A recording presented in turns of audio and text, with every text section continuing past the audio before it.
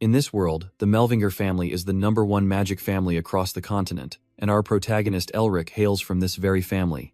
30 years ago, during the war with the Demon Clan, the Melvinger family led humans to victory. However, most of the key members of the family also perished in this battle. And when Elric just turned 8, his father, who had been affected after the battle with his mother, a mage instructor, also passed away. Only Elric and his sister remain as direct descendants of the Melvinger family bloodline. Since then, the vassal clans that had sworn loyalty to serve the Melvinger family have betrayed them. At that time, Elric vowed to become the greatest mage and restore the family's honor. That was his plan, but what happened afterward was not as he expected. Because Elric, the great-grandson of the first patriarch, who couldn't even open the first magic circle, this happened because he suffered from a very rare condition called magic blockage. Because of that, he could not use magic. His dream of restoring honor to Melvinger was gradually abandoned, and he became a joke to everyone. For many years, Elric trained himself to exhaustion just to find a way to cure that magic blockage, but he was completely powerless, yet heaven never abandons the good. Elric suspected that his prayer had reached the heavens, and one day he encountered a dragon. This is also the only chance he has to restore the family from ashes. "It is you will free me from this cursed seal, my new vessel. Come here, become one with me, and together we will conquer this world." Kid human, that's what the black dragon told Elric back then. Then that fierce black energy gradually invaded his body. At first, the sensation was truly uncomfortable, and if Elric had known that it was the Devil Lord's test, he would never have sought that dragon again. But as the last remaining son of the Melvinger family, how could Elric let himself be consumed by this thing? On the opposite side, that cunning guy also sensed this. He doesn't know where Elric's mysterious power comes from, but he can't deny that it's incredibly strong. And then when Elric drew back the curtain of black mist and stepped out, the Demon King could feel an intimidation exactly like in the demon battle years ago. I hope this voice will reach our descendants in the future. Here, as agreed, the Supreme Demon King will be swallowed whole. Elric's voice echoes, but it seems as if that voice does not belong to him. And then with just a snap of his fingers, the game was turned around. Elric, who was once being consumed, became the one consuming. And the Demon King, who was once very pleased to have found the vessel, now looks weak and pitiful, only able to scream helplessly as Elric's power consumes him. After that snap, the sky and sea fell silent, and then a dark blue dragon tattoo appeared on Elric's arm. Still, it seems Elric isn't entirely clear about the situation he's going through. The proof is that he doesn't even know where he is or what he's doing anymore. Then, in a daze, Elric suddenly saw a shadowy figure. Although the face was unclear, he felt that person was very familiar. Then, the voice of this seemingly extraordinary man echoed. "We are the first scholars to pursue the pinnacle of magic." This voice only made Elric more confused, as he felt like he had heard it before, but he couldn't figure out who this voice belonged to. However, there are those who jundle power even greater. This person then continued. "They have brought misfortune to the world because they were corrupted by demons. We have decided to correct this. And to correct the mistakes of our past, we have created an opportunity in this world, a chance to purge the demons at their root." When that voice rang out, Elric seemed to see a colossal demon, or rather the Demon Lord. What is slowly passing before their eyes feels like a reenactment of the demon battle from years ago, and the mysterious voice's master has also firmly declared that eradicating all the demons is their mission. Nevertheless, the demons will never disappear completely, they will always resurface. He also said that someone must constantly destroy them again and again. Until then, the entire council could not disperse. The fierce battle was unfolding right before Elric's eyes. Although the entities before him do not touch or injure him, they feel incredibly real, so real that Elric doesn't realize he is only lost within fragments of memories. And when he saw an impending threat to the master, the mysterious voice heard, he didn't hesitate to reach out. "Careful," Elric shouted, and at the same time stretched out his hand to grab the man's, but all he caught was empty air. Then the illusion disappears, the Demon King is gone, and neither the man nor the mysterious voice remain. Elric has returned to reality. What just happened was only a dream. Now Elric is lying on a soft bed in a sunlit room, perfect for recovery. Someone is sitting by the bed turned away, but with that familiar red hair, it could only be him. Shin called out to Elric asking what was wrong, and the other person probably responded. "You're crying, I wouldn't cry myself." Shin still stubbornly replied, but his shoulders were trembling violently, his voice shaking so much that Elric almost thought he was crying. "It's okay, you can cry. I just remembered you also cried inside the cave." Elric wanted to target the opponent, but unexpectedly he only hit Shin's weak spot more. Until he half-turned his face, his eyes seeming to want to kill you on the spot, Elric tentatively said, "Oh, sorry boss." The scolding scene was over, and Jin told Elric to stand up and get off the bed. I originally thought he was going to beat me up, but Shin just wanted to confirm one suspicion, which was that after leaving the dragon's cave, Elric had grown taller. Before he was half a head shorter than Shin, but after a certain incident they are now of equal height. Even Elric didn't expect this to happen. Looking at myself in the mirror, I was stunned to see how much I had changed. Elric never expected his body to transform after leaving the dragon's cave. Wait until you calm down a bit, Shin then asked what happened. Tell me what happened, and what about the dragon? Well, I'll tell you first when the time is right. I promise. Elric scratched his neck. Though he really wanted to tell Shin, he felt he wasn't ready to share these things just yet. Shin looked at Elric for a long time, then exhaled heavily. Although the uncertainty about the truth made him uncomfortable, he trusted his core, and guessed that he had some idea or plan. So Shin just patted him on the shoulder to encourage him. Honestly, even though Elric kept secrets from him, it still made Shin feel a bit insulted. Ice, don't be mad. Elric tried to soothe Shin like a child, then smoothly changed the subject to ask how Sansal's merchandise was doing. Shin just opened a mana stone and said that his family would take over that place. Elric felt it was fine, at least it would fall into Shin's family rather than someone else's. You thought that after taking over the Dragon Cave, the Narester house would be busy excavating it. Who would have expected Shin to casually say they just guard the entrance to prevent anyone from going in or out? Because it belongs to you, the one who found it. They can't just let anyone do whatever they want. Let me add one more line with a tone of utmost trustworthiness. Truly, what you said is right. According to the law, the Dragon's Den belongs to the person who finds it. But normally, large academies can take advantage first by requesting permission to excavate. Of course, after this dragon's lair is discovered, the magic tower and the academy will surely go crazy trying to claim it. Eric understands this very well, which is why he appreciates his true friend even more. You also know the Narester family really wants to get permission to excavate that cave, but Shin did this for you. He's truly a great friend. So why are you laughing? Stop laughing, you crazy bastard. Shin shivers at Eric's sharp and cold smile. Thanks a lot, hee. But aside from Shin helping Eric, suddenly a name pops into your mind. That's right, and the old fake barracks too, isn't it? How could you forget the bastard who dared to plot against you when exploring the Dragon Cave? Thinking of barracks, an evil smile appeared on Eric's face, making the hairs on Shin's body stand up. Hey you, what stupid stunt are you planning to pull now? Whenever you smile in that dangerous way, something's definitely going to happen, Shin Ninstong-wen guessed. Shin, I need to ask you for a favor. Eric's sudden arrival, and this expression of yours only makes Shin feel more uneasy. Who would have thought that Eric's request was so simple, just to announce that you were seriously injured? Shin didn't understand what you were planning, but he still agreed to fulfill his friend's wish. So, immediately after the Royal Magic Hospital became Eric's healing place, a heavily injured and unconscious man who had just returned from the Dragon's Cave. When Barracks and his subordinates arrived here, he was informed of this, and the doctor at the Royal Dark Magic Hospital also politely asked him to leave. I went out of my way to come all this way just to be told to go back. And what about the excavation rights? Are you planning to leave that cave untouched? Someone among Barracks' followers whispered. Then these questions immediately became more intense. They questioned why the Narester family's people were blocking the hospital gate. But even if they ask, there's no way to get in anymore. Eric stood on the third floor, looked down through the window, and smugly mocked these old fools, as they truly are fools. After he left, Eric finally heaved a sigh of relief, because the space finally became a bit more private enough for him to talk to another creature present here that no one else could see. Hey, why don't you stop staring with that pointed finger? How long do you plan to keep scrutinizing me, Mephisto? Facing Eric now is a tall face. Mephisto Follett is the demon lord whom he overpowered in that cave earlier. Not only did he lose the container he struggled to find, but he also lost his freedom. How could he not be proud? Hey, why doesn't my show some respect to the honorable king standing right before him?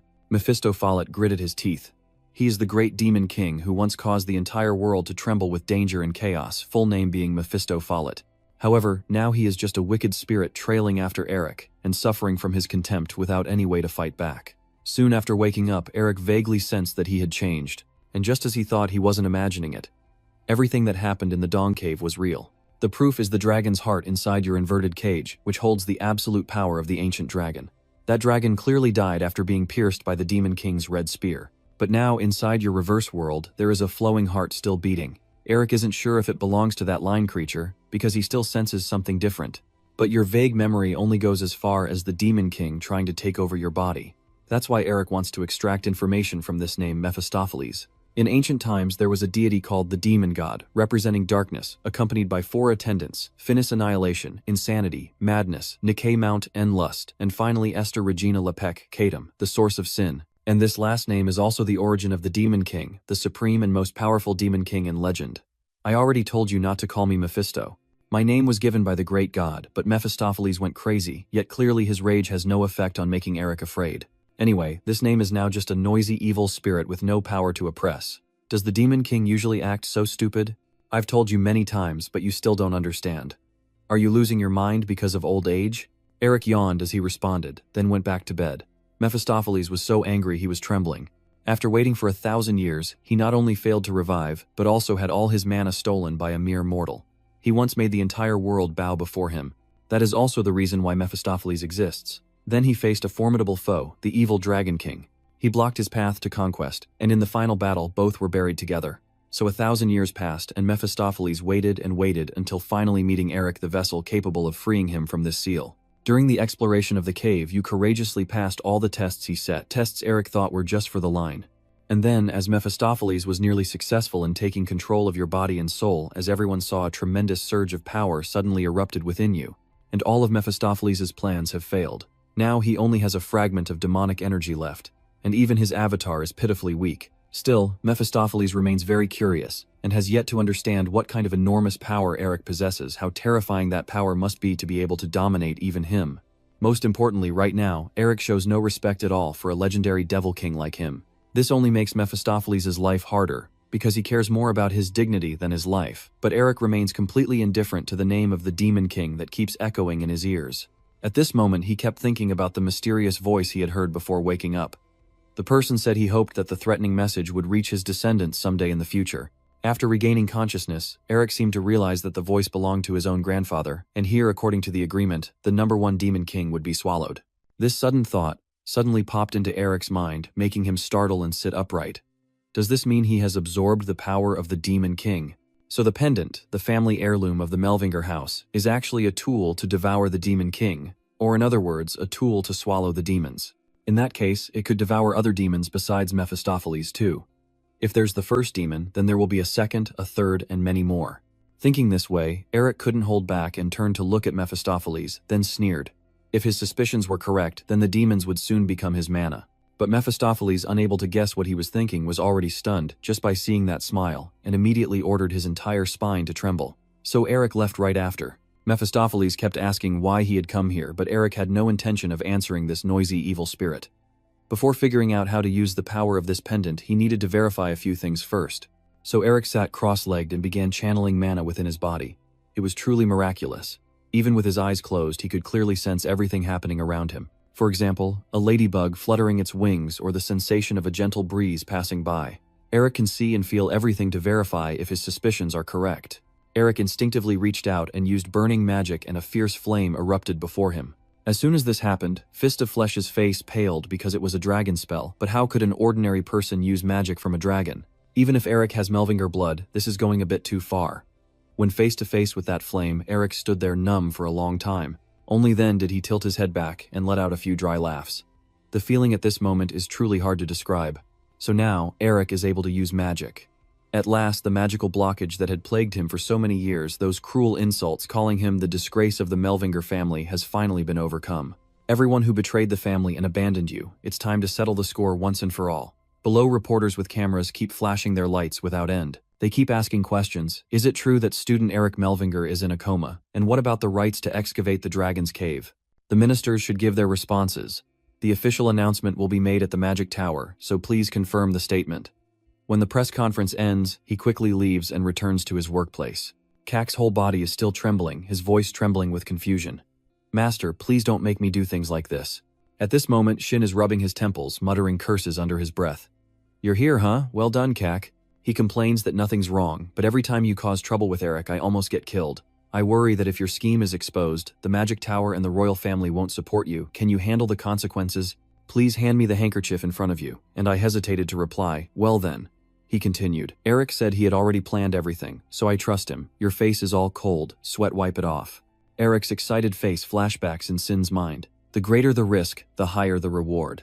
He was furious, cursing inwardly. Eric, you bastard, do you even realize how much I can endure? While wiping the sweat, he asked where Eric had gone, and Sin nonchalantly replied, I don't know, he wandered off somewhere. I remember the note he left. Sin, I'll be gone for a bit. Do you have friends to hang out with, relying entirely on you? Huh? In his mind, he wondered where he could go with such a fragile body, then suddenly he found a letter among the documents in his hand. Slowly, he approached Sin in a frail manner, stammering and calling out anxiously, It's a problem. At the same time, a figure appeared at the door, and Sheng's voice rang out, what's going on, their eyes fixated on the bright red seal on the letter. He hesitated, and didn't dare to speak it out, that thing. The door burst open with a powerful kick. She shouted in fury, your sister's younger brother. Are you planning some conspiracy but not telling me? His face was filled with horror. Sister, why are you here? The woman said coldly. Why are you surprised? Standing in front of them is the fire elemental witch. I am the best, she sneered. Is it strange for your sister to come see her brother? The Magic Tower, the Royal Court, and the Necromancer Alliance, each producing great geniuses of the century in the same generation, they are the three alliances that will lead the Empire and are called the New Triad. Tao Za, why did you not show it to him? He brushed it off. I've been a bit forgetful lately. Sister Chua Xin, the youngest in history to achieve the Grand Mage title, is one of those three. He frowned, sounding a bit annoyed. Why are you here then? She calmly replied. I heard your friend is sick, and since she also holds a magic certification, I can't just leave her alone. Eric isn't in the room, he's somewhere else. Shin's heart sank with unease. Damn it, if she goes into the hospital room, he will be freezing in fear. He silently plotted. My sister is eavesdropping too quickly. I need to send her away before she finds out. For now, Eric is not in a situation to meet others. Ta Xe looks at him with a cold gaze. Is that so? Shin quickly says, so don't bother the doctor and go back. You unexpectedly grab his hand, little brother. Yes, Ta Sa frowns and asks sharply, are you ordering her around? She presses on, continuing our conversation. What happened with the Dragon's Lair excavation? I silently wonder in shock. The Dragon's Lair, I forgot. This witch is a dragon fanatic. I remain cold and untroubled. No one has gotten it yet right. He nervously replied with sweat pouring down his face. I had to betray my best friends because Eric decided so. She frowned, her eyes full of threatening intent as she stared directly at the person in front of her. Then France instantly burst into flames, illuminating the whole room. Ta Sa sighed heavily. Then there's no other way. Her hand clenched tightly around his trembling arm.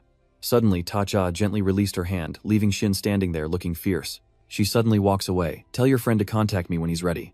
I'll keep talking, but only if you contact her first. If you threaten, get ready to get hit, little brother. The image of your sister laughing suddenly flashes in my mind, making me shiver. Brother muttered a plea. Hurry up, Eric. The faint call reaching his ears made him startle young one. At this moment, he looked extremely miserable. Has she left? Yet he exclaimed in panic, and at the same time, news spread quickly in the town that the heir of the prestigious magic clan was unconscious. Eric stands in front of a newspaper, dressed in a fully covered outfit, concealing his identity as the sound of a bell echoes through the street. Who will get the honor of starting the dragon's stairway? He praises silently, trusting that everything is being handled well on his behalf. Right now, a shadow on the newspaper catches Eric's attention. Huh? Who's that? His eyes fixed tightly on the paper in his hand. Ardeen looks quite photogenic. Eric muttered to himself, just keep smiling while you can. Director scene changed to the academy, viewing the information displayed on the newspaper. Riven sweet talks, congratulating the headmaster. He bows his head slightly. Now you can do what you wish. Hold on, don't be so hasty. The old man gently shook his head. The election hasn't even started yet. Riven's heart was pounding. I was too impatient. I can't fully understand the feeling of wanting to protect the future of the academy and its students, sir. The sweet words echoed like honey pouring into his hand, making Din laugh with delight. Honestly, I told you I haven't been promoted to headmaster yet. Then he asked about the situation, and by the way, how is that student Eric doing? Han immediately replied that he'd heard he had to struggle to survive every day. Though his face couldn't hide his joy, Din still pretended to exclaim, oh man, what bad luck. Riven immediately suggested, but if he's easily awakened, it could become a big problem. We should hire a few assassins to do it. The old man's face darkened grim, as a stormy night magic flared wildly around him, ready to explode. Din shouted fiercely silence, his eyes blazing with a sharp sword-like gaze filled with deadly intent. He trembled, sweat pouring down like a shower, his face bloodless. I'm sorry. Suddenly, the magic disappeared as if it never existed, and Din calmly said there would be a position for a professor after the election. His words were full of hidden meaning. I wonder who will take that spot. Riven adjusts himself. What do you mean? Din continued. I am only the director. I don't know what is happening outside the academy. He seemed to understand, and lightly nodded. Then Riven bowed deeply in thanks, saying he would not let anyone down. The old man remained silent over a sip of tea, but behind his calm facade, there was a deep, ominous look and a cunning smile. At the same time, the whole town was plunged into darkness. Only the light from the windows seeped out, creating a vivid yet quiet night scene, while in a dark alley, a shadowy figure in a black cloak silently hid in the shadows. That person gently removes the hood and hat, revealing Eric's face in the faint light. He looks up at the building ahead and thinks, all right, let's get started. Eric, contemplatively, with a vision that can see beyond this world, a thought arises in his mind. What if I find the hidden space? Eric suddenly raised his hand, silently thinking and channeling the dragon's heart mana into it. At that moment, the blood in his veins seemed to burn, surging fiercely. Eric froze, his eyes wide with shock, his mind blank, as strange energy surged through his body like it had awakened something long forgotten. Immediately, a surge of magic erupted, propelling Eric into the sky, leaving his tattered cloak lying on the ground. It shone with blinding brightness, waves of fierce energy swirling around violently, showing no signs of stopping. Suddenly, a loud explosion echoed, shaking the ground and sending shockwaves like a tsunami. Everyone heaved a sigh of relief, thinking it was over for now. Under the bright full moon illuminating the path ahead, you walk slowly, quietly, thinking that you are finally back at the starting point. A bright smile spreads across Eric's face, as if all troubles have vanished. At this moment, Nephi appears, sneering contemptuously. Truly pathetic. Even with the power I possess, all you can do is simple jumps. Are you using tricks or something? These words like salt in the wound. He is right. I need to be faster and stronger. Seeing you remain silent, he grew angry, pointing and shouting, "You little bastard, how dare you ignore me when I'm talking?" In my time, humans, demons, and dragons all had to tremble when they saw me whenever I spoke. Eric pondered quietly. There is a thing called consciousness seal in the ancient dragon magic of their species. He slowly raised his left hand forward, gathering magical power, as his intent began to be guided and shaped. Eric also quickly gathered magic power, and then spoke aloud. Then he swiftly formed hand signs to activate the spell. Nephi straightened up, watching every movement, a sense of unease creeping through each breath. Now, sensing the moment had come, he shouted loudly and jumped. At that moment, Eric's foot lightly trembled, and in an instant he floated in midair. The scene before his eyes made him gasp in amazement, unable to believe it. Eric's scream echoes as he forcefully launches into the air. Gliding through the layers of air, he instinctively glances down, startled and trembling, exclaiming in surprise. Then Eric started to fall freely, screaming in panic too high. His heart was filled with excitement, wonder, simple, yet incredibly effective. Then Eric activates his magic and charges forward again. Nephi rushes right behind him, feeling anxious inside.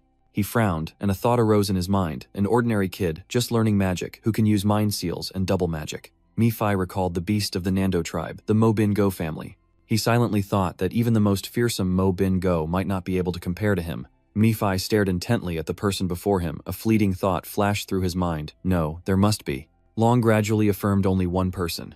A familiar face with a proud smile on his lips and eyes that challenge everything before him. Nephi was startled. Oh my God, I shouldn't think like that. He silently calculated, no matter the cost, before he becomes stronger. I have to take over that body and crush this dangerous seed. Nephi's face darkened, anger boiling inside him. Is there any way? At this moment, Eric's mind was terribly confused, completely unaware of the deadly intent radiating from him. He remained silent, lost in thought, focusing his mind. It was amazing, but still difficult to harness it on his own. Eric clenched his fists.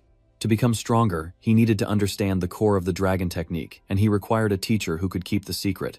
He was disappointed in an academy already seized by madness, no one capable of teaching him. Soon after, Eric descended gracefully and landed softly. He kept thinking at least someone with a level equal to Hysogram, but there was no way they would accept him as a disciple. Eric sighed softly, thinking if he were still alive. He shook his head to himself. No, not even his father and his brother's father.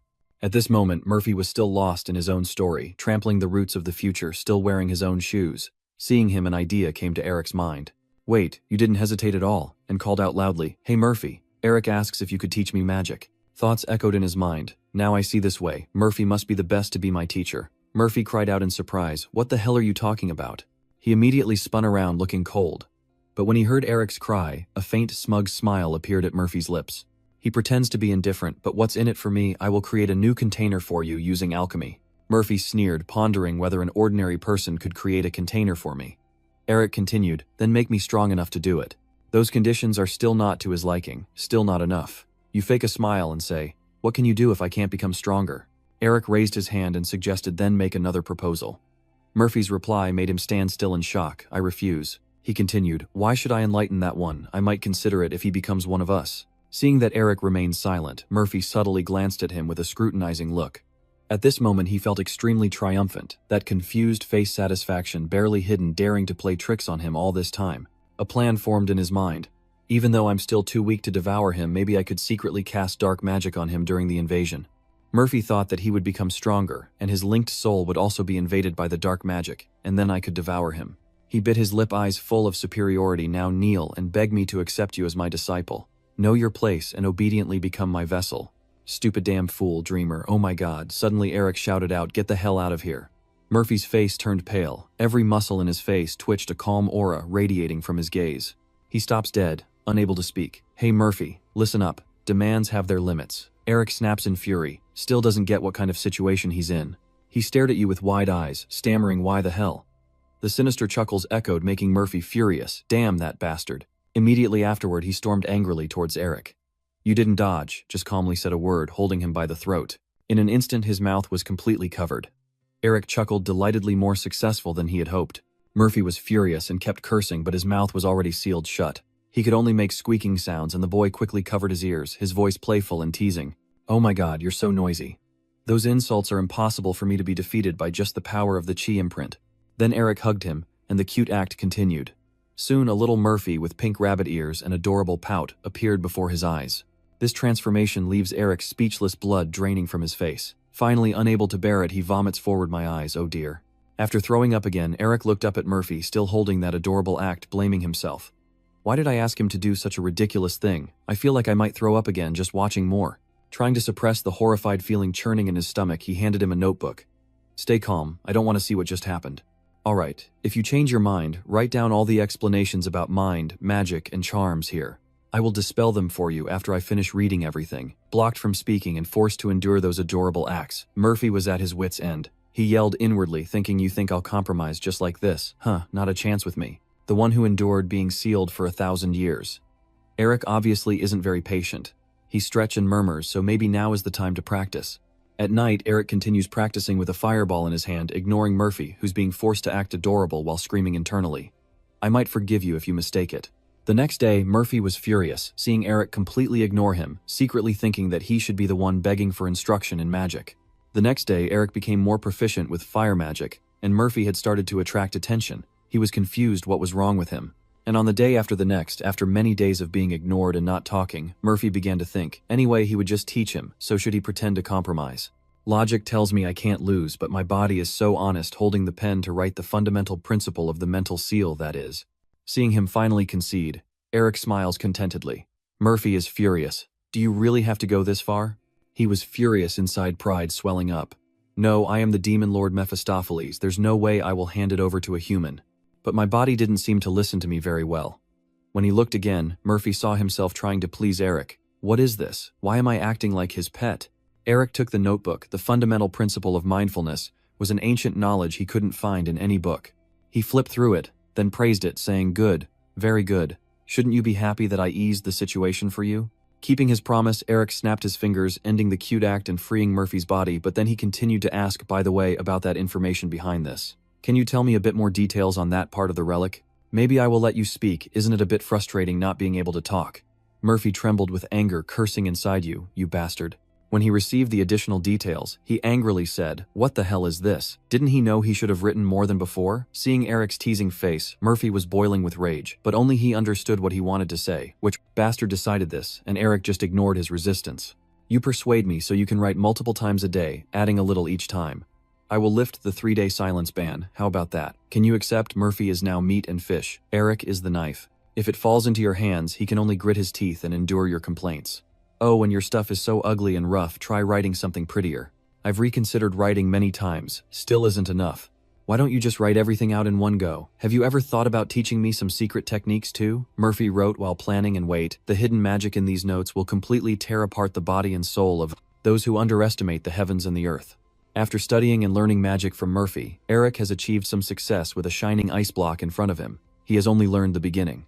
The coldness emanating from the ice spread through the forest where there shouldn't be snow, but with only this much power, he could already create an ice mass several times larger than his body. Murphy didn't want to believe it, but the cold air around him made him alert.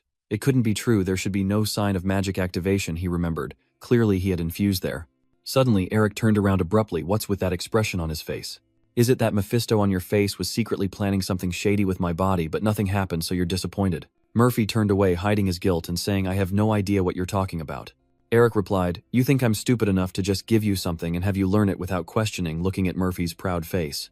Eric chuckled softly, well, that's fine anyway, thank you. Thanks to him, I reached a new level. Murphy broke out in a sweat, feeling panic inside. He knew already, damn it, all these damned things.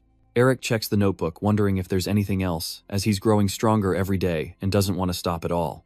Murphy shouts, are you dreaming, you human? Feeling he's too noisy, you threaten about to snap your fingers. Fine, then no more curses. Murphy hurriedly said, there's nothing else.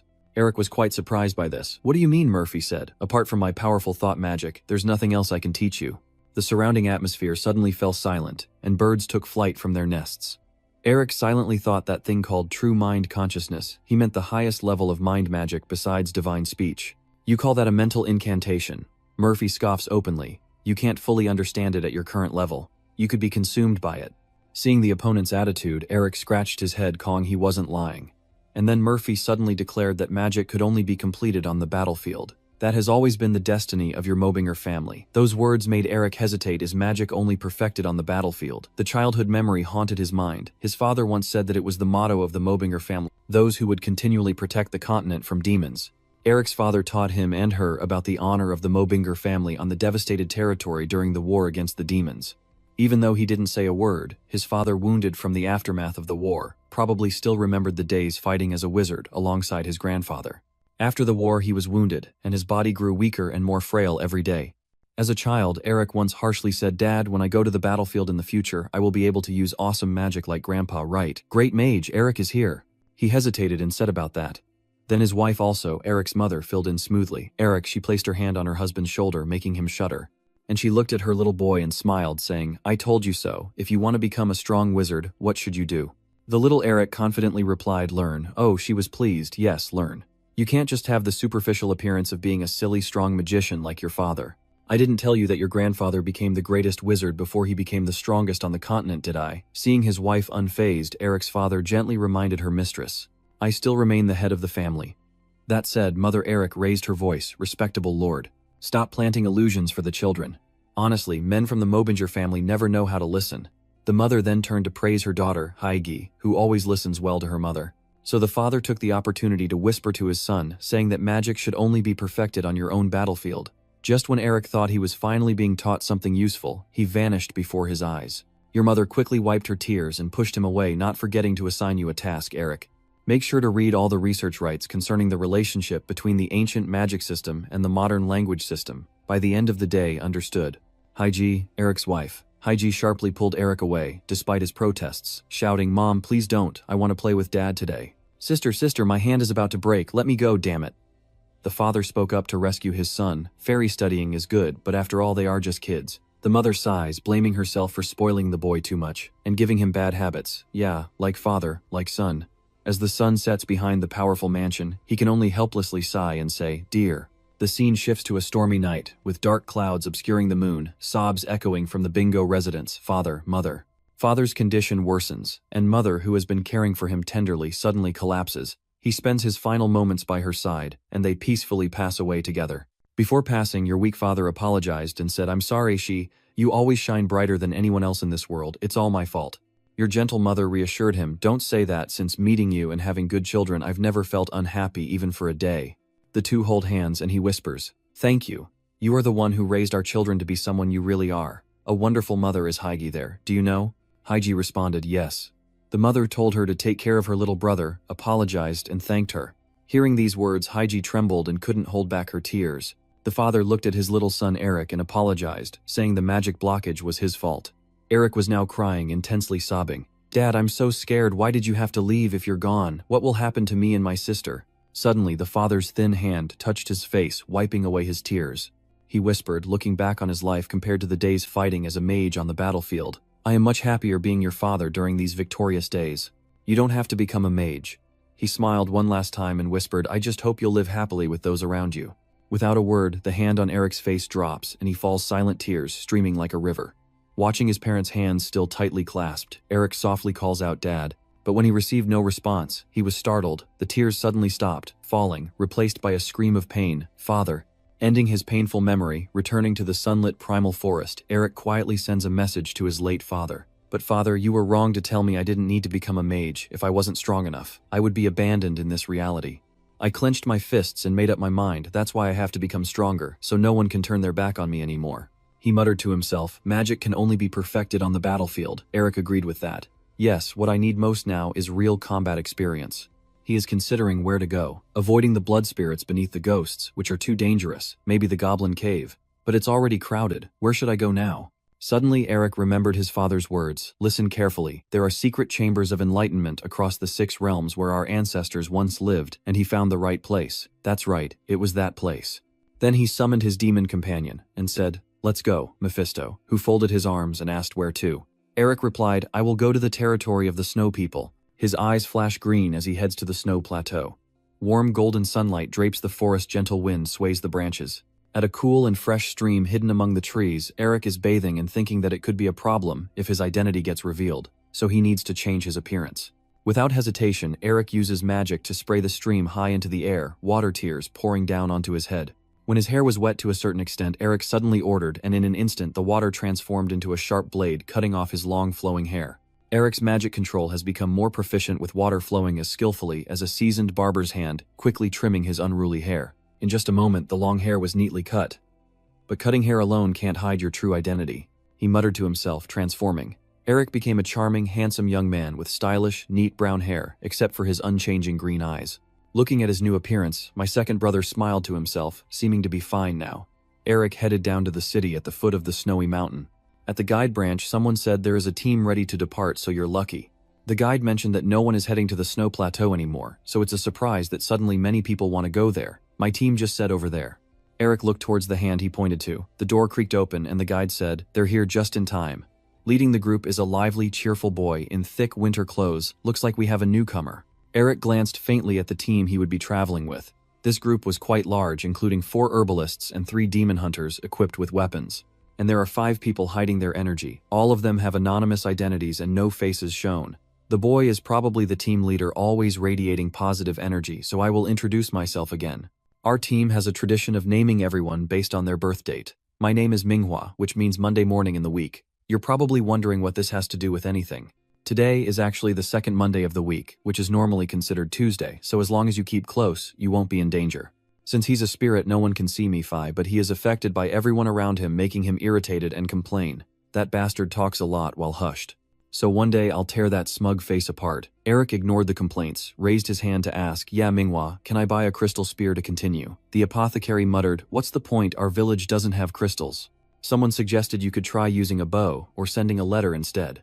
Suddenly, Manhwa spoke again, remembering a hilarious incident that happened before involving the carrier pigeon and sending messages. Someone cursed, "How unlucky, let's go." Manhwa didn't lose hope, the boy said as he walked away. "What a shame, I'll tell you on the way, let's go." Eric feels worried that she will be angry if he doesn't contact her soon. Everything is getting more complicated, but after all, he already told Shin, so he believes he can handle this. On the way into the snow plateau, Manhwa recounts the story of the messenger bird, and then the bird suddenly plunges its head into the chimney before anyone can realize it. Based on that, the chimney must belong to the person who stole money from the neighbor of the oldest woman in the village. On the way, Nephi looked around, feeling that this place seemed quite familiar. It's where the snow people live. Eric curiously asked, "You know about the snow people, have you been here before?" He replied arrogantly, "Of course they are a worthless scum who refuse to accept me."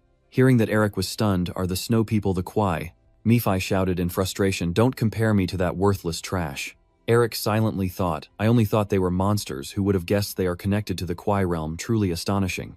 Nephi walks ahead without turning back, but the former king of their kind was truly effective. He must have received the blessing of the Lord of the Kwai, although his fate wasn't as fortunate. Eric wondered to himself, did the snow people have a ruler in the past? I misheard Nephi saying that his tomb might still be nearby. So I asked his tomb, "Do you know where it is?" He shook his head, resigned. Even if it still remained here, it had already been desecrated. Eric glanced at Nephi, pondering that if the snow people are indeed priests, then their tombs must be linked to the family's secret vault in some way. When you were little, you used to lie on your father and listen to his stories about the past. The secret chamber was the hiding place of our ancestors, built to protect the family's legacy. Eric, when you grow up and become the clan leader, go to the first snow plateau. Make sure to verify all the family's heritage there and show respect to the ancestors. Holding the pendant in his hand, Eric pondered, deeply uncertain if he could learn more about this magical pendant once he arrived. In front, Manhwa was still moving her mouth, not knowing where the boy got so much energy to talk all day. If you follow the legend passed down through generations in the tribe, the first snow person appeared after being abandoned by her husband and left here on the plateau. That woman has died. After her revenge, she met Jukiona, who suddenly appeared, and that's how the story began. Manhwa's childish voice echoing in Mayfi's ears made her feel crazy. He covered Eric's mouth and questioned him, "Can't you make that guy shut up with magic? Look, my ears are bleeding." Eric didn't care, just endure it. What kind of ghost would bleed like that? Pay attention and stay alert to your surroundings, especially regarding Tuyet, the person that guy keeps mentioning. Why haven't they shown up yet? Just then, in front, Manhwa turned to look at everyone and announced, "All right, everyone. From here, the road will be quite difficult, so before continuing our journey, we should eat something." So the group stopped to rest. The decoy team escaped. The group split up to sit together. Eric sat alone, and someone got up and approached the 3 demon hunters. Eric overheard him asking the demon hunters if they could lend them some fire. Since he's the mysterious masked member hiding his identity, you can't help but glance at him secretly. The mana energy emanating from him is quite strong. Eric quietly notes he's a powerful noble knight. After asking for fire, he returned to his group spot. Thanks to the flame, their fire started to grow and spread warmth, and Eric quickly assessed the situation. They don't seem to be targeting me, are they? Perhaps on some secret mission. I notice one person with a blue headscarf, the most distinctive and different in the group, and that is their leader. He doesn't seem to belong. As you were lost in thought, the other person reached up and lowered their hood. Eric was a little startled to see their face. Even the demon hunters were blinking in disbelief. It was Isabel, a beautiful and polite noble girl. Thank you, we will cherish it. Eric was stunned, a fairy woman indeed. The hunter took a deep breath loudly and teased, "Why are you hiding your lively face like this?" The young girl another smirked wickedly. "Oh my god, I never thought I'd be so lucky to have such an amazing experience here." As the two men finished speaking, a swift figure drew a sword aiming straight at the filthy mouth of the hunter with the mustache and hat. That figure moved swiftly like the wind, and the hunter barely had time to react. He had just finished smiling when he saw the tip of the sword right in front of him, and his smile froze. The young man with the dark sword calmly warns, "You have offended the lady with your words. Surrender your life as punishment," Isabel shouted from afar, ordering to lower your weapon. Sitting off to the side and watching, Murphy held back laughter until tears welled up. Even Eric felt sorry for the hunter who dared to flirt with a noble. Does that head even contain a brain? Suddenly, something glimmering behind the snow-covered trees made both you and Murphy turn your heads to look back. Eric sensed that something horrifying was coming. His eyes gleamed with a dark light, utterly shocked. On the other side, Chen argued, "But dear lady, these bastards." Isabel was very displeased with Chen's act of making his own decision, she repeated, lowering her sword. Chen turned to look at her, his eyes a bit unwilling. But in the end, he obeyed and put his sword back in its sheath. Just then, Eric suddenly jumped up and shouted, "Everyone run!" Chen turned to look at him, clueless about what was happening. The hunter who had just escaped death hesitated, but it was too late because his body was already riddled with bullet holes. Seeing that, Chen bent down and instinctively drew his sword to defend. Immediately, his sword successfully blocked the sudden distant gunfire coming toward them. Manhwa and her squad looked terrified. The hunter who was shot through just now has fallen, and his frightened companion blinks in shock. Chen narrowly blocks a distant attack, trembling from the force, and immediately orders to protect the lady. The knights stand up in unison, surrounding Isabel, all shaking with fear, unsure of what just struck them. Eric frowned. "This reminds me of that nest." A whirlwind approaches, signaling an attack. "Wow, so many arrows and spears flying this way," Eric exclaimed, the sound of them tearing through the wind, rushing past his ears, heading straight for him. The large arrows and spears are getting closer, and there's nowhere to hide near Eric. He swings his arm forward and mutters a spell blocking. A shield made of numerous hexagonal shapes resembling a beehive appears in front of Eric, blocking the enemy's thick arrows. He's unharmed, so he turns around to check the situation. What about the others? Isabel's group of 4 knights are taking turns to fend off the arrows, but Minghwa's team isn't as lucky. They are just a guiding group and herbalists who can't protect themselves, only crying out for help when they see their comrades fall. "Save me." But no one steps forward to protect them, only fresh blood splattered from the fallen companions. Seeing this, Eric furrowed his brows tightly. Meanwhile, Murphy pretended to gasp as if this was a very normal thing.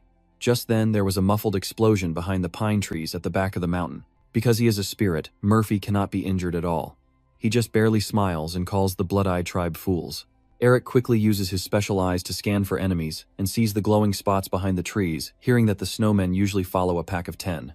Done, the number of spotted lights has increased by more than 10 and is approaching rapidly. They charge forward and suddenly appear in front of the group. Eric is terrified, but there are too many now. Chen quickly commands, "Clear them all out." The snowmen, with their large stature and superior close combat abilities, outnumber the others enough to overpower the group. Chen struggles to dodge the attacks of the many snowmen. Murphy cheerfully said, "The first fight is already pretty tough, huh?" Eric softly calls for Murphy, but he doesn't hear and keeps jumping. People start to feel nervous as the moment to fight has arrived. That's right, humans. Eric was so annoyed he sealed his source and took his lessons. With just a small spell, the omnipotent Demon King was silenced. He said again, "This is not the time for nonsense." I guess the Demon King is a bit unconscious. Eric watches Chen and can't help but praise silently. I have to admit they are incredibly astonishing. His eyes light up, he spots a perfect opportunity to counterattack. And he swung his sword, the blade slicing through the snowmen like a mirage as blood rain poured down. Eric stared in awe. Is this what a radiant knight looks like? He turned his face away, wanting to watch longer, but knew it was not the right time. The snowmen's ambush is a real problem, but this isn't all of them. In the distance, Eric sees many more spots of light. There is another group of snowmen waiting to ambush us. Everyone could be in danger if we make the wrong decision now. However, the story will change if you intercept them first. You crouch and leap up the force of your jump, causing the ground beneath your feet to shatter. As soon as he jumped high, Eric dispersed the imposing form of the other, removing the transformation. Immediately afterward, he cast another spell, equipping his weapon. As he finished speaking, a pair of wings sprouted from Eric's back, and he flew far away, leaving the group to deal with the battlefield on this side. It seems that recalling certain enhancement spells has proven effective. From above, he easily spots a group of aggressive snowmen heading towards their resting spot. Then a snowman notices something falling from the sky. Eric lunged at it, still a bit worried inside, although he wasn't sure if his attack would be effective, but he went ahead and stomped his foot down forcefully onto the snowman's head. Eric successfully landed on its head, causing it to suffer a traumatic brain injury and be taken out of the fight. His sudden appearance threw the remaining snowmen into total disarray. Yet Eric was unfazed, at least able to slow them down. Before the snowmen could react, he continued his assault, exploding forward. With a loud bang, a huge explosion erupts, blasting away the nearby snowmen. Then Eric lands on the ground, his sharp eyes narrowing as he glances at the remaining snowmen. Seeing them approach, he recited a spell and set them ablaze. Flames erupted from beneath his feet, destroying the snowmen in front of him as crackling explosions echoed in his ears. Immediately after, the air froze, solid and sharp ice shards formed continuously, multiplying as if alive. Eventually, those shards turned into sharp ice swords that rained down from the sky at Eric's command. The remaining snowmen, unprepared, had to face his attack again. Eric lowered his hand, controlling the ice swords, and let them penetrate. The clash resounded loudly as countless ice swords flew in and stabbed the snowmen. Eric moved like a shadow, leaping from place to place, causing the snowmen to fall wherever he landed. The sharp ice swords pierced through the snow monsters' bodies, causing them to die incompletely. When Eric's feet touched the ground again, only 2 trembling snow creatures remained, and he let out a breath. "Only 2 left, huh?" Seeing them creep backward, Eric turned his head and sneered. "What do you think you're doing, trying to run away?" Hess smiled slyly, flicked his fingers and bound them. After defeating countless snowmen, Eric knelt on the snowy ground, gasping for breath. "Well, not bad, right?" He bound one snowman to question him. "But since we're talking, let's have a chat." He turned to call the kneeling one to follow him. Mephi. Eric forgot that he just banned your speech. He's so angry he can only mutter to show he's still here. You smile and snap your fingers to cast the silence spell. It's still active, let's talk a bit. As soon as he gained free speech, Mephi started swearing, "This damn dog, the guy is really can't even let him finish cursing." Eric had warned him, "Shut up." Mephi really wanted to keep scolding but had to swallow his anger. He pointed at the bound snowman and told it that if it told him where its tribe was, he would spare it. So Mephi feigned friendliness with the snowman and told him to laugh brightly. Eric replied with a chuckle, "I guess I believe him." Mephi looked seriously at you, advising that in this situation, it's better to negotiate through dialogue rather than threats. Eric snapped his fingers, laughed at the snowman, then said, "I've let him go, so tell him to talk." Then Mephi continued speaking in the language of the snowmen. The 2 sides exchanged clandestine words for a long time as if plotting something.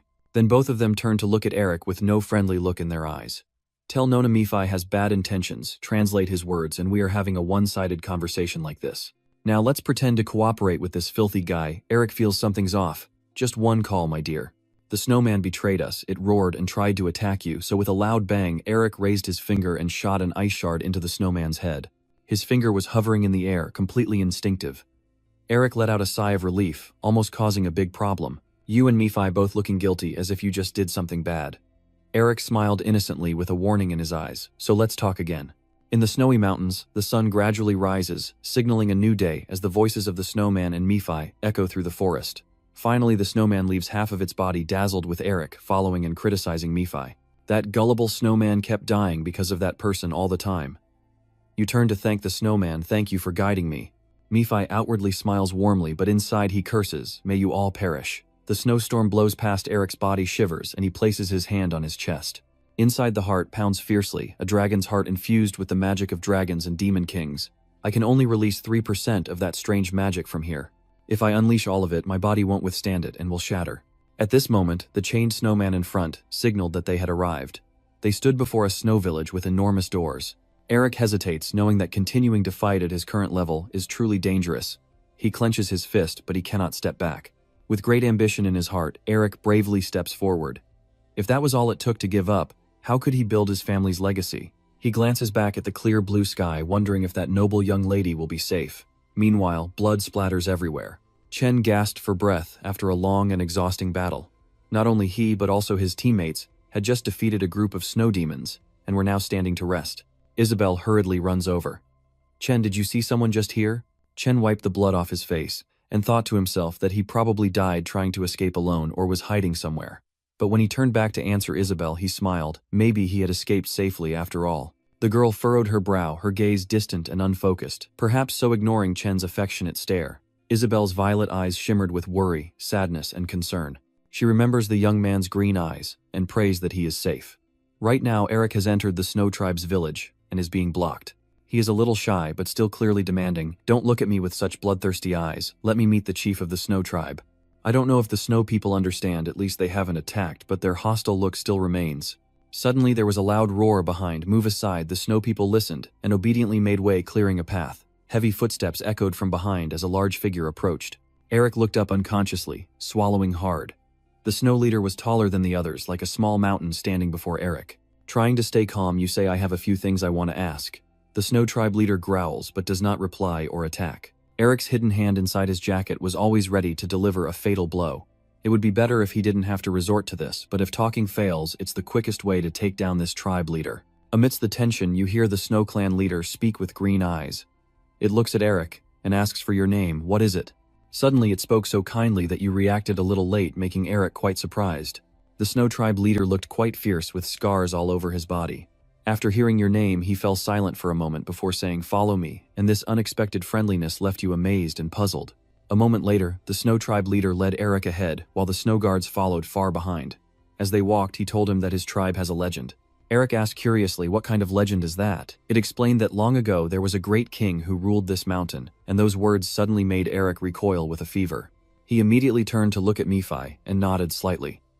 The Snow Tribe leader paid no attention to his small action. It continued, saying that only one person is recognized as a friend by the king. The one with blue shining eyes, and Mo Binger is that person. Eric moved from one surprise to another, thinking to himself that his ancestors and the Snow King were friends. The Snow Clan leader continued, saying that our clan leaders continue to manage their houses according to the king's wishes. Eric squinted and asked where that house was. The Snow Tribe chief stopped, looked to one side, and pointed in that direction. The two of them arrived at a cliff overlooking an abyss, and the Snow Clan leader gestured for Eric to look down. He looked down and wondered to himself, is there really a house beneath this rocky precipice? The mountain wind howled from below and the abyss was dark and creepy. Eric squinted, trying to spot the shape of a house. Down in the abyss there were no lights, only when looked closely could he see a tiny little house, insanely small. There really was a house down there. Suddenly Eric became alert as he sensed something. A freezing cold wind blew up from below the abyss, astonishing him, and the air around him grew thicker. The Snow Clan leader shared that once a year, when the wind dies down, they go down there, but no one has ever returned. Phi hovered nearby, teasing with all their magic, "How come they can't break through at all?" And Eric remained silent. He silently looked down below, and Mayfi jeered, "How so? No one has enough skill yet." Eric muttered to himself, "Yeah, my skills are indeed quite reckless right now, but if I just stand here now, I won't be able to take another step forward." As he spoke, he took a few steps forward, and it seems the ancestors want to see the skills of their descendants. The Snow Tribe leader looked puzzled. "What do you plan to do?" Eric jumped confidently into the deep abyss, one after another. Smiling brightly, "I have no choice but to comply with their wishes." Seeing Eric falling one by one, Mayfi shouted, "Crazy man, you just jumped down like that." The cold wind blew into his face, making Eric unable to smile anymore. "Damn it, the wind here is stronger than I thought. Mayfi can even fly normally, so he's not afraid. In fact, he can even act pretentious. This crazy guy, focus now or you'll die." Eric started to put his foot down, changing his fall position. Okay, just one more step. He grit his teeth and focused, almost touching it. Looking at the house below, he thought to himself, "Go ahead, descend." With lightning-fast speed, the house gradually disappeared into the fog, but before crashing face first, the floating magic footstep was activated. Immediately after, Eric skillfully leaped down in a Z-shape to gradually reduce the falling force. Finally, he landed on the snow-covered ground, causing a slight shake that made the thick snow burst upwards. Eric landed in the snowfield, looking super cool, snow gently falling around him. But right after his badass image shattered, he leaned back, fell onto the snow, and sighed, "Honestly, I thought I was dead." After a while, Eric sat up and asked himself, "I did it right, didn't I? I was amazing. Do you agree?" "I agree." Nephi was speechless. "Right." Eric stood up and looked at the house in front of him. "But anyway, it looks really normal, like a simple thatched hut." He steps forward, reaching out to open the door, but a magic circle appears, preventing anyone from intruding on the house. Eric is surprised. It seems to be sealed with ancient magic. "Try inputting the spell mana," Nephi thought and suggested casually. Eric, reach out, channel mana, and recite countless spells. Dark magic, demon lord, monster hunter, entrusted rolling doe, storybird, dinosaur, goat. After many failed attempts, he started to brainstorm. If mana doesn't work, maybe it's something like a lock. Suddenly a thought crossed Eric's mind. Could it be? He carefully holds the four-petaled flower pendant up to the door tense. As the pendant nears the magic circle, the barrier begins to spin. A flash of light nearly sucked in the protective barrier surrounding the house. The door suddenly opened with a creak, and Eric sighed in amazement. What a convincing deception. He stepped inside the house, which looked small but wasn't truly small, and was almost overwhelmed by the treasure of books left by his ancestors. He wandered around, reaching out to pick a few books to skim through. But just looking at the book titles, Eric's eyes widened. This guy. He excitedly ran around the library, much to Miphi's disapproval, as he studied the basics of magic theory. Are there also books on fairy magic and monsters and dark magic? All kinds of books are here. Miphi looked around and assessed a bit. It seems this is the residence of the great ancient wizards. Hearing that Eric peeked his head out and asked the legendary of the East, Miphi felt a bit speechless because of his cluelessness. But he doesn't know that I am secretly thinking that this person and the Snow King know our ancestors, and there seems to be a hidden story behind it. Suddenly, Eric's eyes are fixed on a book. Oh, this book. He takes out the book to look at the cover, The History of Mobinger. Curious, he opens the book to read, and our family's mission is to eliminate demons. A fleeting image appeared in his mind, exactly matching what Eric had seen in his dream. He ignored the dream and continued reading, but the book had become old, and some parts were hard to read. What is this? It must require some conditions. The mission that heaven has given our family can be accomplished. As Eric reads this information, the words from the book begin to escape and devour demons, and then devils if they can be properly digested. Will there be a new harmony of the devil path? Suddenly, a powerful burst of energy erupts from the grimoire, originating from the words themselves. Eric's eyes glow green as commanding phrases hover in his mind. Eat the demon, swallow the demon, drink the demon. Suddenly, a cracking sound echoing and the facade showing signs of cracking. As if it doesn't break but transforms, becoming radiant, like a precious jewel. Eat, swallow, drink the demon. The black gem in the center of the face shifts like a projector, emitting a flickering beam of light.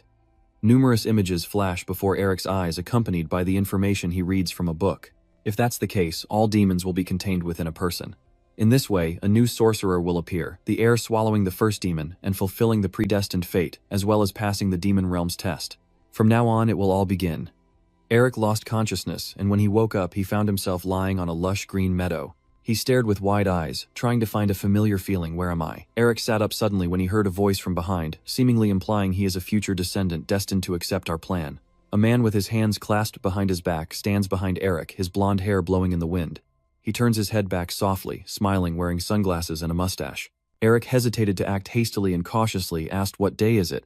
The other person placed his hand on his chest and introduced himself as Otto von Mobinger. He said seriously that the family patriarch and the guardian are me. Otto von Mobinger is the one who established the Mobinger family's demonic system hundreds of years ago. For many generations, only a few ancestors could be known as Jamin, and he is the ancestor who made that name famous. Otto smiled kindly as if he knew I was aware of it. Eric hesitated and asked, "So the ancestor was actually a legendary hero?" Otto was surprised. "None of my descendants knew about this hidden identity. Where did you hear that?" Eric looked to the side, but didn't see any trace of Mesphi, then honestly replied, "That was what Demon King Mephisto said." "Where did that name go?" Otto was surprised. "So Mephisto is the Demon King of Original Sin?" Eric nodded. "Yes, just an idiotic demon name." Otto laughed heartily and patted Eric on the shoulder. "So the first demon you swallowed was Mephisto Follett." He was very pleased, truly talented. Descendants are coming. Should I raise the difficulty of the challenge? At the same time, Mephisto Follett was still in the library, flicking his ears impatiently and swearing angrily, "Who dares to curse my lord? I must cut off their tongue." Turning back to Eric, he courteously extended his hand and asked, "What exactly is the plan? My lord, do you have any instructions?" Otto tousled your hair and said, "You're curious about many things too." He smiled kindly and told you to write everything down comfortably and leave the rest for later. Why rush to learn such complicated matters? Eric shyly nodded his politeness, making Otto feel even more affection. Why be so hesitant? He extended his hand, condensing magic. A white circle that looks like a wheel appears. Otto says, "We have prepared something similar to the magic wheel." He begins to use magic and explains that once it starts spinning, it cannot be stopped. "So I won't give it to anyone casually, no matter how long it takes. I must thoroughly verify the post-ceremony." He said, "Because you have passed my test from now on, it will be your decision." Otto holds up the magic wheel in front of Eric, offering two choices: to stop the wheel or let it spin. Then with that, the wheel is suddenly placed in Eric's hand, surprising him. He doesn't know what Jamin's plan is, and if he steps onto the wrong path, his life could disappear. Eric clenched his fists and crushed the magic wheel, so this was his last chance to escape. Otto thought you would choose to stop. He looked a little disappointed but politely said, "All right, I respect your choice. But unexpectedly, Eric said, "I will rebuild Jamin." Hearing these words, Otto was a bit stunned as he listened to the boy say he would carry on the legacy of the great ancestors and heroes to leave his name on this land as a great wizard. Eric remembered the ancestral monument he had seen. His eyes shine with determination as he raises his hand holding the magic wheel, the dream he has cherished for a long time. He begins to turn the wheel, letting it roll freely and move forward. A rumbling explosion sounded each time the wheel collided and changed direction. Dazzling sang suddenly appeared before the two of them. Otto watched this scene deeply moved. He patted Eric vigorously on the shoulder excitedly, praising him. "Well done. Oh, this boldness. If it were our heir, he would succeed." Eric protested. "Oh, that hurts on the green field. Why is the wind so fierce?" Otto said precisely then. He reached out his hand, and the lush green spring meadow suddenly turned into a cold winter mountain of snow. Seeing the cold wind whistling, Eric quickly turned around and looked behind. The weather changed, suddenly freezing wind, making Eric tremble. "So this is where the first trial of acceptance takes place," Otto said. The teeth clashed and snapped a puff of breath, turning to mist. Eric sorted his thoughts. "So this means he will have to face the test here." Suddenly, Eric felt excited and smiled. If that's the case, he might become much stronger than he is now. Otto also smiled, still smiling, which is a very good attitude for someone about to take the test. He pointed far away. "So look there." Eric didn't understand. "Hey, look at what." Otto guided him farther away, deeper. Eric followed, focused on the distance, gradually seeing in the darkness some teeth-shaped shadows hidden far away, with a pair of sharp horns barely visible in the shadows. Those shadows became clearer, revealing a creature with two pointed horns and mottled white fur stained with blood. Eric wondered, what could that be? Otto explains that the Snow Mountain King is the first and only character to unify the Snow tribes, and he is the ruler who aims to lead the exiled Snow people back to the demon race. But ultimately he is devoured by his own ambitions, left behind like a wicked spirit. Eric turned pale when he heard Otto say that the Snow Mountain King is the second demon you must swallow. He turned to look at him, pointing his shoe in that direction. "So, does that mean I have to face it?" Otto corrects himself. "No, rather you have to swallow it. Are you afraid now? From now on you will have to swallow demons and take their root cause the mark." Otto reveals the raw, dark emotions like fear, depression, and rage, emanating from beings created by the very essence of their own black thoughts and twisted minds. These are the demons. That's why each demon harbors its own dark thoughts. It's their nature, their essence, and their symbol. The heart where those dark thoughts are kept is called the mark of original sin. Mephistopheles can be seen. In Elric's hand appears the demon's mark, and only now does he realize this is the mark of the demon lord. While Elric was still examining the mark of Mephistopheles on his hand, Otto's voice echoed in his ear, saying that from now on he would go to conquer the demon clan and seize their core marks. He approached and patted his shoulder, saying that if he could swallow a demon, all their power would belong to him. This words like a boost of motivation for Elric. He looked at the Snow King in the distance, thinking how powerful he could become if he gained the strength of such a terrifying monster. Elric silently swallowed, and decided he had to try first to find out. So he began to chant a mana spell and soared into the air. Otto's words kept echoing in his ears. "Remember this." Elric continued to activate his combat skills and prepare his weapons. Otto reminded him not to defeat him at this moment. Elric was already flying towards the Snow King, his fist clenched and ready. Otto's words echoed in his ear, swallowing them down.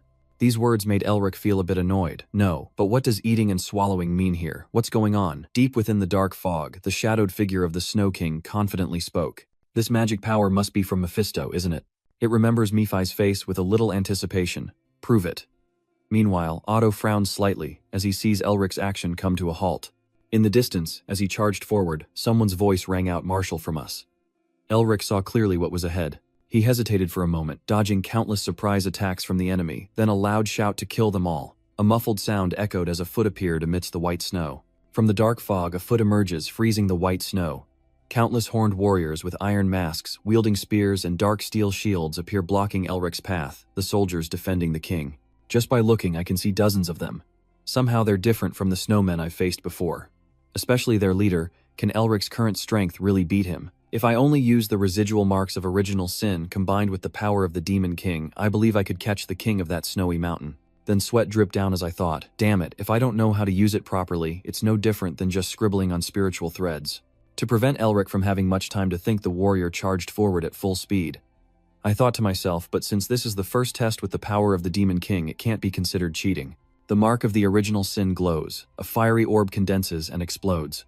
Elric points at the charging warriors, and then boom, and deafening explosion echoes loudly. The bright explosion burst out and the shock wave spread outward. However, the outcome Elric hoped for did not happen, and he stared in disbelief as the sharp spear stopped just in front of him. The outcome of the battle came so quickly that Elric's eyes barely had time to adjust. The warriors moved with incredible speed, launching their spears straight at him through the explosion he had created. Elric hesitated for just a moment, then swung his right arm from left to right and his left arm downward, raising and thrusting forward. Instantly, countless sharp ice pillars sprang up to block in front of him, challenging the warriors. Even some of the warriors couldn't dodge in time and were dealt with on the spot. Elric's voice was cold as blood splattered around him. But before long, the warriors broke through your ice wall. Elric faintly said, "I hear you used to belong to the demon clan, but were abandoned, so I suppose you know that when you are weak you will be thrown away." The soldiers, annoyed by that, gritted their teeth and clashed. Seeing them rush forward, he told himself he needed to be even stronger. The warriors are getting closer. If you can become stronger, this kind of challenge won't scare you. Elric spread his 5 fingers in front of him, as if preparing to cast a spell. You are determined to overcome the challenge, ready to crush it 100 times if necessary. With a single thought, Elric unleashes the Judai fireball, its heat burning across this snowy mountain space. The fireball explodes, enveloping the entire screen in light, burning everything it touches. Suddenly, a burst of light repelled the flames of the fireball. The snow warrior crossed the firewall and swung his weapon at Elric. The attack was so powerful that he was internally injured and bleeding. With a loud bang, the snow beneath Elric's feet exploded. Then his body tilts backward, a slash wound on his stomach pouring blood. Elric glances at the warrior who just attacked him, unable to hold back, cursing inside, damn it, damn it." His body heavily collapsed onto the snow. Elric shook himself to get up, coughing heavily, watching the warrior approach through the mist, and he silently lamented. If this kept up, he would lose. He grit his teeth, his breath turning into a greenish-black aura swirling around him. "No, I can't fall at the first challenge." Elric pushes his hand against the ground, struggling to stand up as the dark, blue-green aura grows more intense, even though his body can no longer withstand it. He tenses his muscles, and his energy keeps overflowing. The snowy field where Elric stands is immediately shattered by a surge of energy. Elric does not hesitate to face the powerful warrior before him. He clenched his teeth and silently vowed to draw more energy. The warrior narrowed his eyes and remained silent, so no one knew what he was thinking. Suddenly it swung its sword and Elric swiftly ducked to dodge. At the same time, he widened his eyes and began reciting the spell from the heart of the dragon. A streak of light flashed like a shooting star in the dark night. It was Elric moving at the speed of sound, piercing through the warrior, in an instant exploding into spray. He gasped for breath as dark energy like mist poured out of his body. Elric collapsed to the ground, exhausted with the swirling black fog hanging in the air behind him. Elric squinted with a triumphant smile, took a light breath, then suddenly sensed a difference, opening his eyes in surprise and wondering if this was real. He looked at the black mist like ink stains on a watercolor painting, and muttered in regret. No matter how he looked at it, the first circle was already too deeply engraved. The black mist started to gather to one side. Elric felt something was wrong. Damn it. His heart felt like it was about to burst. The soldiers were taking shape again. What should he do? But no soldiers formed, only black mist continuing to pour in. Elric hesitated, then raised his hand to stop it. However, what responds to him is a faint stream of dark greenish-black mist settling on his arm. Elric looked down at his right arm in disbelief. This is an seal. The black mist continues to pour into his body. Elric examined the new seal, and although it was more open than the original curse seal, it was clear that a new seal had been created. You're not sure what happened, but the energy from the heart stream just about exploded, and now it's stabilized. At this moment, Otto speaks, and that's why demons call their seals by their real names. So if you want to use their power, you have to know their true name. Elric wondered how to find out, since they wouldn't just tell you their names. Otto didn't give a clever way to ask for the name, he just said, "Don't worry. When the time comes, you'll naturally sense it," and right now Elric is facing a new group of warriors forming. He closed his eyes, sensing the new energy he had gathered. Elric extended his hand, forming a white, snow-like energy circle, and the true names of the snow monsters were evil. A cold snowflake left his hand, though he couldn't explain why. The surrounding blizzard blew stronger than ever. All Elric knew was. He closed his eyes again and whispered to himself, recalling the sealing method. The cold, snowy mountain where he faced the challenge before him, the battle squad charged up, and what is their real name? The howling wind rushes past your ears. You mutter to yourself, your gaze stern and ruthless, as a white and blue energy of snow radiates outward, destroying the approaching group of warriors. But then they quickly condense into solid forms within the freezing wind. This time they are more careful, using a protective shield in front of themselves, ready to attack again. However, that also proved useless, because immediately after, they triggered a massive snow explosion that shook the heavens. Standing on the snowflake-shaped ice, Elric puffed, heavily exhausted, using a little too much energy. Yet he can still smile, but the snow beneath Elric's feet is like a protective barrier around him. Any creature that tried to approach was blown apart by the snow and ice. He was surprised to see this was the power of hiding in the snow. To test further, he enlarged the snowflake beneath his feet, and the icy power responded repeatedly, shattering several warriors. Countless warriors have fallen, and Elric's breathing is heavier. He looks at the remaining warrior on the battlefield, now only one left. As he was about to speak, the teleportation happened suddenly, without warning or sign. Elric suddenly spit out blood and collapsed. Before losing consciousness, only one question filled his mind: why? A deafening scream echoed through the vast space, and Elric clutched his neck, gasping for breath, sweat pouring down his face. At this moment, he has returned to the book library in the building, left by his ancestor with books scattered all over the shelves. Elric horrified, recalling what just happened.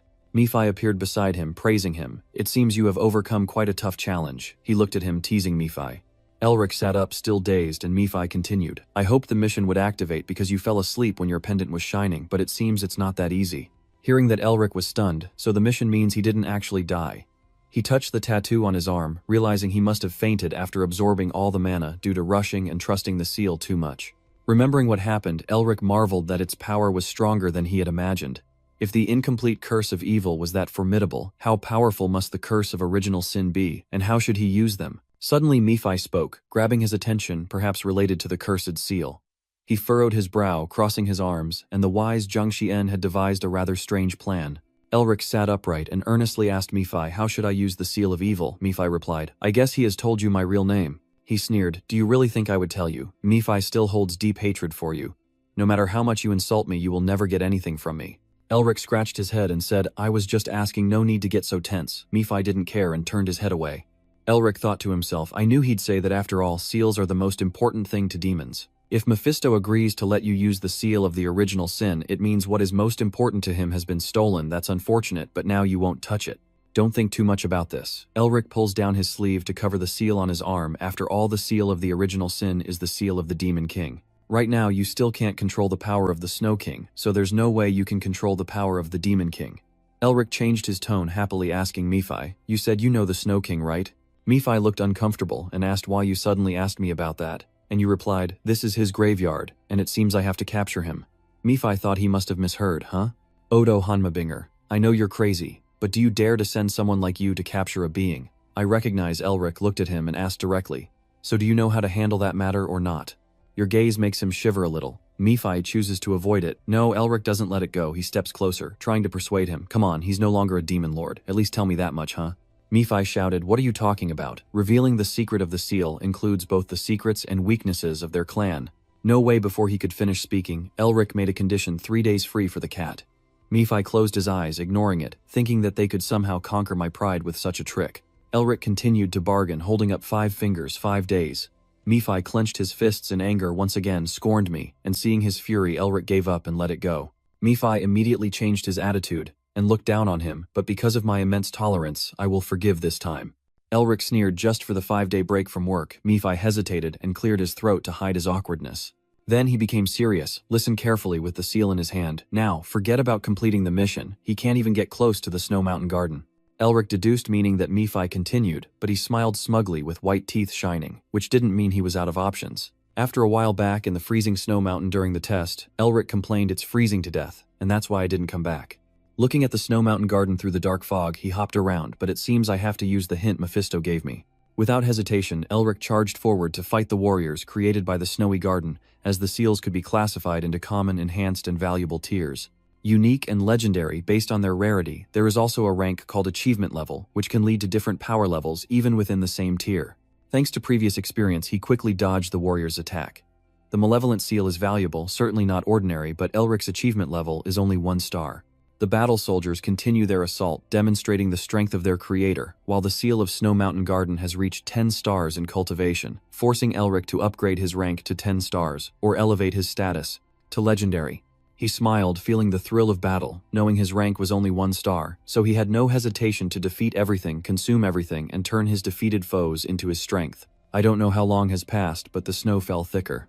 A footstep strides through the white snow temple. Elric braced against the freezing cold, feeling a bit disoriented from the cold, and finally we meet again, the Snow Mountain Garden.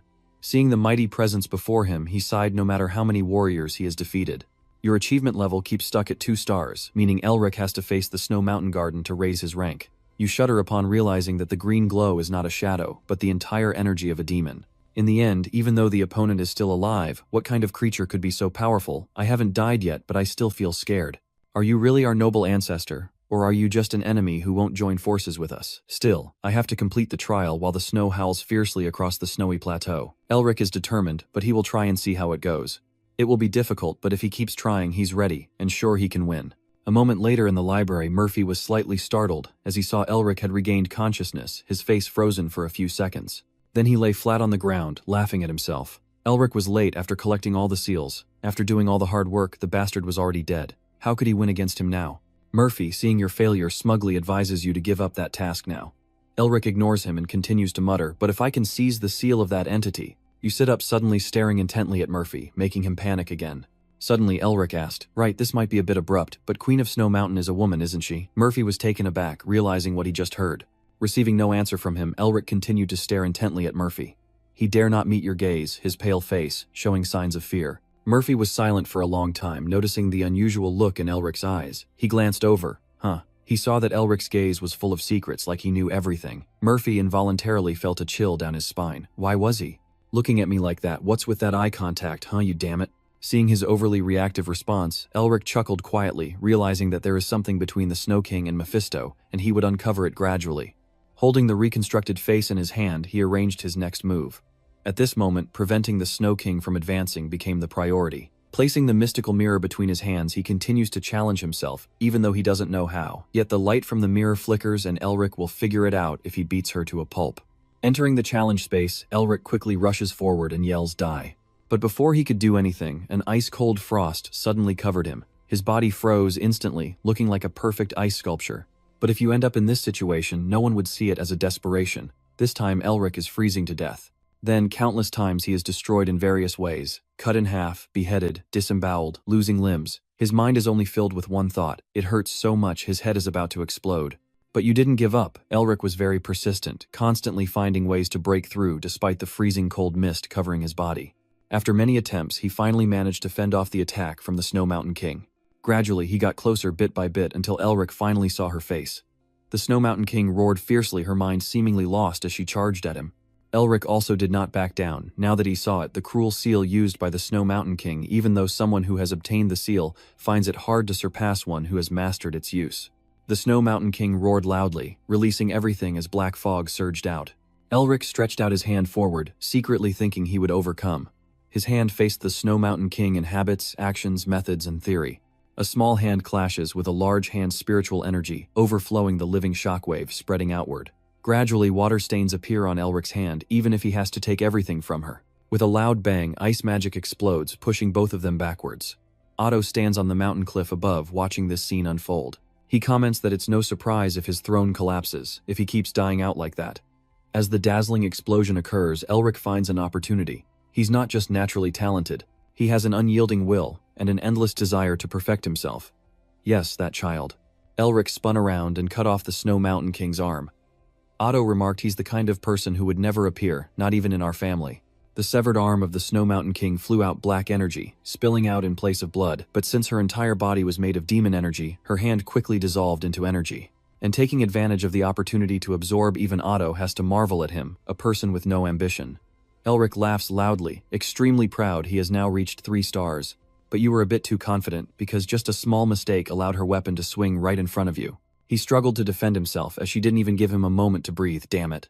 The Snow Mountain King shifted position, grabbing her weapon and then thrust her icy-tipped spear towards Elric. He was utterly stunned and quickly crossed his arms in front of him to create a defensive barrier, but Snow Mountain King's powerful direct attack was too overwhelming for a normal barrier to withstand. With a loud crash, the barrier shattered. Enduring her relentless assault, Elric gritted his teeth and cursed, "Damn it, is this my limit? Just stealing isn't enough anymore." Watching her brandish her weapon to strike, he thought, I have to understand her to defeat Snow Mountain King. Elric exhaled smoke, dismissing that thought. No, I must. He lunged forward, regardless of the energy of the demon attacking him, concluding that he must become her.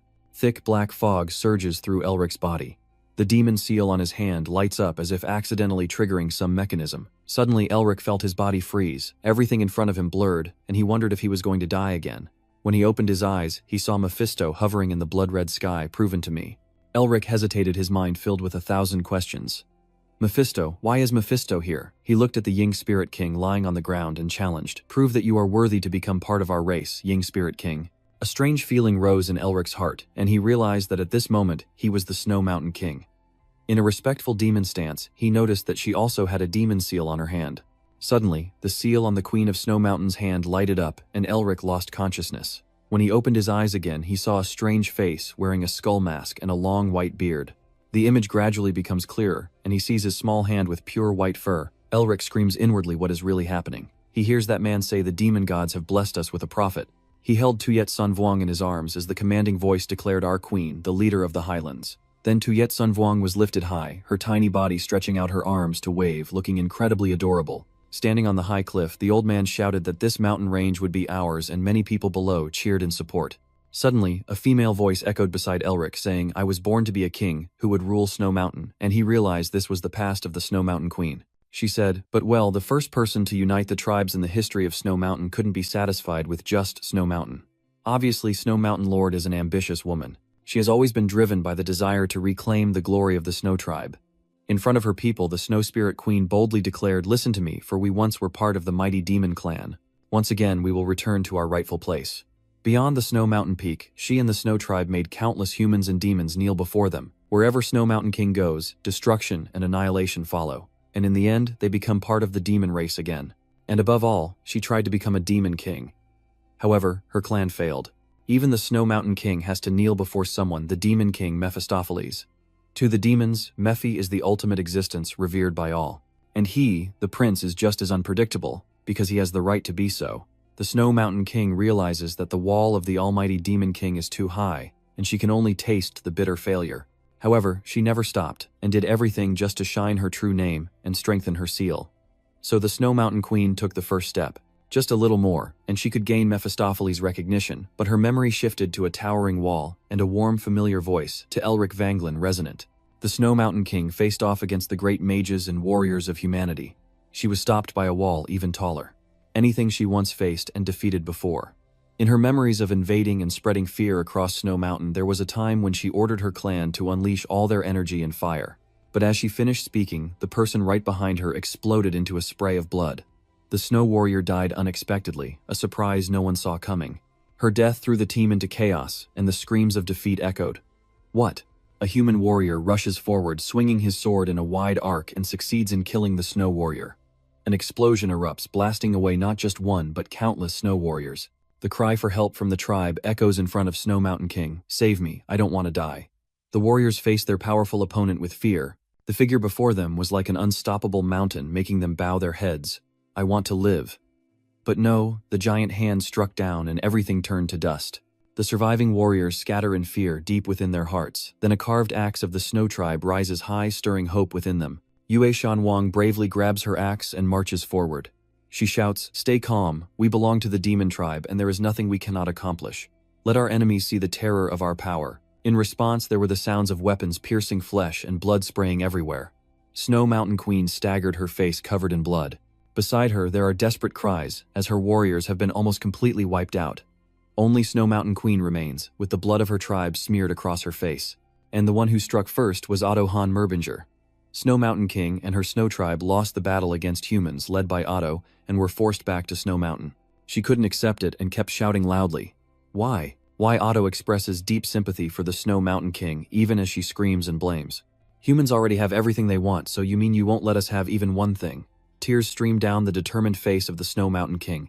She cries, crying for her people's fate, and also because her ambitions have been thwarted as the seal on her hand glows. Tuyet Son Vuong then transforms back into a demonic energy form. Eric pulls away from the memory and faces her. His face shows understanding. This is him seeing his own reflection in her, his mission. Eric, like a lost boy, worried with each step despite feeling hopeless. Yue Shan King also lost herself in her own ambition, even though she had to endure it. Eric remembers his childhood when life was still difficult. Like returning to childhood, facing countless hardships, you reach out with your small hand to reclaim the glory for your people. Two people connected by a shared fate found each other supporting one another in a great mission. After that day, Han stayed in Tuyet Sun to guard Tuyet Sun Vuong and the two, and after countless battles, they gradually developed mutual respect and stayed together for a long time. But despite that, the Snow Mountain King still couldn't let go of his attachment. I must reclaim our past glory. She was unable to fully escape the temptation of her ambitions and ultimately became a monster. Otto had to step in to stop them, ignoring the long-standing rivalry between the two sides. And the Snow Mountain Queen died at his hands. Finally, her memories truly come to an end as Eric slowly opens his eyes. Then he hears a woman's voice echoing, surely a descendant from a distant future. The Snow Mountain King spoke, saying, "Han said so." She gently smiled, holding her previously severed arm. "Seeing that the person had drained some of my mana and cut off my arm, it seems he has no mercy." Eric hesitantly pointed at her broken arm and apologized, startling her a bit. Queen Snow Mountain laughed suddenly, then moved vigorously, causing her to wince in pain. She said that even though I ended up like this because I couldn't abandon my ambitions, I am still a king and a warrior leader of my race. Snow Mountain King said coldly, "I don't need any pity from the enemy." This remark stirs Eric's emotions. He has never felt pity for her. Snow Mountain King continued, "Now it seems time to end this fierce battle, so I can apologize to my people and honor their sacrifices." Eric clenched his fists, his hands trembling, as he listened to her words of self-blame. Why did I so desperately want to join the demon clan? The dark energy of the demon swirled around the Snow Mountain King. Just being happy with the ones I love is enough. The intense energy made Eric sweat, as she was finally consumed by the demon's power. You protect her, so what do you do now? Watching her be overtaken by the demonic energy. Alright, Eric was only slightly confused. He composed himself. No, stay calm, the opponent is Tuyet Sun Vuong. The Great King unified this huge snow mountain, and is the greatest warrior of the Snow Clan, and an enemy he must confront and overpower, even though she is now in a chaotic state. Eric extended his hand, channeling mana. If he didn't use all his strength to defeat her, he would be disrespectful. The mana energy then burst out from his body. The Snow Mountain King, in a berserk state, charged forward. "I will show her." Eric also leapt to confront her, fulfilling the great task she set forth. Both rushed to attack each other, magic and contact exploding in the middle of the duel. Eric's spiritual energy flows like a surging river, carrying the distinctive blue of ice and snow. Meanwhile, the spiritual energy of the Snow Mountain King is being eroded by the blood-red energy of the demon. The two energies entwine like an ice lightning bolt from a classic ghost ice attack. Tuyet Sun Vuong's axe, infused with dark red and black energy, strikes down once more. On Eric's side, he also reforges a similar axe, only this one is imbued with cool blue ice energy. With a loud clash, the two weapons collided fiercely. Eric clenched his jaw, accepting the powerful backlash, and took her down. The battle between them raged fiercely, with red and blue energy explosions, strikes spiraling out of control, and Eric and the Snow Mountain King charging at each other in a tense confrontation, neither giving way. Both were giving their all in this fight, fighting more fiercely than ever, and Eric thought to himself, it's strange. Tuyet Sun Vuong stomps on the snow-covered ground and spins around. Eric does the same. Clearly this is a life-or-death battle. He almost copied every move of the Snow Mountain King, trying to counter with poison using poison. Eric gritted his teeth and attacked, his eyes blazing, but somehow he's having so much fun. She refused to back down, almost losing her senses as she kept attacking non-stop. The deafening boom echoed loudly as rocks and soil flew everywhere. The aftershocks affected not only their fighting area but also spread far away, almost causing the nearby mountains to break apart. Falling rocks looked like winter snow, but if unlucky, hitting their heads could mean a high chance of reincarnation. But for those two, these bits of earth and stone are nothing.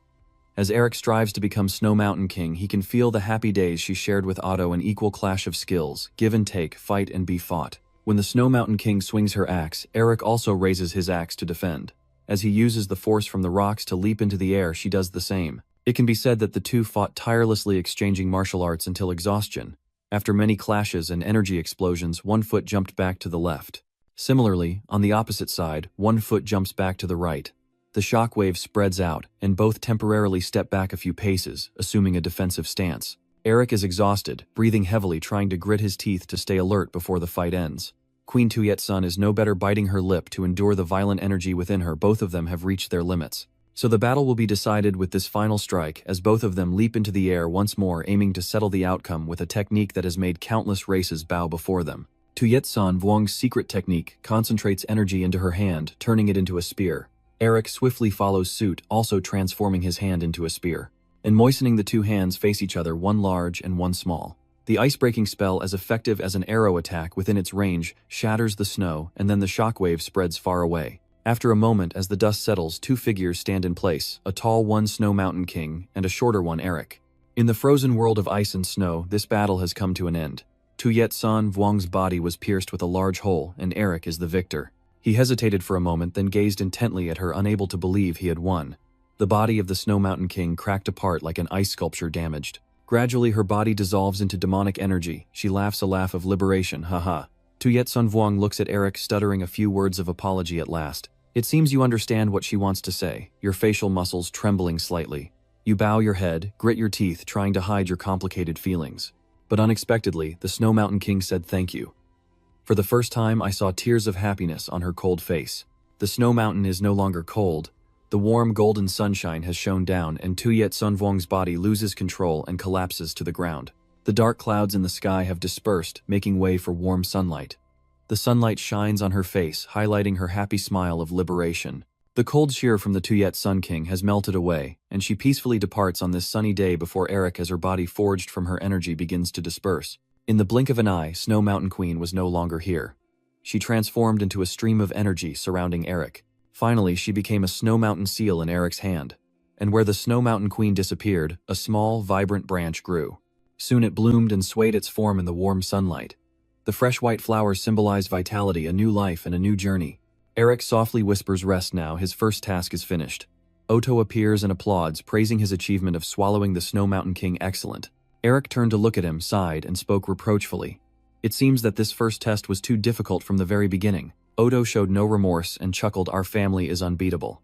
If even this can't be overcome, then you can't truly call yourself a member of the Mo Bing-o family. This statement made Eric wake up, but feel helpless, thinking to himself why he calls the dreaming family members arrogant and overconfident. Oto continued to marvel, but honestly I have to say I was truly surprised. Even with talent, I think it should have taken you at least 1 to 3 years. But a kid who has only been learning magic for a few years managed to defeat the Snow Mountain King in just 1 month. Eric calmly corrected him that it was actually 1 month. Oto thought you were talking about the time it took to defeat King Snow Mountain and nodded yes, 1 month. Eric shook his head, holding up 2 fingers. No, I've only been studying magic for about 1 or 2 months. Oto burst into laughter. Haha, that was a bad joke. But seeing Eric's serious face, he suddenly stopped really, and the boy sincerely nodded. He asked again, isn't this just a self-deprecating joke like a daydreaming bingo? Eric shook his head seriously. Oto keeps looking more pleased with you. He laughs loudly. Ha ha ha, my eye for people is really good indeed. Eric is very skeptical. You quoted what he said just now, and I just finished repeating it exactly. Even if I had talent just now, I saw that the successor didn't wait a bit of face for himself. Oto unleashed his secret move, embraced Eric and patted him on the back. You little brat. Ha ha ha. I knew it. Eric had to beg for forgiveness. It hurts my daughter-in-law, my daughter-in-law. After joking around, the two sat together and talked. Oto asked how she was during her final moments, and Eric honestly shared that she had smiled. Oto felt relieved upon hearing this news, truly glad. Now that it's time to say goodbye, Eric bowed politely and thanked him for everything up to now. Oto nodded and said to take care on the way home. Eric shyly warned that he probably wouldn't be able to visit often. Oto didn't blame him. I understand, after all, the head of the family is a very busy position. Then Eric turned around and left. All right, take care. But after taking a few steps, I turned back in front of Oto's surprised eyes. Eric asked a very naive question. Wait, how am I able to go outside? Oto raised his hand laughing and saying, you've gone outside so many times already, don't you remember? Before Eric could fully recover, a sphere of light slammed into his face. Immediately after I woke up in the real world, damn it, the ancestors would be proud. I hold my face rolling back and forth on the floor. My face, my handsome face. Mi-Fi laughed loudly. Ha ha ha, that crazy Oto guy probably killed someone. Speaking of which, Eric became even more furious. Who wouldn't be angry if someone just killed people without saying a word? Mi-Fi asked with apparent concern, have you already devoured the Snow Mountain King? Eric rolled up his sleeves to show the seal just finished. Haha. Seeing that Mi-Fi tilted his head back and praised himself for the help, Eric lazily agreed. Yes, our great demon king is #1. But secretly he was thinking this guy really loves to turn everything upside down. Mi-Fi was smiling outwardly but inwardly, a bit panicked by Eric's progress. There's still a long way to go. I only told him a few things, and this guy has already surpassed a genius. He's truly a monster. After flattering him, he asked, I'm still curious about this. Wasn't your relationship with the Snow Mountain Lord quite special before? So why didn't you make her a demon anymore? Mi-Fi broke out in a sweat, wondering how you, Eric, got so curious. Then at the end, I glanced through the Snow Mountain Lord's memories. So why did you do that? Mi-Fi hesitantly replied, I am the Demon Lord, and she is just an ordinary face of the Demon Clan, nothing more or less. He recalled old memories, and recounted at that time I was just a little bored. And I heard someone from the Snow Mountain King say that he would definitely become a demon, so I came to see what kind of person he was. Well, she is a bit lacking if she wants to become a demon, but her ambition and skills are commendable. Mi-Fi praises herself. If the person she met wasn't the genuinely good demon king like me, but someone like Aracel or Lilith, she would probably have been blown away by now. Anyway, I told her to come find me again when she's stronger, then I just left her there. Eric asked if that was it, if I would never see her again, and Nephi startled, shouting why I would meet her again. But the truth is, he secretly went to the Snow Mountain and saw the Snow Mountain King happily spending time by the car. So our Demon King had to turn away silently, not wanting to be the third wheel, truly considerate to the point of heartbreak. When he left, he still smiled and wished the other person well, and even now, thinking about it makes him blush and smile. Eric's mind was racing quickly, and he slapped his hand and shouted, I get it, I get it. Me-fi wondered a knife. You look like a mischievous cat, bullying a lovesick mouse. You know those scoundrels who bully the girl they secretly like, right? As expected, Mo-fi got so mad he turned into a rabid dog, growling, scoundrels secretly liking her. Eric mocked him calmly. This is why after thousands of years you're still single, Mei-fi. He's furious but can do nothing but grit his teeth. Damn this bastard, how dare you mock me. Eric on the other hand keeps pushing and gets more cocky. Mei-fi is a lonely dog, and he's so mad he could explode. Screw this die. In that challenging space, Oto's fist was still steaming. It was this very fist that sent Eric away from that place, and he smiled, saying he's really an interesting junior. The wind on the mountain stirs the leaves, blowing a few green ones into the air. He suddenly feels a bit sad, muttering to himself, does anyone think the same? The car closed its eyes as if searching for an old friend who has gone far away and mumbled, does he not hate me? A cloud of painful memory appeared in the car's mind, trembling hand holding the snow child's breathless body, voice shaking no. Yue Mountain King kneels on the ground, her body covered in the blood of her tribe members, blaming herself for her own actions, unable to accept the painful truth that her ambition has caused harm to her people like this. Oto appeared at this moment, calling softly, Tuyet San Vuong. She suddenly became berserk, her cold eyes staring at him, but mostly it was self-hatred. Tuyet Sun King looked up to the sky and cried out in soul-wrenching pain. Oto stood with his arms crossed, watching the energy of the queen violently surge around her. In the end, she reached out to him with tears streaming down her face, begging Oto, please. Before being swallowed by the energy of the Kwai, she begged, please kill me. And Tuyet San Vuong saw Oto tremble with his lips moving. He said, I am sorry. He did not kill her but raised his hand to seal her with magic. When Oto finished sealing his hand, King Zhushan had already planned to become a test target for the next generation of Mo Bingo clan, but Oto couldn't be happy because he had forever lost a friend. Back in the present, he opened his eyes, whispered softly and said, thank you. Don't let the spring morning sunlight fall, the car said. Throw away regrets and responsibilities onto that child and rest in peace. He shed tears, bade farewell, and said, see you in the next life. He looked up at the sky, hoping that it would be better than now. In the library filled with books left by the ancestors of the Mo Bingo family, Nephi asked Eric confusedly what he was searching for, but he didn't stop what he was doing and kept flipping through books saying, I need to find something. But Nephi didn't understand what he was looking for, just something that made him rummage through the entire library. Suddenly, something shining inside Eric's coat caught his eye. He reached in and took it out, and Nephi exclaimed in amazement, wait, isn't that? He pulled out a small blue egg, and Nephi hesitated, freeze crystal. Eric remembered Oto's instructions to take this ice crystal and find the goddess Camellia. He was very astonished at that moment. You were so surprised. What did he just say? Give it to Camellia, he means a camellia, and he replied, yes, that person will become your new guide. Eric scratched his head and asked, is this a mission? The car nodded and confirmed yes. He then looked at the ice crystal which resembled an egg in his hand and asked tiredly, how long will I have to do this mission? In this time I will become a bent old, gnarled old man. Car squints and answers seriously until you reach the level of our ancestors. Eric whispers, repeating ancestors superior, and Car reassures him, I'm sure you have many questions, but they will always be willing to answer given enough time. The ancestors have completed their tasks and left many things on this land. We have prepared numerous missions to guide you to him, so all you need to do is diligently walk that path. Eric put the egg into his coat pocket. All right, I just want to make sure I have this egg with me. Karos expressed regret for putting this burden on you. He entrusted hope to you, but this path can only be followed by you, Eric Mobinger, the Lord of Mobinger, so go now. He said seriously, step inside and complete the winter. Back to reality, Eric gazed at the ice crystal and summarized for Nephi, all it is that I was told to deliver this ice crystal to the god Camellia. Nephi then burst into laughter, ha ha ha. He struggled to hold back his laughter, the god Camellia, I guess he's trying to create winter. Clearly Eric has no idea what's going on. He asks, winter, do you know what that means? He nodded sarcastically, of course, those terribly destructive four-season people. His brows furrowed with hatred, haunted by demon kings like us. Hearing that, Eric suddenly felt intrigued. He got up and asked, please tell me more in detail, but Nephi turned away and asked, why should I tell you? Eric holds up 4 fingers and proposes a condition: 4 days off. Nephi looks him over and asks, what do you think you can do in 4 days?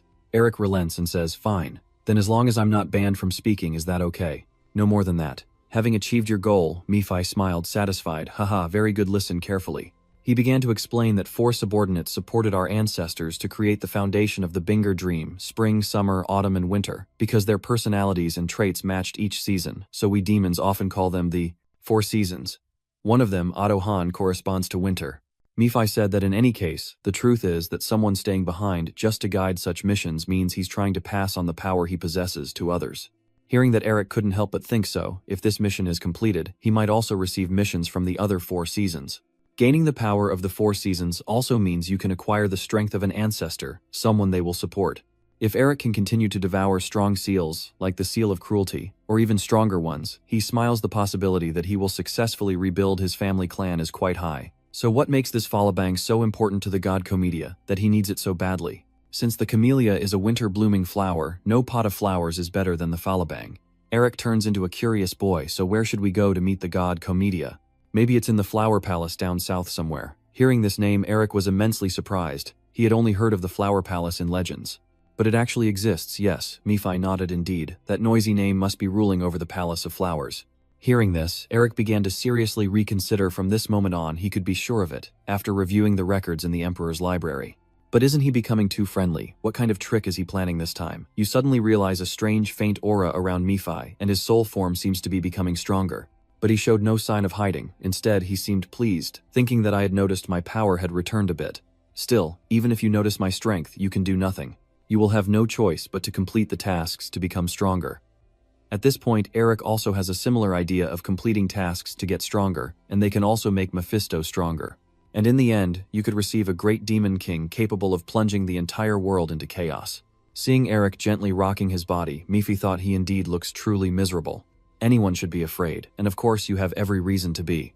Miphi was extremely excited, although feeling uncomfortable about leaving a binger just to become stronger. He had no choice. His recovery process needed priority, but his eyes suddenly caught the abnormality of Eric. Miphi saw the satisfied smile on his face, and suddenly howled inwardly. That bastard is smiling again. He doesn't know that right now he's the tempting bait in Eric's eyes. If that's the case, it means he could potentially absorb all of Mephisto's power. After all, for him to restore his strength and escape from you, he needs to become stronger. Eric's increasingly inhumane smile makes a demon lord like Miphi feel cold all over. He keeps trying to reassure himself he's losing his mind, or maybe he should just stop thinking for now. Then Eric adjusted his mood. Alright, once I have finished everything I need to do, should we come back here? The two of them didn't think much and decided to leave, and he looked up at the distant small water gap above. Because the ancient carved power, Eric could easily fly up the water crevice. After gently climbing onto the high cliff, he praised himself, thinking that just a month ago, it was very difficult to return here. But now it's as easy as pie, Miphi muttered. You're really too arrogant. The two of them didn't stop and charged forward like a gust of wind blowing away the snow on the path. Now that I have a guide, should we head straight to the red-eyed tribe?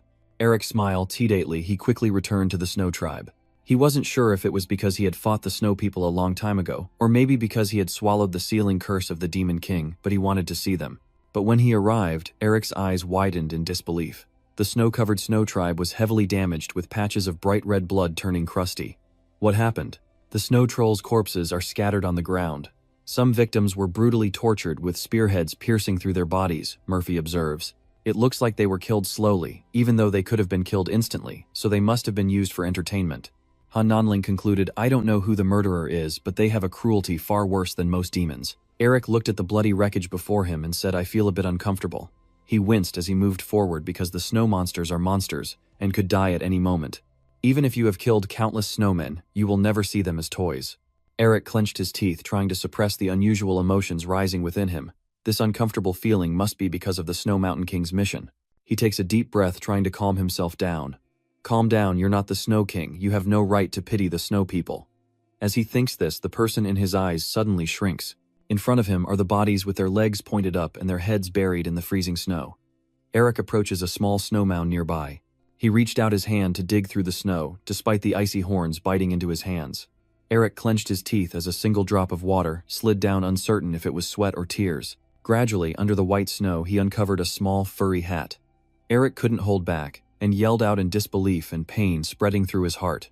The more he dug through the snow, the more he wanted to find out who was underneath the white, cold layer.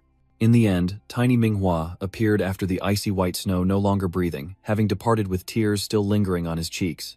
Eric's memories of Manhwa flood back. Looks like we have a new addition. The boy is always lively and adorable. From now on the journey will get tougher, so let's eat something before we set off. Eric's face darkened silent. The surrounding air suddenly grew colder. Even Nephi furrowed his brow.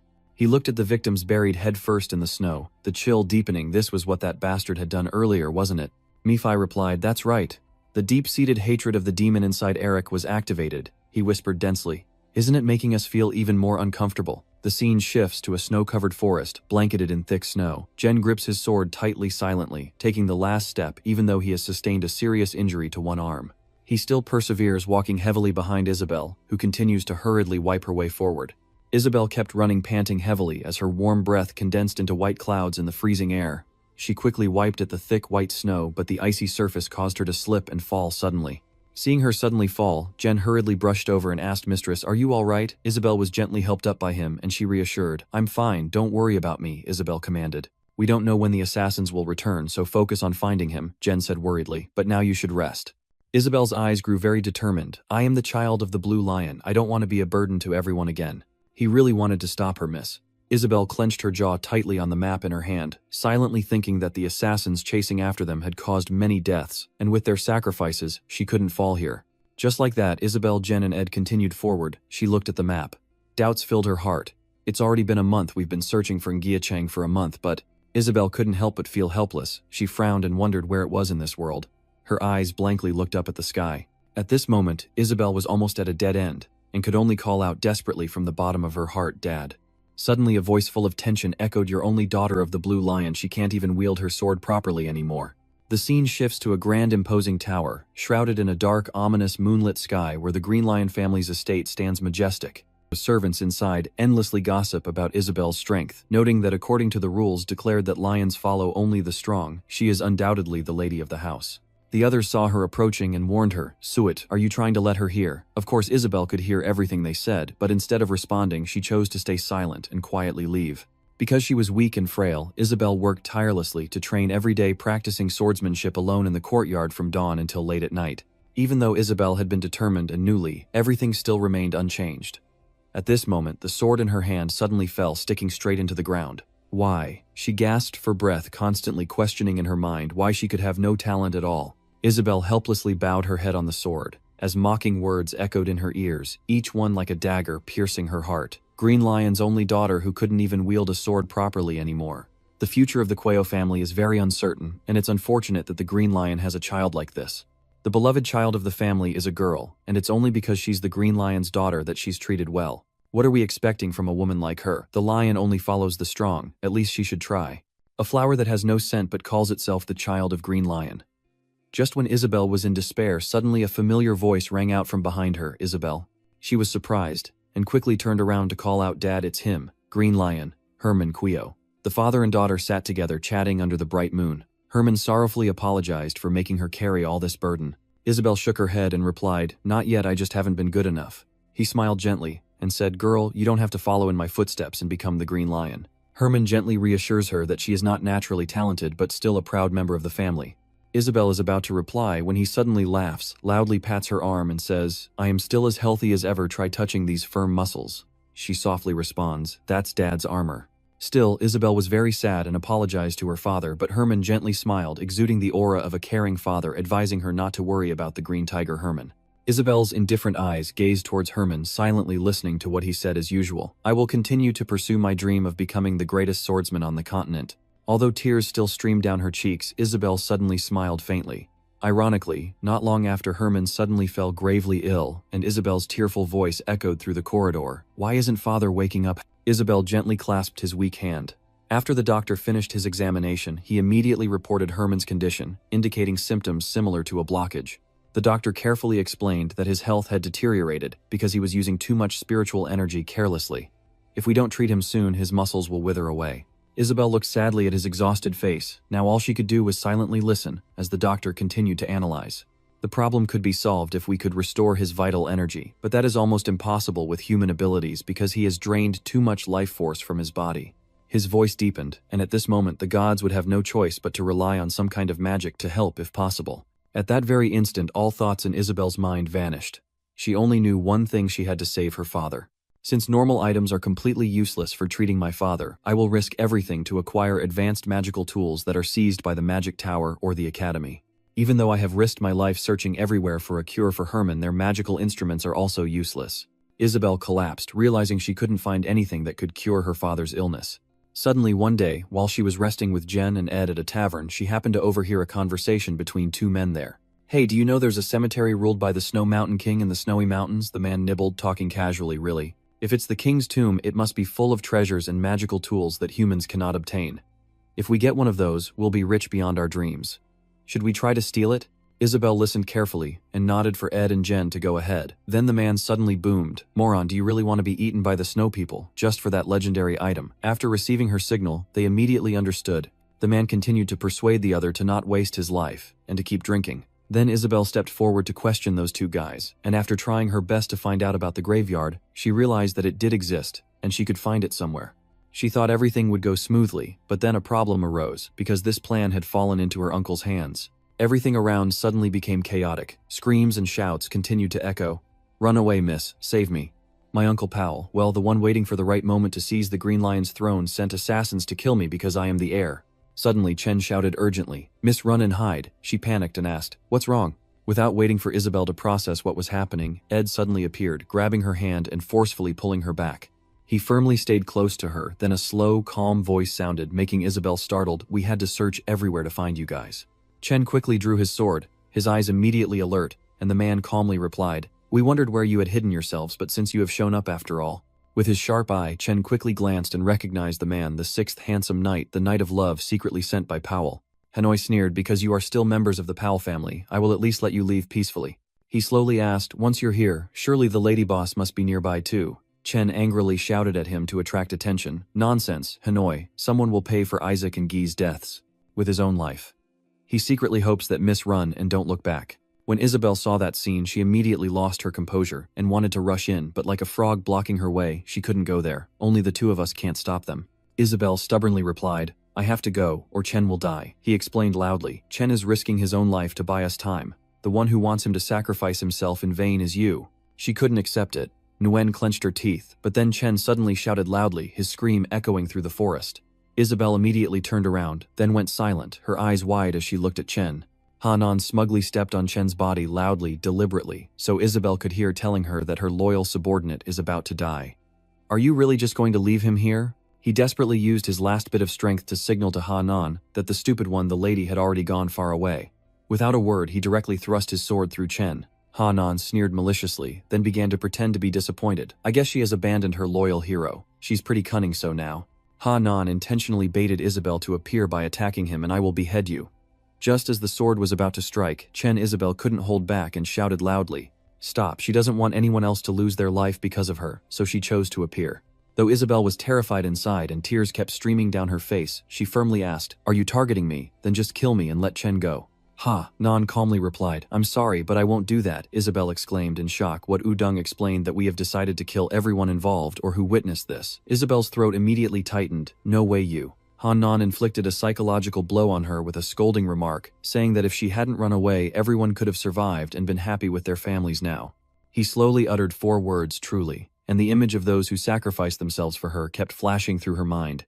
Minhoa's painful face is etched deep in Isabel's mind, but Hanan barely suppresses. A bitter smile, regret flashes across Isabel's face as her world collapses from the venomous words spoken by him. She keeps blaming herself, believing that all innocent people died because of someone like her. Hungnan immediately seized the opportunity, raised his sword to her and said, "End this." In the midst of the danger, suddenly another voice rang out. "I understand now." "Ha," Nan shouted in surprise. Someone, a dark branch gently swayed in the cold snow wind. The voice from earlier echoed again, moving, and at that very moment, a foot suddenly appeared softly stepping onto the branch. Eric calmly sits on the branch and responds, "It's just a passing demon." In his fury, Hanan screams, "Rua the bastard." It is said that after completing his first mission to make winter perfect, Eric received another task. He was about to leave the snowy mountain to carry it out when a bloody scene suddenly appeared, revealing the snow people. Minhoa was also one of the victims and a human. They all were murdered brutally. Meanwhile, Isabel, who was searching for Snow Mountain King to cure her father's illness, was being chased by a gang of assassins, the Blue Wolves. It was Hanan and his group sent by her uncle at that very dangerous moment. Non sneered at Eric Demon Spawn. What kind of idiot are you to dare interfere in my affairs? Are you using demons? If you hadn't crossed here, maybe you would still be alive. Then Eric suddenly surged forward, leaping off that branch with incredible speed, catching him by surprise. It wasn't until he recovered that Eric charged at him, landing right in front of Hanan, who shouted in shock spell. Hanan quickly stepped back to keep his distance, furious, beyond control, wondering what monster that was. Eric asked if everyone was okay. F and Isabel were startled by him, and she hurriedly responded that they were fine, but still Isabel looked worried, and asked if he was okay too. Eric slipped and fell in front of everyone, quickly answering through the pain, of course. Hanan's followers stood aside, gossiping. Is it normal for a mage to land like that? Did he just fall? Why doesn't he get up? How disgraceful. Eric slowly stood up, his whole body trembling with shame, helplessly sighing inside. If only he hadn't slipped on the snow, he could have made an impression on them. Isabel looked at Eric's back, and suddenly remembered something. Wasn't that the missing person? She silently vowed that she couldn't let him fight alone like this. Isabel shouted a warning, running over. You can't win this way. At this moment, Hanan also stepped in to remind her. Miss, didn't I already tell you that we won't be coming back for any witnesses? He stared at Eric intently, then ordered his subordinates to kill the damn Satan. As soon as they received the order, they all shot towards him like arrows. Isabel screamed in fear, no. Eric lowered his head and muttered, yes, compassion is a gift. He looked at them with fiery eyes full of hatred. Scum like you are truly a waste. Eric immediately uses his first technique, the warning wave. He yells and directs his power toward them. Hanun's subordinates were thrown into chaos, unaware of their limits, and only able to keep attacking Eric. Within moments, they were all swallowed by a beam of light that emerged from a single source. Then Eric clenched his fist tightly and decisively punched the joint, and the cracking sound marked the moment they were all defeated by Eric. Ed just managed to stand up when he was stunned by the scene before him and shouted out, what the hell? Even Hanun couldn't believe his eyes. What is going on? He angrily shouted, what are you doing? Stop quickly, kill him, and don't give him a chance to attack. The remaining subordinates immediately charged die. Eric moved faster than lightning, arriving in front of them in just a second, and sneered and replied, who allowed that? Eric's eyes shine brightly as he stares fiercely at them with a gaze sharp enough to devour everything. Countless swords instantly appeared, their blades aimed directly at the Hanun followers, piercing through their bodies one after another. They scream in pain, breaking free. One of them, too frightened by Eric's overwhelming power, quickly runs away repeatedly, begging for mercy. But still, he could not escape the tragic fate like the others. Only Eric was able to easily destroy the entire Hanun group. Hanun also started to tremble in fear of your overwhelming power. Who are you anyway? You already know who we are, right? Eric just responded to him with a contemptuous smile. I don't care who you are, so why don't you kneel down? Hanun clenched his teeth in anger, still bravely declaring, I will kill you. Isabel hides behind a large tree, curious about Eric's identity. Who is that man? Did he defeat the Blue Wolves group so easily? No, that's not the issue right now. Isabel carefully assessed him through her observation, certain that he was a powerful mage, but looking very dangerous if she got closer. Hanun could no longer hold back, gripping his sword tightly and charging at Eric. Hanun seemed to become a madman, swinging his sword wildly and shouting constantly, at least I have to kill you. Eric is quite surprised by Hanun's quick strike. He's fast. When the situation starts to become tense, Isabel suddenly shouts and reminds everyone to keep their distance from him. He quickly executes a different move to strengthen his weapon. Thanks to his quick and agile reaction, Hanun is soon pushed back, and Eric also manages to keep his distance from him. Hanun was about to swing his sword for another attack, but Eric saw through his intention and swiftly moved ahead of him, creating a wind barrier. Gigantic icebergs keep rising from the ground. Hanun laughed loudly and said, you really think you can stop me with this kind of magic? He charged straight at the rising ice blocks and swung his sword to break through everything. Just as Hanun thought he was about to reach, Eric, you're finished, you bastard. At this moment, he remains calm without hesitation, charging straight at the enemy with a blank expression. When Hanun's sword nearly touches his body, Eric suddenly shouts freeze. A giant ice block immediately appears, absorbing Hanun's attack, and then bouncing the strike back at him. Hanun looks puzzled and wonders why it doesn't shatter, while Eric just smiles softly. Do you know what's more important than that? You signaled to your head, that means the head of the one about to be buried underground. When he heard that, he immediately panicked, and sweat started pouring down. What the hell, you bastard? Then the ice shield in front of Hanun suddenly shot up and delivered a direct fatal blow to his head. The fierce battle finally came to an end. Just as Eric said, Hanun's head was buried deep underground, and after the battle ended, he stood silently for a while in the snow-covered forest. Isabel also agreed, never expecting to find such a mage on this hill. She quietly hid behind a tree, observing him a little longer, amazed that he didn't seem to be her age. But Isabel was very curious about Eric. How could he be so strong, so young, yet so powerful? He could totally match Tasha Neresta, a new star in the constellation, so why hadn't she known who he was? Truly a divine person. Eric still standing there, the boy calmly takes a deep breath, then gently lifts his face to the sky. In the middle of a vast snow-covered forest, only the sound of his deep sighs can be heard as Eric reminisces about those who sacrificed not only Manhwa but also other animals. He slowly opened his eyes quietly, wishing for them to be silent. Miffy felt uncomfortable and broke in to cut him off. "Hey, they've been looking at you for so long, why don't you say something to them? They've been staring so much, I got a crick in my neck." "Hello, Miffy, help Eric to speak." "Hello," you're silent and unsure what to do, because Eric appeared suddenly without introducing himself. All three of Isabel, Jen, and S are holding their breath, waiting for him to speak. Eric forced a nervous smile and said, "It's been a while, hasn't it?" Jen clenched her sword tightly. "He's always on high alert, and even if he helps us, he's still a complete stranger. Don't let your guard down so early. If he has no other motives, he's just as dangerous as they are." Just as Jen was about to act, Isabel suddenly knelt down, much to Jen's surprise. She is a princess, yet Isabel kneels before Eric, bowing her head respectfully to express gratitude. "Thank you, our savior." Jen is surprised. Miss Ed also looks puzzled, wondering why the lady is kneeling. Eric hesitated and waved his hand, saying, "No, it's not necessary." Isabel doesn't care, she just called out Jen and Ed. They immediately obeyed, kneeling and expressing their gratitude to our savior. "That only made you more embarrassed," Eric quickly explained. "Anyone would do the same as I did, so please get up." Miffy crossed his arms, looking very satisfied with Isabel's attitude, as if she knew how to behave, unlike those two bastards earlier. She boldly stepped in front of Eric and made a request that sounded a bit awkward. "But can I ask my savior for a favor? You look so scared you turn pale." Eric softly asked, "Should I go somewhere?" Isabel firmly took your hand and said, "No, I want to appoint you my proxy." Stammering my hand, seeing her determined attitude, Eric hesitated. His face suddenly turned as red as a ripe tomato inside. Eric wondered this, and as the quiet night gradually falls, the gentle moonlight softly illuminates the towering mountains standing proudly in the sky. The faint clattering of the carriage wheels echoes through the silent forest. Eric sits in the carriage facing Ed, and Isabel resting his chin on his hand in thought.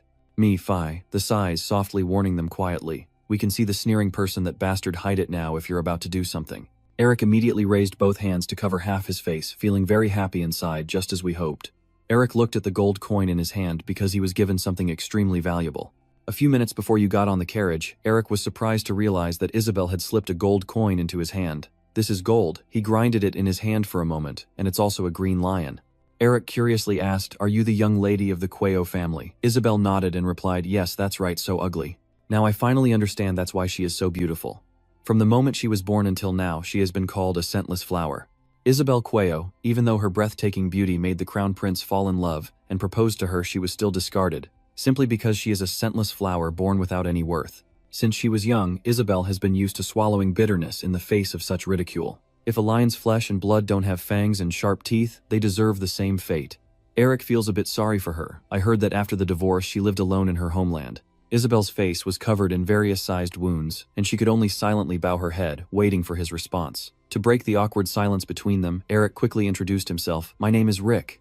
It is an honor to meet the only daughter of the Blue Lion." She asked shyly why it was an honor to meet someone like me. The boy smiled happily. Eric gently reassured Isabel. She should be proud of herself. "From what I can see, your persistence is not something to be ashamed of for the name Blue Lion." Since this is the first time Isabel has been praised by someone, she shyly replied, "Thank you."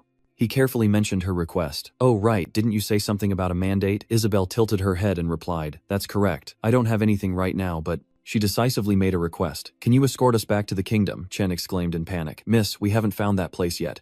Isabel turned back and explained, "Chen, I don't want to lose you all because of my greed. First, I have to meet my uncle to negotiate," the lady said firmly.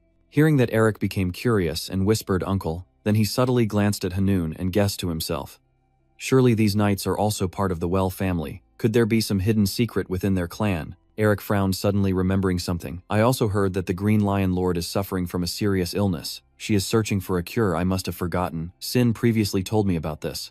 Just then, a bold idea suddenly appeared in his mind. "Wait a minute, can't I make the Green Lion Lord owe me a favor?" Eric envisioned a promising future scene in his mind. In that scene, you and Herman happily shake hands with flattering words, constantly ringing in your ears. If the Mobinger family is rebuilt and grateful to the Green Lion Master, the Mobinger family is rebuilt, and a treaty is signed with the Green Lion Master. The Mobinger family cures the Green Lion's illness. Mobinger and the Green Lion share a smile while shaking hands, symbolizing a strong bond between the families. And you secretly think it would be a truly wonderful scene, right? Eric smirked, smiling confidently, and feeling proud of himself, always wise, and keeping a cool head. Isabel saw him stay silent for a long time, thinking he wouldn't agree, so she made another suggestion. It's true that we can hardly count on your support, so I will give you twice as much as I just did as a reward for completing the task." Eric did not answer, but just stared intently at the gold coin in his hand. Isabel nervously asked, "I guess it's impossible, right?" She stepped forward to withdraw her request, feeling embarrassed, so… His lips suddenly curved, confusing. "Isabel." He held her hand tightly, and immediately agreed to Isabel's request. "I will escort you safely, my lady." Returning to the present, Eric was sitting in the carriage with Isabel, Jen, and Ed heading back to Kindle. Nephi asked curiously, "There's a treasure trove in Cynade's nest, so why do you still need money?" Eric used his telepathic thoughts to respond. "I've calculated everything, plus…" He pursed his lips tightly and silently cursed. "Don't say that if you've ever experienced hunger before." He silently looked at him, and Nephi showed a confused expression. Eric scowled and glared at him, then quietly explained that what should I do now when I have no money in my pocket? "It might not matter to you because you're a trash monster, but humans need money to eat and sleep. You think you understand what it's like to be lacking me?" Phi replied calmly. "That's a human issue." Eric's face showed interest. "You cover your mouth with your hand and whisper, but still. This telepathy thing is pretty handy too. With just a little energy, I can talk to whoever I want." Nephi sneered and said, "I teach you because I find it very uncomfortable when someone close to me is wielding divine power." Eric couldn't help but tease him. "I know why you hate being silenced. You do real things. Nephi is too stubborn. How dare you?" He changed the subject. "Forget about it. Do you plan to sit still like that all the way? I hate you even more than you think. What should I do now? This is so boring." Throughout the journey, Isabel kept watching him intently, wondering why he didn't say anything. It wasn't because she trusted him. Was it Isabel had to tighten her lips and let Eric do as he pleased, but now she needed his support. She thought to herself, if the Lord keeps sending stronger assassins, the three of us won't be able to outsmart them. The scene shifts to the majestic tower of the Isabel family looming under the dark night. Sitting casually on two chairs, he listened to his subordinate's report. He was surprised and exclaimed, "The bad team has been wiped out already." The spy, trembling all over, bowing his head in apology. "I'm sorry." Bao slowly approached him, coldly drew his sword. "If you apologize." Bao, in a sudden burst of anger, swiftly drew his sword and drove it through the kneeling subordinate's body, his head immediately severed from his neck. The other henchman appeared to clean up the scene. After dealing with the guy, Bao casually turned and asked, "Brother, where do you think Isabel will go?" He carefully analyzed because the traces of her leaving the snowy mountain have been confirmed. Huyn guesses based on what he's observed that she is probably heading back to Kingdom. Bao wonders if she's heading back to Kingdom, does that mean she wants to negotiate with me? He smirked and replied, "Very likely." He dismissively said, "Such a child of nobility. How could such a useless girl dare to negotiate with me?" Bao drew his sword while shouting his brother's name, Huyn. The man sheathed his sword and threatened Huyn, who had only one chance. The clopping of hooves gradually faded until the forest was completely silent. Isabel had just woken up on the horse. He immediately informed her, "We have reached the center, miss." Isabel, feeling refreshed from a good sleep, stretched and said, "We arrived in just 2 days of non-stop travel." Nephi suddenly hugged her waist and groaned. "My whole body hurts," Eric replied, surprised a flying demon like a human. You scoffed with a mocking smile, not knowing that the correct, relaxed posture is for nerve relaxation, so why is the person upside down? Eric hadn't finished speaking when he was already drawn to the scene before him. "I'm curious, what are they?" Inside the castle, Huyn shouted orders, calling the second Greentide squad, but his clueless subordinate asked confusedly why the fuss. He hurriedly explained, "Is it really necessary to mobilize the strongest team for such a small matter? The princess's return to the capital means she's surrendering." That traitor hasn't finished speaking when Huyn quickly decapitated him, acting according to his position. Huyn calculated Isabel's route. She would need to cross La Center to go from the snowy mountains somewhere. He then ordered to destroy that place. Eric's face suddenly turned grim as he stared ahead, his voice trembling. The green cloaks immediately caught Eric's eye, adorned with lion head patterns. The subordinates all turned their heads to look at him, their eyes seeming to swallow everything. They obeyed Huyn's orders, absolutely marched to their graves. Isabel was not too surprised. "I had anticipated that the journey wouldn't be easy because the Lord was ruling here, but I didn't expect it to be this bad," she hurriedly asked. "Should we turn back, miss?" She firmly refused. No, just then their carriage caught the eye of one of them. He patted a few men next to him and pointed at the carriage. Isabel carefully explained, "We're drawing their attention. Doing this will only make them more suspicious." She came up with an idea to leave the carriage behind and escape secretly to find another place, but Eric suddenly interrupted, "Not necessary." Isabel panicked. "Die, what are you saying?" the young boy said, calmly disguising himself. Immediately, Chen skillfully drives the carriage past the guards without anyone questioning him. He remains unusually calm as he quickly leaves the place, Isabel sitting inside, trembling with fear. In just a few minutes, all 4 of them had safely escaped from that deadly trap. Chen continued driving the horse through a large tunnel. After leaving the tunnel, a bustling neighborhood suddenly appears before their eyes. Eric quickly steps out of the first carriage. Isabel asks curiously, what magic did you use? And Eric calmly explains it was just a simple illusion spell to change our appearance. It's like a kind of hypnosis being broken with just a gentle shake, so we need to be careful. She really resents Eric's talent, and once again Isabel bows her head to express her gratitude. Thanks to Lord Eric, we are safe inside the city. I truly am grateful to you from the bottom of my heart. Before leaving, you need to carefully tell her to stay here for the night. I will come back after I take care of a few things. Isabel agreed fine, returning safely. Mayfi leisurely followed Eric, feeling very curious. Why did he have to use magic when he could just kill them all? He calmly replied that he didn't want to start a fight without knowing anything about the enemy, and that he needed to save mana for emergencies. Mayfi glanced around, and he casually said, "What's the purpose of swearing oaths and soul contracts? Isn't it simply because you're lazy?" Mayfi suddenly remembered that. "Anyway, you need to get to the academy or whatever, quickly, right?" Eric nodded and replied, "Yes, but I need to find out something." Your smile suddenly curled, and Eric asked Mayfi something. "It's been a while, but you surely still remember, right? You told Han your plan, and I need to know Din's situation to prepare for dealing with that old man." Mayfi shrugged and said, "I don't know who that is, but it's unfortunate to be targeted by someone like you." He suddenly got attracted to a group of children playing in front of him. Mayfi notices something unusual when looking at the children. "I have a question. I feel something like mana from that night. What is it?" Eric immediately understands Mayfi's meaning. "I guess that your era hasn't seen the spirit energy chain yet." He finds it confusing, the spirit energy chain. Seeing that he didn't understand, he briefly explained to me, that mana is originally a blessing for mages, but over time, even warriors can develop methods to use mana on their bodies. Eric explained in more detail, so he would understand that a wizard uses magic by creating a magic circle in the heart, while a warrior enhances their body by accumulating mana chains around the torso. He also continued providing additional information similar to the classification system for wizards. 6 circles of magic are sorcerer, 7 are grand sorcerer, and 8 are saint fallen. Sorcerers are divided into 1 beginner chain, 2 primary chains, 3 master chains, 4 strong chains, and 5 martial chains, making it easy to understand, like Sir Isabel's night level being at the beginner stage. Mayfi continued to ask, "There are only 5 levels." Eric nodded and replied, "Usually yes, but there are exceptions. Only one person can transcend more than 5 tiers." He then asked curiously who. Seeing Mayfi's curiosity, he just chuckled softly. Eric quickly responded, "The Golden Lion. He is recognized as the strongest person on the continent." He appeared confident when receiving the answer, a smug smile according to human standards, but Eric shook his head, immediately contradicting him. "No, this time is different. He can even match my grandfather, one of the strongest in Mo Bingo history." Mayfi whispered softly, "I see you both can keep moving while translating until we arrive, then suddenly stop and say we're here." Mayfi was very excited and immediately revealed a sinister smile on his face. "I can't wait to meet him." Eric sighs tiredly. This old man is so stubborn again, then reminds himself not to care about him. "The important thing is," Eric cheerfully asks, "can I buy all the newspapers for a month?" And he quietly ponders to understand what happened. During my absence, the scene shifts to a breathtakingly majestic tower under the blazing sun as the relentless voice of madness echoes. Raven kneels on one knee, bowing respectfully. Apologies. The Narraster guards surrounding the hospital like an impregnable fortress. His anger erupts. "Narraster, you ungrateful bastard." Raven quickly shifted the topic of conversation, citing your achievement in discovering that the hideout was being maintained by the high-tier academy and the press. He has an advantage over other candidates in the race for the position of principal. Dean sighed and said that we cannot know what will happen if we do not gain the excavation rights to the hideout.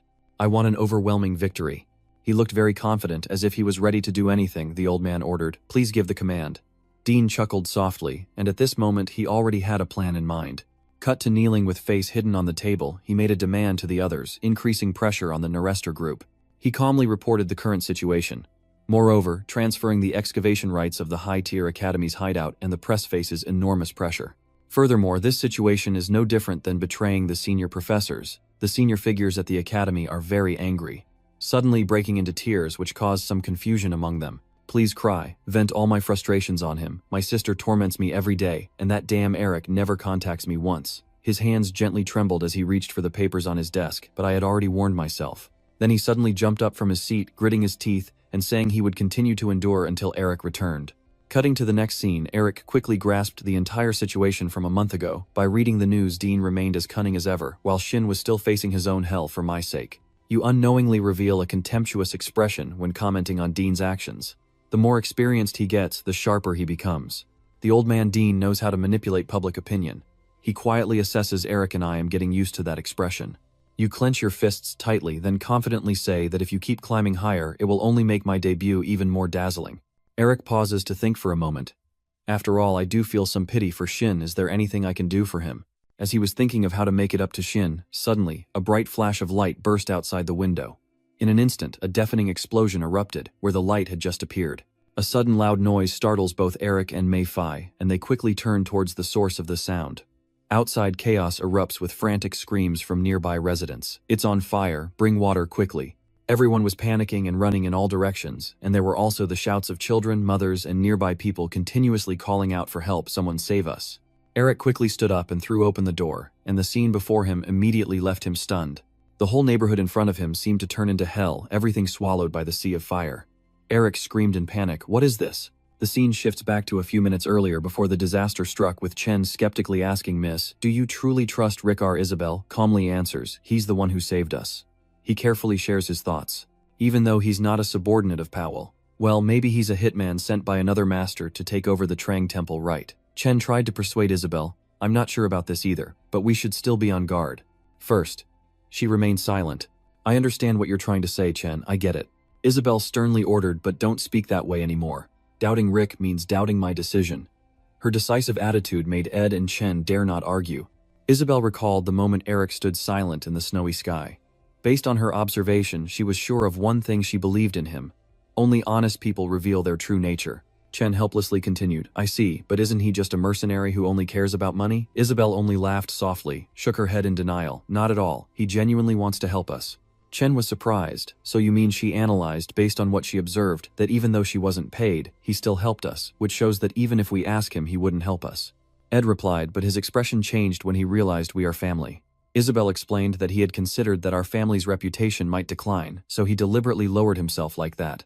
Ed cheerfully replied, "I understand now, he did it to protect the reputation of the Blue Lion." Chen nodded nearby. "I see." Isabel was about to speak when Chen said so. She hadn't finished speaking when an ear-splitting explosion suddenly erupted outside. The entire neighborhood was instantly engulfed in flames, and Simona happily commented, "The fire burning fiercely in the middle, isn't it?" He widened his eyes in disbelief, and then laughed like a madman, channeling the fourth circle of primordial thermal magic. As expected, she dares to do that. Beskop sighed heavily. "Even at this point, can you still smile, Simona?" Simona shook the magic scroll in her hand and reproached him. "Hey Beskop, didn't you agree with my decision just now? Why are you suddenly so serious? You know how much I've invested in this." Beskop frowned silently, cursing him idiot. "If it weren't for her, I really wouldn't have thought of a better plan. I hope that given her personality, no matter what happens, she'll do her best to get through it and help everyone." Simona excitedly asked what to do next, burn more or not. Beskop carefully warned that Team 6 has been wiped out. According to Huyen's calculations, our enemies are still at least 3 or more, and he said some might be mages, so we must be cautious. He showed a cold attitude, then replied, "Fine, even if it's the 6th team, I can just close my eyes and burn them all easily. You and Huyen are overthinking." Beskop was quite uncomfortable, but he followed his order, so let's get started. Simona ordered her subordinates to find her. Despite the chaos in the entire neighborhood, they still insisted on finding Isabel's whereabouts. He instructed to bring the girl in charge, then kill everyone else, worried very much. "Lady, you should hurry and hide if it was the greenwashers doing their target is you." Isabel slowly got up, first confirming that her 2 knights, Chen and Ed, were safe, while the brutal scene suddenly erupted before her, leaving her no time to react. She stopped and looked up, then froze in place, as the villagers outside kept shouting, "My shop, run away." Everyone was very panicked, and in the face of danger, they could only clutch their heads and scream.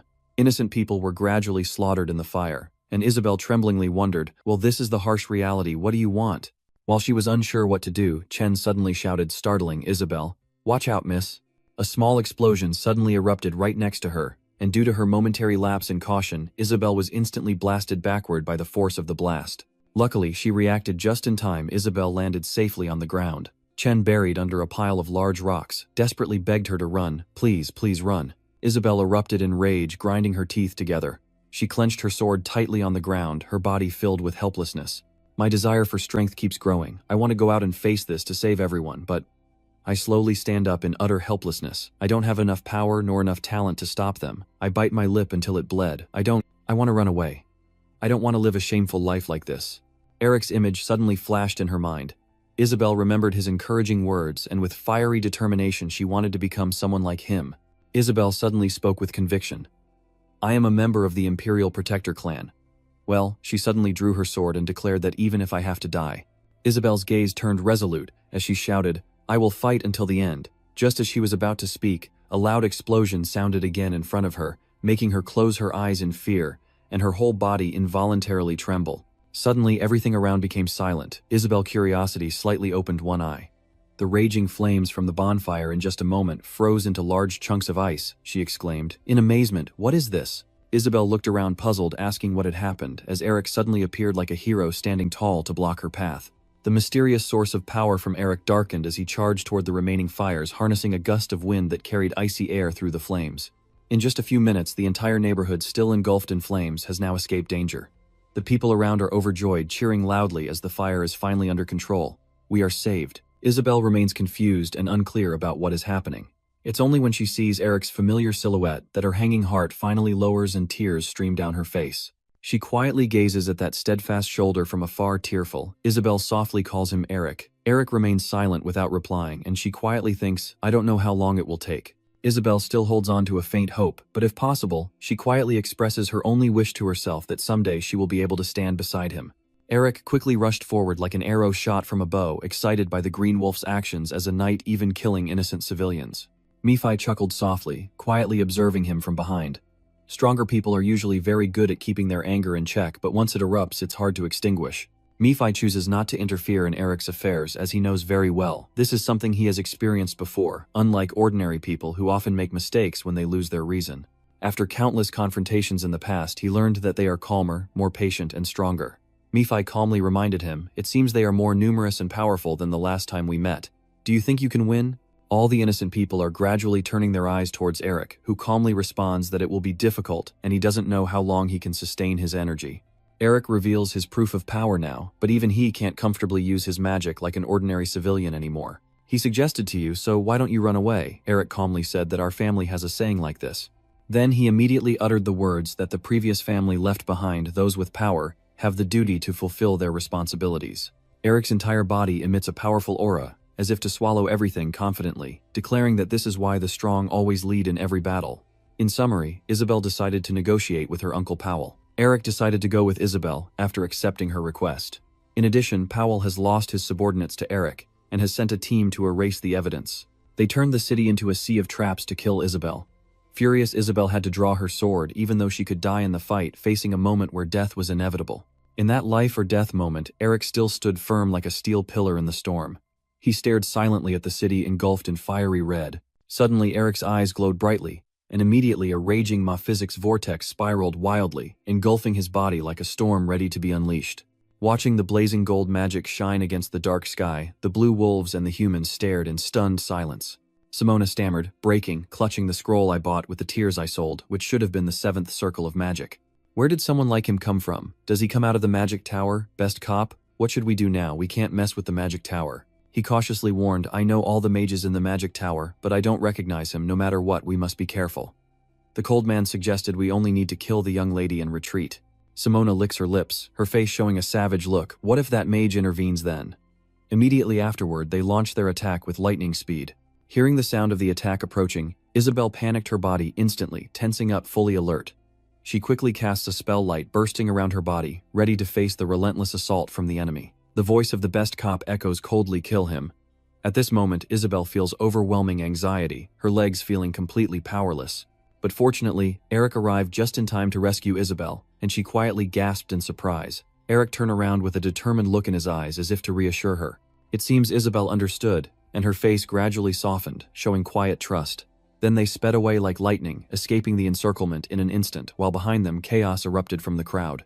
Someone shouted, they're running away. He quickly ordered Team 3 Formation A to follow me. Eric held Isabel tightly, constantly wiping her tears, thinking to himself that they had more than 40 enemies. He quietly calculated that he had to lure them to a place without people, when suddenly a deafening whistle tore through the air, and instantly dozens of figures from all sides rushed in, sealing off the escape route. Eric cast a magic spell, his figure flickering like a gust of wind rushing past them. But another group of green spirit wolves immediately blocked his escape route. Eric hurriedly hid Isabel away, then quickly turned around to wipe her back, but another group had already closed in behind him. He had to stop the sound of footsteps scraping the ground, kicking up a cloud of dust. In just a moment, there was no way out from the blocked area. Behind Eric, an excited voice rang out, I see you now. Simona casually slung his sword over his shoulder, a smug smile playing on his lips. First time hunting a mage, he's a bit excited. He frowns, where have you hidden the young lady? You shrug and reply, indifferently, do you really think I'll answer you? You're all so stupid. Of course Eric knows, since all you do is chase after me like a pack of dogs. Simona grits his teeth and growls, you guys want to find death. Immediately after, he commands again, kill him. Instinctively, he raised his hand to cover his eyes from the blazing flames, secretly thinking that he had used up a lot of mana to extinguish the fire across the city. Eric frowned worriedly. The team's mana has increased significantly after absorbing the seal, but his body won't be able to withstand it again if he pushes beyond his limit. He pondered that he could restart then, but now everything will fall apart if he dies even once. A constant stream of thoughts raced through Eric's mind. There are 30, no 4 of them. I heard they're planning to come out even if they only face one person, just as Isabel said. The axe instantly appeared in his hand. Eric quietly rushes forward, secretly planning to kill their commander first, but as soon as his body touches the light created by the Green Mind System team, Eric senses that something is very wrong. Inside, he was panicking. What's happening? My body doesn't move as well as when I fought Tuyet San Vuong. Mi Fita sneered. Are you sure you beat Tuyet San Vuong? Then Eric countered. No, I am certain my body moved exactly as I wanted back then. At that moment, he suddenly realized something was off, still shouting, curses, you idiot. In an instant, a sword shot straight at him with terrifying speed. The attacker's face hidden beneath a heavy cloak, only cold eyes revealed through the wind. Mi Fi, annoyed, continued speaking. Do they really think the moves on the chessboard that the car set up for them could be used in real life? Eric snorted angrily. If you're not going to help, then just take it. I'm so angry I scream, everyone get lost. Immediately, a huge beam of light exploded, fiercely attacking the enemy, and Simonon instantly raised his shield to defend. Then he charged forward, wielding a mighty sword, a mage known for close combat. Why don't you use your full magic powers? Eric is furious, grinding his teeth, with eyes flashing a cold, piercing gaze, as if to tear the opponent apart. He immediately launches an attack, shards of freezing cold ice, shooting straight ahead. Simonon sneered, is that all you've got, little brat? Eric's anger burned each heavy breath he exhaled like he was about to explode, his eyes blazing with wrathful orange flames filled with hostility. He continues to attack his sword, whistling through the wind with each move. He also swiftly blocks with his sword to respond, just to entertain me a little more. Eric panicked and quickly bent down to dodge. The continuous swings of swords collided with a storm-like force heading straight for him. Simonon's excitement fuels his relentless attack. He fights on, fiercely refusing to retreat, charging headlong into a life-and-death confrontation. In an instant, 2 spells collided, and a thunderous explosion lit up the sky, illuminating the entire corner of the heavens as he slowly dragged his sword and stepped forward. In the thick dust and smoke of the village, Simonon glanced around disdainfully, running away like a little thing. Soon the green wolf pack had trapped Eric, now he's caught in a trap. Suddenly a spear of fire flashes soaring into the sky, blending with his cold voice, and it's over. The cannon fire roars through the sky, and the light will pierce the darkness. It burst into radiant colors like giant flowers on the dark sky lanterns. Simonon startled and turned around, face filled with amazement. What is this fire? Seeing the opportunity, a smug smile appeared on his lips. At this moment, Eric's spiritual power erupts, enveloping his body. You guys are done here. Seeing the glowing circle appear beneath his feet, they tremble in fear. The magic circle. He couldn't believe Eric possessed such tremendous power, and quickly turned back and shouted loudly, "Stop washing the dog." But the scene before his eyes shocked Simonon, his eyes filled with horror. He muttered, how can a human have such eyes? Simonon roared, kill him before he activates it. He sneered coldly, every line of his face exuding cruelty, as if he had foreseen the fate of these people. He was furious now, drawing his sword to stop them.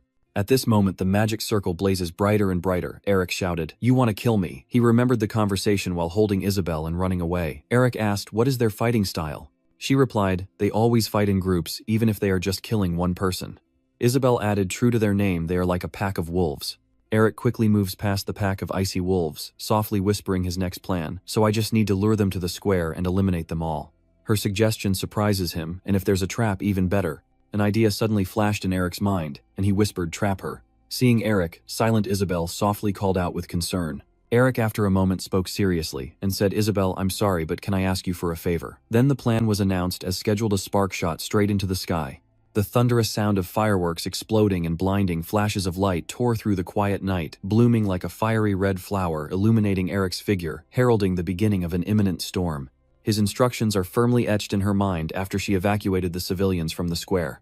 Eric continued, tear this magic signal scroll. His cold gaze flashed as he boldly declared, I will kill them, all kill.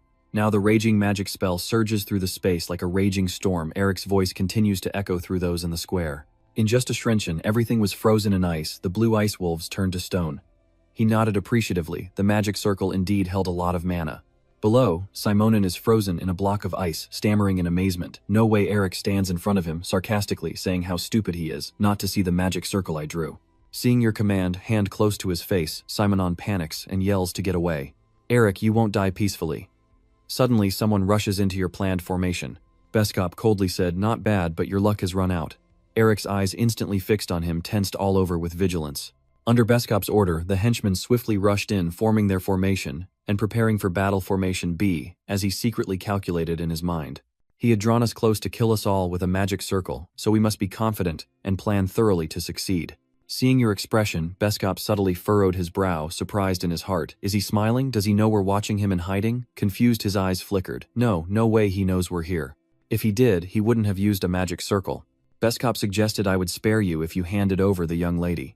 Eric calmly replied, is that so? But the thing is, I firmly declare I don't intend to let you live. Immediately afterward, divine magic blazed intensely like a raging storm rushing toward the tower. Eric's voice echoed coldly, such actions shouldn't be done. Corrupt knights will not be spared. Beskop tightly grips his sword ready to strike.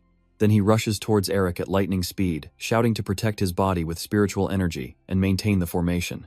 He quickly launched a counterattack, causing his sword to whirl, but the enemy's blade remained sharp and unwavering, slicing through with overwhelming force. Eric quickly crouched down to dodge, thinking to himself, doesn't the curse of the blade have no effect? Beskop kept swinging his sword, determined to fight to the end. He also quickly moved his hand, gathering spiritual energy at his fingertips, and rapidly cast a spell to blow them away. But it was all pointless, leaving Eric momentarily startled, feeling even weaker than the wind. He wondered if it was because of the curse seal that all non-ice magic was weaker, and that he must obtain the seal of the same system to use them. Eric silently thought helplessly, even if that's the case, would it be easy to use? The curse seal? No, it's very difficult. You muttered. Unlike the ice mountain filled with ice energy, it can't unleash its full power in the city and consumes too much mana. At this moment, Eric's hands clenched together, focusing his mana, his thoughts racing, but suddenly unleashed, charging straight at his opponent, who quickly raised his sword to block the attack. The magic flow on the sword rapidly weakened the light, dimmed and faded. Suddenly, he clapped his hands together, his eyes shining with joy in his heart, realizing there was a way. Almost instantly hearing Eric shout, he backed up and ran away. At the same time, a surge of magic shoots swiftly toward the enemy. Seeing the danger near, Beskop roars in anger and blocks them. His sword clashed with the ice bullets, the deafening sound ringing out continuously, and suddenly he appeared to be at a disadvantage, repeatedly launching magic attacks. He couldn't dodge in time, and blood immediately splattered from his hands. Beskop gritted his teeth, his eyes blazing with fury. You once again raise your finger, preparing to strike the next blow. Eric closes his eyes tightly, his whole body focused, inner energy suppressed and ready to burst. The guy and his minions quickly wipe their eyes, his voice full of anger enough playing around. I'm busy, so I'll finish this now. Beskop's voice continues to say, I'll kill you all. But after a moment when no teammate made a move, the trembling man turned back terrified. Beskop panic-stricken, a long sweat running down his face as he realized his body was slowly freezing. Just a light touch on the deadly ice and you'll freeze instantly. Eric taunted, your mistake was blocking them instead of rushing in to fight. His whole body trembled with fear. I've never heard of such a curse. The calm reply, what are you so surprised about? Eric smugly says, I only added a curse to the ice spell. Beskop bitterly remarks, the captain of Team 1 really is the dumbest, he shouldn't have only sent us. He sneered and said, I admit you're very capable, but you'll soon regret messing with us. Beskop chuckled darkly. You'll die soon at the hands of the captain, the boy said coldly. So is he. Eric angrily unleashes all his spiritual power and delivers a final blow to the schemer, who is stunned, eyes wide and mouth agape, completely shocked by what he sees. The boy declares that he won't be alone on his journey to hell. Eric's eyes blazing with fury. I'll soon send him down to meet you. Then a thunderous explosion roared through the sky, and in that moment elsewhere, Simonin's voice rang out. Take it, the man looked stunned. What is this? He knelt on the ground, sincerely recounting that it was a scroll containing a level 6 fire element spell, and we escaped because Beskop held him back. But Simonon continued, our Green Dragon squad is the sword masters of Lord Pao Queo. The next Green Lion, we can't just run away like cowards, we can do this. He continued, run until your feet blister, light a fire, and if that's not enough, set yourself on fire and run away. Simonin's face showed pure cruelty. It doesn't matter if the lady dies, use your life to burn this city down. His voice echoing with the explosion, we are the Green Shikari Lord Pao Queo's ace. How can we turn tail and run like this? He chuckles triumphantly, and looks at you as Simonin's voice continues to ring out. Even if she dies, it doesn't matter if she must sacrifice her life. Let this place turn to dust. Miffy modestly smiles. It seems they're planning some crazy evil tricks. Again, you turn around in surprise and ask Auntie why. Elric quickly concentrates his spiritual power scanning and searching for the remaining members of the Green Wolf elite team. He suddenly erupts into the sky, swirling dust, obscuring everything. You're furious, gnashing your teeth and cursing at the bastards. Miffy firmly stated that in this world the only species more corrupt than demons are humans. He criticized loudly, saying no matter how much they pretend to be civilized, their true faces will always be revealed when they gather together. Elric charged forward, scanning everywhere with a worried look. Now only 3 members of the Green Shaman remain. I don't see anyone else, and the greater danger is that the magic techniques are in their hands. A thought crossed his mind, at least a 6-circle spell, just a small-size shot, and the entire city would turn to dust. On the other side, Simona gritted his teeth and smiled smugly to see how you would stop this. At this moment, Elric had spotted him his heart, a tangled mess, sweat beading on his forehead. Simona raised her scroll, a smug smile on her face, but it was already too late. Suddenly he sensed an ambush and swiftly retreated backward. At that moment, a figure suddenly swooped in towards Simona, and immediately afterward his arm was torn off, blood spraying everywhere. Elric frowned. I suspected it on the mountain, but I didn't expect you to be so fearless. A moment later, Isabel's figure appeared, clutching a sword, daring to steal what I gave you and run away. Senza, even my A+ crafting technique manual is worth it, right? That silent manual doesn't really show its effects. Suddenly, she sensed danger approaching and instinctively looked up. Simona roars and charges at Isabel with a knife die. Immediately, his body is frozen by your technique turned to ice. Elric mockingly said, Senza tried hard too, but in the end, everyone dies anyway, so what's the point of exhausting yourself? What's with that attitude? Just lost a hand and already acting tough, already a bad person, now even more disgusting. You say your piece, I'm tired too, let's end it now, he said, with a tense look. Do you think that's it? Elric sniffed and exclaimed in surprise. Auntie Simona continued speaking. Have you forgotten about those 2 returning to the moment just now when you were still focusing on magic? Elric's eyes swept across the square, not missing a single corner. Simona recounts that when you were still busy creating a barrier here with me, my subordinates had already prepared everything.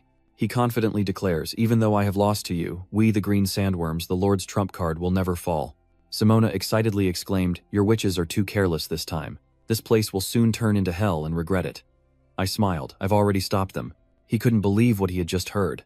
What? Elric asked. You told me to use the magic I'm so proud of just now. He remembered the moment as he brushed past Simona, holding the scroll, standing proudly on the roof looking down. At that moment, Elric noticed something was wrong. Just a faint curl of the lips, but everything was exactly as he had predicted.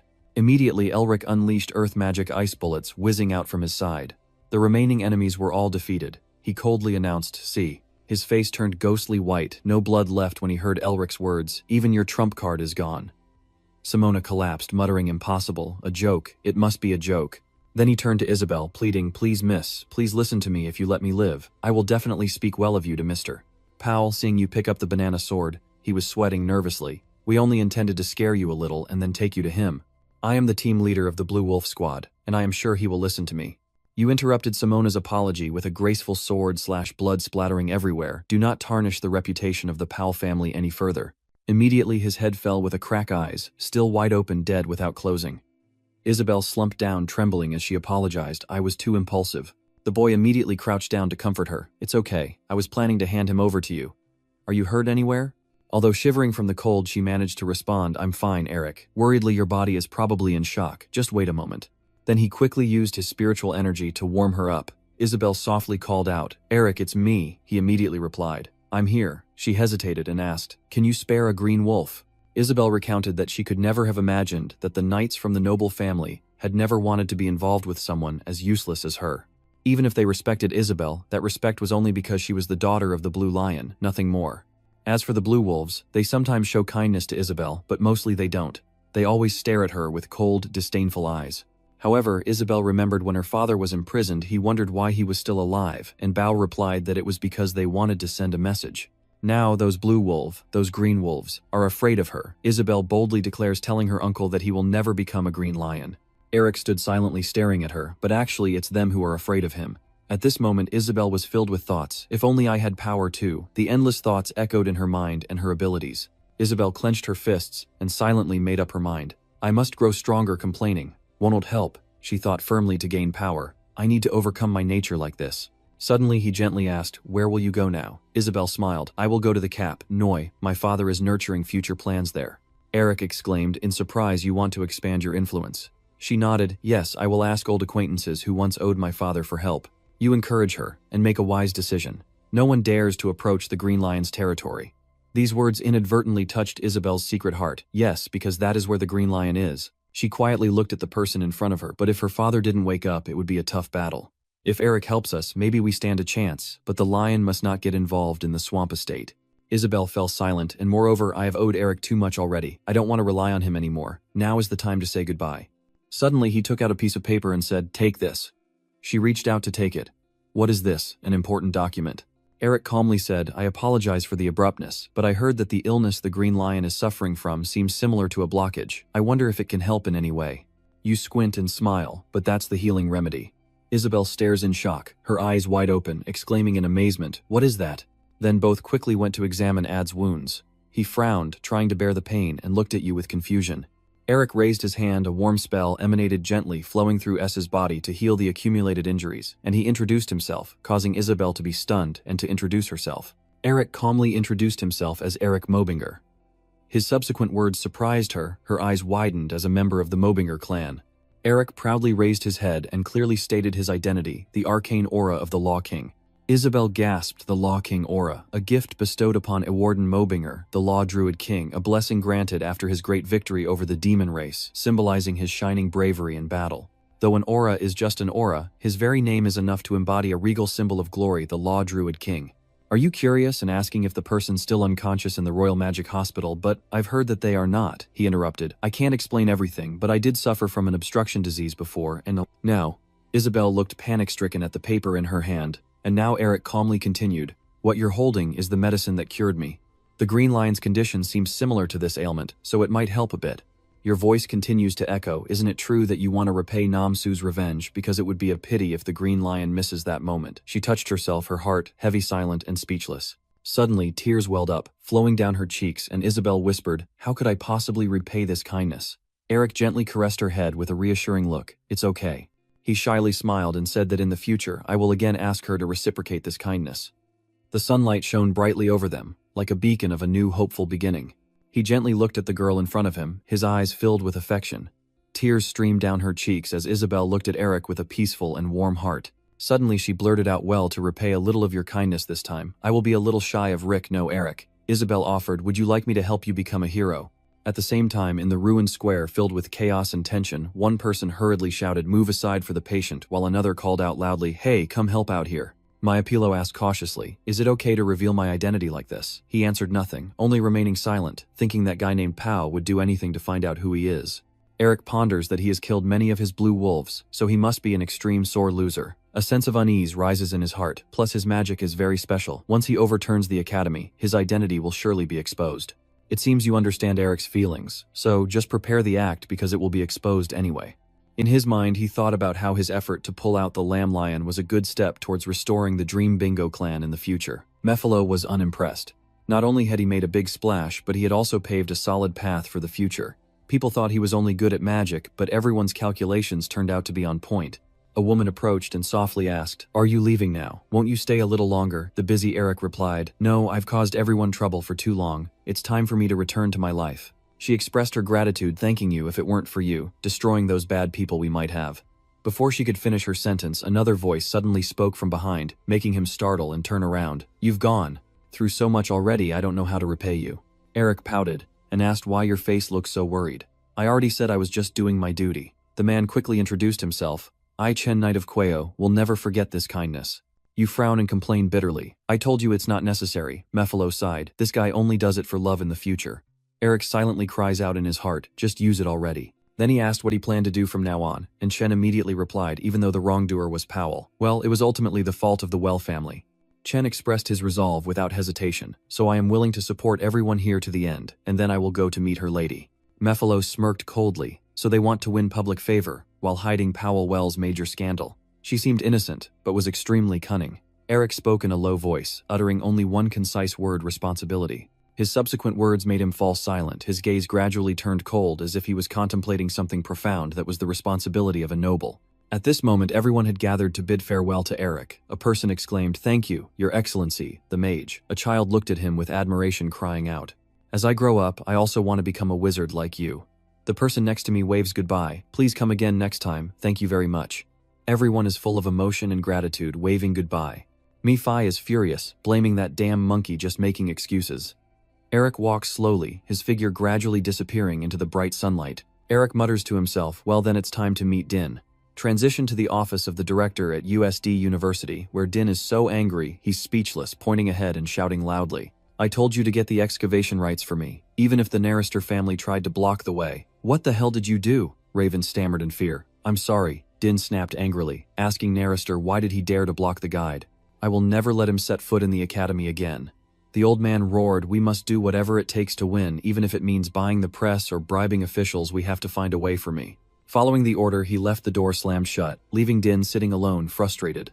Staring intently at the newspapers on the table, Din clenched his teeth and muttered, damn it.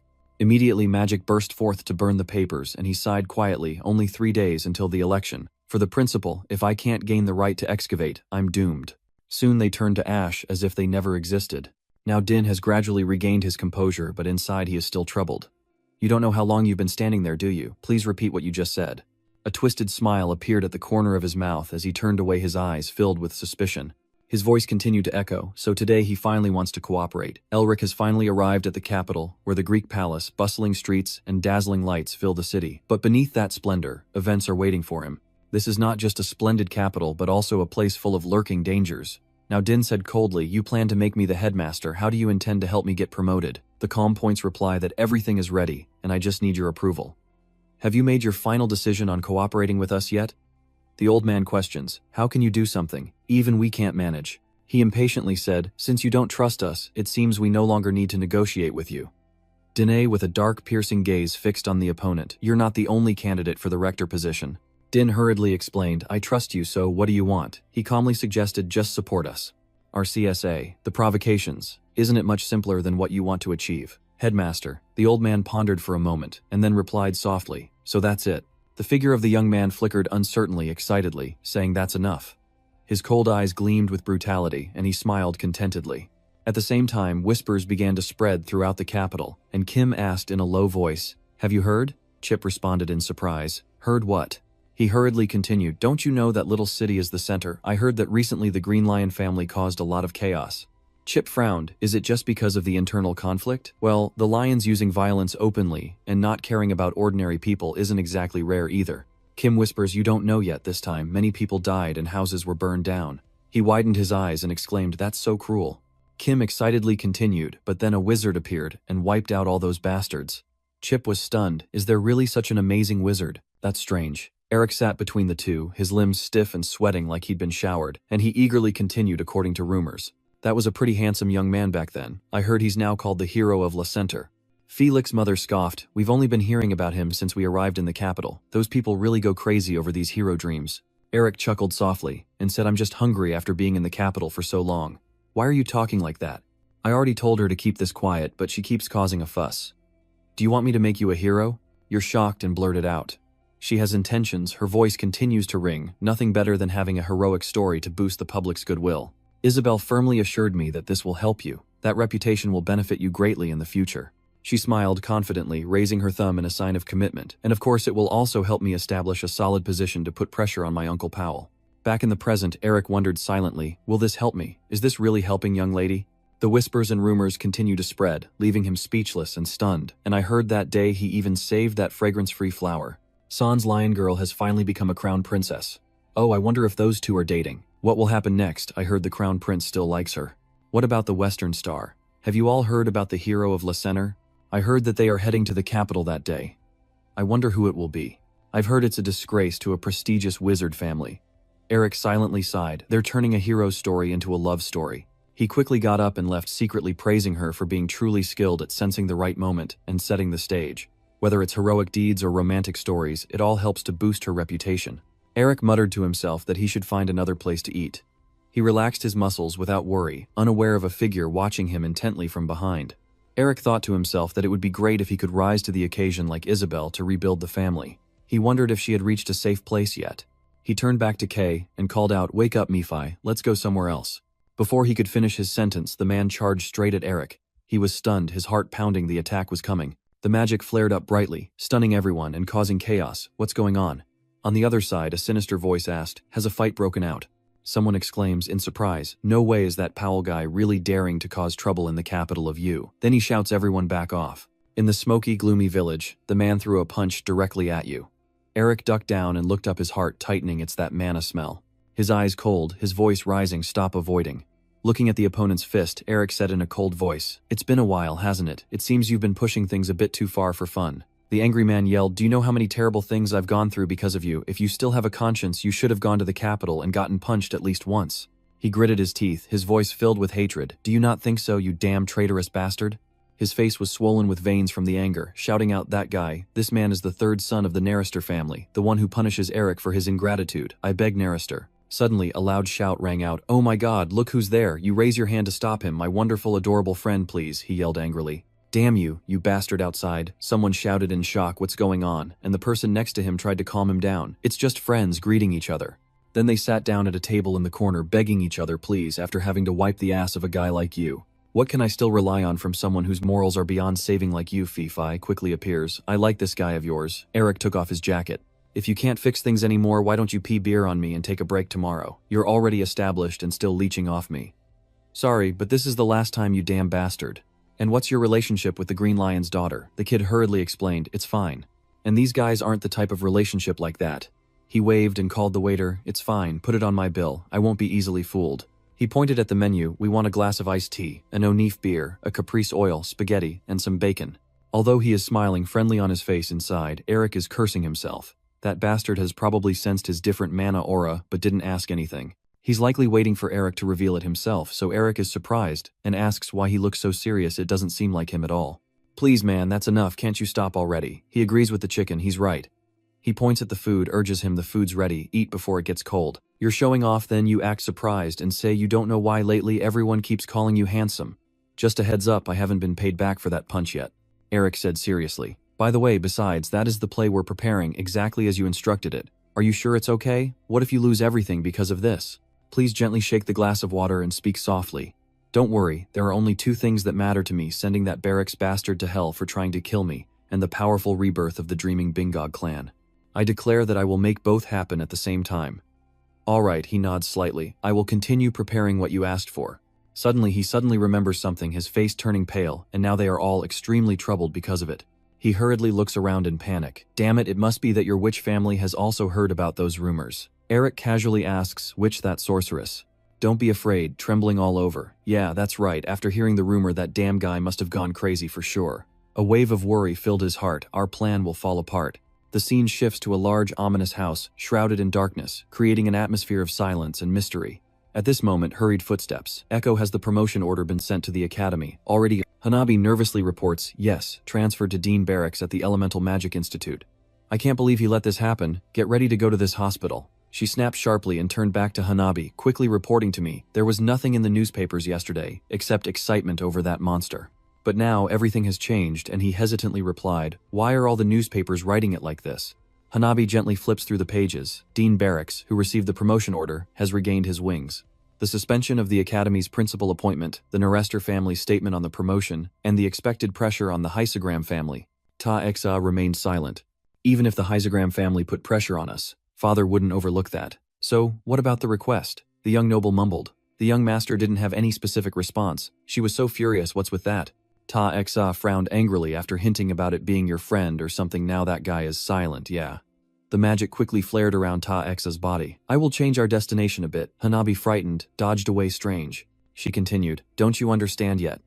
The promotion order isn't ours, or the Academy's, so how dare they deceive us? Should I go meet those cunning Mu-Mo bastards?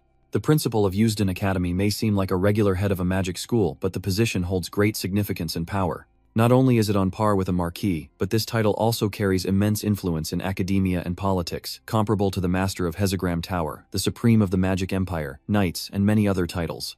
Star Witch, a prestigious position created for the successor of Usden Mojinber today, is the day of the principal selection. Inside the large auditorium of Usden Academy, someone is speaking clearly from the stage, thanking everyone for coming from afar for the future of our academy.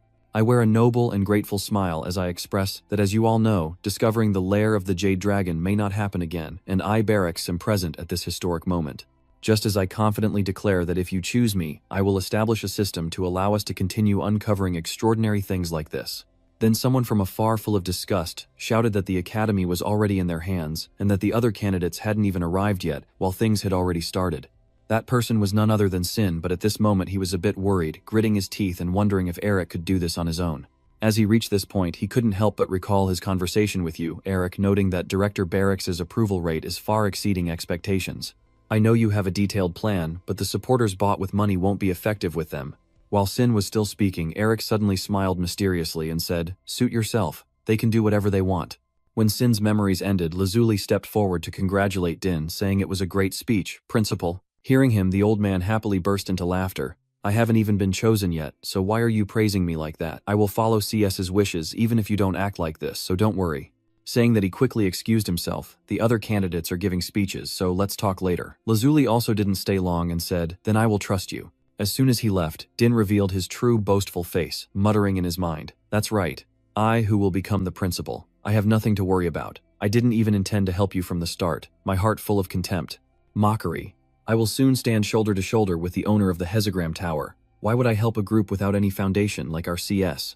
It was Din unaware while the old man was lost in his thoughts. Lazuli was now glaring with a dangerous look, ready to crush you all easily once I become the headmaster. The smile on his face grew wider, full of hidden intentions.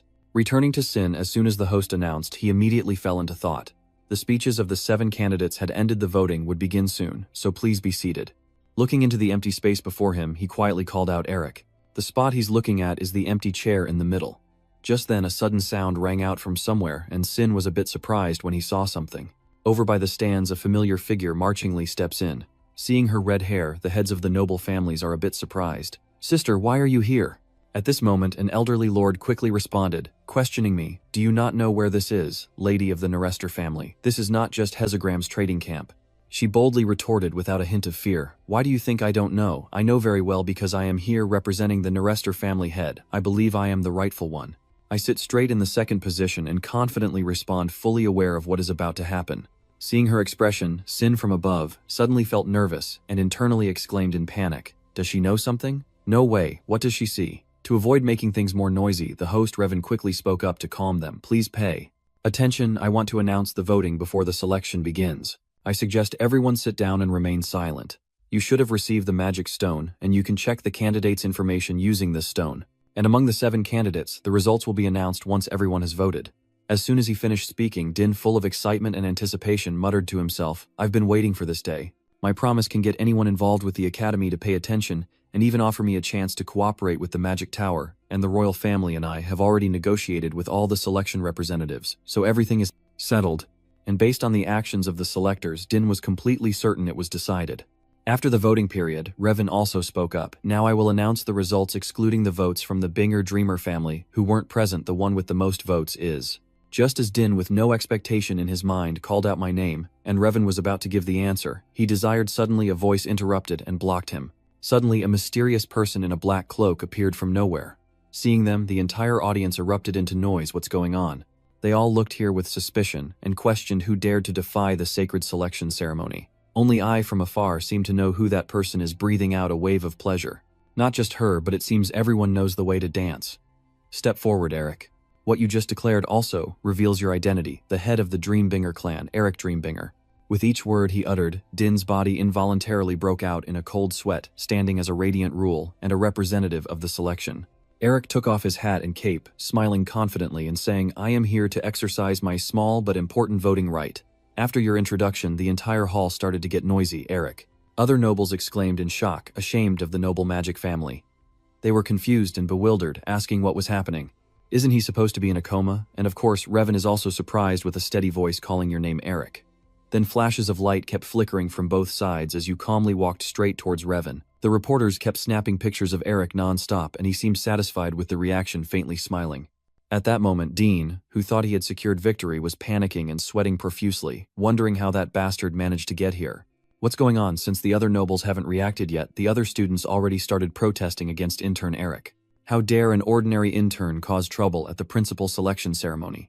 Hearing what they said, he slowly spoke up to protest. "Do you all look down on the imperial law?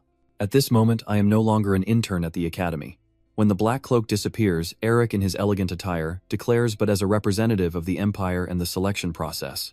The bench in the middle is Mobinger's seat, and Mobinger's owner is not allowed to congratulate the new principal afterward. At this point, there's no choice but to force a stiff smile and ask you how you're doing.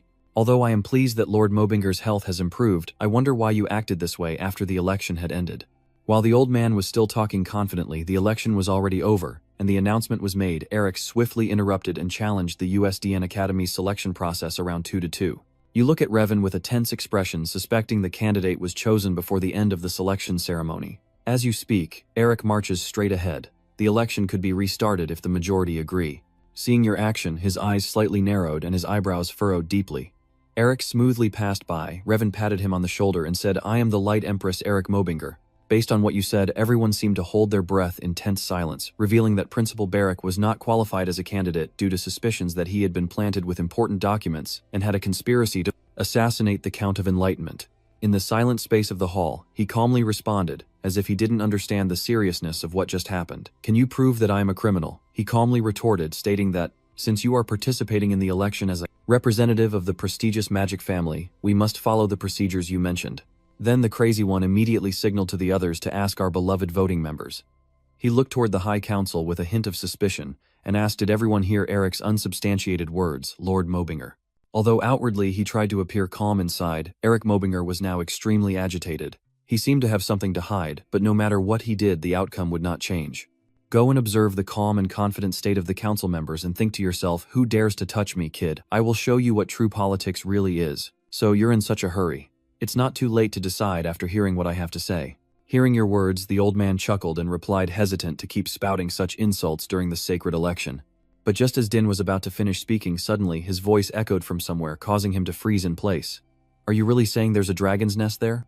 Eric is holding a magic orb that is playing a recording of Din's voice. No, we must deal with Eric as planned. Keep his magic necklace as a keepsake. Seeing that item, the old man stiffened. That voice belongs to. Carefully examining the image inside the orb, Din was filled with shock and silently exclaimed from that moment on. After playing that recording, Eric began to expose the truth, contrasting with what the public believed. Director Barracks did nothing to help the great discovery of Director Narrister and me. On the contrary, he wanted to destroy me and steal my family's heirloom. As he spoke, sweat beads appeared on Din's face, who still believed. Eric gazed deep and serious, looking directly at the others as he asked, my words are just baseless excuses. Director Din quickly responded with a trembling voice, no, he's accusing me. How dare he say I deceive everyone with dishonest magic?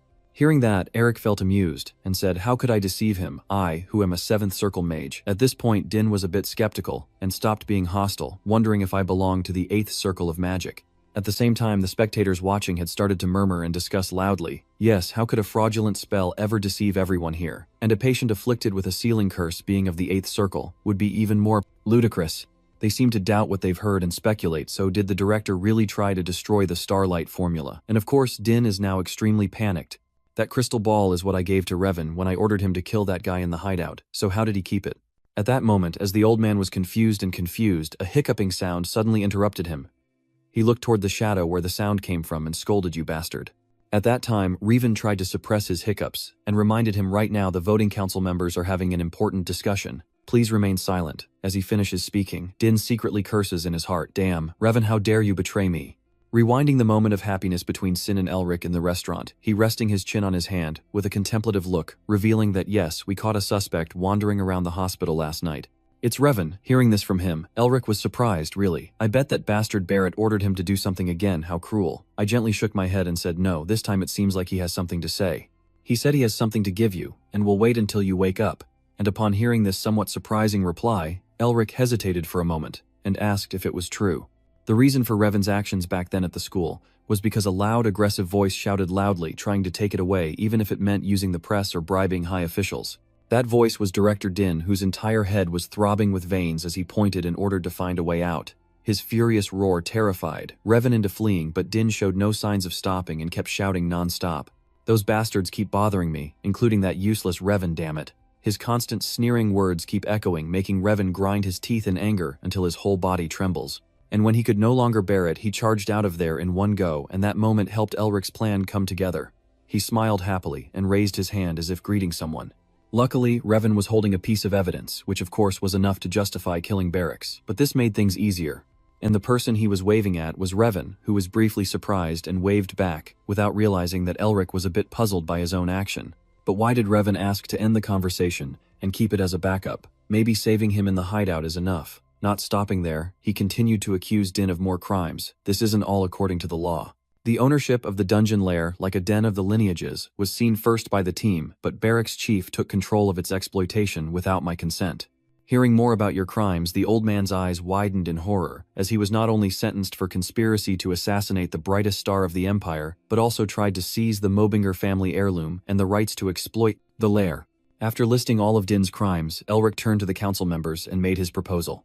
I not only demand that Barrack's candidacy be revoked, but also that he be punished for his crimes. As soon as you finished speaking the election, council members started panicking and debating. What should we do now? Should we even ask without the mining rights? Barrack's director will be useless.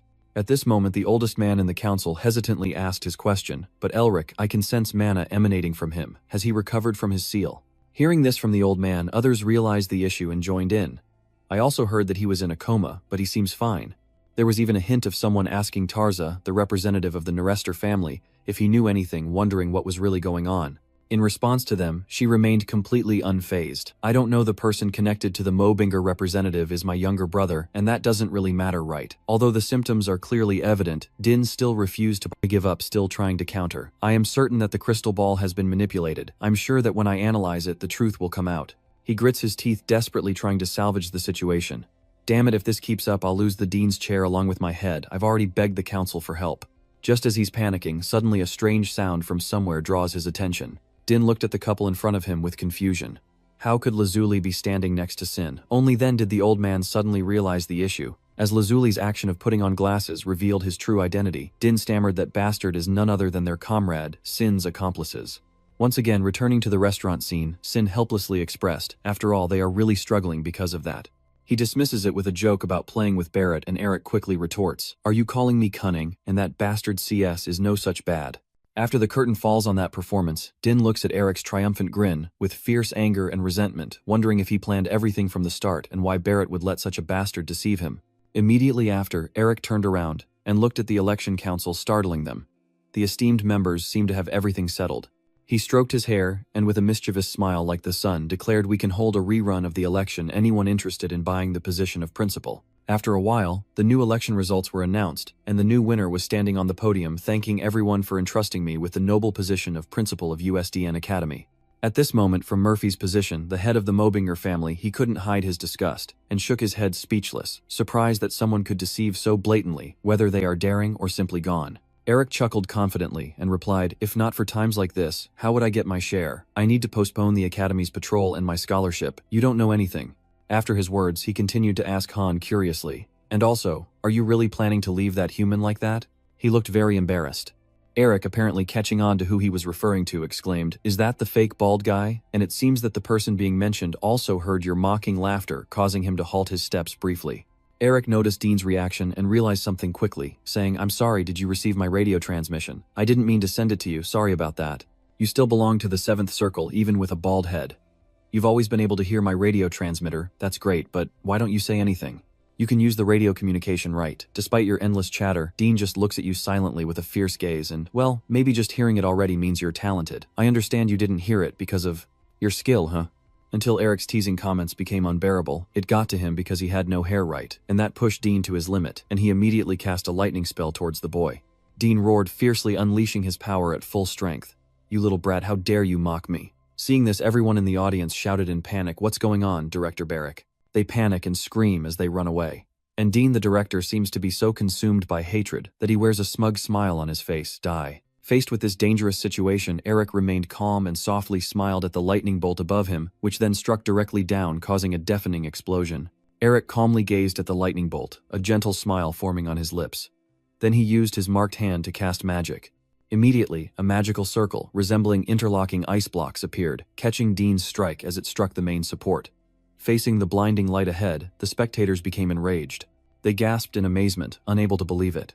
Looking at the barrier above their heads, they became even more confused and curious who was the level 5-star mage blocking it. But Dean showed no sign of stopping and continued to cast spells to attack once more. Just then, a sound of something jumping suddenly erupted. A familiar figure rushes straight toward Dean to face him directly. The oldest member of the council, full of amazement, exclaims that someone from the center can block a tier 6 magic circle. Everyone else soon realized who it was and said, "Wait, it's this person."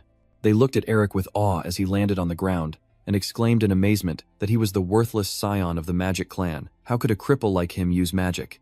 Eric raised his head to look at Dean with a slightly amused smile, thinking to himself that since the old man was already so old it should be easier to handle him, but after all he was a level 7 mage, so it would take a little more time to deal with him. You look at the opponent attacking you and think, but according to each thought, Eric utters a pair of hands, raises, and snaps their fingers. "I think you've forgotten where you are, Dean."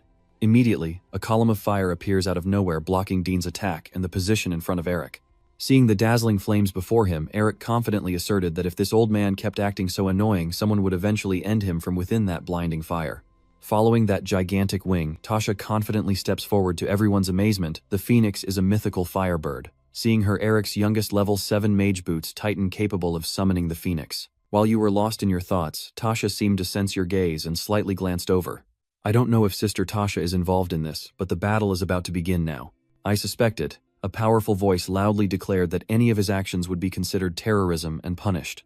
Dean Barrett, following that voice, along with the people from the great clans and the black-clad figures, immediately appeared to block. "Eric, raise your hands quickly." Seeing their actions, Dean instinctively hesitated at Eric's cry, "Oh, 6 families and distinguished ones." It seems Revan didn't anticipate this move either, so he was a bit surprised. Then a series of loud noises and Chiho's voice rang out. The owner of Moobinger was attacked. Quickly capture Barrett. On the other side, Nephi looked at the black shadow lying on the ground with a hint of helplessness. "I don't know if calling myself the Demon King is right or not." The figure he saw was Eric's battered and wounded body. Indeed, the one born as a demon would surely become the new Demon King. Hearing Nephi's words, the young man subtly smiled and transmitted via sound. "Don't you recognize it?" Eric looked at Din being restrained tightly by the chains with satisfaction. "This is the fate for those who stand in my way." Time passed quickly, and after that day, rumors spread through the bustling town. "Did you hear anything about the incident at US Academy? About the commotion caused by Eric Mubinger, the one in a coma? What's the spoiled descendant of the magic family trying to do? Is that murmuring coming from a luxury restaurant only for gentlemen? No way do you understand who Eric Mubinger really is. What are you even talking about?" Under their suspicion, someone quickly revealed the key point. "I heard he was the one who saved Lockenthal."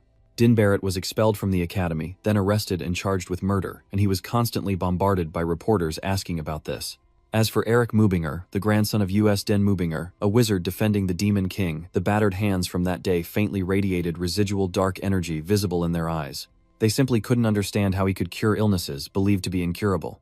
Could it be that he uncovered a secret when he entered the Starstream cave, causing the Narister family to face their rightful punishment? Cut to somewhere else. Shin loudly reads the latest news. The Mubinger family is gradually restoring their honor. A hero has appeared despite being laughed at by many. But not long after he started complaining and whining about his butt. "Why should I read this stuff to you?" Eric, looking pitiful, replied. "I'm still a patient, and I still hurt from the spot, mister." Barracks hit, and hearing the butler immediately got angry and scolded him. "Damn it, you're just a skilled pretender, pretending to be a hero. Don't you see my home's guards are suffering a lot?" Just as he said. Outside, Sin's mansion reporters push and shove him. "Please let us meet Eric Mubinger Narister. Open the gates, we have the right to know." Look at the person stretching casually in front of them. Those reporters should learn the truth about this con artist. You're only playing trivial games now, but you've already become a legend in people's lives. Where did you learn all those things? Eric carefully stepped down from the bed and calmly replied. "Do you think I've just been toying around these past few months?" Atla Center, the lady of the Great Lion family. As he spoke, he involuntarily flinched, and his face gradually turned red. Immediately afterward, Eric suddenly refused to discuss this anymore, making Sin want to explode. He didn't care anymore. But he set that aside for now, and asked about something else. "And furthermore, you have no intention of causing more trouble, right?" Without much thought, Eric replied, "I don't know," feeling a bit helpless and saying I don't know what. "You're planning to do." When he heard his next words, a flicker of emotion crossed his eyes, but he let it go. "My father wants to have dinner with you." Sin's father, Winarester, is a level 9 mage, a grand mage with enormous power, and the head of the Narister family that rules the top of the magic tower. Even Eric's grandfather wants to take him as a disciple. This person is a genius among geniuses, and this place is... I have no idea what Eric and Murphy saw, but they were both stunned, trembling, and stuttering. "Damn it. You're really a bastard, but only pretending to be calm and clueless because you seem used to it, huh? No way." Eric is still trembling and stammering. "I know he's rich. If I knew it was this intense, I would have looked into his feelings much earlier." "This is the master house of the Narister family, a pair of bones." Eric reluctantly said, "This is a house. No, it should be a whole castle." And then he imagined himself standing before a gate, leading to another mysterious place, thinking that Eric's eyebrows subtly furrowed, his eyes full of determined excitement, ready to smile. Immediately after, he slowly took a step forward, muttering to himself, passing through a certain day. And at this moment, Eric was about to step inside the castle, when suddenly he remembered something and said, "Oh right, your sister is also there." Hearing that, he paused briefly and asked, "Why are you only telling me this now? Here is Heigi's letter to Jack's brother. Do you know how busy I've been lately because of you? You should have contacted her earlier." Eric took the letter, and with a nervous state opened it to read, "My dear Tra Eric, I hear you're planning to go to the Narrister family estate. Don't bother them until your sister arrives there, and get ready. And at the station, a familiar figure has also arrived at the destination, so you better run." She carried an enormous suitcase, unaware of what was inside, and on the Narrister side, as Eric read the last line, his face drained of all blood, and covered in sweat, he would die. You lower your head in desperation and cry out, "It's over, I'm dead." Seeing you like that, Mephi could only sigh. It seems that among the Mubinger members there is a demon king we don't know about, because he is making you, the worst sinner of Satan, tremble in fear. Shin quickly tries to comfort Eric by saying, "If you don't cause trouble, she is like an angel. Have you really forgotten that she worked herself to the point of nearly dying just to get you into the academy?" Hearing this secret from him, Mephi has even more reason to poke at you. "I knew it, the problem is you." Eric reluctantly replied, "Of course I am grateful to her, very grateful, but if I saw her true nature I wouldn't dare say things like that." As he was about to finish, he suddenly paused and looked toward the approaching figure. Only Shin remained unaware of the danger coming closer, and kept criticizing her. "Your sister is even better than mine. Do you think that old woman was called a witch just because she was praised as a genius when he was too busy whining about his sister's father? Her personality totally changed to that of Sid after being lauded as a genius, and I can't even see her as a real person anymore."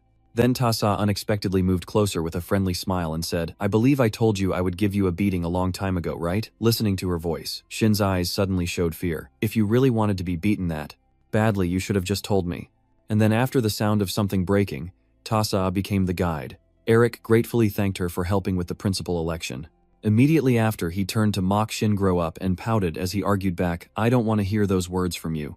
Tasi doesn't realize they're just joking around and says politely, "It's nothing, you should be able to handle things yourself. Isn't that right?" Hearing this, Shin finally voiced her concern. But why would such a stubborn woman do something like that? Could it be that she's interested in Eric? Before she could finish speaking, Tasa subtly warned him that blow was too soft, he didn't agree so easily earlier. "Are you really planning to behave like this in front of my friend?" she calmly retorted. "Oh my god, who's the one lying to you first?" At this moment, Eric suddenly saw something and his eyes widened in shock. Immediately afterward, he disappeared into thin air as Tasa's warning just rang out. "Once we complete this mission, we can go to where my father is staying. There are traps set up, so stay alert and follow us carefully. This place is very hard to escape from, even for a sixth circle mage." By this time, both of them realized that you had disappeared, Eric. At that very moment, Eric stood in a vast empty space filled with darkness. He was confused and panicking, shouting loudly, "What is that, Shin? She's gone. Where did they go?" Eric hurriedly ran around trying to find everyone as darkness gradually engulfed him. "Where am I right now?" In front of you is a massive amount of magic, forming two rings surrounding a black hole in the center like an eye. With magic at this level, is the Narester family that powerful, and all the elements are filling this empty space. Eric carefully examined the center of the eye, noticing areas that were intense, others that were gentle, some that were thin, while others were thick, to the point of pain. They might each represent different magical elements, since they had no common features, but they blended together at one point thanks to the wind element. After a moment of surveying his surroundings, he opened his eyes wide with a craving and thought to himself, "I don't know where this place is, but as long as I research, I can make it mine." Just then, a huge cloud of smoke suddenly appeared behind him, and someone said, "You're looking at something pretty interesting, kid." Eric suddenly turned around as someone watching me. The man who just appeared behind the fog announced again, "Do you know what you're looking at, or are you just staring without knowing?" Hearing the old man's footsteps, Eric muttered to himself in despair, "I truly am lost, but seeing someone else's magic without permission is a deadly offense. If they control this space, they must be at least a 7th tier archmage. What should I do now?" The mysterious man then chuckled a few times. "Haven't you heard what I said?" "I am sure you responded, 'Haven't you heard me, kid?'" But Eric no longer paid attention to his words, and was trying to calm himself down. "Wait, objectively speaking, this is the fault of the Narester siblings for not guiding me carefully, so I have no reason to be questioned. I will pretend I know nothing and find a way out of this maze. But it seems that person figured out your plan and shouted, so you're planning to ignore this old man and run away now, huh? I can hear the gears turning in your head." Hearing the old man's words, Eric no longer hesitates and immediately casts his magic to hide himself. Before this action of yours, Augustine's pursuer was full of admiration and paused his cruelty. He slightly admired your cleverness. "I didn't see inside the maze. Did you use your own fog to hide?" Thinking about it, Augustine muttered with a hint of admiration, "Eden, you left too soon, but it seems you left behind a pretty interesting kid." After escaping the old man's surveillance, Eric continued wandering through the infinite space. If not for that elder, he would have already deciphered it. But unfortunately, I might get caught in a big mess if I stay here any longer than I already have. Just as your words were finished, suddenly a sudden tremor occurred. The one who did that was Augustine, who had been watching you all along. He created a gust of wind that swept Eric into the middle of the chaos, and things only just started to get interesting. But you were already planning to leave, huh? Because you desired something that wasn't yours, you have to pay the price right. Meanwhile, outside the Nerester estate entrance, Sin is anxious and urging us to go. What should we do now, sister? We have to tell Dad. Before he could finish speaking, someone appeared and spoke up, causing the ambush to open. The person who just appeared is the head of the Nerester family, Winnerester. He looks upset and is questioning what exactly happened. Seeing him, Sin wanted to call his father, but quickly corrected himself. "Father, no lord, it's just that Win ignored his words and continued to ask questions. Aren't you going to give him a proper guide? Quickly find a reason to answer his question." He disappeared before we even stepped through the entrance. Hearing this, Win's stabilizer trembled slightly as he realized he vanished before entering the palace. And then he looked at the mysterious magic circle in front of him and confirmed that it seemed Uncle had a hand in this. Hearing that Sin was surprisingly confused, wondering why he would do that, while Win sighed in helplessness and muttered his illness must have worsened again. Seeing that he mustered up all his courage and quickly suggested, "We can't just stand here watching. He is a guest of the Nerester family, officially, Lord Mobinger." Just as Sin was about to finish speaking, Ifsa immediately cut in to praise, "You're so adorable." Receiving her unexpected compliment, he stiffened slightly, then gently smirked and replied, "Still surprised that he could make your brother, who is even indifferent to his own family, worry this much." But her eyes and words carry a slightly dangerous look, the romantic formula of this generation. Now I am even more curious. Seeing Tasha's expression, Shin feels a bit chilled. What kind of devil is this worrying now? What's surprising is that not only she, but also Win said the same thing. "I'm also curious," and his words made Tasha's brows furrow naturally, her eyes glinting coldly. "And I feel a bit nervous and sweaty hearing every word he says about the new ruler of Bingo." At the same time as Win speaks, Elric inside that other dimension is struggling terribly, knowing how powerful the noble wizard family is comparable to the magic tower. As the loud explosion echoes, Elric's thoughts immediately race to Nephi Otto and that old man. He grits his teeth, rubbing his palms together to summon fiery sparks, muttering at the old men around him. Shortly after, a quick barrier was raised to block the falling snow. While he cursed himself for losing control, everyone's going crazy.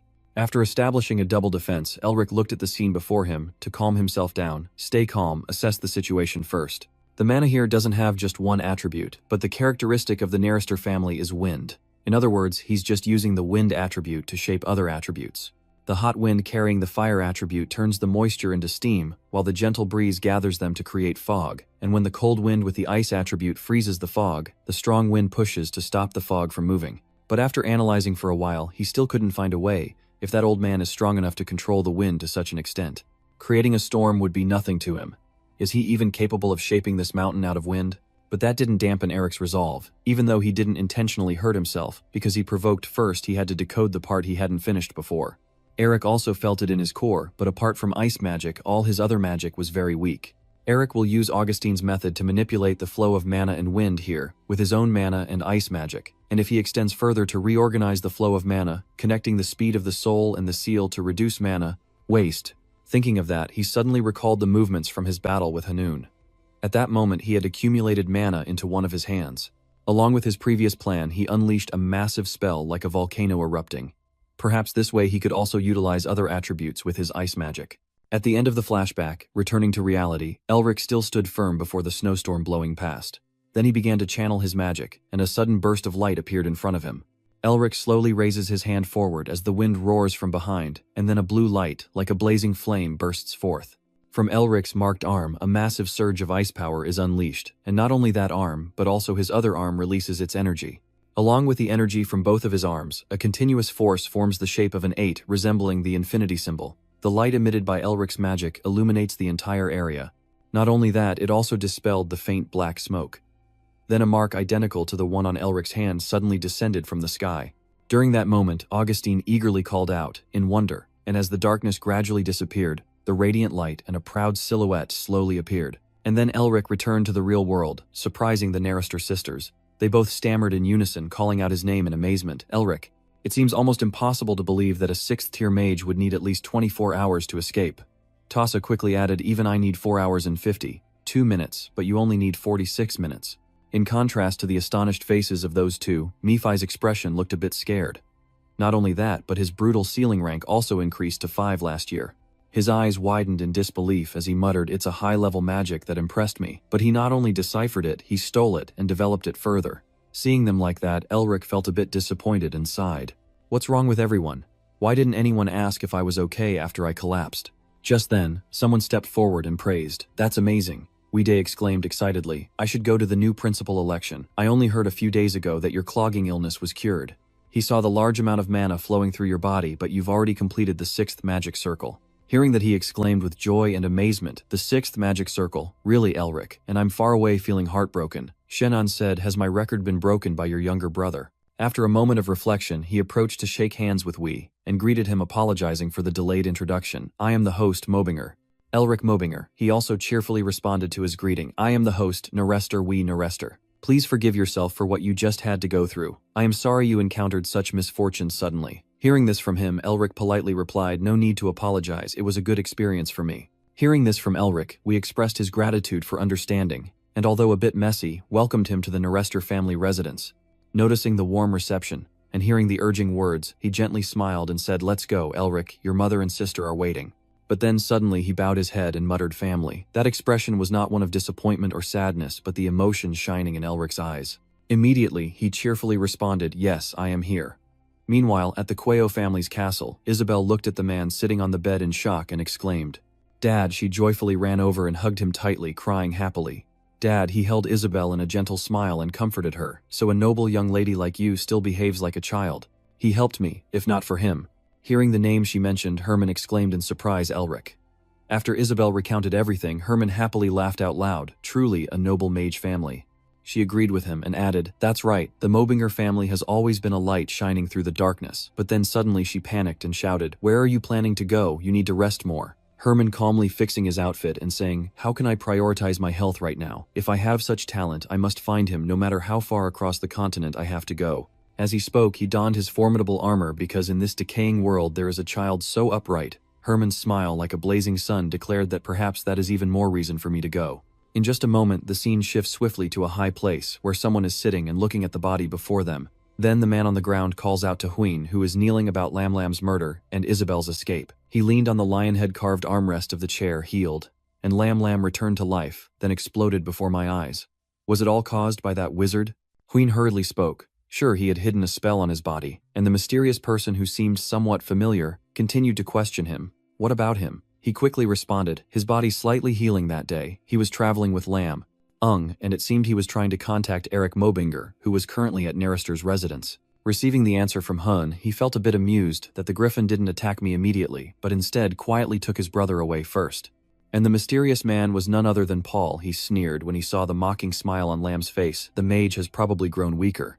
And then he immediately ordered the person below to ensure that you and that Mobinger bastard do not meet. Kill him as soon as he leaves the Nerester residence.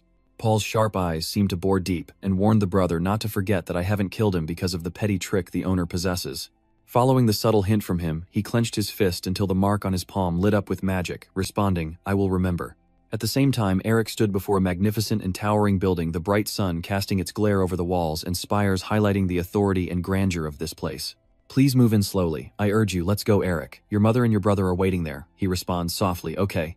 Behind Eric, Nephi walks with heavy steps, as if these legs are still unfamiliar to him, muttering curses and insults. It's a pain. Nephi roars loudly, is he even human? Hearing this, Eric quickly asks in a lowered voice, what do you mean, is he a demon? Nephi shakes his head, no. He wondered, but if he was just an ordinary person and not a monster, how could he reach that level? Nephi continued, and it had nothing to do with any non-human creature. You sigh in relief and mutter, the one who scares me. Do you think humans just sit around for thousands of years being sealed? Eric then points out other rulers of the Magic Tower, the Great Scythe family, the intelligence agency of the Royal Family, the Revolutionary Army Beastmen, the Opposition Alliance. There are many, so why do you think people say this era is full of monsters? He hesitated. So you're saying that not only the expert in metal magic considered the strongest on the continent, but there are also many powerful people like him, and even stronger. Nephi chuckled with amusement. So it seems there's an additional reason for me, the great Nephi, to awaken in this era. At this moment, magic slowly emanates from him, a wild life, where countless monsters devour each other to become kings. Then that power erupts fiercely, and Nephi continues to speak about the chaos and suffocation they bring. His voice continued to ring out, filled with joy at having defeated everyone, and walking in victory. Ah, Nephi will. Very quickly, they stood in front of a room, and he kept speaking passionately. I must push you as hard as possible to regain your strength as soon as possible so that… Seeing Elric ignoring them completely, Nephi got annoyed, and said, hey, adults are talking to you. As he stepped inside, he saw his mother and 2 younger siblings waiting there. Suddenly, your little sister points proudly at her brother, and shouts, Mom, that idiot dropped his food again because he was looking at Elric, and the boy angrily yells, what idiot, how dare you call my brother an idiot in front of Elric, and he frowns, displeased, raising his voice. Can't you two be quiet? Mom gently smiled and reminded them, why are you two so noisy in front of the hero? Center, don't I say that good children should be quiet during dinner? The obedient girl replied. Mom, I promise to be good. The boy agreed and said, me too, I will be good as well. The scene in front of him made him recall his childhood. Haiji's mischief made him wonder why he kept mimicking her. Did he want to get scolded, Elric? He got angry and ran to tell his mom, this stupid girl keeps bothering me. His mother gently scolded him. Didn't I tell you not to fight during meals? Elric's wife defended him. Kids will be naughty sometimes. You keep saying you'll be the first to be scolded when you become a grand mage, little sister, he warned Elric. Today you must read 100 mage thoughts. You must have. Elric protested. No, today I will play with Father Haiji today. We'll also let Elric stay with you. Elric silent, deep in thought, his eyes filled with profound sadness. Suddenly mother's voice echoes, pulling you back to reality. Is the food not to your liking, Elric? Surprised, you quickly reply, no, very delicious. I'm just a bit dizzy from the delicious taste, she said with a caring tone. I'm glad you like it. I was worried we wouldn't be hospitable enough because you seem so sad. You quickly scooped a big plate of noodles into your mouth, of course not with a look hiding your joy. Having dinner with others is a very enjoyable thing. After the meal, they moved to another room to talk, where the fragrant steam of the hot chamomile tea filled the air. Hui spoke. I heard you would hand over the exploration of the hideout to us. Elric nodded gently. Yes, I have owed a debt for a long time. He quietly took a sip, his mind filled with countless thoughts, his scrutinizing gaze fixed steadily on the man in front of him. Finally, Hui revealed long-kept feelings. Do you not hate me? Hearing these words from him, I froze in shock and felt pity. Frowning, I remained silent, just took a small sip to hide my embarrassment. Elric understood clearly that Mobinger's downfall couldn't have happened overnight to a family with a history of victory and war over thousands of years. That truth was deeply embedded in his mind, the pressure from the royal family, the political manipulation of the 6 Hezagram clans, and the betrayal by trusted people, all happening under political pretense. If he asked whether I hated them, I didn't know. I don't. Everyone has their own circumstances. You know that the Narister family simply couldn't help due to political reasons. They didn't contribute to our family's downfall. I can blame their vantage point, but do I have the courage to do anything if I were in their place? Nephi sneered, as if after Mobinger, a Narister was just an ordinary person 1,000 years ago. The 6 Hezagram clans were no different from flies circling Mobinger's tail, and both being house owners meant they were equals. Elric whispered to himself, selfish and arrogant, don't feed me, nor is it his fault. Mobinger lost power a long time ago. He was surprised, genuinely taken aback by someone who lives for power. Was there any reason for him to walk this long journey? You expressed your feelings, saying that even though it's your friend's family, it will be a place you will overcome someday, and you need to confirm what kind of people the mages and their family heads are. Then Hui suddenly suggested, tell me what you want. That statement made Elric become guarded with a wary look. Hui affirmed that the Narester family would fully support the Mobinger family. You are stunned and shout out what the voice of the old man continues to echo. Don't worry too much about it, it's for the right to explore, and also a gift from me to my son. Mei Fi sneers. He's a formidable guy too. Is he trying to use this opportunity to get close to you, or to help the struggling Mobinger family? Elric retorted, that's good for me. My foundation will be stronger if the Narester family supports me, but I'm sure the other members of Hesagram and others will try to correct the Narester family if they back me up. The boy continued, why does he want to help the weak Mobinger family, even if it might be at a loss? I have no idea what he's thinking. I hesitated slightly, my eyes slightly widened, Lord, but at this moment a powerful aura of magic burst out from an unfamiliar person outside. In just a shrenchen, a massive explosion echoed, and the ground suddenly caved in a large hole. They looked up stunned by the sight before them. Golden rays shined through the hole, illuminating the entire room. Elric couldn't help but be stunned. What the hell is going on? Which madman would do this to the Narester family's house? Very quickly after that, the stranger slowly approached you. Seeing that name, he was filled with horror and rage. Elric's mind was racing, unable to believe it. He gritted his teeth in fury, silently wondering who that person was. His eyes flashed brightly, voice coldly declaring, I will make him my disciple. Elric recounts that he once heard that his father was so greedy for wealth that hundreds of people were living in the main house as guests rather than servants. And the true strength of the Nerester family lies in the Elder Association standing together with those monsters. That explosion drew the attention of the people in the tower, and they quickly gathered looking at the figure in front of them. They all shouted loudly, "Elder, this is the family head study. This action is very disrespectful. Please step back immediately." Your voice continues to echo, and the leader of the Elder Assembly is the Great Master who taught all the wizards of the Nerester family. Fake Augustine Nerester. Elric is a user. He is very strong, maybe even stronger than the true Nerester. Augustine admits his mistake. "Oh my god, that old man is too reckless. Please forgive me, master." Nguyen An maintains her composure and calmness, asking what brought him here. The old man pointed at the boy and said, "As I mentioned, I came here to make that bastard face become my disciple." He calmly introduces himself, saying that the one standing beside Xin Sao is one of the 4 formulas of the Empire, the Mobinger formula, and I think it will be quite difficult to make him become one. Elric interjects politely and introduces himself, the Mobinger formula. He reaffirmed his origin as Elric Mobinger. Elric bowed respectfully and greeted the head of the Nerester clan, Master Augustine. I stammered, Elric, still frowning in confusion, asking what you are doing. Augustine spoke up, recognizing me as the old man, so how could I not recognize the great elder of the Nerester clan? My late father used to often speak about before he passed away. He said that if our family had a pillar like anyone, it wouldn't fall so easily. The old man wondered, "But your father has nothing to do with me." Elric replied casually, "There's nothing strange about that. He's quite famous after all." Augustine mockingly said, "With your sharp tongue, little trickster, you smile faintly, but isn't that the reason you want me to become your disciple afterward? I'll take it as a compliment, thank you." Then the old man once again made an offer, "Clever boy, now that you know who I am, talking becomes easier. Will you become my disciple?" Elric refuses. How could Lord Mobinger become a disciple of the great master of the Nerester family? I truly do not deserve such an offer. Please kindly withdraw it.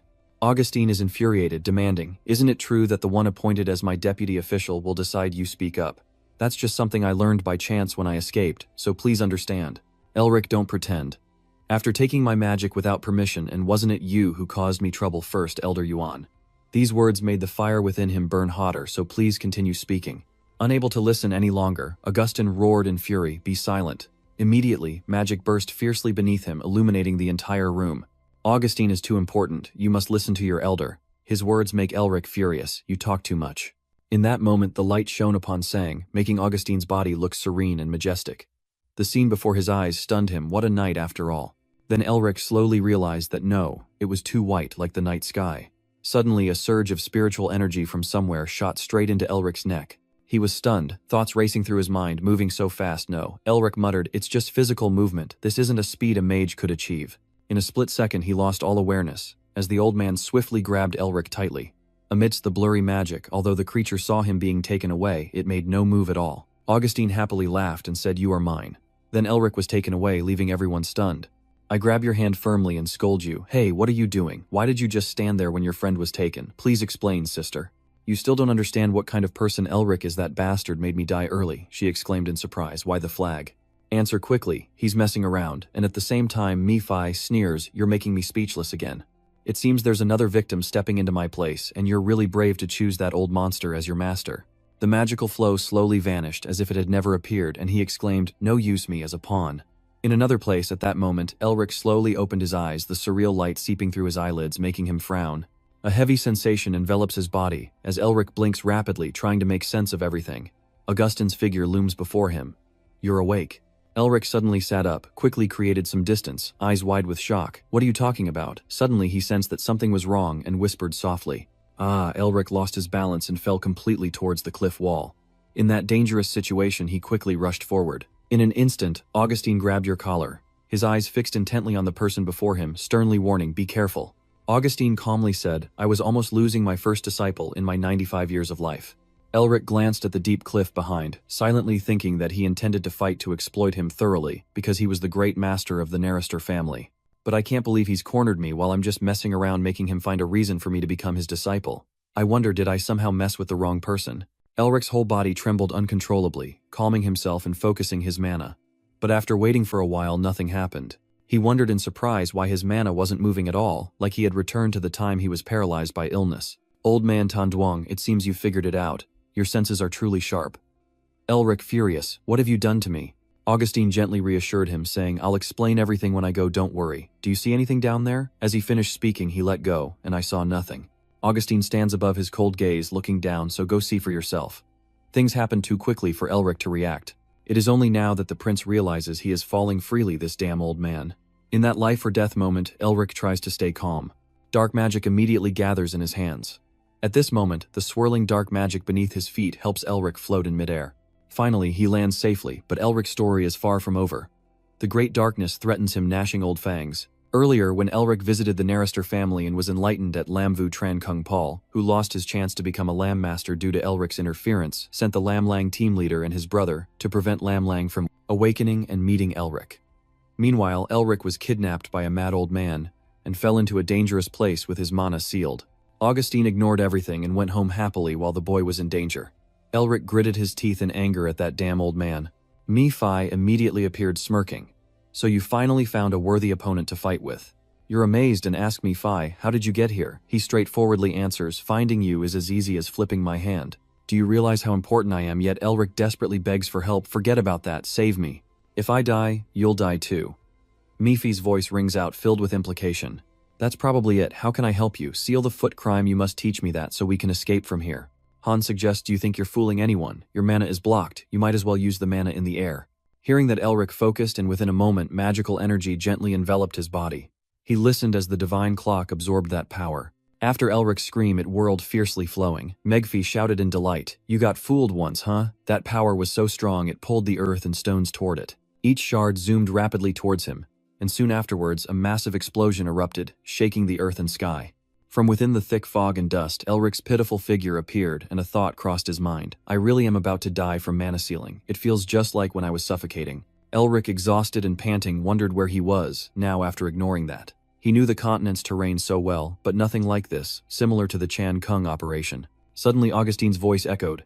This was the Labyrinth mission, and the crossbow mission was just a part of this place. He continued, and furthermore, I sealed your mana, as if you were drawing mana from the air to cast magic. It seems I've picked quite a talented kid, and you scowl angrily. If I die, it's your fault. Why did you do that? He says he wants me to be his successor.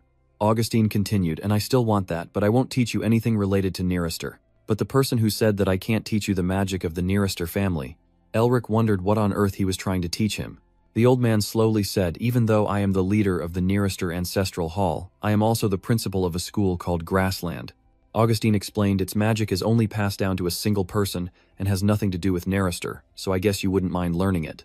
You pondered, Grastico, why have I never seen it in any historical records before? Suddenly Mi-Fi uttered a name that made Elric startle and turn around. Grassland. He paused slowly, unable to believe it's still active. Those bastards are really persistent. I'm surprised and asked, have you heard about it? I have never heard of it. Mi-Fi immediately replied, they come from the west and are a source of trouble for me, while I am still active using martial arts instead of magic. Elric asked curiously, so they operated 1,000 years before AC in the West. He then asked what martial magic was, if it was like the martial arts of that master.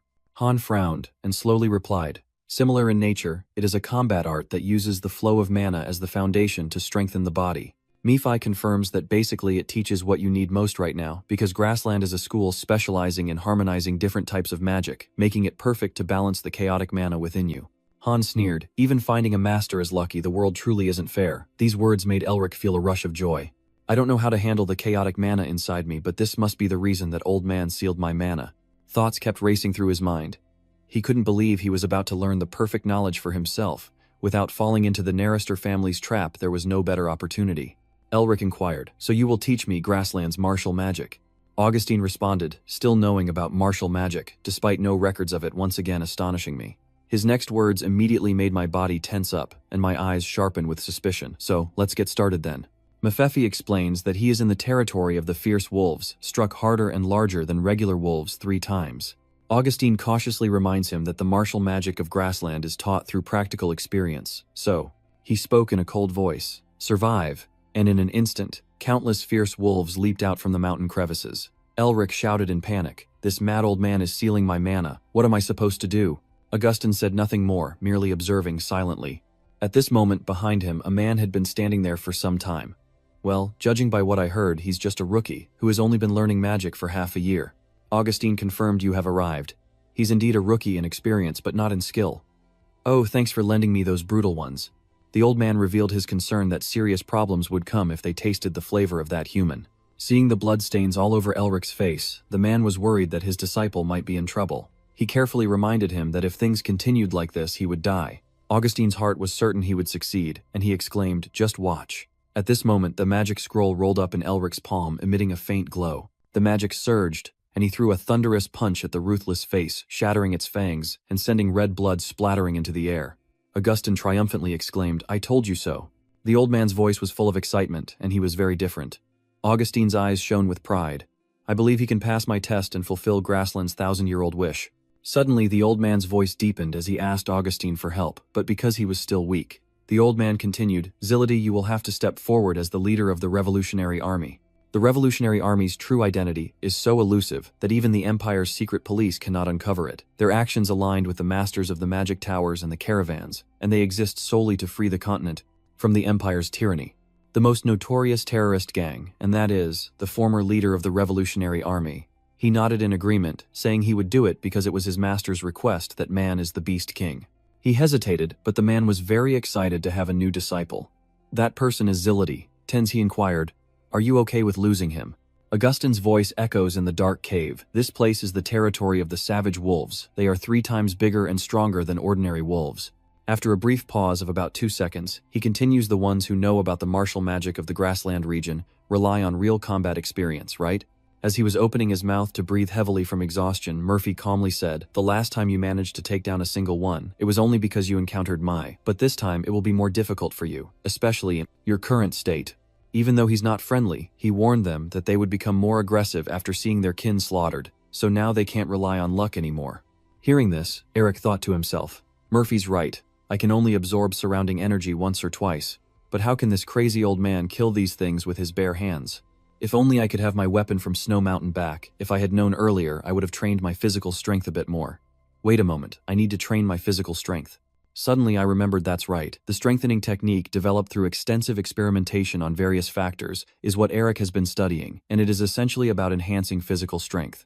It seems you found a way to win, so Eric just needs to imitate it right. The body technique passed down by the descendant of the Toad King is a fighting move that makes the master as tough as steel, increases strength many times over, and guides the user on how to fight using those abilities. The Tiger Man, the king of monsters, once said that the body is a miniature version of the world created by the creator, just like the flow of water in nature, breathing and blood circulation reaching every corner of the body, and the body changes based on how they breathe and think.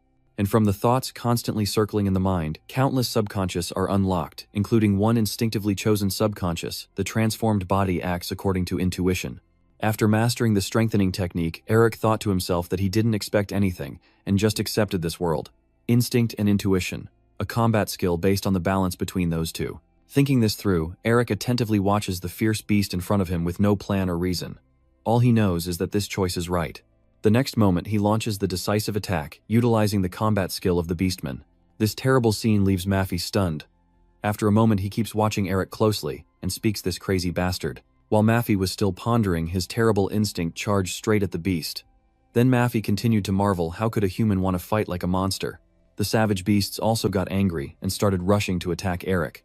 Just as he was focused, Maffy suddenly realized, wait, but he couldn't believe it, and muttered, "How could he do that?" As Maffy finished his sentence, the remaining beast was completely destroyed by Eric. He kept panting, exhausted after the bloody battle. Seeing that Augustine slowly spoke, "Just as I expected from my evil plan, you've taken down 2 of them, so I think I should increase the difficulty of this challenge. But since you're messing around too much, I'll give you a hint. You'll see some moss growing in the shaded parts of the cliff. Pick them before the old man finishes speaking." That old man is crazy too. He must be so excited seeing your current state. Hearing that, Eric angrily told him not to put him in the same group as that old man. After resting, Eric calmly moved forward. Damn it. It seems he's ready to continue the battle. Does he want me to hunt down all the wolves? With a very confident tone, Eric challenged, "Then see who will win." In a flash, he rushed like a lightning bolt into the dark tunnel. The fierce wolves also quickly started their battle. The confrontation between Eric and the fierce wolves continued non-stop, and so 10 long days and nights passed. Suddenly, a question he had asked, Maffy, flashed through his mind. This is a flower containing demonic energy, right? And then his past answer also appeared. "Yes, I don't know why it's here anymore." Eric softly complimented, "So beautiful, red moss." Hearing that, Maffy slowly explained that it is a plant from the demon world, a revival herb. "While actively fighting, I kept wondering if it contained demonic energy. Would eating it restore energy too?" He hesitated and replied, "For humans, it has no effect, except a bit of spiritual power, but for others I'm not sure, since you are the one who possesses the seal. No, perhaps it will help you strengthen the resistance of the seal." I bet that old man didn't bring people here for no reason, but why did it appear here? Maybe this place is connected to that demon, Eric thought to himself as he held the magic flower, realizing it was a rare opportunity. But he still doesn't understand why that old man would put me in such danger. But thanks to him, I was able to strengthen the resilience of the seal and recover my energy significantly. After defeating all the death wolves, he continued to think that Eric still trains his body technique. Although it has cost quite a bit of energy, he still presses on forward. Eric in a low voice said, "This clown show is finally over." When he saw the remaining beast, he curiously asked Han, "Are you the last one?" Suddenly, a curious sound echoed from its back. The next second, Eric saw something, the woman, her feet. While you were distracted by something that caught your eye, Jilly T's voice suddenly rang out and you surprised me once again. I heard from Big Brother that you are the strongest in US Den Academy, but I didn't think you would show such a terrifying expression. As soon as he finished speaking, he leapt powerfully down from the back of the fierce wolf directly in front of Eric. Still confused, Eric watched as Jilly T decisively spoke. "I have made my decision. If you can take down this fierce wolf, I will accept you as my disciple." From above, Augustine's furious voice echoed down, "You crazy bastard." I don't know when the old man appeared out of nowhere in the chaos. Augustine shouted angrily, "You know I worked hard to find that kid, and you still try to take him from me." Seeing this familiar figure, Eric was surprised and called out Master. In the next second, Jilly T also refused to give in and spoke even louder, saying it was I who was right. "Do you know how hard I had to work to raise those rampaging wolves because of you, and then see them slaughtered? I will have to go find the wolf pups from the southern part of the land within 5 years, only feeding them with revival herbs for now." This scene made Menfi cover her face. "I am not that ugly, right?" Eric was also speechless, unable to deny that person, and immediately tried to stop their argument, feeling annoyed. "Shouldn't you ask for my opinion instead?" Before Eric could finish speaking, Jilly T eagerly rushed over.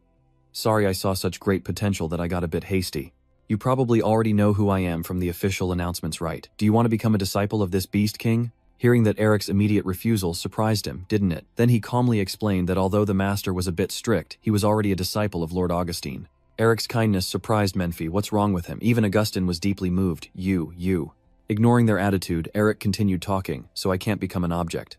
Jilly T immediately interrupted him. "I will teach you how to take a photo." He smirked confidently, "The technique that allows you to control demon beasts by will alone, and also enables me to claim the title of Beast King. You saw me controlling the silver tiger and the savage wolf, right?" Hearing that, Eric's face changed even faster than flipping a pancake. "Having only one master is nothing but an empty social rule. I humbly seek your guidance if you don't mind. I am very satisfied. The sight of the monks and followers in front of me makes Augustine furious. That bastard, he's too used to." Eric sighs and laments, "Of course. I know he doesn't understand what respect means at all, poor guy." Eric smiled enthusiastically and asked, "So now please teach me." But before he could finish speaking, Jilly T gently replied, No. He humorously challenged him. "Didn't I tell you earlier that I would take you as my disciple if you could defeat this beast?" The ability to control mana proficiently is essential for those with influence, as martial magicians effectively harness the flow of mana to amplify their powers. It seems you're already supplementing your mana with healing herbs, but this is the final test if you can defeat this one using only martial techniques. While Jilly T was still rambling, Eric delivered a decisive strike, and in an instant the beast next to him was hit.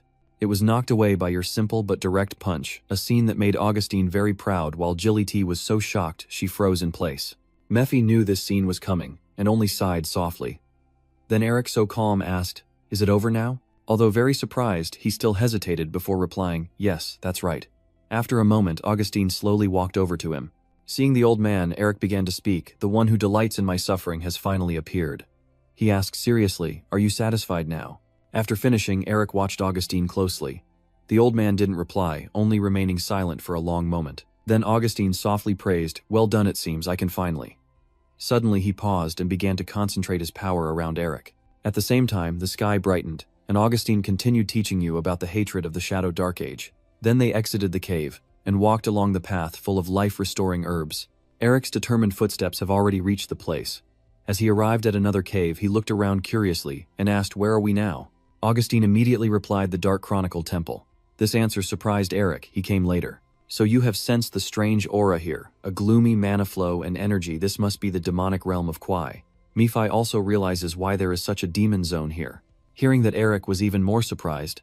"A demon realm, really? Isn't that just a domain that only Lord Kwai can create?" Then with a serious face he said, "No wonder the resurrected grass only growing in the Kwai below appeared here. This energy, this must be his domain, right? But as far as I know, he mostly occupies the eastern side." Before Nephi could finish his sentence, Augustine spoke up, asking, "Can you sense it?" Before Eric could answer, he confirmed, "I am sure that a descendant of the Mobinger clan, the Kwai hunters, can feel it." You don't deny it, but ask Han instead. Yes, but why is the ancient warfare temple that uses darkness a Kwai realm? Augustine calmly explains, "Maybe you know, but the ancient warfare of darkness comes from the Far East crossing over here." As Lang spoke, Eric secretly mused, "Isn't that Eastern architecture? Isn't that an Eastern language?" Noticing his confusion, Augustine continued, "The founder of the Shadow Calendar was originally an alchemist, searching for herbs in the East. One day he lost his wife and daughter to a certain Kwai king, and eventually Dritham to the west for revenge. Because the Kwai king was very powerful, the founder changed his plan, combining Eastern wisdom and Western magic, and even merging the power of evil kings without distinction to become stronger. So you mean to say that the founder's hatred has endured until today?" The old man replied, "Yes, nearly 1,000 years. When you heard that, you guessed that because he accepted me as his disciple, the revenge was still ongoing." Augustine calmly denied, "No, the revenge is already over." This answer leaves Eric utterly stunned. "So it's the end. Who could have done it?" As he slowly led the way, the old man casually responded, as if it was obvious. "Wasn't it already clear?" Eric paused for about 2 seconds, his eyes wide with horror at the scene before him. After stopping in front of a dark area, Augustine softly finished the unfinished sentence, "It is me." Murphy stands behind him, and comments his origins might be ordinary, but he's quite strong. "I can't believe he managed to capture that strange guy. He must be incredibly skilled." His words made Eric ponder deeply. If even Murphy couldn't recognize the Demon King, then he must be incredibly strong.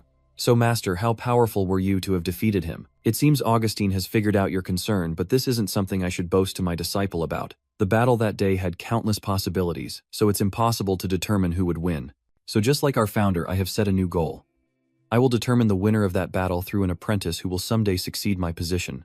Amid Eric's shattered eyes, the old man calmly responds, "My disciple, you will be the one to determine the winner. Will he be stronger, or will my long teachings prevail?" "Are you saying I have to fight that thing?" Augustine calmly replied, "Yes, exactly. I want you to fight its seal, because you can take the monster's seal even if you are human." The officer's excessive honesty made you extremely cautious. How could he? Without hesitation, Augustine gently reassured him, "I understand what you're worried about, no need to worry. Why would Master reveal his disciple's secret?" But still, Eric kept a close watch on him, and Nephi pondered silently. Seeing that Augustine slowly unwrapped the bandage on his left arm, "All right, since Master and disciple must trust each other, take a look." This action of his immediately made Jilly P panic and shout out, That's what." Immediately after Augustine calmly spoke, "Every mage has a secret technique that cannot be revealed to others, and so do I." As he spoke, he casually threw his cloak aside. "I have it." In an instant, Augustine's strange arm was fully revealed before them. The old man introduces himself with an arm of dark elf flesh and blood. Dark elf, unlike the elves living in the light-filled forest. They live in the dark underground and are the followers of the Kwai Guard. And because they are considered evil Kwai, they have become extinct due to the Empire's destruction. As Eric remained stunned, Augustine calmly said, "You know that grafting parts of other creatures is illegal, dark magic, and even more so when it involves evil Kwai." Then I put my cloak back on and no one except Jilly T. Day, not even Lord Narrister knows this secret. We now know each other's weaknesses. Are you at ease? I discovered your secret while searching your body when you fainted claiming it was for teaching purposes. If you dislike this, I apologize. But now that I know you can absorb the evil moss's seal and activate it, I definitely can't let you go with this hatred. As a true gentleman, Augustine calmly leaves the decision to Eric. This is just the greed of an old man, so from now on, do as you see fit. Hearing that Jilly T and the Silver Tiger both turn their heads to stare at him intently, even Nephi is curious about Eric's response. At the same time, Eric fell into deep thought. Greed may just be a desire to satisfy what has been lost for that old man. But is greed a sin? Or is it having a goal just like you? Your master also has their own purpose. How can Eric refuse someone who is pursuing a goal? As soon as he finished speaking, he naturally took a strong step forward. Eric solemnly clasped his hands together. Without hesitation, he bowed and made his decision. I, Lord Mobinger, Eric Mobinger, respectfully greet the heir of the ancient history, Lord Augustine Narester, as his disciple. With this choice, Eric's face looked very relaxed.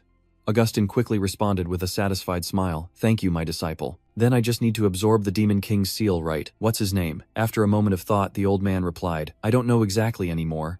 On its journey from the western shores to the Empire, it takes on a new name each time it appears. But we call it the Blood Beast. Right at that moment, Augustine spoke Blood Beast Duel. Eric calmly repeated the name and prepared to act Blood Beast.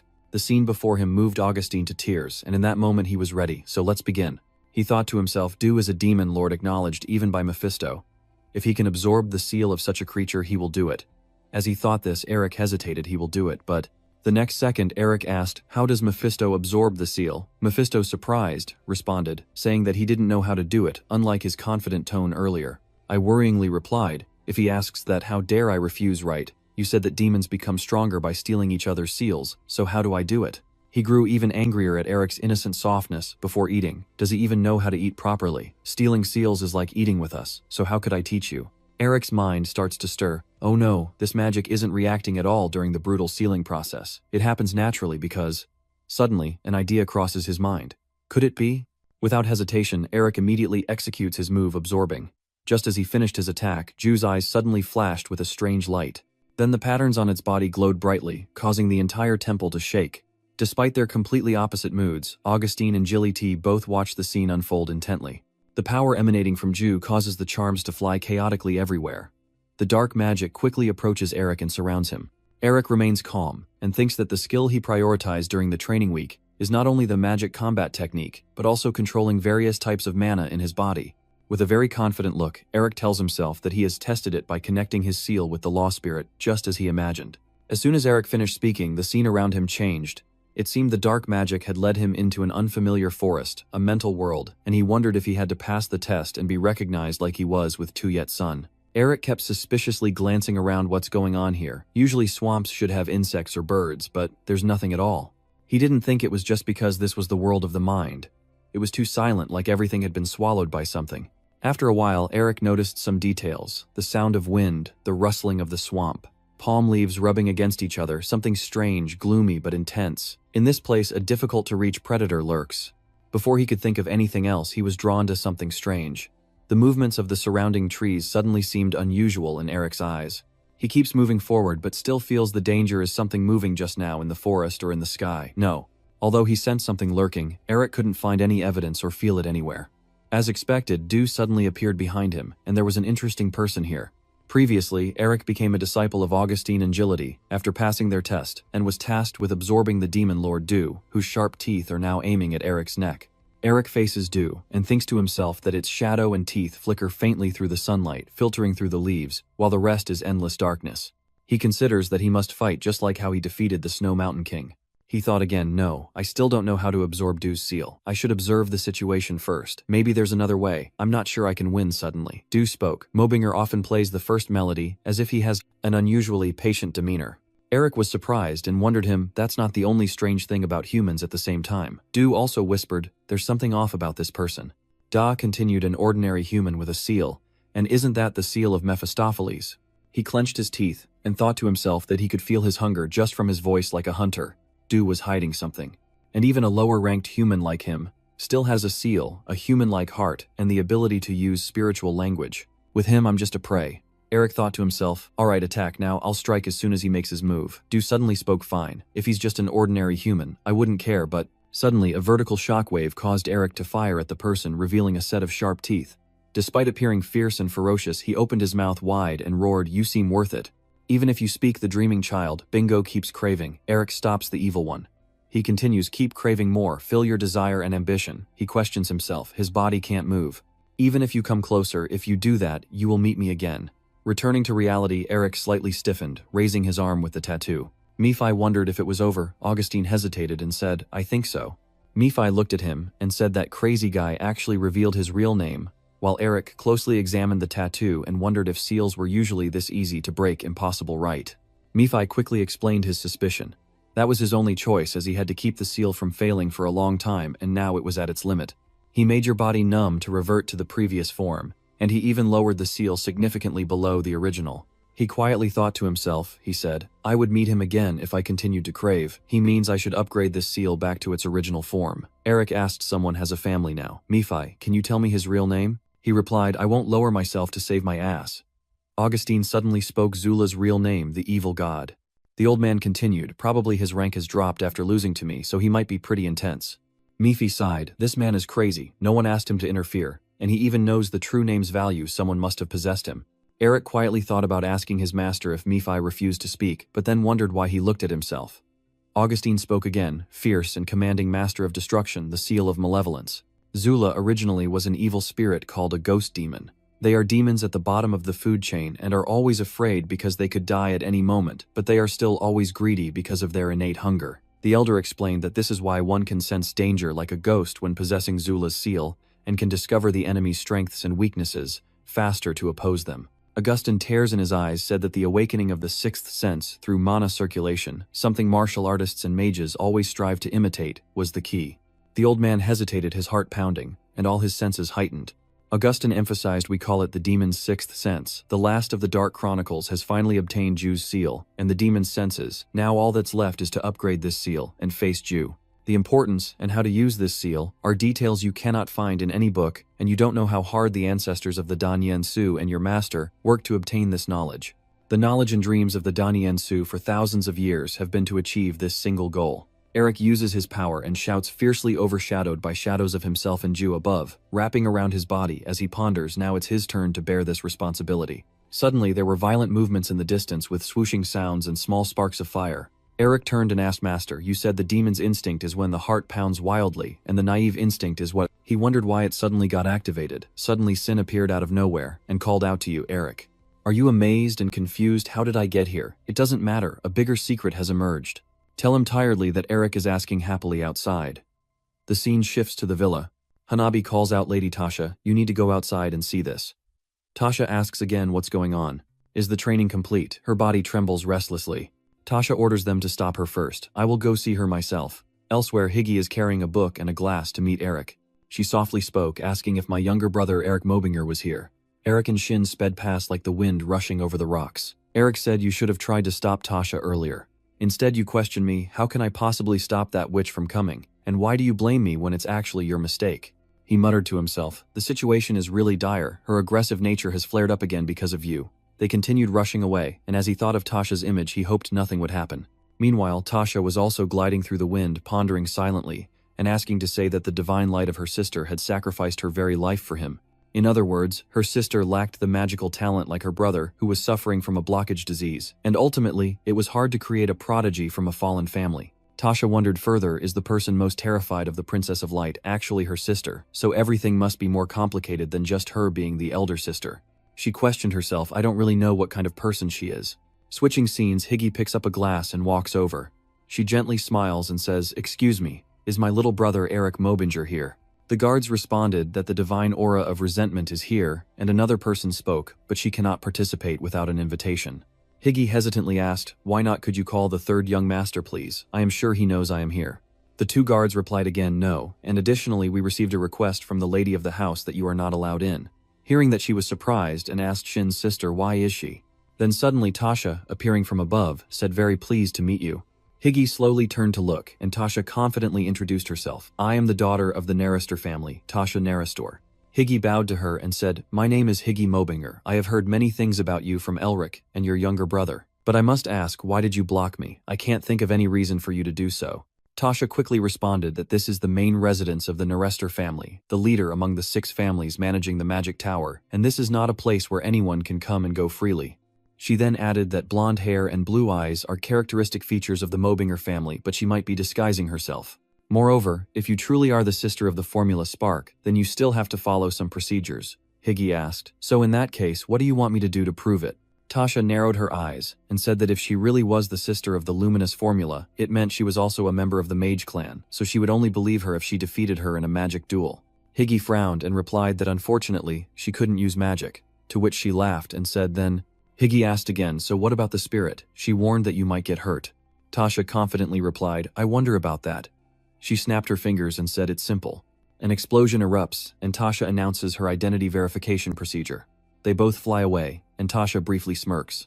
Meanwhile, Higgy held a large hammer and asked, are you sure you can stand firm against something so big? She then continued, have you ever played tag when you were a child?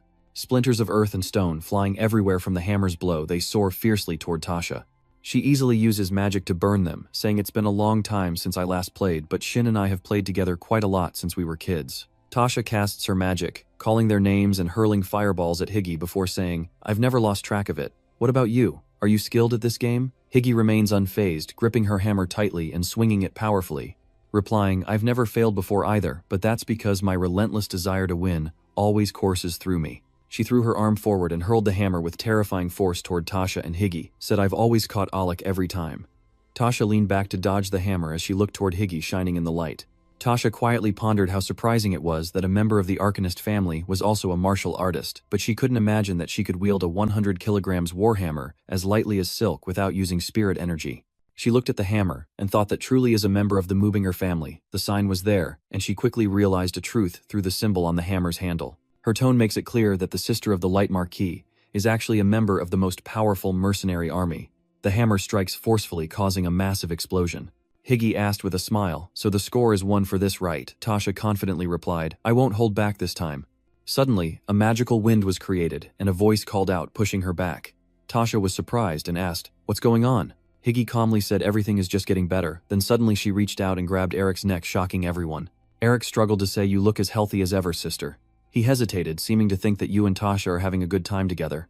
Do you have a car between the two of you? That will be a problem when we get the editing fee. Now stay calm and let me go. Higgy raises her voice slightly. Eric, she slightly tilts her neck and a cracking sound is heard. Higgy widens her eyes and says, let's chat for a bit, shall we? Tasha frowned and focused, gripping the paper and pondering. She asked aloud, is this correct? The words appearing on the paper. Higgy is still confused and cannot determine. Hanabi stammers and replies, I apologize. According to the intelligence gatherers, the information is classified. She clasped her hands together and said, well, it's just as I expected. In the end, Black Lao is also the most powerful underground mercenary organization. The number of their enemies is proportional to the number of completed missions, so I am confident their identities are classified as well. The woman narrowed her eyes and continued, very well. I will seize this opportunity to become a peer. In Tasha's mind, she pondered that it would be difficult to meet even one member of Black Cloud, since they have no ties to anyone outside the Grey Lion family. And what if the young lady of the Moobinger family was a member of Black Cloud? She smiled and thought to herself that now there was enough reason to establish a close relationship with the Moobinger family just because of Gideon Starr's merit. In that way, Nerister surely had nothing left to lose. Looks like we've made the right choice. Transition scene. Higgy jumped up while saying, all right, then she swung her hammer forcefully. Tasha said those two are still playing tag while Eric was running and saying, sister, please let's talk. Higgy sharply responded, you seem to be doing very well with that fame, now you can use magic too, huh? She continued, and I've also learned how to resist. Higgy slammed her hammer down where Eric was, and he quickly jumped away, shouting, sis, seriously. Eric seriously thought if it weren't for Britta, I would have truly lost my life. He kept thinking she has been like this since she was a child. She would break my leg every time I caused trouble, so I wouldn't break the rules again. Nephi also had to marvel, I've never seen you struggle like this. She truly is a Moobinger family member. He then added, but I also feel a noticeably different aura from a Moobinger clan member. Eric was startled and looked to the side. Higgy leapt high with his hammer raised, and Nephi commented, this is the first time I've seen something so interesting. She asked, offering her naive sibling for you to see if you can dodge this time. Eric cast a spell and shouted, stop. Higgy violently slammed her hammer down, but luckily the defensive barrier protected him. Her power makes Eric struggle and grit his teeth. Serious, huh? He scoffs through sweat and says, how can you expect me to dodge a move like that? Eric tightly closes his eyes, trying to endure, then opens them to see Higgy holding her hammer in front of him, standing still and unmoving. Eric gasps, sister. Higgy spoke up, and when she heard that you've achieved some basic accomplishments, she felt a little relieved. She continued, but what about now? I threw myself into danger and couldn't control myself. I lost consciousness for several days, and when I woke up, I had disappeared for months without a word about where I was going. Higgy asks you, when was the last time you contacted her? Half a year. She hasn't been in touch with you for half a year. Higgy questioned him in tears. Do you know how worried I was? Eric quietly reflected. She always protected me too much. She scolded me for everything I did, saying it was dangerous, and she was always by my side. I keep thinking that I didn't like the overprotectiveness, but I understand why she acted that way. Eric silently reflected after our parents passed away to care for someone like me who causes trouble. You recall your past with Higgy. She had to grow up too young. Then Eric quietly comments that her personality might be a bit excessive. Suddenly he spoke seriously. I have found our family's mission even when I lost consciousness in the cave, and when I disappeared after waking up, it was all for our family's duty. Eric told her honestly, sometimes I think that I don't need to revive our fallen family. It has collapsed, and I wonder if all my efforts are worth anything anymore. I firmly believe that after everything we've been through, this world could fall into chaos at any moment. Eric continued, avoiding as a Moobinger is disrespectful to our mother, father, and ancestors who fought for our survival. He clearly declared that I would head north where the mission our ancestors left behind awaits. Eric speaks with determination. Whatever that mission may be, or how dangerous the path ahead, I will pursue it. He says this while thinking of the images from the past, just as our ancestors did, until our family, this world, and every place I set foot on shine brightly. Eric seriously said like stars. Haiji fell silent when she heard his declaration, then she smiled gently, tears softly falling. Haiji asked Eric, if you keep silent and leave again, I will really break your legs, understood? The boy hesitated. What? Eric asked her back. Aren't you feeling touched? Yes, Eric, I've grown up. I won't interfere in your affairs anymore. Isn't that what I should say? Mi-Fi speaks up. It's really shameful. She should have hit him a few more times for me. Luckily, the scene changed. She still has a way to escape my control. So how many good things can you say now? But how can I trust after everything you've done? Han replied, I was just hoping that this time next year would be the day to cast that curse aside. Humans are truly always moved by the smallest things. Elsewhere, under the night sky with a bright moon in an empty field, Axel gazed at the small red-winged hammer. The talisman in his hand emitted tiny fireballs, as Axel muttered in surprise at the resurrection of Lord Azazel. The eagle's wings spread wide with intricate feather patterns, exuding a majestic beauty amidst the vast sky, only to be echoed by the powerful flap of the eagle's wings. Time quickly passed by, and 3 months later, Elric had undergone a rigorous training on the mountaintop for Vought. That eagle suddenly flapped its wings fiercely, heading straight for him before rushing forward. Elric's eyes are still covered by a white bandage, yet he continues with his task calmly, as a blinding beam of sunlight suddenly pierces through, shining directly onto his bandaged eyes. Then he quickly spread his wings to catch the powerful strike from the eagle. Gility suddenly appeared surprised, and exclaimed, You're learning fast. Gility praised Elric endlessly. I didn't think he would master image recognition so quickly. As he finished speaking, a shadow suddenly appeared behind Gility, then it swiftly darted up like a gust of wind. That person is none other than Augustin. He suddenly rushed out to attack Elric in order to test him. Elric, now more powerful than before, blocked the attack from Augustin with just one hand.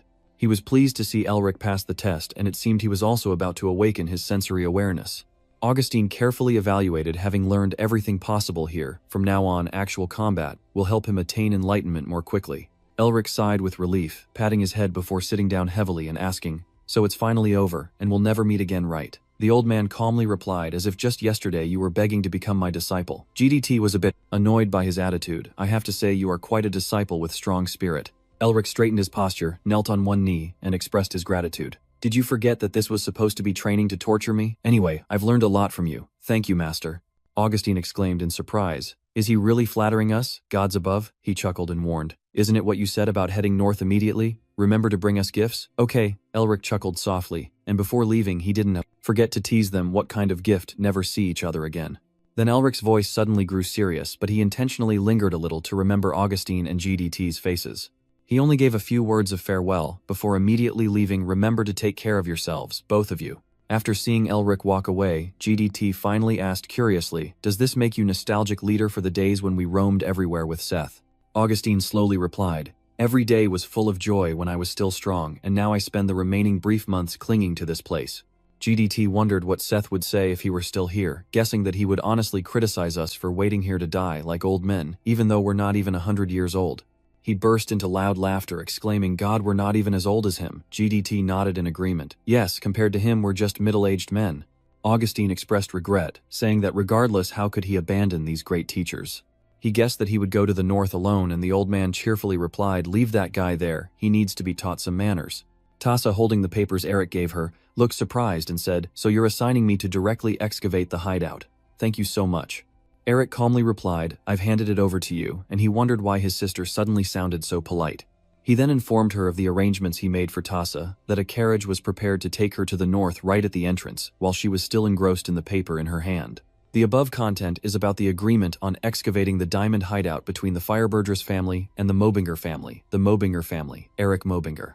The Fireburdress family, Tassa Narister, seems unconcerned with what was said, and Eric loudly reminds her that he will arrange her studies at the academy, so she should be careful. He secretly thought that he gave it to her, because she was known to love the stream, and Tassa was so excited she kept her eyes fixed on the lines on the paper, pretending to be teasing.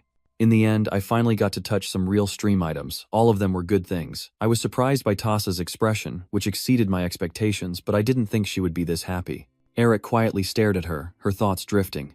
Anyway, I think our relationship with the Narister family is growing stronger, so perhaps everyone shares the blame. Come to think of it, there's someone still owing me.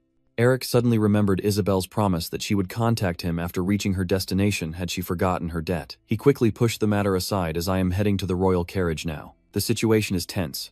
Herman slowly withdraws his sword, shouting loudly, That bastard really hurt me. Herman coldly looks at the subordinate sent by Pao. No matter how weak I am, He looked down on him with disdain, unable to believe he thought that was enough to kill him. At that moment, Isabel's voice suddenly rang out as she relied on her thoughts to analyze maybe he was getting impatient, he had weakened after losing too many green stones. As Isabel slowly approached Herman and explained, he realized that if he joined the Mobinger's forces, he would be in danger. Upon hearing his daughter's voice, Herman turned around to look and saw her walking with 3 others, and Vex, hearing this, happily reached out to ruffle her hair. He hesitated for a moment, then replied, "Our granddaughter is really smart, she's right, brother." Vex wondered why we don't stop this game and just go kill him at POW. Isabel hesitated and said, "Just don't treat me like a kid anymore." Gray agreed with his idea. "That's right, all 3 of us will go together." He suddenly chuckled, his tone slightly scolding. "I told you all the Quell family's problem will be handled by me. You 3 just protect Isabel." Herman's face suddenly grew stern with deep-seated hatred. He announced coldly, "I will face this esoteric directly myself." Isabel, Vex, and Gray immediately became serious, all attentively listening to him. Herman continued speaking, then decided on how to deal with POW afterward. The scene shifts and Axel suddenly stops raising his voice to ask why POW hasn't been appointed as the druid yet. Herman calmly responds, "There's a minor issue." He reassures Axel not to worry. The plan still faces no obstacles. "I thought destroying a mana-blocked forest ranger would be easy, but the Mobinger family's decline might stand in our way. I impatiently demand that Pao Kueo be quickly appointed as forest ranger leader of Team Green Wolf 1 Huyen." Huyen's face gradually darkened, but Axel ignored him and continued to say, "Once he becomes a forest guardian, both his body and power will be seized." He furrowed his brows tightly while Huyen looked at Axel with piercing eyes, determined to quickly accomplish his own goal and contribute some effort to Lord Azazel Anbet. Suddenly, a loud noise echoed through the area, startling all the birds into frantic flapping and scattering into the sky. He impatiently replied, "I told you not to worry." The scene shifted to a vintage carriage, slowly stopping at a clearing near the bustling city. Eric's scream suddenly echoed out. "No, this can't be my mission," was to head north quietly. Helplessly, he muttered, "I appreciate the effort to prepare such a large carriage, but I don't need a coachman. They all reminded me that my name is not the coachman's but theirs." Eric was about to continue and even apologize, but then he changed his mind and decided to move on to another topic. "It's not bad to go out with friends once in a while. I'll show a tough attitude." He reluctantly replied that he only came because his father asked him to, and besides, Eric's sister Heisey is also on the carriage. The boy sighed heavily, saying, "Sis, you should go home and rest. Why are you here?" She smiled softly, not teasing. "What, you don't want your sister to come along?" Eric hurriedly explained. "No, I do want her. I was so happy I wanted to jump for joy just to be with her." "What makes you even more confused is the presence of Augustine and Agility Master. You old folks should just stay seated and stay still." The old man muttered angrily, scolding, "Come on, you won't let the elderly go out and have fun." Augustine took a deep breath and said, "I should teach you how to behave better while we're still on the road," breathing in some northern air. Agility sat cross-legged and calmly accused, "Eric, you upset our feelings by leaving us behind." Mei Fai clenched her teeth, showing signs of discomfort. "This will probably be a noisy trip. I hate being bothered the most." Eric helplessly sat there laughing like an idiot. "Wow, this is really fun. 7 people, the perfect number for an adventure." He looked up about to speak, thinking this was just a family trip or something. So Augustine interrupted him kindly and said, "Looking back, I haven't introduced myself. I am Augustine, Eric's master," and Hizzy happily introduced herself as well. "I'm Hizzy. Thank you for taking care of my younger brother. The little boy loves you so much that he needs an adorable creature like this to help him," and he looked up in surprise. "She thinks the Monster King species is adorable and interesting. Please stop being annoyed with Eric. Am I really the one who wants to go?" Eric notices and watches as he raises his hand to support his chin, then quietly turns his gaze away. His gaze immediately shifted to Hizzy, who was happily playing with the tiger cub and the 2-headed giant. Then Eric turned to look at Master Joliti, who was smiling and chatting happily. Not only that, Augustine is also smiling at him. Eric suddenly paused, instantly realizing something. As he looked at the scene before him, Eric couldn't help but be surprised, his eyes wide with clear delight as he watched the horse slowly roll along under the sunset. Then Eric suddenly pulled out a shimmering blue gem, a smile forming on his lips to show his happiness inside. Perhaps a family like this is not so bad after all.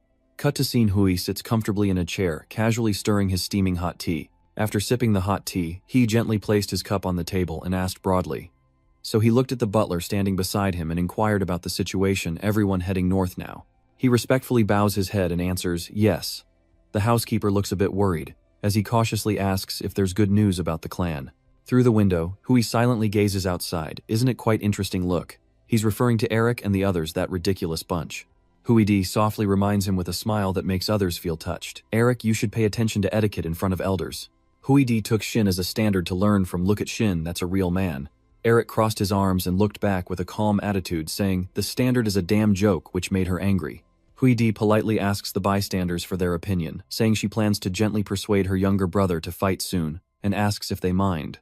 Augustine immediately replies, "No, just leave us, BGT."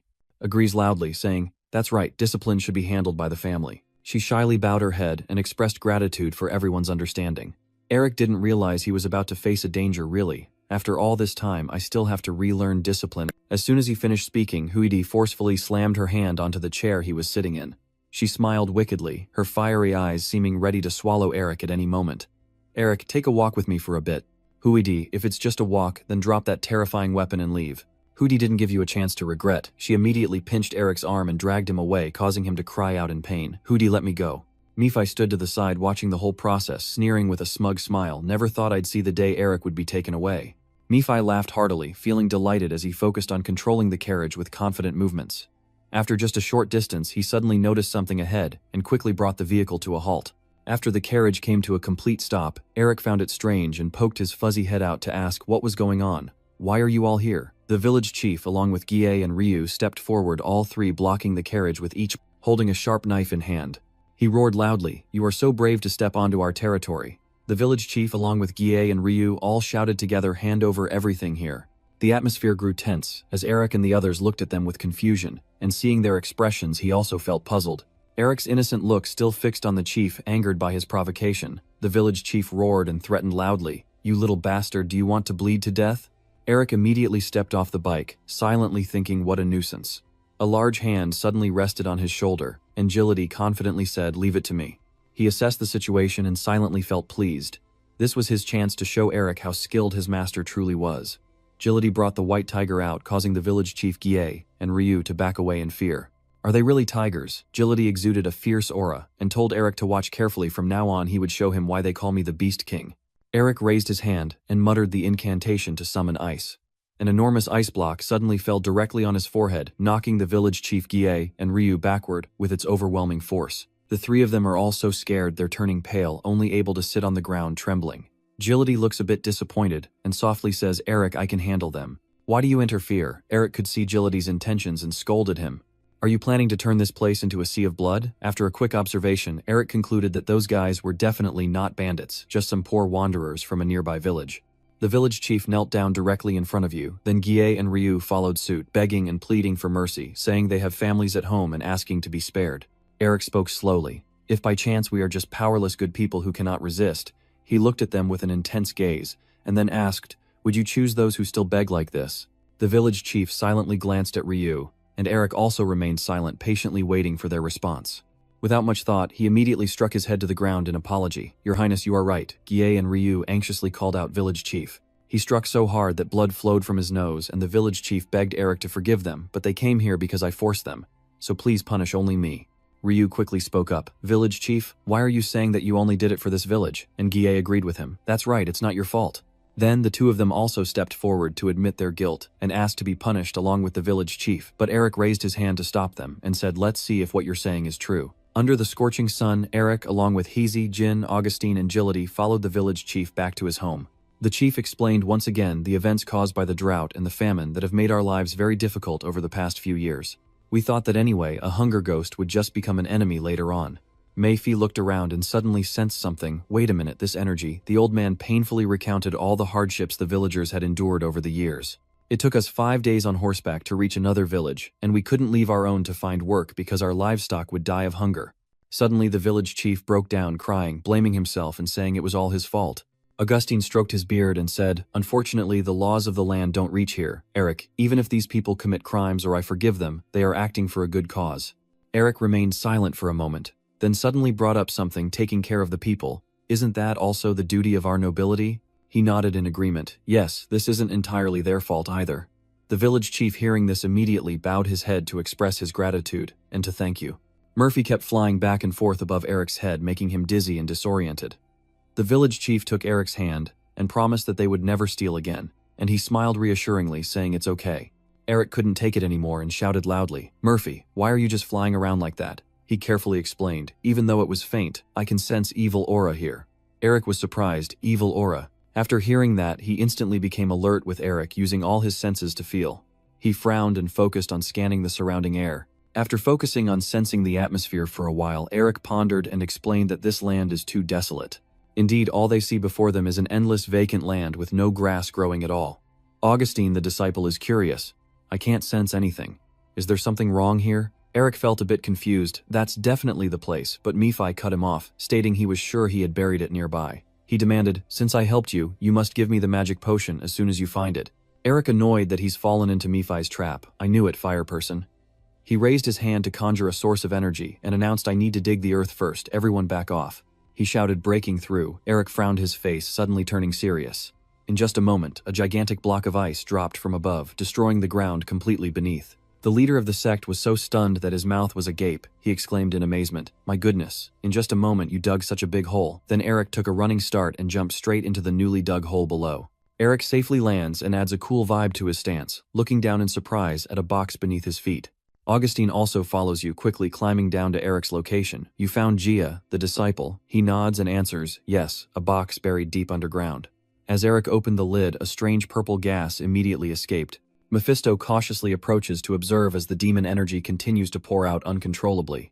After all the air inside the box has been released, the figure of a winged goat sitting upright inside the box gradually becomes visible.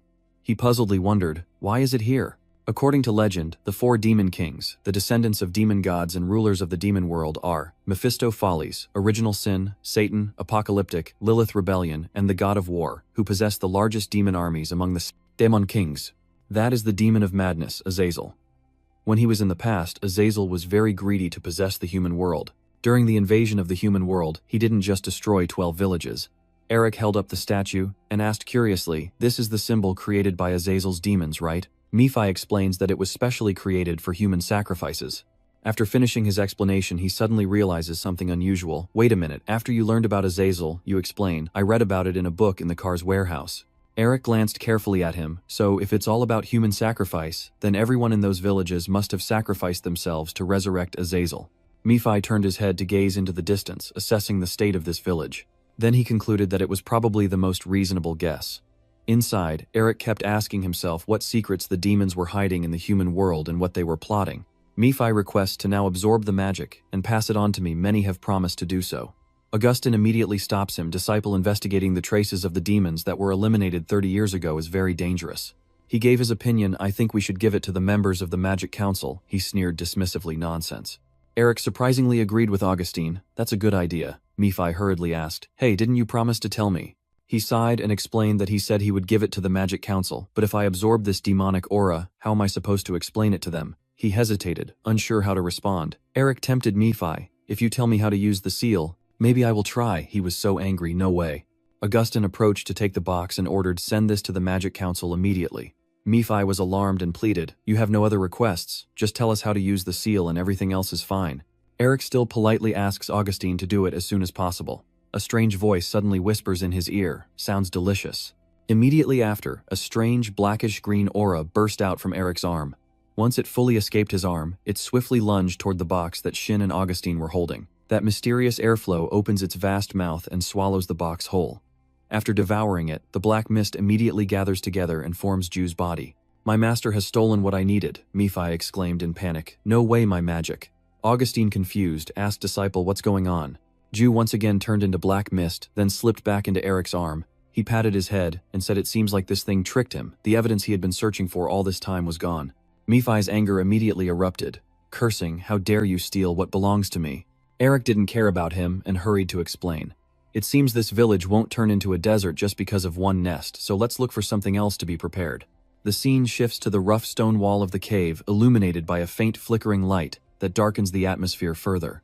There are several burning candles on the ground, their small flames casting a dim glow inside a part of the cave. Damien, along with his followers, prepares to conduct a dark ritual before the giant archbishop statue. Damien kneels respectfully, and then bows his head toward the archbishop statue. Suddenly he sensed something unusual during the ritual. When the followers saw Damien stop, they asked him after the great priest. He calmly replied, there are some heretics trying to disrupt your resurrection ceremony. Damien's followers immediately grew angry, and they all shouted together, which heretic dares to do such a thing? Damien's face darkened as he raised his head to look at the statue. Then Damien suddenly went berserk, shouting loudly in front of it, High Priest, we will deal with those heretics, please don't blame us. Damien and the followers all declared together, "We will certainly carry out your great plan on this continent. We will resurrect you." He turned and ordered an adherent to deliver my command to Giordani before heading north. Damien's entire body immediately exuded a chilling aura that made everyone's spine tingle, so meet Kaza and carry out the initiation ceremony. The scene shifts and the sky begins to darken. Not far from the nearby river, Elric's group stops to rest after a long day.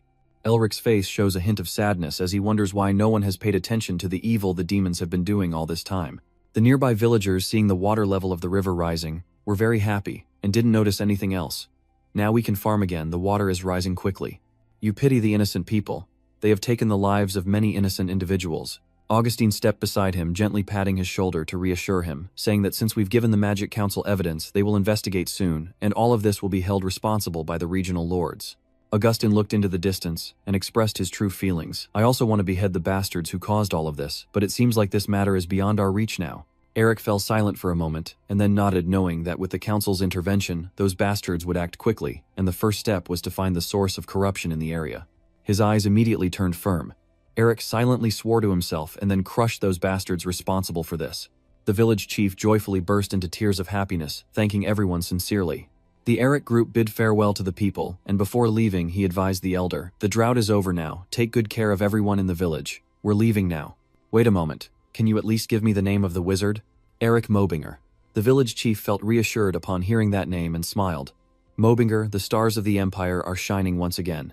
They then resumed their work of driving everyone on their way. 5 people, Sine, Eric, Higgy, Augustine, and Gility, sat quietly inside the carriage. As it started moving, they suddenly called out to him, "Eric, I think you should step outside for a moment." Eric immediately poked his head out and asked what was going on this time, clearly nervous, and then a group of masked individuals with mysterious symbols appeared in front of the two of them, quickly introducing themselves as members of the Royal Inspection Council. Soon those people approached Eric. Bai Chan crossed his arms arrogantly, questioned, "Are you Eric Mobinger?" He responded with a cold gaze, secretly thinking, "Who's the troublemaker now?" These people belong to the Imperial Intelligence Agency, the Imperial Intelligence Agency of the Emperor and the royal family by the Emperor, and for the Emperor. Everyone knows they are monsters disguised as humans, using any means necessary from kidnapping to killing to complete their mission. Their combat ability is on par with those in the Magic Tower and the Liang family clan. At this moment, Eric's thoughts echoed in his mind, but since he didn't even know the way to a place like this or the movements of the demons, he hadn't had time to analyze their actions or send a report to Tutuang before they already rushed over here without hesitation. He let out a soft sigh, feeling uneasy inside, but still. Then Eric chuckled softly, thinking to himself that even with an emperor backing them up, beginning a conversation like this might be a bit too polite. His face showed a disdainful look as he uttered those words. He froze his eyes, slightly widened in surprise, stammering to confirm again there. Seeing himself insulted, Bachan was so angry, her eyes turned red. "How dare you say like that? You just said what now?"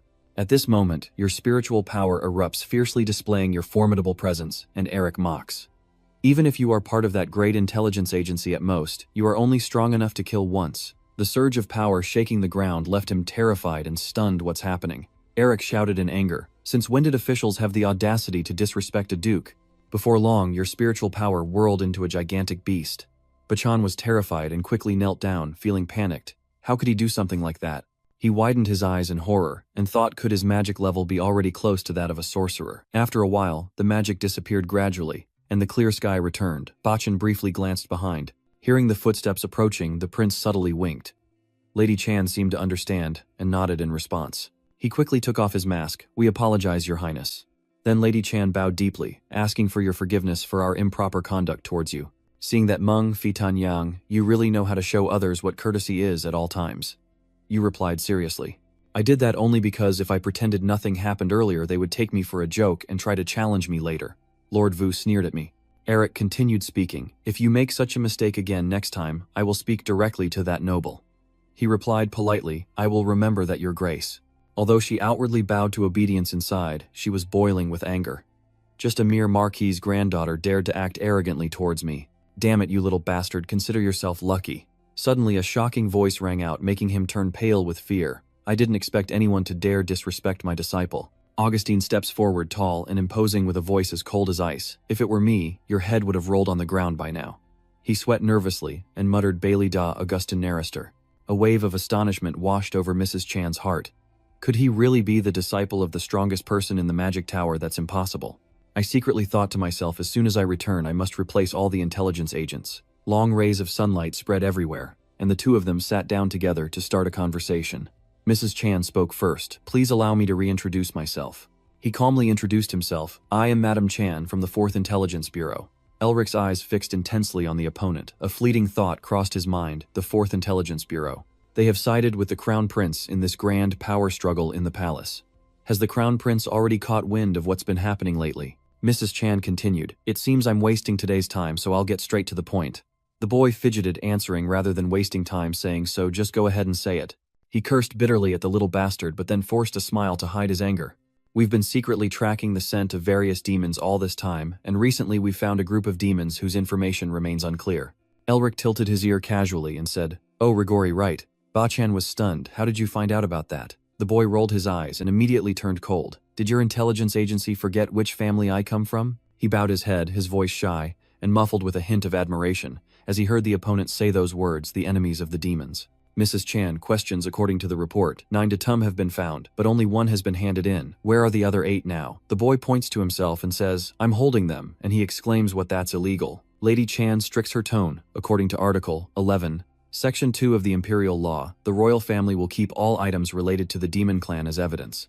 Elric immediately counters Article 8, Section 1 of the Property Law. If authorized by the administration, a person may possess items related to the demon clan for research purposes. You're joking. I already have the administrative permit and the intelligence agency knows too, huh?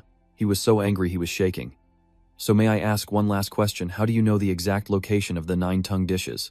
Elric frowned, sighed softly. I already told you I am from the Dream Warrior clan, honestly. He was so angry that such a vague answer was all there was. I understand, so you want me to reveal the family's secret to the intelligence agency. Mrs. Chan was speechless, her face tense with veins bulging. Feeling annoyed inside, this scoundrel really doesn't know his place. He keeps using the family secretaries as an excuse. Elric waved his hand and said, I think I've answered enough, let's stop here. Knowing he couldn't push further, he suppressed his anger, clenched his fist tightly, and thanked the sir for his cooperation. Then Lady Chan quickly turned and walked away, while you stood behind quietly watching his figure disappear. Suddenly a voice rang out, breaking the silence. Wow, your guts are really something. Even in the midst of a full-scale intelligence operation, you dare to talk back. Haiji praises you. You did very well, Elric. If you had just kept calm earlier, and let them go further, I would have knocked their heads off. He ruffles your hair and sighs, my goodness, this sister and brother really are just alike. Jilitai warns Elric that the intelligence agency is very stubborn, and once they bite, they never let go, so can we leave things as they are? He immediately replies, no, that's not okay. Elric continued, you know that I'm not the type of person who would let things end so easily. Hearing this, they start to panic. What deception will he try to cause this time? Elric continued in a firm voice, I also am not the type of person to let someone hostile towards me go, without a valid reason. His eyes flash with a sharp glint. It's not that easy to leave. Soon the night falls, and the full moon hangs high, casting a faint light over the silent space. In a deserted forest, the night wind softly stirs the leaves, whispering like secrets of the darkness. At this moment, Ba-chan kneels before a man. I am truly a disgrace, I apologize. He whispers softly, raise your head, go ahead, third prince. The man exclaims, the lion's command is not from a person. He solemnly nodded, but it should be me, the crown prince. This man is indeed the crown prince. From now on, a bird is watching intently, not missing any gesture or sound from them. Suddenly its eyes lit up. The spy bird was set up by you. Here's the big catch. The crown prince reassures his subordinate in front of him. I am the one who wants you to meet the Mobinger family. I am also the one blinded by envy, that I underestimated my enemy. The reckless one is me. Sanjun is stunned and heartbroken. He continues, I have made others suffer humiliation for my own incompetence. Han Wang was startled and interrupted. Your Highness, please don't say that. The crown prince raised his hand to stop him. However, everything that has happened so far has been personal. He decisively designated our priority target as eliminating the remaining hidden remnants of the demons. Ba-chan bowed and responded, yes, Your Highness. The crown prince stared intently at the person in front of him, and the one who claimed to be from the Rot family was one of Grigori's lower-tier enemies, right? Han carefully reports, yes, we have confirmed that they are all demons, and everything related to the ancestral ruins involves them. To secure dominance in the battle for the throne, we must succeed in defeating the demons this time. He narrows his eyes, leaving no room for mistakes. The 3 chancellors bow their heads and respectfully answer, yes, Your Highness. Then he slowly watched the prince's back walk toward the carriage. Ba-chan pondered, unable to forget his former fiancée, Miss Isabel. He has no other choice but to prioritize politics over his love for her in order to seize the throne. Deep down, he thinks that the reason he's hidden his identity and decided to reveal himself now is probably because he wants to see for himself what kind of person Eric Mobinger, the one who saved Lady Isabel, truly is. A continuous stream of thoughts filled Bachan's mind, perhaps to bring him some peace, but now they gave him a reason to do what he always wished, to completely eliminate the rebels. In his heart there was hope. He was the son that would lead the country to a better future. Thinking of Eric's arrogant smile, Bachan was furious, and his mind immediately conceived the next plan. We must avoid further involvement with Eric Mobinger, or this trouble will be impossible to continue. In other words, we need to eliminate Eric Mobinger quickly. He was lost in his thoughts, paying no attention to the falling leaf that was watching him closely from afar. Then Bachan gathered his subordinates, listened carefully to the royal espionage story. This is Kwai's territory where lizards crawl all over the land. The enemy commander ordered to search every corner of this place and leave a gap for me to wipe them all out. Transition to scene on the territory of carrots, bombs, or falling gunfire echoes non-stop and lightning illuminates the sky. Eric and his team stand high above their cold eyes sweeping across the scene below. Then he signals it seems they have started. Now it's our turn to move.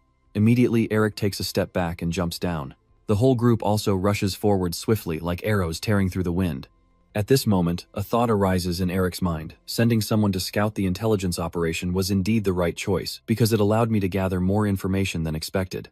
He thought to himself, well, although finding out that the prince is also hiding among the spies is quite interesting, the most valuable information is actually the location of the demon's base. Before long, Eric landed and fought until the ground was stained with blood, with the spies and the family of the dead, two opposing forces. He stared intently at the white wall in front of him, thinking that he would seize this opportunity to cast his net in troubled waters.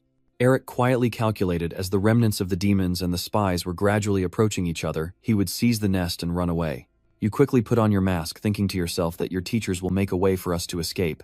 They are willing to pretend to be spies and go inside to distract the enemy and find food. At this moment, the continuous explosions roar through the sky, buildings collapse, debris fly everywhere, and smoke and fire fill the entire horizon. The siege has officially begun, and as Eric runs, he suggests that it's only a matter of time before the espionage attack arrives here. We need to infiltrate the mansion as quickly as possible. Suddenly, a figure dashed past, causing the two to startle and turn around. Shin nodded quietly, eyes full of seriousness, understood. They didn't say anything else and kept running straight ahead. As they got close, he quickly cast a spell, breaking through each obstacle and moving forward. Sharp, icy arrows quickly appeared. Eric flicked his hand, each arrow shot swiftly amid his shouts saluting. A deafening explosion echoed across the sky, lighting up the entire corner, and soon a hole was burned through the wall, with dirt and rocks scattering from the impact. Eric subtly leans back, preparing to strike again. Look closely. The cold arrows pierced through the nearby soldiers without mercy, causing blood to spurt instantly. They looked at each other and gently nodded, as if agreeing on something. In an instant, they transformed and tore off their hard armor. Immediately after, a fierce beast swiftly appeared, its hair matted and its large wings spread with power. Its eyes shone brightly, flashing with a cold glint. This is the truth. Eric remembered the warnings from before his teachers would protect the kind-hearted people here. The furious Keelan charged at him, die human. The warning continued to echo in Eric's mind, so don't hesitate to unleash all your strength. Please unleash a massive energy flow called Wind Slash. Immediately, the wings of a T-Rex were torn apart, weaving between the others and splitting their bodies in two. The swarm of Ki is growing more numerous. They have sensed the intruders and are blocking them. Then Higgy quickly tucks her legs and jumps up after all. She clenched her hammer tightly and swung quickly at the monsters, just needing to smash the heads of anyone who appeared in her sight right. One by one, the creatures fell beneath Higgy's strength, and the scene before her stunned her teammates, their eyes wide with horror. With the bloodied hammer on her shoulder, she confidently suggested, Eric, leave this place to me and everyone else. Higgy held her head high and firmly commanded, hurry up and go. At her urging, Eric hurriedly runs off but is stopped by her. Meanwhile, elsewhere, the herd of giant lizards is carrying the Grand Bishop statue into the underground museum. Alid shouted angrily, be careful with that thing. He thought to himself, even the intelligence agency would have a hard time finding this place. Alid calmly leans against the wall, feeling pleased while they're still searching for the location. We will take the artifacts out through a secret chamber. Unexpected ice chunks rise through the layers of earth and debris, while water stains start to spread above. Dirt and dust pour down chaotically, swirling with each shockwave.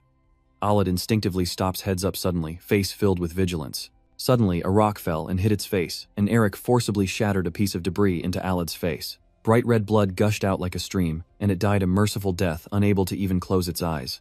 You arrogant fool, I told you I'm not that bad, right? The other two demons are trembling like birds. How did he find this place? French flames quickly erupted around him, and Eric cheerfully declared that we were lucky to have fallen into a lavish feast once again. Outside, the fire blazed fiercely, consuming everything in its path, as if intent on sweeping away all life in an instant. The angry man slams his hand on the table. What did that person just say? He roars. So the Imperial Intelligence Agency has already found the underground museum. My subordinate anxiously suggests we need to get out of here quickly. The man was so enraged, he trembled. Only my closest allies knew about that place. How could they find it? He is the traitor, the spy. He stood frozen eyes full of horror, muttering to himself, "No way, is there a spy, our troops?" Suddenly a deafening explosion shattered the sky and threw rocks into the air, destroying the wall completely with debris scattered across the ground. A subordinate of Tutuk Garat fainted from fright on the cold ground, clutching his face tightly, as if to hide the shock still lingering. Soon after, Bachan slowly stepped in, and I couldn't help but wonder who Tutuk Garat really was. His cold eyes fixed intently on the man in front of him, so he was the one. At this moment, the madness slowly removed his disguise to reveal his true identity, and Bachan called out his name coldly, Kajia. Hanroa Kote drew his sword, the steel gleaming in the dim light. "You bastard, the one always escaping, we finally caught you." He clutched his wound, growling in fury. "Bachan, not only did you hide spies in my house, but you also stole my museum. Which one of us is the real bastard here?" Bachan asked in surprise the museum. "What are you talking about, old man? Don't pretend to be stupid." Just then, his claws extended like living blades and magic circled around his fingertips, emitting a dark and dangerous glow.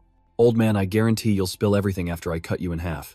He clenched his sword tightly, the demon magic around him surging fiercely, ready to unleash at any moment. "From now on, I will punish traitors, old man, in the name of the royalty." Soon after, he charged forward like a violent storm. Bachan also held his ground, immediately meeting him with all his strength. Both of them charged at each other like wild beasts filled with rage. In just a moment, their magic blades clashed fiercely, causing a cataclysmic explosion that shook the entire surrounding space. At the same time, on the other side, a shockwave spread like a blazing storm. Heezy and Shin stood frozen, their bodies, tense eyes wide as they watched the fierce billowing smoke. He wondered, is Eric causing chaos again? While she hesitated suddenly, Eric's voice rang out from behind, "Kai, A." Without hesitation, he lunged towards them like an arrow shot by the wind, shouting loudly, eyes blazing with fire, "Now is the time to act." Seeing Heezy suddenly smile, I couldn't help but be surprised. How could she smile at a time like this? Without hesitation, she swung her hammer in a circular motion, each spin creating a terrifying screech like tearing through the plane, surrounding air. Then she spun around and threw her weapon. It soared with enormous force, shattering illusions that seemed unbreakable. In the blink of an eye, the demons all panicked and scattered, screaming as they ran, the mansion collapsing behind them. "We need to get moving fast." Eric and his team quickly turned and rushed to find the professor. They kept running non-stop through the ruined hallways, ignoring the smoke and the thunderous explosions behind them. Soon they reached their destination, and Yu joyfully called out, "Professor." Augustin chuckled happily, his voice full of amusement, never expecting any student to ask the professor to do this. GDT shrugged. "I have no idea who said it was fun to play espionage while pretending to be a hero." Then the two quickly climbed onto the carriage. Before the wheels started turning, the old man turned to ask Eric, "All the villagers have evacuated. What do we do now? You hold the door tight. What else is there to do?" Eric's eyes harden. "It's time to get out of here." At this moment, Bak-chan reassures him, her gaze fixed intently on the wreckage ahead. He frowned silently. "Furious, damn it, Kata. I didn't expect him to drag everyone to their deaths." Ba-chan bitterly muttered, "Who would have thought he had a criminal record outside the territory? You little rat." Then a subordinate hurriedly ran up to report, "Lieutenant, we saw what the museum mentioned today." A voice in his head whispered that the explosion had toppled everything into chaos, and his mission was to find the demon clan's traces and report back to the prince. Lady Chan secretly plotted that this could help him seize the throne, allowing her to become the head of intelligence. He pondered, and if he could find the fake trail that Eric left behind connected to this event. Bachan's eyes flickered with a cold, sharp light. "I can end the Mo Bingo family here." Just as he was deep in thought, a subordinate suddenly ran over, panting urgently, "Deputy Commander, please come here." Bachan was startled and turned around quickly. "What is it?" He pointed ahead and stammered, "A disaster. Lieutenant Lini's treasure is unprotected." He snapped angrily, "Damn it, has that demon cleaned out this place already?" "He's confused, I'm not sure anymore." Remembering Kaja's angry face earlier, Bachan slightly furrowed her brow, feeling a strange sense inside. No way Kaja didn't know about the ambush, he only discovered the beautiful snake along the way. Suddenly he froze, a flash of understanding in his eyes. "Wait a minute." Bachan clenched her teeth, fists tightly clenched. "Yes, it's clear now, the beautiful snake was from the demon in the intelligence operation." At the same time, Eric was sitting relaxed, joking cheerfully. Augustin asked, surprised, "What's so funny?" Eric happily replied with a mischievous glint in his eyes. "I just imagined how the Bureau's people would look when they see the museum emptied. It's hilarious." The old man chuckled loudly, boasting that the intelligence agency's rookie had messed up again, just like my disciple. Eric subtly shifted aside. Miphi, you're the leader. I sigh helplessly. I've already had someone absorb the demon energy as promised, so how can a demon king like you be so petty? Miphi saw the blue veins prominently on his forehead, his face a mix of anger and restraint. Wouldn't it be better if you told me how much stronger you've become after absorbing the demon energy? Eric tightly clenched the mass of magic in his hands, his eyes shining brightly, raising his head excitedly, eager to show how much power there was here. He cheerfully sang and collected the magic power from the demons. Han angrily threatens that if he doesn't keep his promise, there will be no more translations in the future. Eric sighs softly. I know. Very quickly afterward, he cast a spell, sending the magic structure soaring into the sky. Then he clenched his fist and a burst of magic erupted. In just a shrint, all the magical energies were absorbed amidst Eric's shouts and the whirlpool. Miphi was so happy tears streamed down, gnashing his teeth. Finally, the magic. I wonder if it belonged to Azazel. It's so delicious. But suddenly he noticed something was wrong. Miphi barked in anger. What? Why did you take it back? He calmly replied. Which one? This isn't the first time you've betrayed me. There has to be give and take. Eric sets the condition. Activate the original sin seal and bring it here. Only then can I add more magic to you. Hearing this, his face darkened, and his Adam's apple moved nervously. Rage surged through Miphi, making him tremble, but he forced himself to stay still, eyes carefully analyzing and calculating the most advantageous option for himself. Annoyed, Miphi cursed under his breath. You're a damn bastard, and he retorted. It's just one matter, exploitation, a good exchange. Eric pondered silently. To activate the seal they must prove their ability, and to prove it they must understand the seal. He frowned and thought if he wanted to understand the original sin he needed to obtain a lower-tier seal of the same type. The problem is that Miphi doesn't know anyone with a lower rank than him. There's no other choice but for him to find a way to use it himself. Suddenly, Eric sensed a streak of death energy approaching. He glanced out the window, his eyes instantly sharpened with maximum vigilance. The man slowly trudged forward the wind, sweeping through the entire area where the treasure was stolen. Kaguya follows the magic flow, carefully advancing, seeing the spiritual energy gathering here becoming more and more dense. He immediately guesses that the treasure is very close. Kaguya ragefully shouted, I saw you, thief. In an instant, he streaked through the forest like lightning, with leaves and branches whipping wildly with each frantic step. Kaguya gritted his teeth, his eyes burning with fury, then rushed forward with determination, vowing never to give up so easily. Kaguya muttered that the relic they stole has a scent only he can smell, and his mind endlessly raced with the thought that once he absorbs the relic and enhances the seal, Kaguya silently swears to tear him apart. Transitioning scenes, Augustine, now aware of Kaguya's presence, speaks anxiously. A demon that can walk under the sunlight, he seems to be angry at someone. Higgy immediately stood up. I will go check. Augustine quickly stopped her. Sit down, girl. There's nothing for you to get involved in. The girl frowned uncertainly. Sorry, you mean the old man responded calmly. Isn't it best if the one who sent the invitation to that person is the one to go? Eric stared intently at the archbishop statue in his hand, his eyes flashing with intention. Yes, Higgy, you're the one who called him here. I think there's still much to gain from him. Higgy was startled and turned around. Don't tell me you're aiming for the seal. He replied, calmly refusing, even when the cat's milk was at his mouth. That's very rude, isn't it? Kaguya silently watched, sneering inside a bunch of palace guards with no protectors. I can't believe they're planning to deceive me with this. Damn fools. Kaguya sneered. I will take back the relic. Suddenly, Eric's voice sounded from behind. I was worried you wouldn't come there, but here you are. He clenched the statue in his hand, his eyes full of mockery. You're here because of this, right? Kaguya's whole body tensed up in readiness. Who are you? He calmly asked. And Eric, without hesitation, immediately took off his mask, smirking as he sneered. I already did. Seeing the item in Eric's hand, the man was stunned to recognize that cheap mask. Kaguya was taken aback and stammered, saying no way. Angrily, his teeth clenched and his voice trembling with hatred. As the rage rises, the demon within Kaguya is instantly activated, daring to deceive us. Kaguya roared with fury, charging like a storm to tear him apart. Mephielian appeared to remind him, Are you sure you're all right? Provoking him like that, even missing an arm, he's still a demon with a pretty strong seal. Soon he closed in on Eric, growling in fury. Die.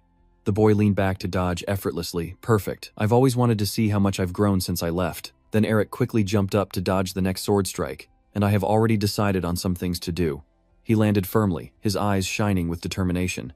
At this moment, the tattoo on your arm glows brightly as streams of magic flow across it, and beneath Eric's scream, giant golden ice shards swiftly appear and pierce through. Your careless flick of the wrist sent it flying like an arrow straight at the enemy. The creature's skin tensed, clearly sensing the imminent danger heading towards it. A surge of magical energy erupted from his hand, his sharp claws as if made of leather. He tore apart the rushing ice shards, arrogantly declaring that anyone who thinks spellcasting can stop him is dreaming. The rest of his words made Eric's face darken. What kind of mage would dare let me get close? The man swung a powerful fist toward him, full of arrogance. You're doomed, full of misery. Eric quickly punched out, blocking the attack. Two streams of spiritual energy clashed, causing a deafening explosion with bright light and flying debris. He was knocked back and tried to scratch the ground with his claws to stop himself, confusedly asking how a mage could be so powerful. In the thick smoke, he stood still, staring intently at his hand. Seeing the thick, raging poison on his hand, Eric thought that fighting him could be very dangerous. The poison from his bewitching aura would seep into every tiny opening in the body. Eric quickly cast a spell to stop it, thinking this must be his sealing power. I will freeze it to prevent the poison from spreading, but this is only a temporary solution. I must be careful not to be contaminated further. Seeing the scene before him, Kaja sneered contemptuously and thought to himself, so he's stopping the toxin from spreading by, freezing that hand, clever indeed. Then he concentrated his magic all over his body, the tattoo on his arm glowing brightly, and muttered, if that's the case. Kaja's eyes burn red with challenge. Can you handle this? His wings flap wildly, mocking you to freeze this kind of deadly wind. In the blink of an eye, streams of toxic gas burst forth, swirling around him with protective charms preventing any escape. Eric felt a surge of fear and anger, realizing that his opponent's poison was seeping into his body, and this was not something he could freeze to suppress. Suddenly, a determined light flashed in his eyes, but I still can do something to break his attack. Eric spread his arms wide and kept unleashing moves, freezing, reversing, and going to the root full of resolve. I will blow this toxic wind back at you. In a blink, the ghost suddenly reverses direction and charges straight at the enemy. Kaja swings his arm to block with terrifying speed, then speaks loudly, how foolish do you really think the magic I use can affect me? Suddenly he was stunned, his eyes wide with shock. What? The one who was right in front of him had completely disappeared. Kaja was stunned. Where did he go? At this moment you had quietly appeared behind him without him noticing. Only after a while did Kaja realize, but it was already too late. Eric shouted loudly, bound. In an instant, his whole body was tightly wrapped by strong chains, unable to move. Kaja cried out in panic, turned back. Without hesitation, he immediately cast a spell, a face full of pleasure. Come on, ending a person anywhere is nothing special. Eric thought to himself, it's been a while since I used this move. In an instant, a secret technique of the Snow Mountain King was unleashed, filled with overwhelming power. The pain made him unable to stand firm, his whole body trembling and his knees buckled. Kaja gasped for breath, filled with terror. How could a human wield the power of the Snow Mountain King? You clench the guy's head tightly, eyes flashing with a cold glint as you stare directly at him. Eric coldly said, you don't need to know what to do. Immediately after he activated absorption, drawing all of Kaja's mana into himself. The entire body of the man was drenched in sweat, and he collapsed to the ground in an instant, dead before he could even let out a gasp. Eric remained silent, his cold eyes fixed tightly on the motionless body below, quietly letting out a sigh of relief. Nephi frowned, feeling conflicted inside. How dare he say that to my face? He grinned with pleasure, which means even if we have no choice but to work together in the end, we will become enemies we must fight in the future. In his mind, Nephi thought to himself, this is great, it's exactly what I was thinking. Eric put one hand in his pocket, the other clenched into a fist, his sharp eyes glaring at the body lying on the ground. Suddenly it felt as if something was affecting his body, his eyebrows knitted tightly and his vision became dizzy. Eric hugged himself tightly, losing all strength and sitting down heavily on the ground, spewing a dark liquid from his mouth. Augustine and Higgy, seeing this, ran over from the burning carriage and called out. Eric gritted his teeth internally, sensing the poison accumulating in his body.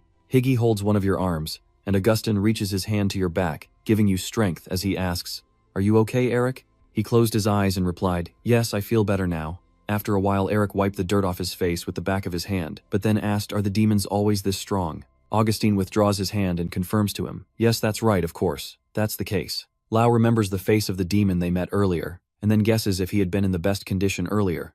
A strong wind swept past them, and Augustine interlaced his hands behind his back, concluding that you might have already lost to him. Eric sat cross-legged on the ground, confidently retorting, no, I think I will still win.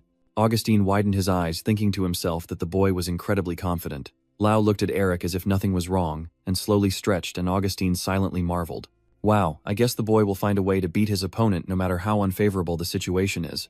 Lau's lips hidden behind his beard curl into a slight frown, but Augustine speaks up to remind everyone, didn't I tell you not to let arrogance take over, you need to change. Eric pursed his lips and asked Lau, but Augustine, why are you making that face? Watching Augustine's expression light up with excitement, he kept praising himself, truly deserving of his title as a master. At night, the sky above is a deep black, with only the full moon shining brightly. The scene below the ground is a pile of ruins and desolation.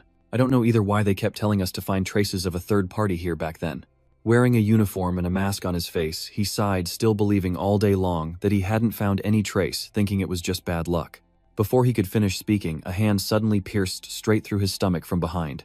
Blood splattered onto the teammate, his face turning pale at what just happened. Lucifer's eyes flickered with a red glow as he calmly retracted his blood-stained hand, and instantly the suited man collapsed to the ground.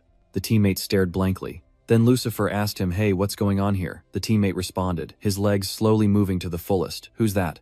He shouted threats loudly, revealing himself, but before he could finish his sentence, a hand reached out and clenched his face tightly. Lucifer lifted his body upward, suspending his legs in midair, and he kept struggling and screaming. The drawings on Lucifer's palm flickered, before he said, annoyed, "I'll find out myself." A shrill scream echoed through the air as the teammate was completely absorbed by Lucifer. His body shattered and disintegrated into countless black dust particles that were absorbed by the drawings on Lucifer's palm. He closed his eyes, looked up to the sky, and said, "Kaza has failed." An image of Kaza seemingly injured and trying to hold his wounded arm appeared in Lucifer's mind. Then came a scene of two men breaking into a room, Lucifer whispering to himself with a third person who was neither a spy nor his ally also involved. Another scene appeared in his mind showing the back of the crown prince walking away. Lucifer smiled with excitement, truly an incredible prize. When he opened his eyes had turned into a fiery red, looking extremely terrifying, thinking about the prince's direct involvement. In a square with a giant statue, Ba-chan kneels in front, and behind him are the intelligence operatives also kneeling on the ground.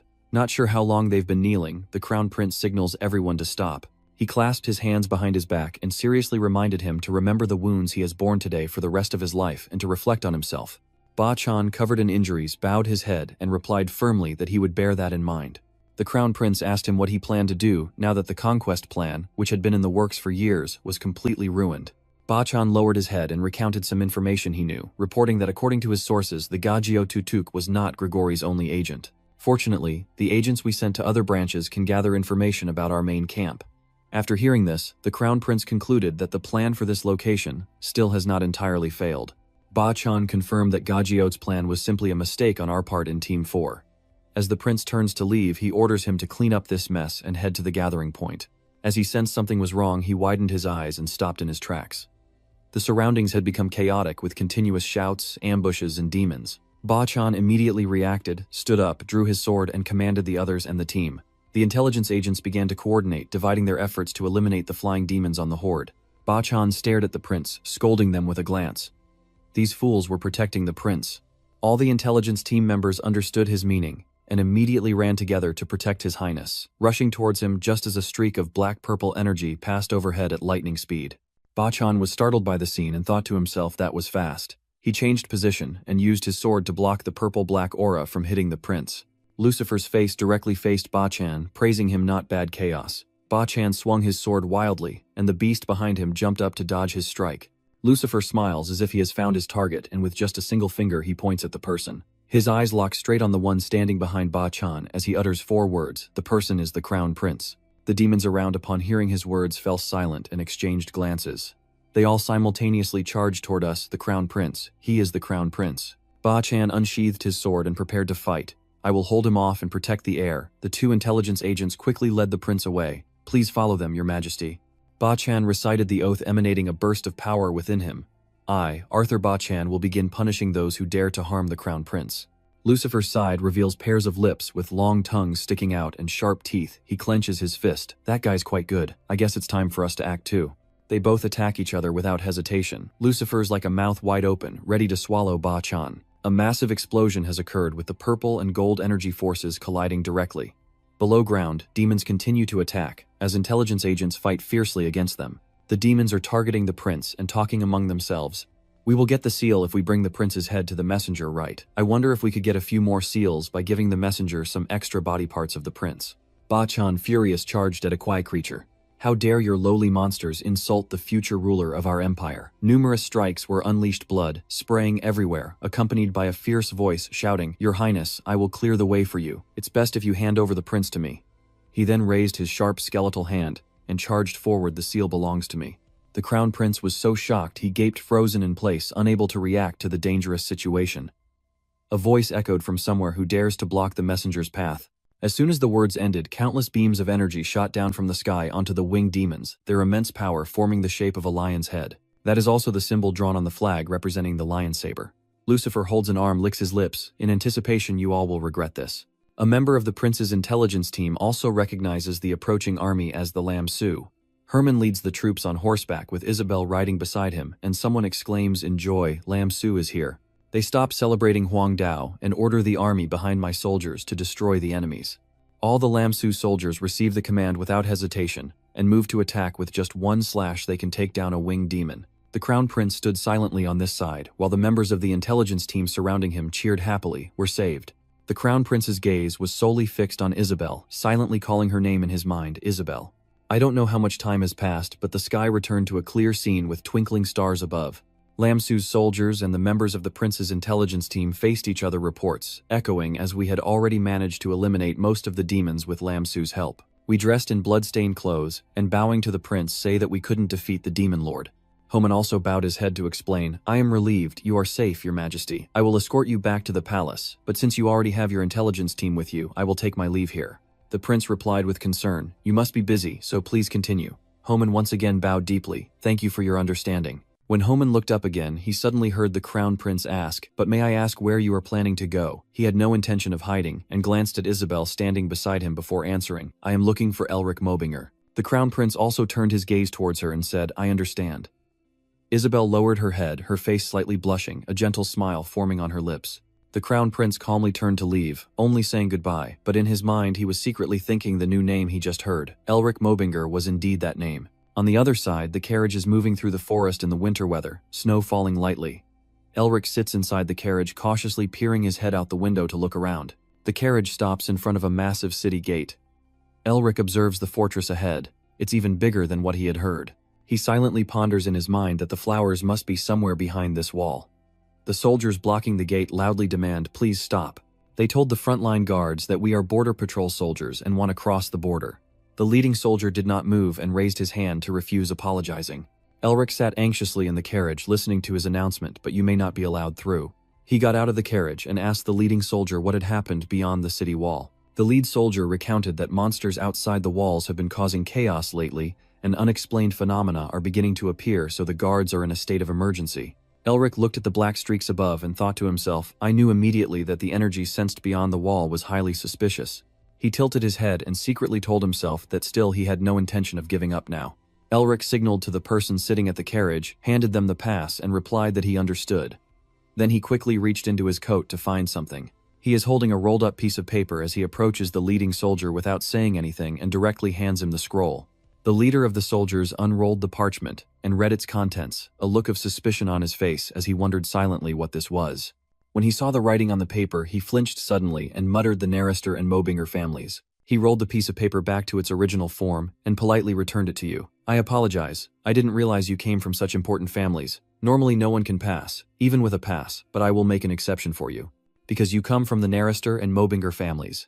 The soldier asks for more, and in exchange, requests you to go to the highest safe place if anything unexpected happens. Eric asks him, if I hide, there will anyone come to save me? The soldier said nothing but no. His face grew serious, and he continued saying that if that's the case, finding your body would be easier for us. Eric frowned, feeling uneasy at his answer. A giant alien insect was opening its razor-sharp mouth wide. It shakes its head and aims at Eric standing on the ground below. Then it closes its mouth and speeds directly toward him. When it was just a short distance from Eric, the giant parasite opened its mouth wide again, and he raised his hand with the design on his arm glowing blue. Eric jumped into the air, and then a sharp ice spike pierced straight into the parasite's neck, followed by a blood-curdling scream. He gritted his teeth in anger and said, these monsters keep rushing at us like this. Another monster appeared behind Eric, opening its sharp-toothed mouth and charging to attack. He sensed its movement and glanced back. As Eric jumped and twirled in the air to dodge, he silently thought that compared to his fight with the kneeling one before, it felt like he couldn't fully utilize what he had achieved. You extend your hand forward and think to yourself, if I attain more seals in the future, my mana will become an obstacle and I won't be able to unleash my full power. Eric shouted a greeting just as dozens of ice blocks flew toward and pierced the creature. The alien beast roared loudly before collapsing, lifeless large cracks appearing on the ground above. Eric also landed right next to it, silently setting a target, a magic meant only for himself, and he knew he had to create an entirely new kind of magic. You lift your head and think to yourself, I need to be stronger, so no one can look down on me anymore. A person approaches behind Eric and asks, are you finished yet? Shin and the others have no idea how long they've been waiting. He tightly fastens his coat, sighing about the cold. Even though he's wrapped his body in mana, it's still freezing and I'm running out of mana too. Eric turns to look at the scene before him, pondering whether this place should have been a hot land like Zamak. I never expected it to be this freezing with such strong wind. I wonder if this is one of the strange phenomena they mentioned. He recalls what he knows the place is called the Black Snowfield. The name is just a metaphor because the land here is poisoned and blackened. This place looks like a black snowfield, which is the meaning behind that name. Eric looks at the carcass of the insect on the ground, and this area is also completely filled with monsters. Even the Empire has had to abandon its claim to this place. This is a forbidden area where even 8th Circle mages may not be safe. Suddenly a hand reaches out and clasps onto a few of the kids. I gently close my eyes and curiosity calls out, "Hey, Eric, is the flower shrine really a place cursed by the spirits?" He asked suspiciously if the flower shrine was really a peaceful garden where the flower gods live happily with humans, and whether this place looks like a garden. Eric stretched his arm out of his cloak and confidently affirmed that the flower shrine exists. You can confirm its existence based on the records of your ancestors in the royal family. Augustin, also interested, asked further, "So do you know its exact location?" "I don't believe you can find that just with the information in those records." Eric expressed his intention. "I am thinking of searching for the half-beast guardians guarding the flower shrine."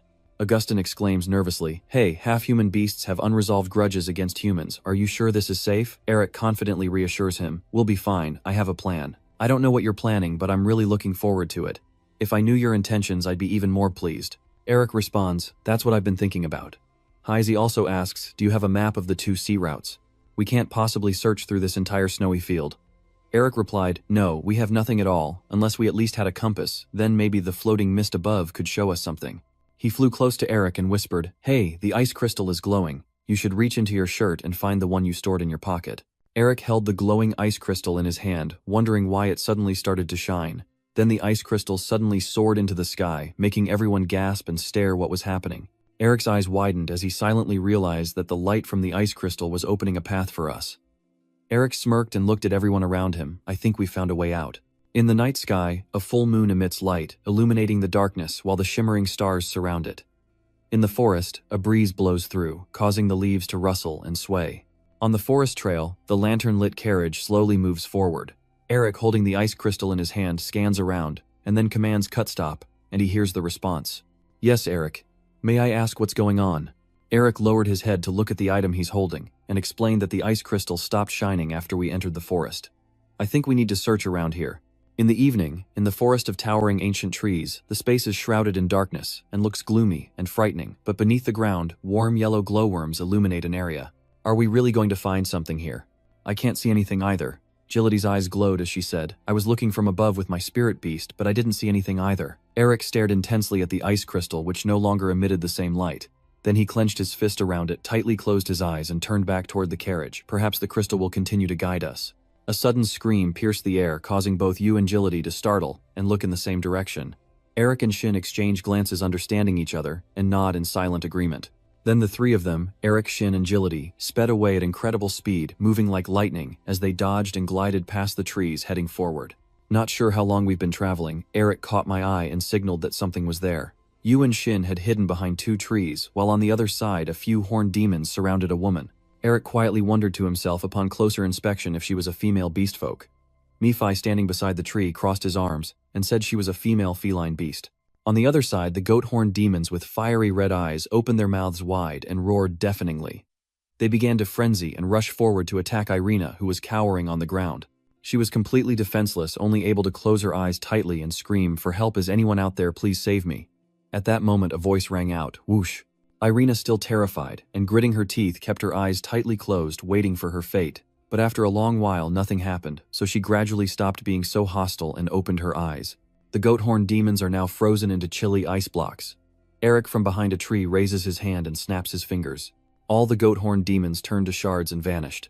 Eric approached Irina and asked with concern, "Are you okay?" He runs a hand through his hair, the other reaching out to her. "She must have been through a lot." Nephi sneered mockingly, saying he's no good at acting.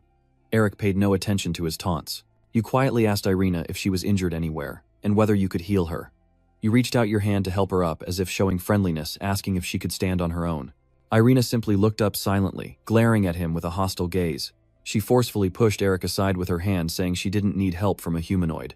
As Irina's voice suddenly stopped, 2 beastmen from the cat tribe appeared on the branch above their heads, armed with weapons, while below Eric's group, was surrounded by a crowd of beastmen in the same tribe. Irina gritted her teeth and threatened, "Stupid human, if you don't surrender after I count to 3, I will deal with all of you." She counted 1. The beast on the tree already raised its weapon. Shin glanced at the beastman on the tree as Irina's counting voice rang out again. 2. Heezy looked at the figure in front of him, secretly wondering what Eric was planning. A smile curled on his lips as he beamed brightly. Eric raised both hands and declared openly, "I surrender." When Eric stood in front with both hands raised, he smiled and said, "I surrender." Nephi crossed his arms and thoughtfully pondered. He's really quite cunning. The scene shifts back to a moment earlier when Eric's group was hiding behind some trees. At that moment he glanced and saw Irina, the runaway, being surrounded by a few horned monsters kneeling on the ground. Eric chuckled and said, "This situation is obviously a trap, an old trick." Eric curled his lips into a smile and replied to him, "What else can we do now? If they want to play, we'll play along." He looked intrigued and said, "And let them lead us into their hideout." Returning to the present in the Monster Kingdom, an old wagon pulling a cage is moving along the deserted city street. Irina leads the way at the front, flanked by beastmen guardians on either side of the carriage, while everyone inside the cage is handcuffed with iron chains. Only Augustine remains drowsy and asleep, and the others stay silent without saying a word. Nephi fold his arms and call out to the person sitting below, "Do you really have to do this?" He couldn't understand why go this far. Eric smiled and replied, "You're too naive." His expression revealed cunning, proving he must be willing to sacrifice that much to deceive them completely. Nephi could only marvel, not expecting those clumsy freaks to be so easily duped by such poor acting. Suddenly, many beastmen appeared on the street, pointing at their cage and shouting insults. "Humans are worthless. Why did the search team bring the humans back? Surely they have no good intentions, just deal with them right now." Eric glanced outside, realizing I had already guessed, but their anger towards humans was truly intense.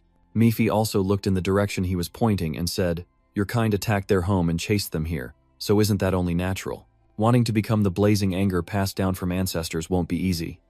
Eric remained silent, his gaze quietly narrowing as he looked outside the carriage. After traveling for what felt like a long time, the wagon wheels finally came to a stop somewhere. Irina's legs, which had been pointing forward, suddenly turned back. She introduced herself, saying, "I am Irina, the royal guard of the kingdom of Andromov." Irina's warning voice shifts into the prison cell. "If you value your lives, it's best to stay obedient and go quietly." Eric looked up, staring intently at her. In front of the gigantic fortress gate, Irina's threatening words echoed, "Because our great king will interrogate you." The sky above is filled with drifting white clouds as the gate of the fortress slowly opens, with Irina leading Eric's group inside. She leads them along a long corridor at the front, while Eric and everyone else behind are chained with iron shackles. Nephi crossed her arms and Tomo asked, "Probably because someone has a plan. So that's why they are the ones who entered the enemy's main stronghold, right?" Eric smiled and confirmed with him using a private signal only the two of them could read. Of course the monsters wouldn't refuse me. There were already many beastmen standing in long lines on both sides of the path, and Eric casually passed by the royal beastman officials staring at him from both sides, explaining to Nephi, "Because I have the power that they have coveted for centuries, the proof of the Tiger King, the former Monster King. You only need to say 3 words, the royal enhancement technique." Eric calmly analyzes that the Tiger clan has held the throne for many generations, but now they are all extinct. If the body enhancement technique, the symbol of royal authority, appears, what would then happen? Eric teasingly said, "Just try to guess how high its price will go." Nephi looked at him with an evaluating gaze, clearly eager to sell it for an astronomical price. In front, Irina knelt on one knee, placing her hands respectfully on the ground and bowing deeply. She looked at the person ahead and loudly reported, "Your great lordship of Andromov, I have delivered the criminals." A small figure sitting on a chair replied to her, "Well done." Hands resting on the chair's armrests revealed sharp claws. Valence asked, "Why did you humans invade our territory?" Eric wondered to himself, is he a tiger man? The little boy opened his mouth to speak, revealing his sharp, shining teeth if anyone dared to lie. Eric's face went slack with shock, thinking to himself, "No way, the king of monsters, the Tiger King." Valence sat very seriously on the chair, clearly stating that there would be no way for him to leave alive. Eric, standing below, couldn't believe it and muttered to himself, "He's just a kid." He completely froze on the spot while Higgy was standing next to him, trying not to speak, and her face was covered in sweat. She whispered to herself, "So cute, he's so adorable." Maffey also covers his mouth, laughing mockingly. "A young Tiger King, maybe you won't learn much from this as you think." Eric narrows his eyes, thinking that having a Tiger King still around is good, but he's still too young. He took a step forward quietly, calculating in his mind, "Let's try first, and see what happens after all." He could choose to escape if things went south. Eric showed no fear at all, and asked calmly, "So he's the king?" Mouse, seeing your attitude, shouted in anger, "How dare that insolent brat ask our great king like that?" Eric bluntly replied to him, "Hey old man, stay out of this." Mouse lost his temper and pointed at him, shouting, "Old man, you little brat, arrest that criminal right now." Eric tilted his head to listen closely. The noise was too loud. At that moment, someone ordered to stop. Mouse still wanted to continue, but Valance stood up from the chair, his eyes shining with a red glow full of authority. He asked him, "Are you planning to disobey my order?" Mouse had no choice but to grit his teeth and step back, returning to his spot in line. Valance sat back in his chair and asked, "So, is there something you want to say?" Eric smiled to himself, thinking that he had thought the boy was just a useless kid. But the tiger blood still runs through him, so perhaps it will be easier to persuade him than I expected. Then he raised his head to face the boy directly and asked back, "Do you know about the body enhancement technique?" Valance's expression turned serious when he heard the question, and the boy exclaimed 2 words, "Yes, sir." Eric raised 2 fingers and asked, "If I told you I wanted to sell it, what would be your price to buy?" The officials standing on either side started to murmur at his words. "What nonsense is this? You bastard, a tiny human like you dares to mention body strengthening skills. Cut this human's head and body in half." Valance must order them to stand down, stay calm. Eric seemed to have lost patience, suddenly breaking the iron bars, restraining him and shouting loudly, "Stop the noise you're making." Immediately, a group of guards rushed to shield. Valance, the escaped prisoner, had broken free and was protecting the king. Behind the guards led by Irina, they had already regrouped, and Eric's team was now surrounded on both sides. The iron bows were gradually shattered by the remaining members of Eric's group, breaking into many pieces that fell to the ground. Augustine rubs his wrist thoughtfully and asks, "Do you want me to help?" Eric confidently refuses. "I don't need your help, I'll handle them myself." A beam of light emanates from his body, and he steps forward a few paces, showing them his true power. Only then will they believe in him, a supervisor shouted loudly. "What are you doing, guardians of the king? Quickly take down those evil humans." The guards immediately rushed to Eric's side upon hearing the commands, and I sighed resignedly since he was very quiet on the way here. I suspected something. Haiji called out, "Eric, if you dare touch my beloved little tiger, I'll kill you." Agility laughed excitedly. "I really enjoy seeing chaos like this." A blonde guard rakes out his sharp claws and lunges toward him. Eric stands still, also extending his hand fingers, slowly curling. You take a few steps back to build momentum before rushing forward at incredible speed. On the opposite side, the beastman is also flying toward you, and the two are about to collide head-on. Eric gritted his teeth, raised his arm, and all his strength concentrated in his sharp fingertips. In the blink of an eye, he flew past the guard, simultaneously slashing him with countless strikes, using the powerful body technique and fierce tiger shooting kicks. The 2 bladed-haired official gaped at the scene, unable to believe it, and the neighboring officer also looked stunned and asked, "How could a human master beast transformation?" Someone then ordered Royal Guard transform into a beast immediately, and the 2 guards nodded at each other. Their human faces transformed into beast faces with sharp fangs in their mouths, and their hands and forearms became large, furry, and covered in hair. Their legs also turned into beast legs, slightly bent down, with muscles bulging so much that their clothes were torn apart. The guards completely transformed into animal forms but still walk on 2 legs. Someone shouted to attack and the beastmen opened their huge mouths, looking incredibly fierce. They all rushed at Eric at the same time, attacking him. Someone confidently declared that his end was near, but Eric remained still, fist clenched. He spun around on the ground and then stomped down with great force. Eric leapt into the air, spinning to knock back all the beastmen surrounding him with his tiger claw technique. The beastman, still unconscious, was struck away and fell right in front of a guard standing far away. He looked up at the shadow that was covering him. Behind Eric, a gigantic black tiger appears, utilizing the tiger assault technique. Its massive paw stomps down forcefully from above, crushing the guard beneath it. Irina's whole body trembles with anger as she sees her subordinates trampled by that tiger paw, unable to move. She pulls out her 2 swords from her hips and rushes forward to attack. "So what are you waiting for?" Just a few millimeters from Eric's neck, a command to stop came through, causing her to daze and turn her face toward the sound. Irina calls out to Valance, standing before the throne, "Your Majesty." Eric lowers the sword pointed at himself. "I think I have shown you that my strength is real." He smiled and asked the boy, "Do you believe me now?" Valance only stared silently at Eric. Inside the palace hall is a chaotic scene with beast guards defeated and scattered everywhere. Valance glares, gritting his teeth, and asks, "How do you know about the Kwang, the Thuat, something even we can't understand?" A burst of powerful blue light fills the room, forcing the beastly guards to kneel and shield themselves. Eric's tattoo glows brightly as he smiles and says, "That's magic." Valance furrowed his brow, not understanding, repeating the 2 words he just heard, "magic." Eric raised his hand, using his power to draw magic circles in the air. Magic flows through everything always present in this world. It reveals the mystery of nature and unifies all its underlying principles with fiery intensity. Valance looked up at the glowing light before him, so martial arts had always been preserved through magic. Eric smiles and moves his hand, gathering all the magic circles together, closing his eyes to confirm with the boy, "That's right." All the mystical images that just appeared before Valance's eyes vanish quickly with a flick of Eric's hand. Valance's eyes sparkled brightly as the boy looked at Eric in awe. Mi-Fi behind him folded her arms and exposed the truth again, some tricks with magic just deceiving people with lies. Eric pursed his lips and smiled softly. After all, the monster tribe is somewhat familiar with magic. If we stage this in an intriguing and mysterious way, they'll fall into the trap.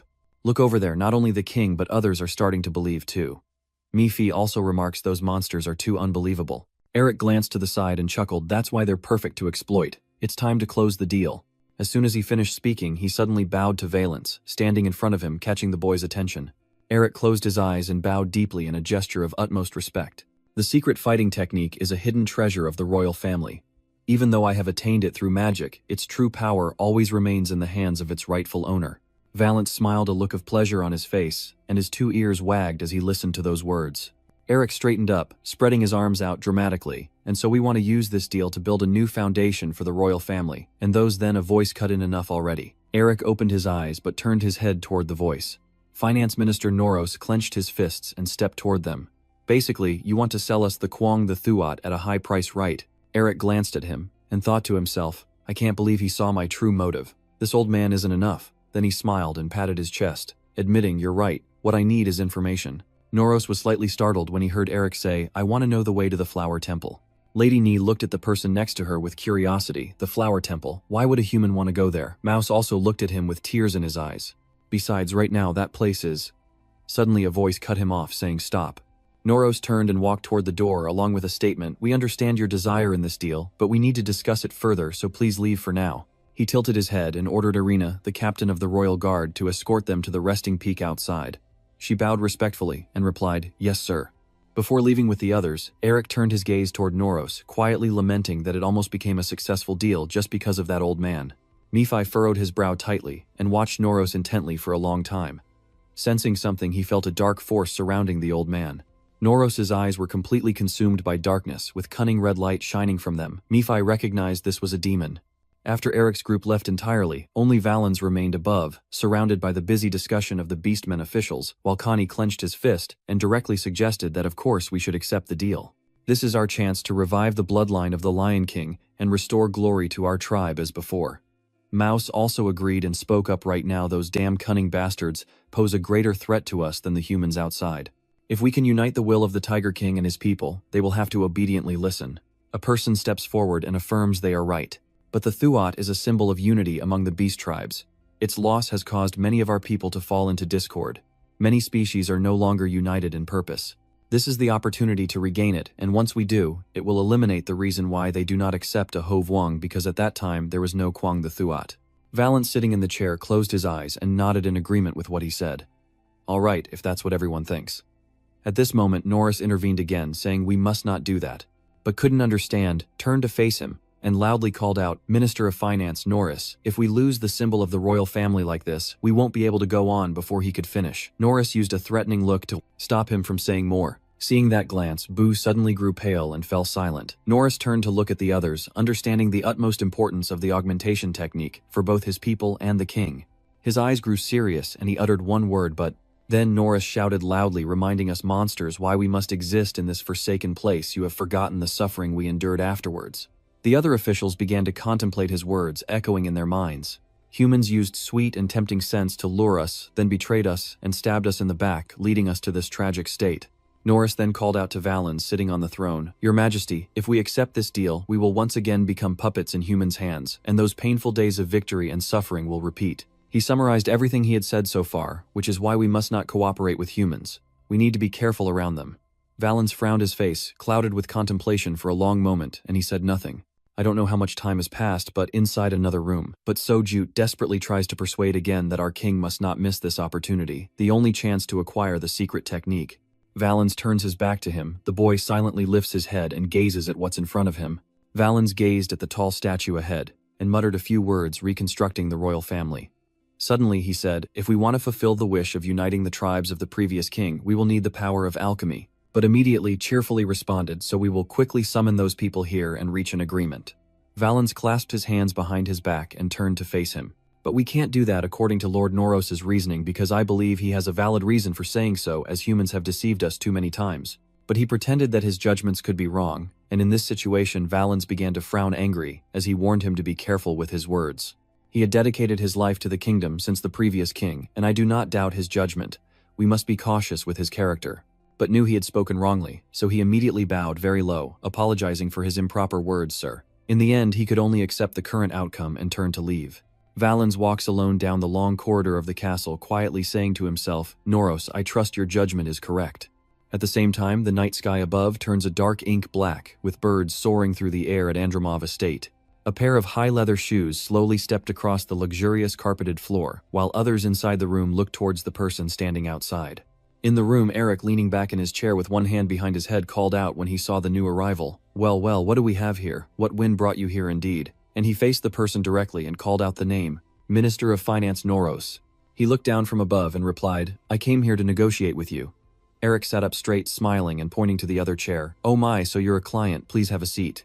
You look him straight in the eye and ask, it seems you've decided to accept the deal. I proposed, how do you plan to bargain with us? Noros extends his hand, promising I will give you what you want and pave the way to the flower shrine for you.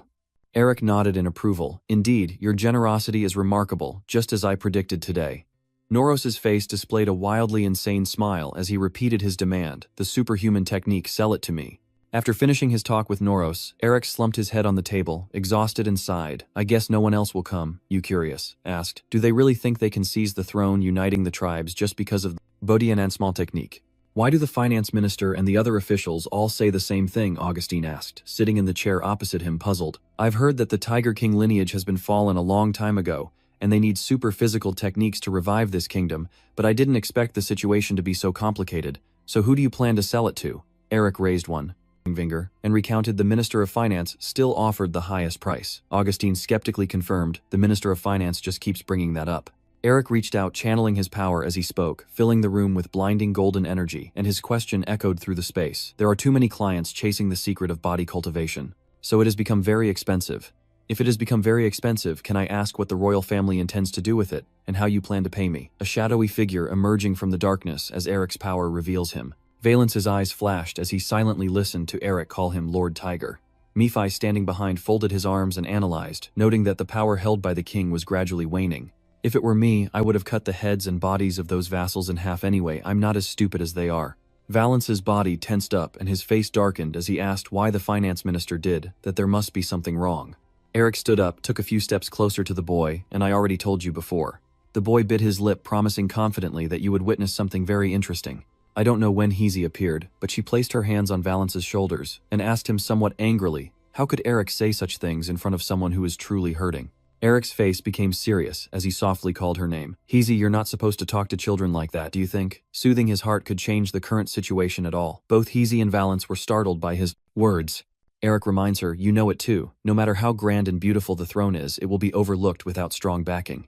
Heezy frowns, secretly calling out your name in her mind. Eric. She remembers the scene from when she was young, when they were the two people surrounded by others, bowing their heads from a family known as the Sorcerer family. The image has changed back then, only the two sisters were playing with the old clothes on their bodies.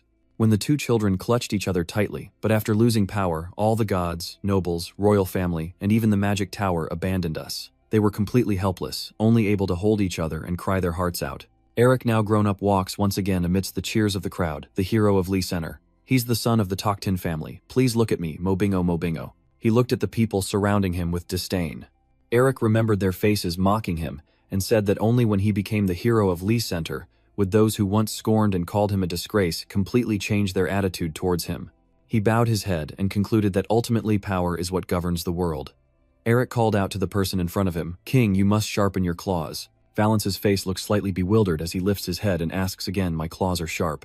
Eric kneels on one knee, places his hand in front of his chest, bows his head slightly, closing his eyes to show respect to the boy. He must quietly sharpen it so that in the final moment he can use it to take everything he desires. You open your eyes sincerely and say, I will help you throughout this long journey. Valence's face remains dazed, but the boy's eyes now shine brightly when he looks at you. Eric silently sighed. Look at those angelic eyes. I guess he's completely moved. Maffey behind him just shook his head, looking like he's willing to sell his soul. Eric explained with a serious smile, I have to do this to move forward. Maffey pursed his lips, as if he saw through your thoughts, and said, I know what you're trying to do, just trying to boost his fighting spirit. His expression hardened as he declared, even if you help him only, he can resolve the current situation. Who knows if he can be as impressive as those who came before. Valence whispered to the person in front of him, do you know anything about Tiger King Do? Eric was taken aback and asked the boy back, is Hovwangdu, the strongest tiger king who ever led beastmen to the peak? Valance strongly mentioned all the assets left behind by Hovwangdu. The boy declared, I am willing to trade everything, including the documents we researched to restore the Kwang. The Thuat Eric narrowed his eyes at the next issue. Valance mentioned, however, the flower temple was sealed off by the Eastern General. The boy stretched out his tiger paw hand and said, if you want to open that door, you definitely need me. I will lead you there myself. Valance demanded loudly, so hand over the restoration techniques to me. Eric took the boy's hand smiling as he said, Commander. He pushed himself up and then suggested, let's sit down and discuss this in more detail. Valance followed behind Eric, wondering in her head if this decision was truly the right one. No, I must not doubt my own choice. I am the king just as he said, as long as I sharpen my claws, everything will be restored to its proper place.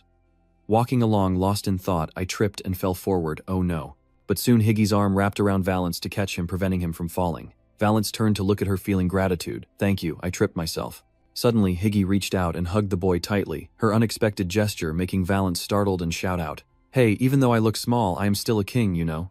Higgy gently strokes the boy's hair and then comforts him. If you want to cry, then just cry freely. She closes her eyes tenderly and pats Valance, enduring, like this is not good for a child. The boy's eyes opened wide in stunned silence as he listened to her words. Valance felt like he was being embraced and soothed by a mother as she gently stroked his hair and whispered softly, just smile when you're happy, just cry when you're sad. Valance seemed to hear her voice echoing in his ear. Okay, Valance. Tears had already started to flow down the child's cheeks, clear drops continuously falling onto Higgy's shirt. Valance's hand holding Higgy's tightened into a fist. Finally, the boy fully regained his childlike appearance, opening his mouth wide to cry uncontrollably. Eric smiled as he watched them earlier. She still looked like a true king, now she's just a bunch of whiny kids. Mephi also crossed his arms in appreciation, after all, he's still too young to bear the weight of the throne. Eric cleared his throat loudly, and looked up at the person sitting across from him. You said you would take me there yourself, so are you planning to leave Andromov? There was no response. Eric looked at Valance and Higgy playing together on the bench and called out Lion King. He frowned slightly and asked somewhat annoyed. Hey, are you listening to me? If my guess is correct, then we should be leaving now. If we waste any more time here, we won't know what the finance minister and the others will do. We must quickly assemble the royal guard and leave this place. At this point, Valance finally stopped, no longer joking around, and turned to answer him. There's no need for the royal guard team. The boy explained, especially Irina, the leader of the royal security team and also the foster daughter of the Minister of Finance. He only appointed her as a bodyguard to watch over me. Eric raised his hand, frowning, and said, so the finance minister must already know you're here. Valance told me the situation. I left the castle quietly, but now they probably know. At this moment, Sin and Agility hurriedly force open the door to the room to deliver the message. Eric the Beastman is gathering outside the palace grounds, and there are many of them. Eric stroked his chin deep in thought, realizing he couldn't leave quietly. He suddenly wondered, do we really have to leave quietly?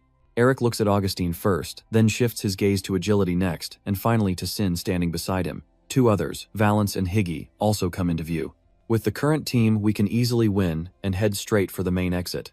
A plan has been set, and Eric claps his hands together, smiling, and calling out to everyone, all right everyone. Suddenly the room trembled, and a loud noise rang out. Valance quickly broke free from Higgy's arms, jumping to the ground as an emergency signal. He ran toward the window on the other side. The orc tribe has already sent troops here. Eric watched Valance run, and silently repeated the two words he just heard, orc tribe. He remembered that it was the beast folk tribe in a fierce conflict with Andromov. Eric carefully observed Valance's expression, thinking to himself that since they were here, they would surely try to stop King Valance from leaving Andromov. There's a big explosion happening below the city with red smoke and fire. Eric thought to himself that this couldn't be at a worse time. Valance's eyes catch a glimpse of something outside the window. Two figures are flying toward them. The boy points to warn the others that enemies are attacking. Eric raises his hand, activating his power, and signals everyone to prepare for battle. Suddenly, a woman's voice calls your name, Eric. You tilt your head up slightly and observe carefully once more. Then Eric turned his head and waved his hand to signal for them to stop quickly. Two people simultaneously stepped down onto the windowsill. Sin and Agility stood behind Eric, startled when they saw the newcomers. Herman and Isabel stood on the window frame smiling at them, and Eric couldn't believe he blurted out her name, Isabel. Eric looks completely stern at the two people suddenly appearing before him, wondering silently in his mind what she is doing here. Murphy on this side crosses his arms, frowning as he observes and circles around Herman. Ho, he pointed at him curiously and asked who this monster is, but Eric didn't answer Murphy's question and instead bowed deeply in utmost respect to him. It's a great honor to meet you, Lion sang Herman Quayo. Herman also placed a hand in front of him and bowed in response. I'm just an ordinary warrior, granted the title of Count. You don't need to be so formal, my dear. "Now come inside," Eric said, pointing into the room to invite them in. Isabel smiled and replied, "Thank you." Eric quietly looked at her while Isabel was talking with Herman behind him. "Dad, take it slow." Once you and she safely got down from the window, Eric asked curiously, "How do you know I was here?" Herman chuckled softly and explained his reason. "I wanted to thank our benefactor myself. Not only did you save my daughter, but you also cured me." He took a few steps forward, approaching Eric. Herman looked him in the eyes and said, "That's why I came to the capital, but then I found out you had already gone." Eric scratched his head and replied, "Oh my, I should have left a message about where I was going. It looks like we missed each other." Herman frowned and shook his head, saying, "No, we should send a letter first. I wanted to surprise you, so I came looking without warning. It's our fault."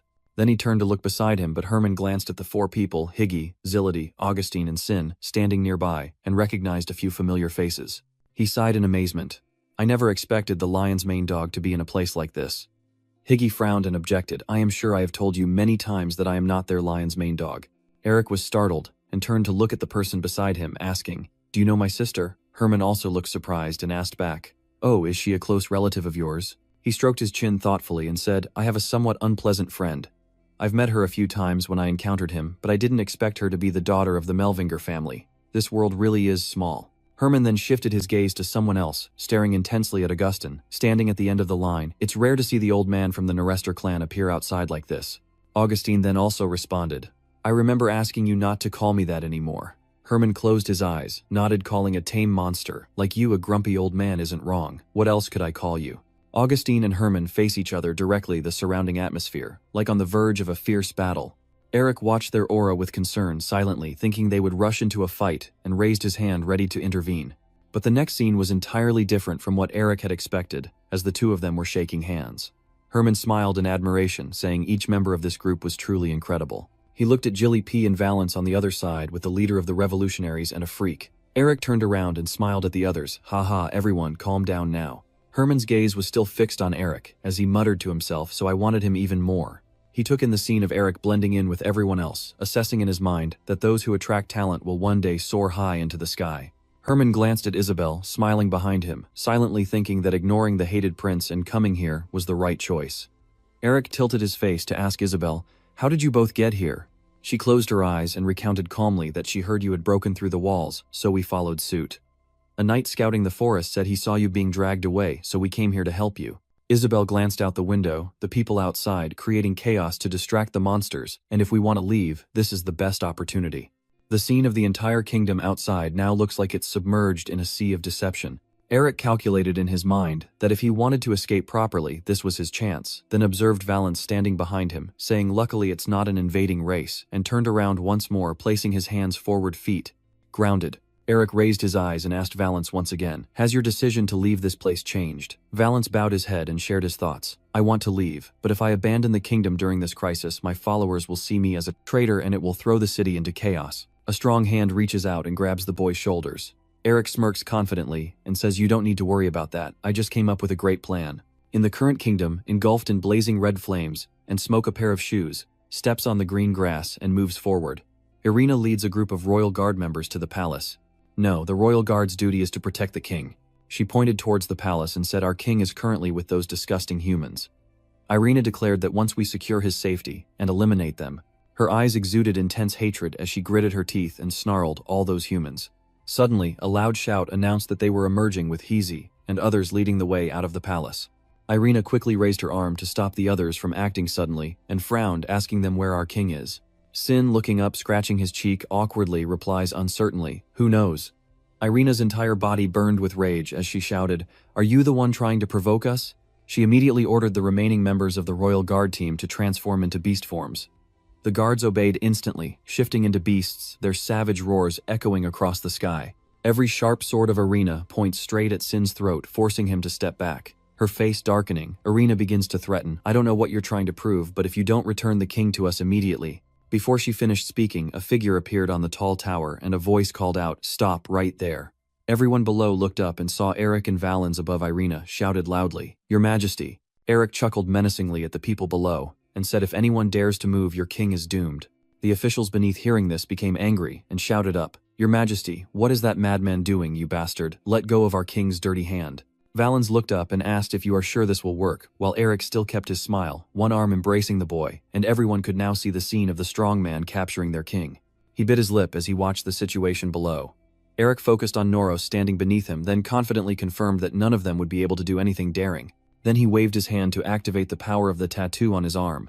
A shadow of a black dragon appeared, and Eric loudly issued a condition: if you want to save the king, clear the way for us. Irina's whole body trembled with anger, but Noros beside her called out to her, Irina. He turned around, covering his mouth with his hand, whispering something into her ear. After a while, Irina's hand by her side clenched into a fist. She then ordered everyone to get out of the way for them. Immediately, the members of the royal guard retreated to the sides to create a path for the others in Eric's group as they stepped forward cautiously, while glancing at the beastmen standing on both sides. Isabel and Herman also remained extremely vigilant, glaring with hatred at the beasts, before turning around and demanding Irina to step back once they saw their group had left. We have cleared a path as you requested now, release our king immediately. Up above, Eric slightly parted his lips. He kicked the ground forcefully, and then launched himself into the central district. Eric, carrying Valens, flew up to the central district, bowed his head, and said to Irina, "How can I trust you? I will release His Majesty once we are safely out of the city. If you chase after us, you also know what will happen to him, right?" Without waiting for her to answer, Eric suddenly embraced Valens and fled into the sky to escape. Irina stands with the guards, and officials only able to watch Eric and Valens fly away into the distance. As the city is engulfed in flames, cries of the beastmen echoing everywhere, "Hurry and help us, we must put out the fire first." Menfi and Eric, holding Valens in their arms, soared rapidly through the city sky. As Valens looked down at the scene below, she heard Eric ask, "Do you want to return?" The boy struggled and refused, saying, "No, I'm the one who wants to leave. I have to pave the way to the flower temple for you." Eric tilted his head to look at the boy and said, "Just forget about that. What I want to ask is," his face serious, as he questions again, "do you want to go back or leave here?" Valens still stared intensely downward. "Just thinking about the castle made me feel suffocated." The boy remembered the faces of the people, "But for my subjects they are different. They are good people who trust and support me." Valens's face suddenly darkened. "If I abandon them, the whole kingdom will fall into chaos, especially if we get invaded." Suddenly, Nephi, who had been silent all along, called out to remind us, "Hey, I don't think you have time to chat leisurely like this." When Eric heard this, he paused and looked up, asking him, "Nephi, what do you see?" A golden light shone from his eyes as he gazed into the distance. Eric looked at the huge tornado forming before him and asked, "Is that a black sandstorm?" Valens's face showed horror as the boy anxiously exclaimed, "That's the East General." Eric looked at the giant tornado before him and realized it was a disaster that had destroyed the north. He frowned and thought, "If I get caught in it, I'll be torn to pieces." Nephi called out, "Hey Eric, it's not over yet." He murmured, "I think there are a few troublemakers with that tornado." Eric's eyes continued to glow yellow as he checked the situation ahead. What's going on? He was surprised to see the scene there. Below the tornado, a troop of soldiers was rapidly approaching, and when Eric saw the symbol on the fluttering black flag, he recognized them as the Nine-Tailed Clan. A leader of the Ogress tribe shouts loudly to his subordinates, "Ha ha ha, run at full speed." They are also called by another name, the Ogress tribe, the reincarnation rivals of Andromov, led by the Black King. A coalition of monsters that had turned against the Hovwang family had lost their superpower technique, while the Notok longed for control over Andromov. So far, only small conflicts had broken out, and they had never launched any large-scale wars. Valens stared in disbelief and asked, "What are the Notok doing here?" Eric let out a breath and guessed that a few traitors in the tower must have leaked information about the powerful technique to them. "You're still so naive even after being betrayed a few times." Valens roared in anger, "This is so ridiculous. They suddenly want to invade Andromov, and right where I, the one with the strong body technique, am." By the time Valens almost understood everything, his face turned pale and lowered his head, unable to protest. Suddenly, Valens's whole body trembled violently, leaving the boy wide-mouthed and shocked. "What are you doing, Eric, looking at the person in front of you? Can you answer the question I just asked you right now?" He repeated his question, "Will you return to the city, or leave this place and go with me?" Valens lowered his head, hesitant, and stammered a single word, "Ah," as memories of worried faces flooded his mind. Valens looked up to the person before him and said, "I will return to the city and protect my people." Eric smiled, satisfied with the boy's answer. "I knew you would say that." Valens continued to confess weakly, "But I am really not strong, and I have nothing to give others. I cannot ask for anything more." Suddenly, Eric slammed his head hard against the boy's. Valens rubbed his red-hot head and shouted in pain. Eric also got tired of himself and the boy. "Your Majesty, friends don't care about such things." Valens hesitated slightly, then repeated friends, and Eric lifted the boy high up. "You just need to ask." He smiled and continued asking for help. Eric firmly assured him that if he did so, Your Majesty's friends would go to the ends of the earth to help you. "You glanced over to the newcomer, right?" Shin somewhat helplessly replied, leaning on one hip. "That's not wrong."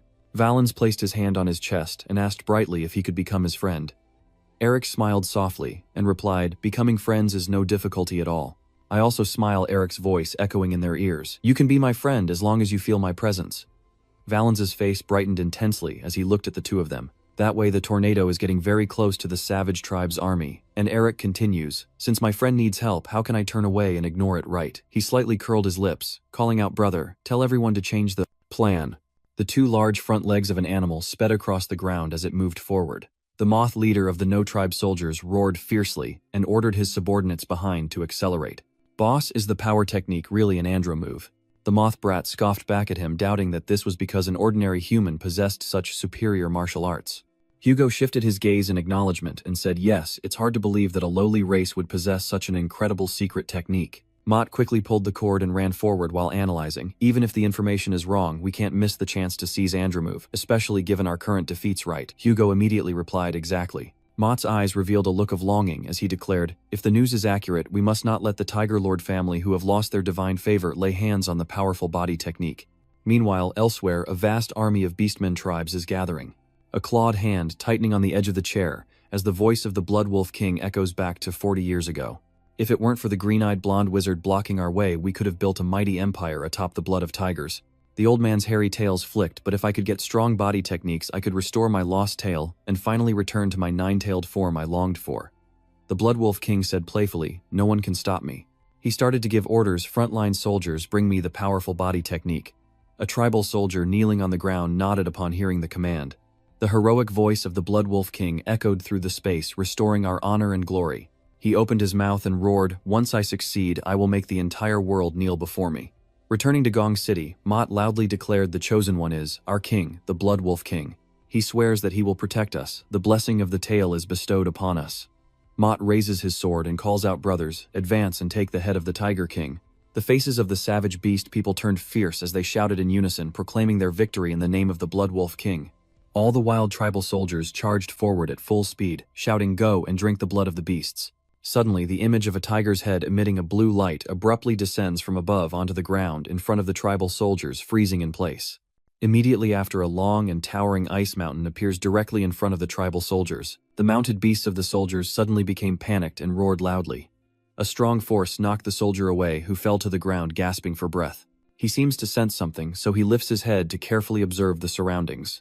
Seeing his teammates still running toward this direction, the soldier instantly shouts to stop.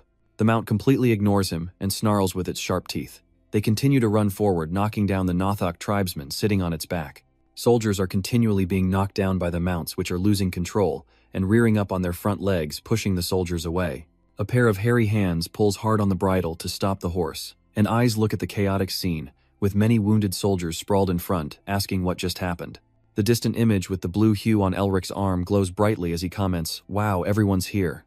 Sin's signature red hair also appears with a voice chiding, "Why do only we have to fight?" Then Heigi's black hammer swings in the middle of the city. She says it's quite fun.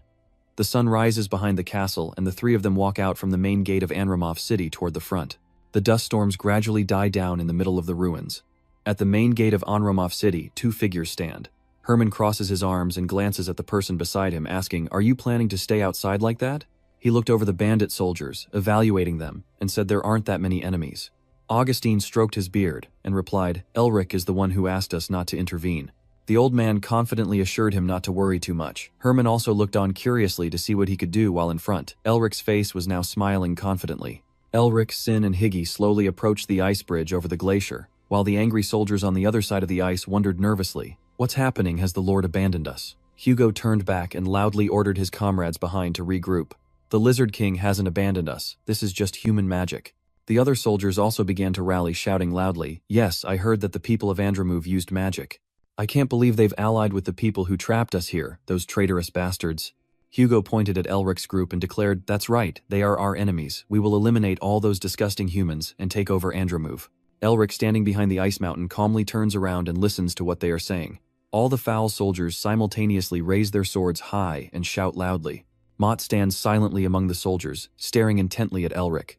He frowns tightly, quietly saying to himself, "A blonde-haired, emerald-eyed wizard."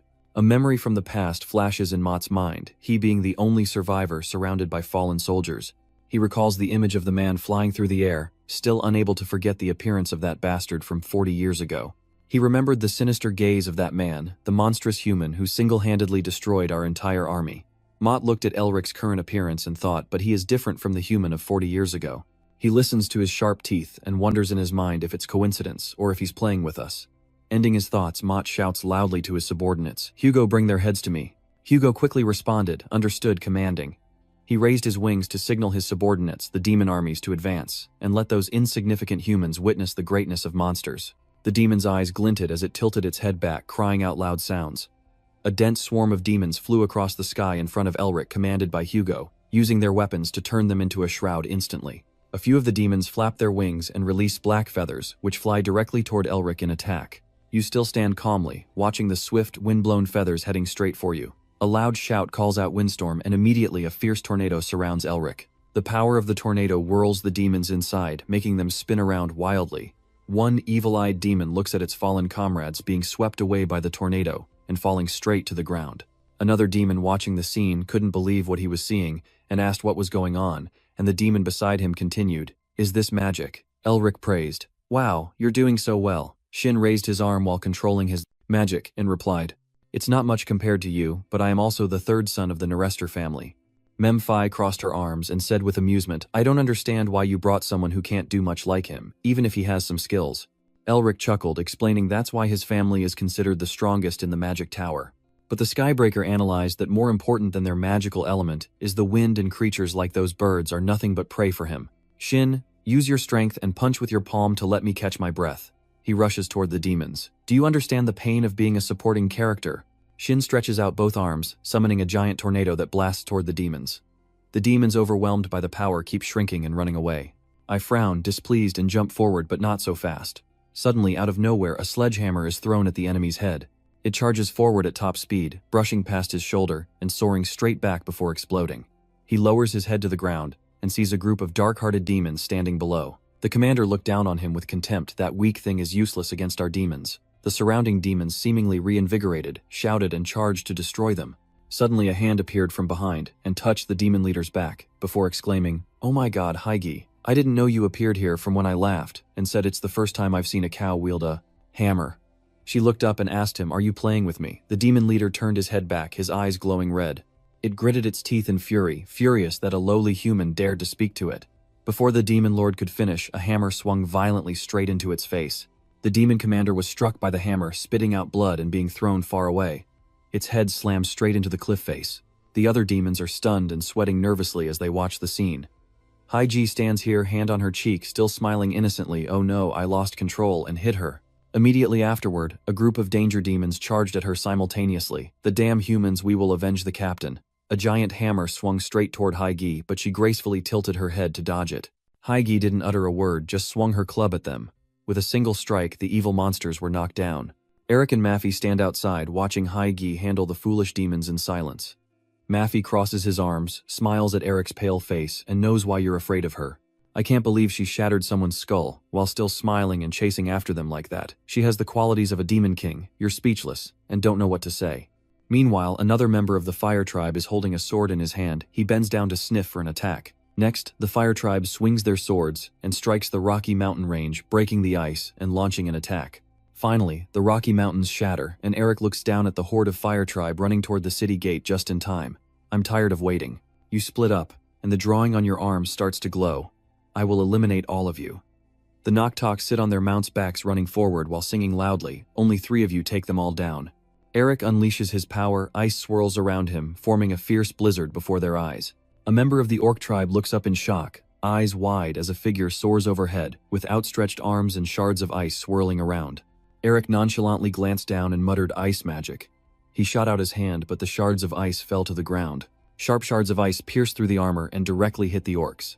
Eric estimated the number of orcs left underground, thinking to himself, there are too many survivors. He jumps, landing safely on the ground. Eric smiles as he looks at his arm, the pattern on it becoming more vivid. "I will show you the magic I have created." Your eyes flash brightly as I silently calculate in my mind. "I will combine the seal of brutality and fierceness, and protect my body with dragon heart magic." Eric placed one foot down, and one hand also pressed against the ground. "Then I will freeze everything I touch." You wave your hand, repeatedly conclude in your mind, and destroy them all. The rhino demons began to retreat in fear, stopping him and raising their magic shields. Eric spun in the air before rushing toward the distant shields. You repeatedly strike the shields with your hands, enhancing your body and unleashing furious attacks. In the end, the shields of the tribal soldiers are shattered. Eric smiled to himself, silently admiring how impressive it was. A large foot forcefully stomped onto the ground and rocks, accompanied by a voice shouting about body enhancement techniques and magic. The dark line behind reminds Eric he's dangerous. He glares silently, feeling the energy indeed present. Eric quietly scans the entire body of Mott standing before him, a level 4 Beastmaster. He smiles and says, "An interesting human." Mott looks sharply ahead with a cold gaze and says in a deep voice, "So you're a stranger."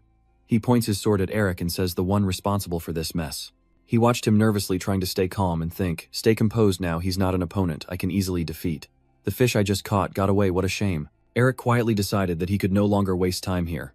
Suddenly a furious voice rang out, "How dare you try to escape from me?" In just a second, Mott appeared and lunged at him, his body full of murderous intent. Eric stared in amazement and couldn't help but exclaim, "Too fast." Refusing to fall behind, he quickly unleashed his own power. Facing Mao directly, Eric felt confident, thinking there was nothing he couldn't block. Eric's fist collides directly with his sword, producing a deafening sound. The clash of two powerful forces causes Eric to step back. He gasped in amazement, thinking that his speed and strength were both astonishing, and just like that, Mao slammed down on his chipped sword, his eyes also showing some surprise. A clear dent suddenly appeared on the sharp sword, and he immediately became furious. Mao stomped on the ground, emanating a formidable aura, and saying, "It seems I can't let you go now."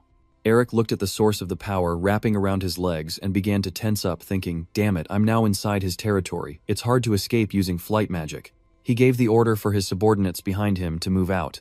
Hugo led the army to unremove. Mao's eyes turned cold, and he firmly declared that he would cut his head off, then go after him. As soon as he finished speaking, the monsters, as if provoked, charged straight at him. Hugo flapped his wings forward to signal, leading the beast army to march straight toward unremove. Faced with the chaotic onslaught of monsters, Eric could only struggle to hold back the beast's instinct.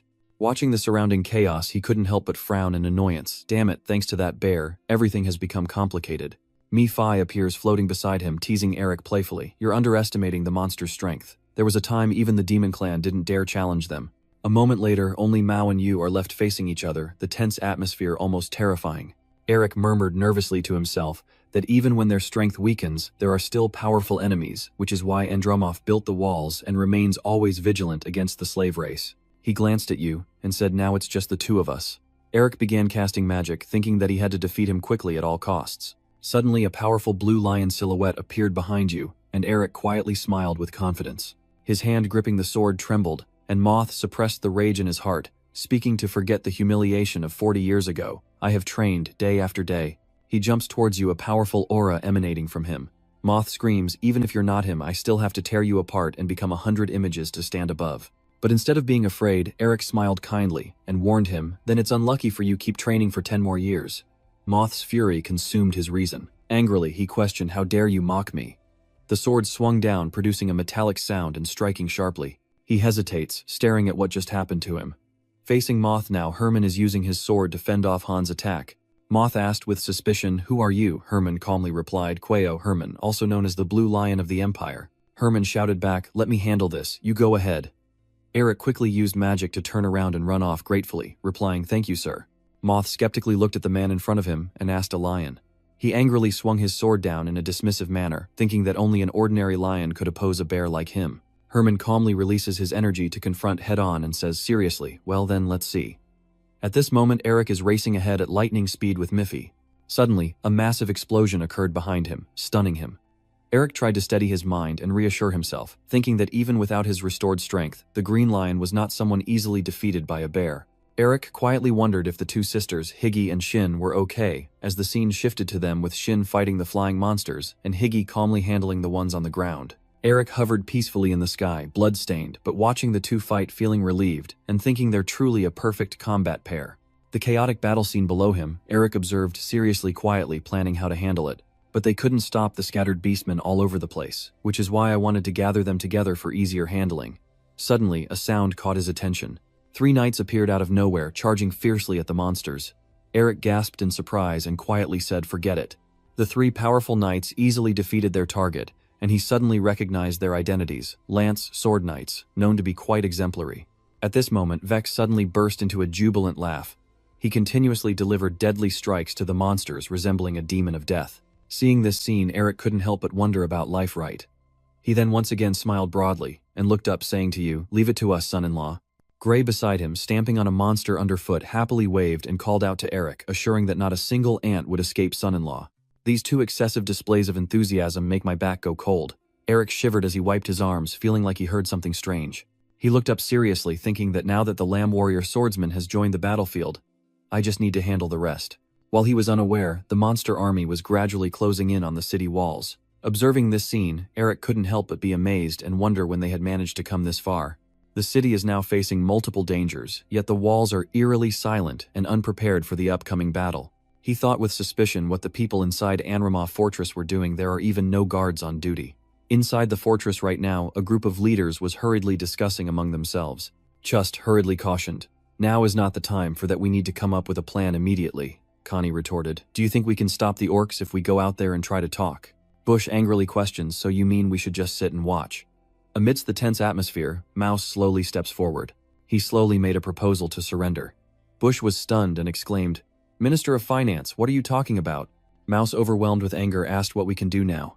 "If you have a better idea, speak up." He steadily refutes his opinion, saying we must risk our lives to fight and defend this city. Connie agrees with him. Mouse calmly responded, "See, the others keep agreeing with him. I feel the same. I don't want to die like this." Exactly. Bush couldn't believe it as he watched the people in front of him scolding, "They are crazy." Noros had been silent all along, listening as everyone else argued. "Look, are you planning to put all the people in danger? Do you think they will let our people stay safe?"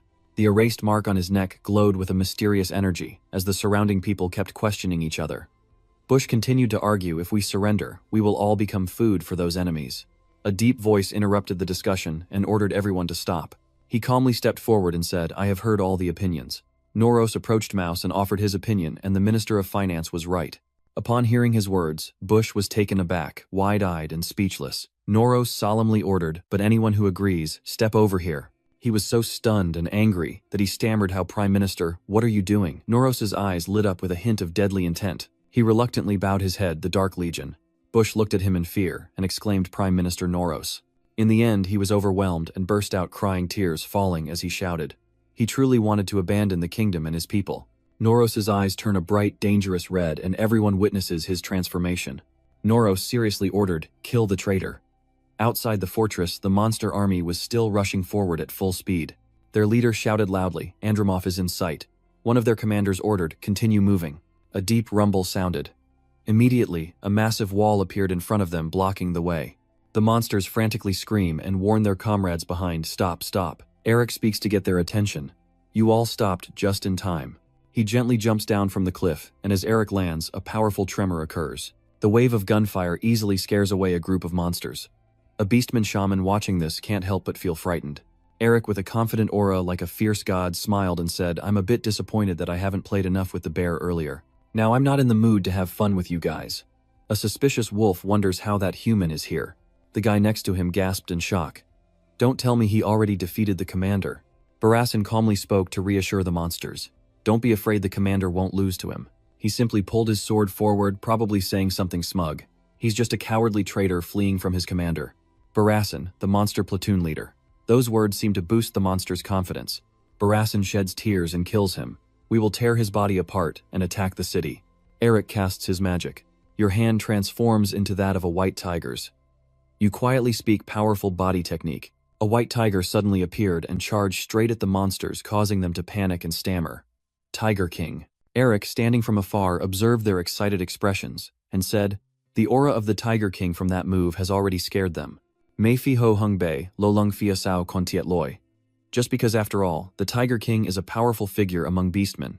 Han asked curiously, "So how do you plan to deal with these beastmen?" Confidence in his palm, he replied, "The perfect body enhancement technique to handle this crowd." Immediately, a barrage of ice arrows was fired, catching the monsters off guard. They couldn't resist and were easily defeated with a single ice storm attack. As the smoke clears, it seems the tide has turned in favor of Eric. He calmly observes the space in front of him and says one broad attack is enough. He can recognize a confident bandit, but cannot recognize a confident bandit.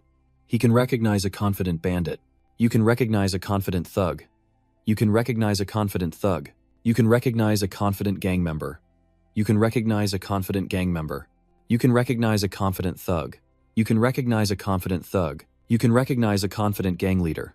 You can recognize a confident gang leader. Facing his doubt, he still responded naturally. No, I really got sick from a difficult-to-cure disease that stemmed from my desire to reach the next level in martial arts I pursue.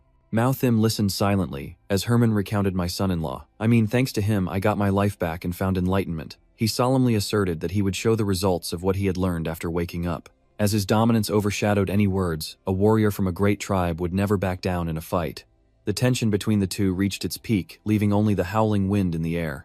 Two powerful beings fight. Herman warns to beware of the lion's claws. Mao Thim usually responds as if the claws of someone like him could really harm me. Both sides charge back into the battle, a lion and a brown bear, both formidable foes.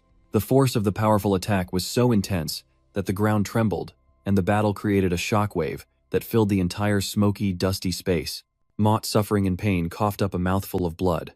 Under the sunset glow, he had been defeated by Herman's sword. He said with full admiration, that was a great battle. Mott also has to acknowledge Herman's strength. Humans are truly incredible. The Blood Wolf King raises his head with regret and apologizes for not completing his mission. Then Mott quietly takes out a flare from his body, hoping your plan will succeed. Seeing the unusual behavior, Herman quickly charged forward and angrily shouted, "Damn it!" He dealt a deadly blow to him, but Mott managed to activate the signal flare just before being completely defeated. The sparks shot up into the sky, in an instant bursting into a magnificent display of fireworks. Herman looked up at the sky in regret, blaming himself for being too late and unable to stop it. In front of the city gate, the monsters and Elric also saw his signal flare. He shielded his eyes from the blinding light, puzzled, wondering about the signal flare. The group of monsters exclaimed in shock, "Commander, they've fallen." He issued his final order. Instantly their state changed. The monsters' eyes blazed red as they turned to face the city walls. An entire army of monsters, like they were injected with chicken, blood rushed forward, crying out their lives. For the Blood Wolf King, for the Blood Wolf King. This scene even made Elric retreat in fear and say what nonsense. They lose their minds and fiercely fight to the death, crying out for the Blood Wolf King. He continues to attack with wide-range magic breaking through, but it seems useless now.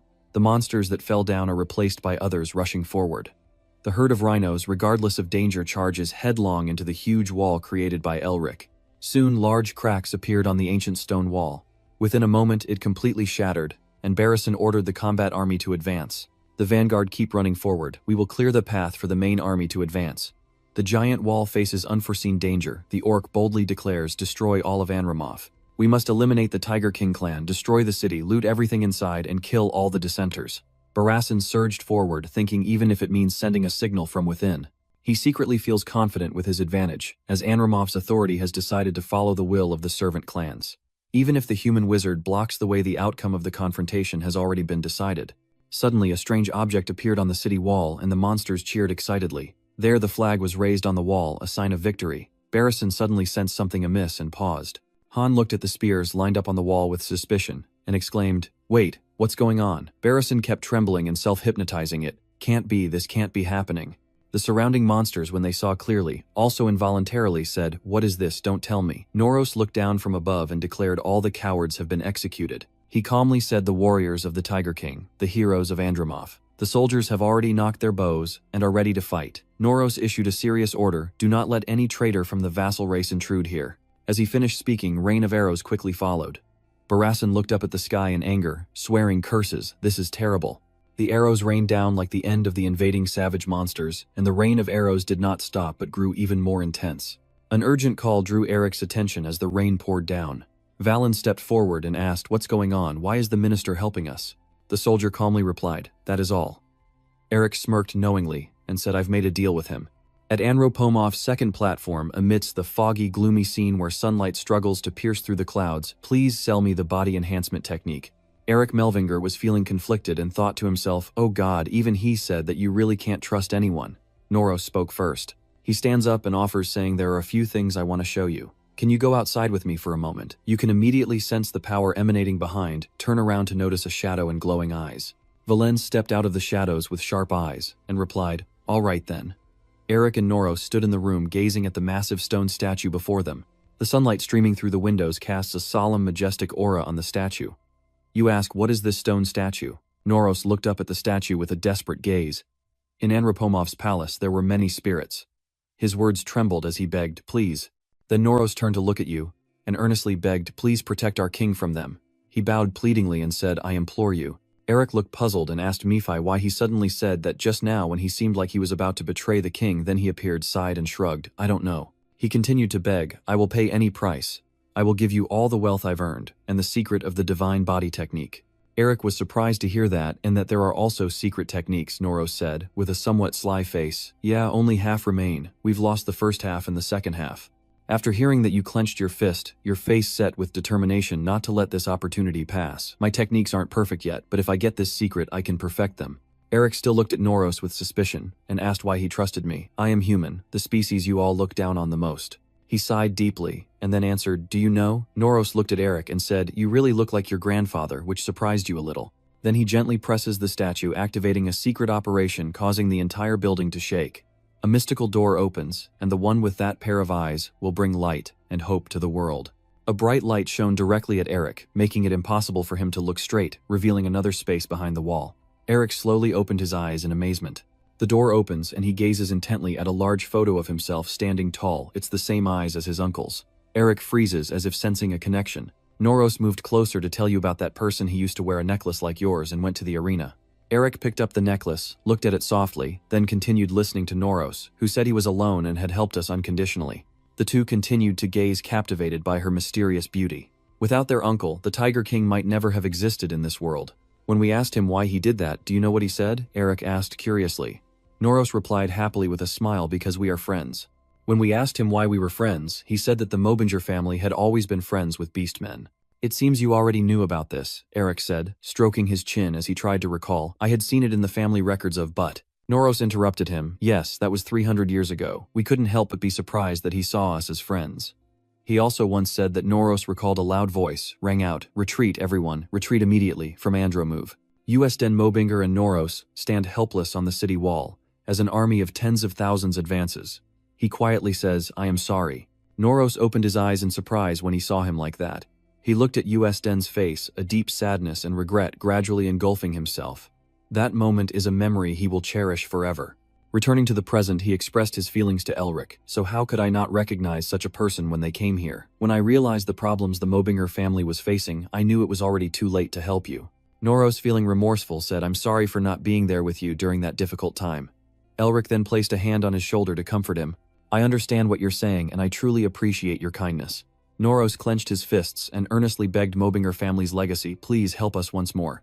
Then Irina Valens and Elric stepped out of the castle gate, and you said I will protect the king among the leaders fighting off the traitors inside the castle. Noros stood with his arms crossed behind him, were many spears asking for the heads of the beastmen. The fact that he still stood there fighting against the enemy was the result of what had just happened. Valens tearfully said, I'm sorry, sir, from afar. A joyful army runs toward the three of them to report Elric. The beastman army has been pushed back. You cross your arms happily, while Valens, smiling and crying, said, this is good news. Elric smiled excitedly. So now, Dad, let's finish this battle. The scene shifts to the battlefield, as the two wolves escape the explosion, completely overwhelmed, and then they are ordered to retreat. Two figures stand on the mountain of beastmen corpses. They stand side by side fighting. Elric asks Minister, you're really strong too. He confidently replies, I may be a bit older, but my claws have never weakened. Irina picks up Valens and jumps towards the two people, calling out Minister on the rainy day. Bingor, she puts the kid down. Elric and Noros immediately bow respectfully upon seeing Valens. Noros maintains a respectful attitude and calls out, Your Majesty. Valens nods seriously. Then the boy walks past the two men and steps forward, standing before the city gate and looking out at the people. Valens raised his hand, his face full of authority, and the boy shouted loud, We have won! All the warriors and people cheered joyfully, raising their hands together. After saying that, Valens looked at Elric, who approached him. Valens raised his hand and the boy happily said, I want to thank you. The two of them shake hands, a rare and beautiful sight, not as a king, but as friends. And that night at the castle estate, the retainers gather before the king, with Noros kneeling and talking to Valens. The boy looked down with tears in his eyes, begging the minister to forgive him for not trusting him, while Noros gently comforted, It's okay. First, I apologize for not informing you about what was happening. He reached out to hold Valens's small hand and said with a pleased expression, You've become a wonderful king. Noros continued to encourage, looking at the loyal subjects of the young boy. You have connected with truly amazing people, and now you can do everything freely without needing me by your side anymore. He let go of his hand and falsely declared that he who was unfaithful today would resign as minister. Immediately, Valens gripped his hand to stop him. No. The boy with a sad face said, I still need you very much. Valens clenched his hand tighter and pulled him closer sternly, saying, stay by my side for a long time and help me. Noros, feeling joy and eagerness, thought to himself, I also want to stay beside you for a long time. Recalling the old days, he stood behind Ho Vuong, watching the crowd rejoice and celebrate everywhere. He thought happily that one day he could see Andromov flourish again like before and the Ho Vuong family regain its glory. Noros was willing to do anything, even sacrifice his life, but by then I would no longer exist in this world. His body emanated a threatening aura, and I was already nearing my limit. The curse-mark scar on Koronos was gradually draining his life, so I better keep this secret from His Majesty. Suddenly Elric spoke out, revealing everything, making him startle. Why did he choose to team up with the demons? Valens looked at him, confused the light energy formula. What are you talking about, demons? Elric continued, causing the boy to feel a bit worried and confused, as the minister's body would soon be taken over by the demon. He straightforwardly said that's why he couldn't fulfill the request in the presence of the king for long. The reason you realize it is because Mephi can sense it. He's a demon. Elric, in disbelief, asks, the minister is a demon. He nods and explains to be more precise. He is a demon with a ring wrapped around his heart. Mephi can sense Corthanos' eyes with black sclera and red irises emanating dark power. The merging of the ring in his heart was so advanced that he would soon become a demon. Confronted with Elric's correct statement, he fell silent, afraid to speak. You kept asking how he could meet those demons, and with no way to deny it, he had to admit and tell the story. After the former Tiger King died, I saw no hope left for Andromov. Noros was furious, clenching his fists, desperate to turn the situation around, and I needed strength at least enough to do something to save Andromov at any cost. At that moment, by chance, I discovered the demon tree. Elric and Mephi nervously realized when they heard the name demon tree. A demon tree isn't that the tree that creates demons. From what I know, my family destroyed almost all of them already. Noros turned around sadly and said, it seems your family hasn't checked the black snowfield. Elric, terrified, asked, so you already ate the fruit of the demon tree? He recalls his past struggle, blood pouring from his eyes and nose, enduring unimaginable pain. Yes, I ate the entire fruit to gain all its power. Noros' soul gradually shattered. After consuming it all, I gained the full, terrifying power of the demon, but what dwells within my heart is eroding my life force and growing stronger. I am transforming into a demon, controlled by it, beyond my control. My mind will soon be swallowed and I will become a true demon. So I decided to leave this place and die, because if I die, that damn demon inside me will also die. Valens couldn't accept the pain and cursed. Minister, how can you say that he has no other choice? Your Majesty, that's the only possible way, if there is a way to save him. Eric replied, if there's any way to cure him. With a face full of confidence, he asked what you would do. At this moment, Valens was crying weakly, begging you to save Noros. Eric, can you really do it? I will give you anything, please save him. Noros seems to have given up hope of saving himself, saying if you're going to do something pointless, then forget it. If you mess up, it'll only lead to a bigger crisis for us.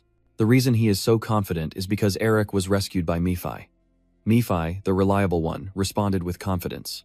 Of course, if you can manipulate magic delicately enough to cut all soul links with a massive amount of magic to repel the poisoned air in his body, I look at Noros and Valens and think quietly to myself, I could do it if I had enough time. But his body wouldn't be able to withstand it. In that case, there's only one way. You turn to look at Augustin and ask, Master, may I request something from you? The old man smiled knowingly and said, I told you before that you can ask me for anything, so now is the time, right? Eric bowed respectfully and replied, yes, it's the healing method, only you can perform. The old man continued to smile and asked, all right, just tell me what I need to do. Noros looked suspicious and asked, is it really feasible? This healing method will be extremely difficult for most wizards. You smile and say there's no need to worry. Augustin slowly steps forward, and the old man's body radiates countless bright white lights so vast it resembles 1,000 stars in the universe. Seeing that, Eric confidently said, even my grandfather doesn't stand a chance against my master now. Noros opened his eyes in surprise. Augustine let out a sigh. You tell the old man your request. If my master can cut the connection between his soul and heart, I will handle the rest. Augustine quickly understood and warned, I know what you're planning, but be careful. Eric silently obeys and looks at the master. The old man shouts loudly. A light engulfs the room, the darkness button. All right, let's begin. A constant radiance of overwhelming power emanates in all directions, forcing everyone around to retreat. But Noros shifts into another space, one covered in power, and gasps in astonishment. This is Baida. The terrifying amount of power shocked him. Is this really the strength of just one person? Noros widened his eyes in amazement. An enormous figure of Augustine is reaching out with his hand towards Noros, gripping him and pulling him away. Outside, Augustine raises his hand to pull the devil's soul out of Noros's body, revealing the form of a snarling, fang-toothed demon resisting. It is furious, its sharp teeth bared as I am about to take control of his body. How dare you talk back? Eric seizes the opportunity to channel his spirit power into his hand and tear the wolf's neck, gradually absorbing it. Dear God, this demon talks so much. Absorb. The demon is absorbed into your blue spirit energy, and then only black dust remains, Eric contemplated. One arrow aims for 2 targets. With it I can recharge my demonic energy and consume Ramavner's power. The smile on his face was full of joy, and Dude chuckled mischievously. It's been a long time since I tasted such delicious demon energy. Eric smiles, contentedly leading it away. Eat your fill, but remember to leave the seal intact. Enjoy your meal, Dan. Dan fades away. Thank you for the feast. A black seal appears and extends from Eric's hand, releasing energy. The final seal of the curse technique has been transformed from ferocious to ruthless. Suddenly, Eric feels something that makes him fearful. Suddenly, he appears in an endless red space. Eric looks into the distance and sees the figure of a demon holding a sword. What just happened? The demon, standing on the mountain made of countless skulls, gazes proudly before the blood moon. A tragic scene. I gasp in shock. Nephi, he stands atop a high peak, looking down at the demon army. All the mysteries and paradoxes originate from me. I am Mephistopheles S, the Lord of Sin. Eric, floating in the middle of the scene, watched Nephi's back and quietly wondered, are we now inside Nephi's memory? He slightly furrowed his brow in confusion, wondering why this was happening when he only absorbed demon energy as usual. Below, a horde of monsters was heading straight for Nephi. They shouted everything in anger at the figure above, when suddenly a pair of feet gently lifted off the ground. Nephi, wielding the weapon that radiates a terrifying aura, glides over the monsters' heads as a cold, commanding voice echoes those fools and their arrogance. Then he poured all his strength and plunged straight down at the monsters below. Nephi crashed down like a meteor, causing an explosion that blew everything away. The weak monsters are no match for being slaughtered. But it doesn't stop there. Nephi continues to raise his sword and charge forward. He strikes out with a powerful blow at the flying monsters. Nephi goes berserk, shouting at them, "Do you think that's enough to kill me?" Eric witnesses from above as Nephi goes berserk, stabbing and slashing the monsters. He observes everything deep in thought, realizing he has always seen him as a malevolent spirit to manipulate and had forgotten. But this is truly the power of Nephi. Eric watches as Nephi swiftly cuts off the head of the monstrous creature, calling the great and noble demon king. Suddenly he reached out and touched his own chest in confusion, not knowing why, but he could feel Nephi's emotions. Below, Nephi was laughing maniacally. He looks at him standing among the monster's remains and remembers as he said, this is not what he wanted. Nephi's smile gradually stiffens with each of Eric's thoughts, and he only acts this way because it has been his fate since birth. I saw Nephi growl with a terrifying sound, like an echo of punishment for everything. It's his nature, just as I need to breathe to live. That's why he is known as the only demon king to bear the original sin. At this moment, mighty wings stretched out and ferocious red eyes appeared, while a soul form of a demon emerged behind Nephi, symbolizing his terrifying nature. Eric calmly said, so that's Nephi's true nature. Suddenly, a terrifying pair of eyes appeared behind him and asked, what are you looking at? As the mysterious voice finished, Eric was startled awake, returning to the present with the glowing mark on his hand, having escaped from the memory and now back in the grand arena of Lodia. Hut-Tin saw Eric breathing heavily and asked Eric, what's wrong? You don't look well, do you? The people behind also looked worried and asked. Eric quickly shake his hand and respond. It's nothing, I'm fine. He took a deep breath and looked at Noros, lying on the ground silently, realizing that not much time has passed in this reality. Suddenly a sense of worry filled his heart, as it seemed that Nephi also saw his memories, just as he saw his. Eric remembered that confusing scene, wondering why this was happening. He looked at the mark on his hand with curiosity.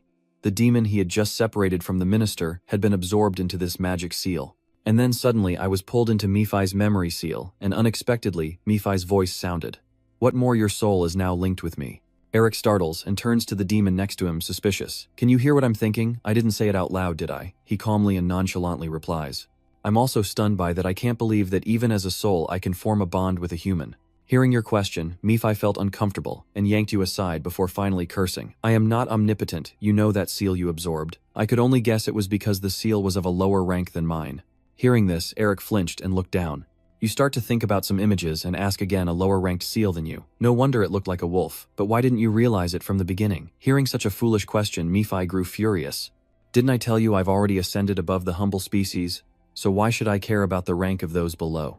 Immediately, Eric chuckled softly and retorted, I probably don't have anyone to play with. Seeing this smile, he became furious and shouted, Damn bastard, I'd rather play with Aya. Then Eric gave a faint smile and asked, What do you see in my memories? Is there anything shameful? Contrary to your expectations, Nephi coldly looked away without responding.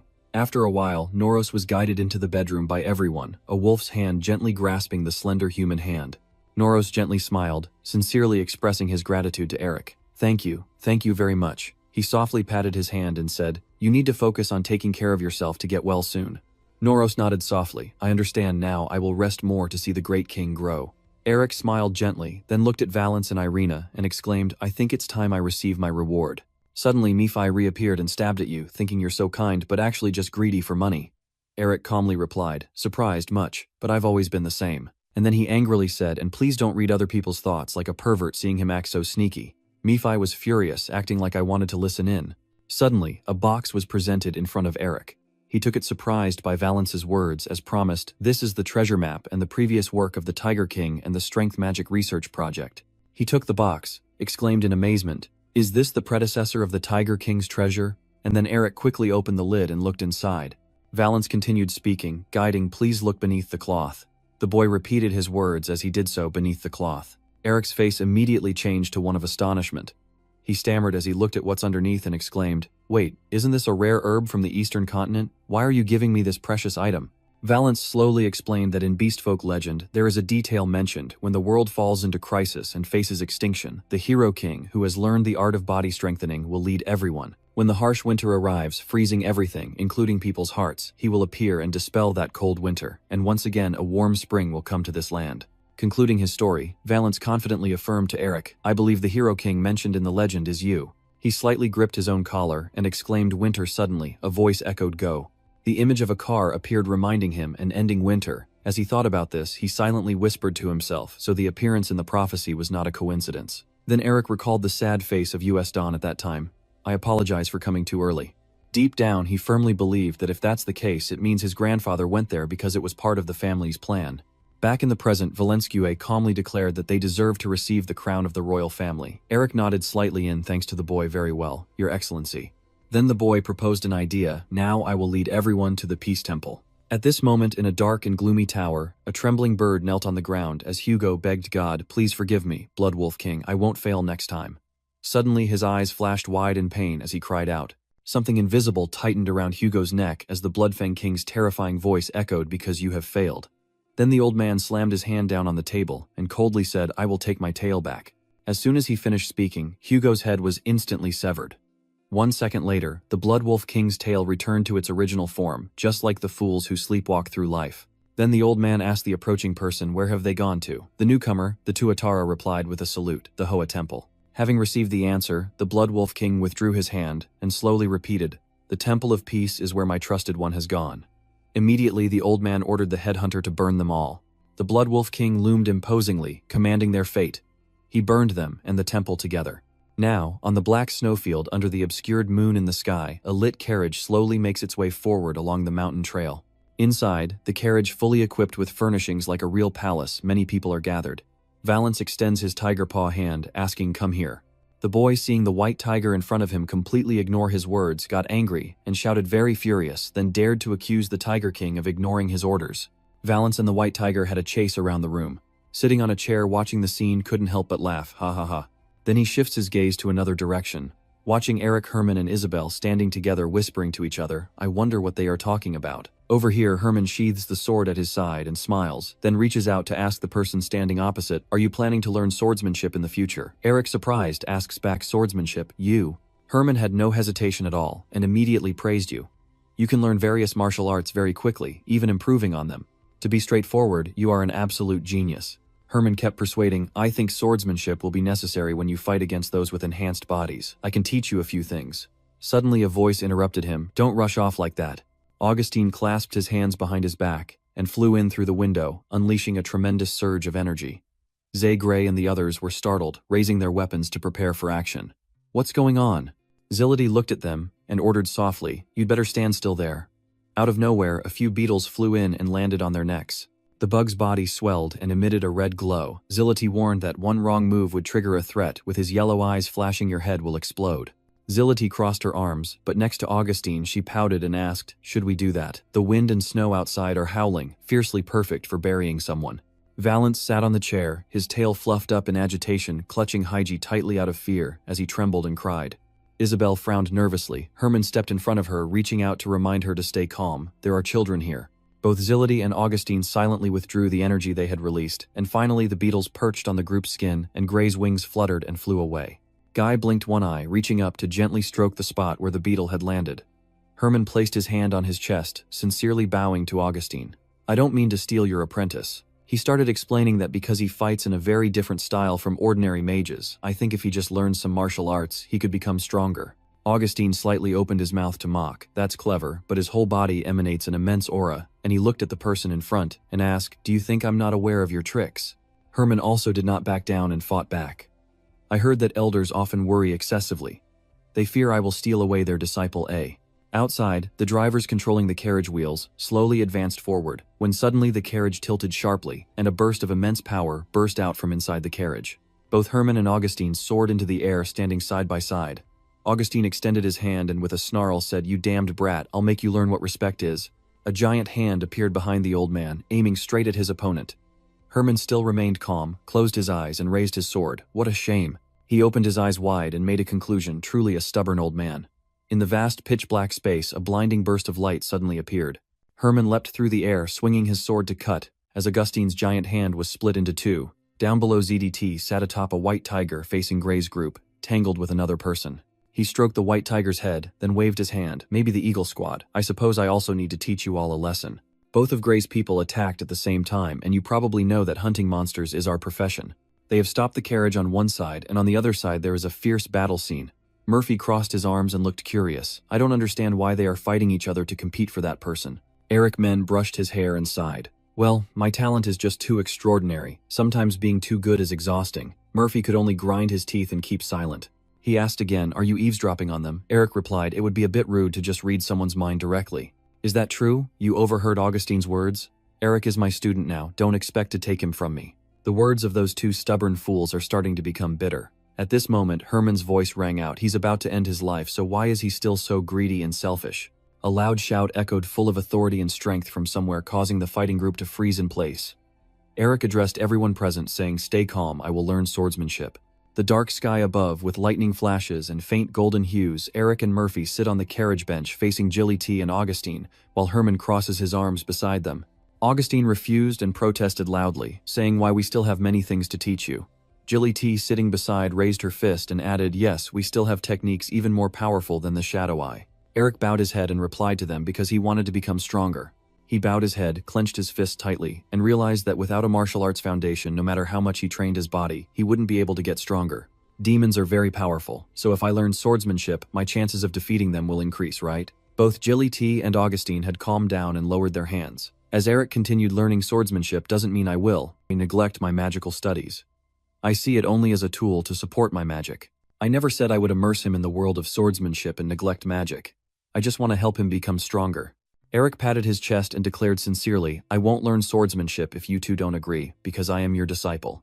Jilly T and Augustine remain silent, nodding and exchanging glances silently. Augustine speaks first. There is no reason to refuse this offer after all, since you are still the chieftain of the Melvinger royal clan before being our student. Jilly T also added after sparring with them, I think their swordsmanship is not too bad. Eric smiled at them and said thank you. Then Augustine turned his head and looked at Herman standing over there. The old man kindly advised, take good care of him. Herman smiled confidently and assured him I will pour all my heart into him. But secretly, in my mind, I'm taking pride. I beat you, old man. Augustine gnashed his teeth in anger and responded in silence. I'll let you win only this once. Eric's eyes were hidden in shadow, as he secretly calculated that this was a once-in-a-lifetime chance to be accepted by the Green Lion, one of the strongest swordsmen on the continent, as his master. He silently determined that he must seize this opportunity fully. I don't know how much time has passed, but Eric was completely defeated, kneeling on the ground with blood continuously pouring from the wound. His face was pale, losing all color, and he thought to himself that it felt like he had just died and come back to life. I didn't expect your stamina to be that weak. Does anyone normal really swing a sword 1,000,000 times a day without using mana? Herman chuckled softly and responded naturally. That's what every child in my family is supposed to do as soon as they learn to walk. Murphy crossed his arms and called out, Eric, I've made up my mind. You're still not paying attention to him and just grinding your teeth, your whole body trembling.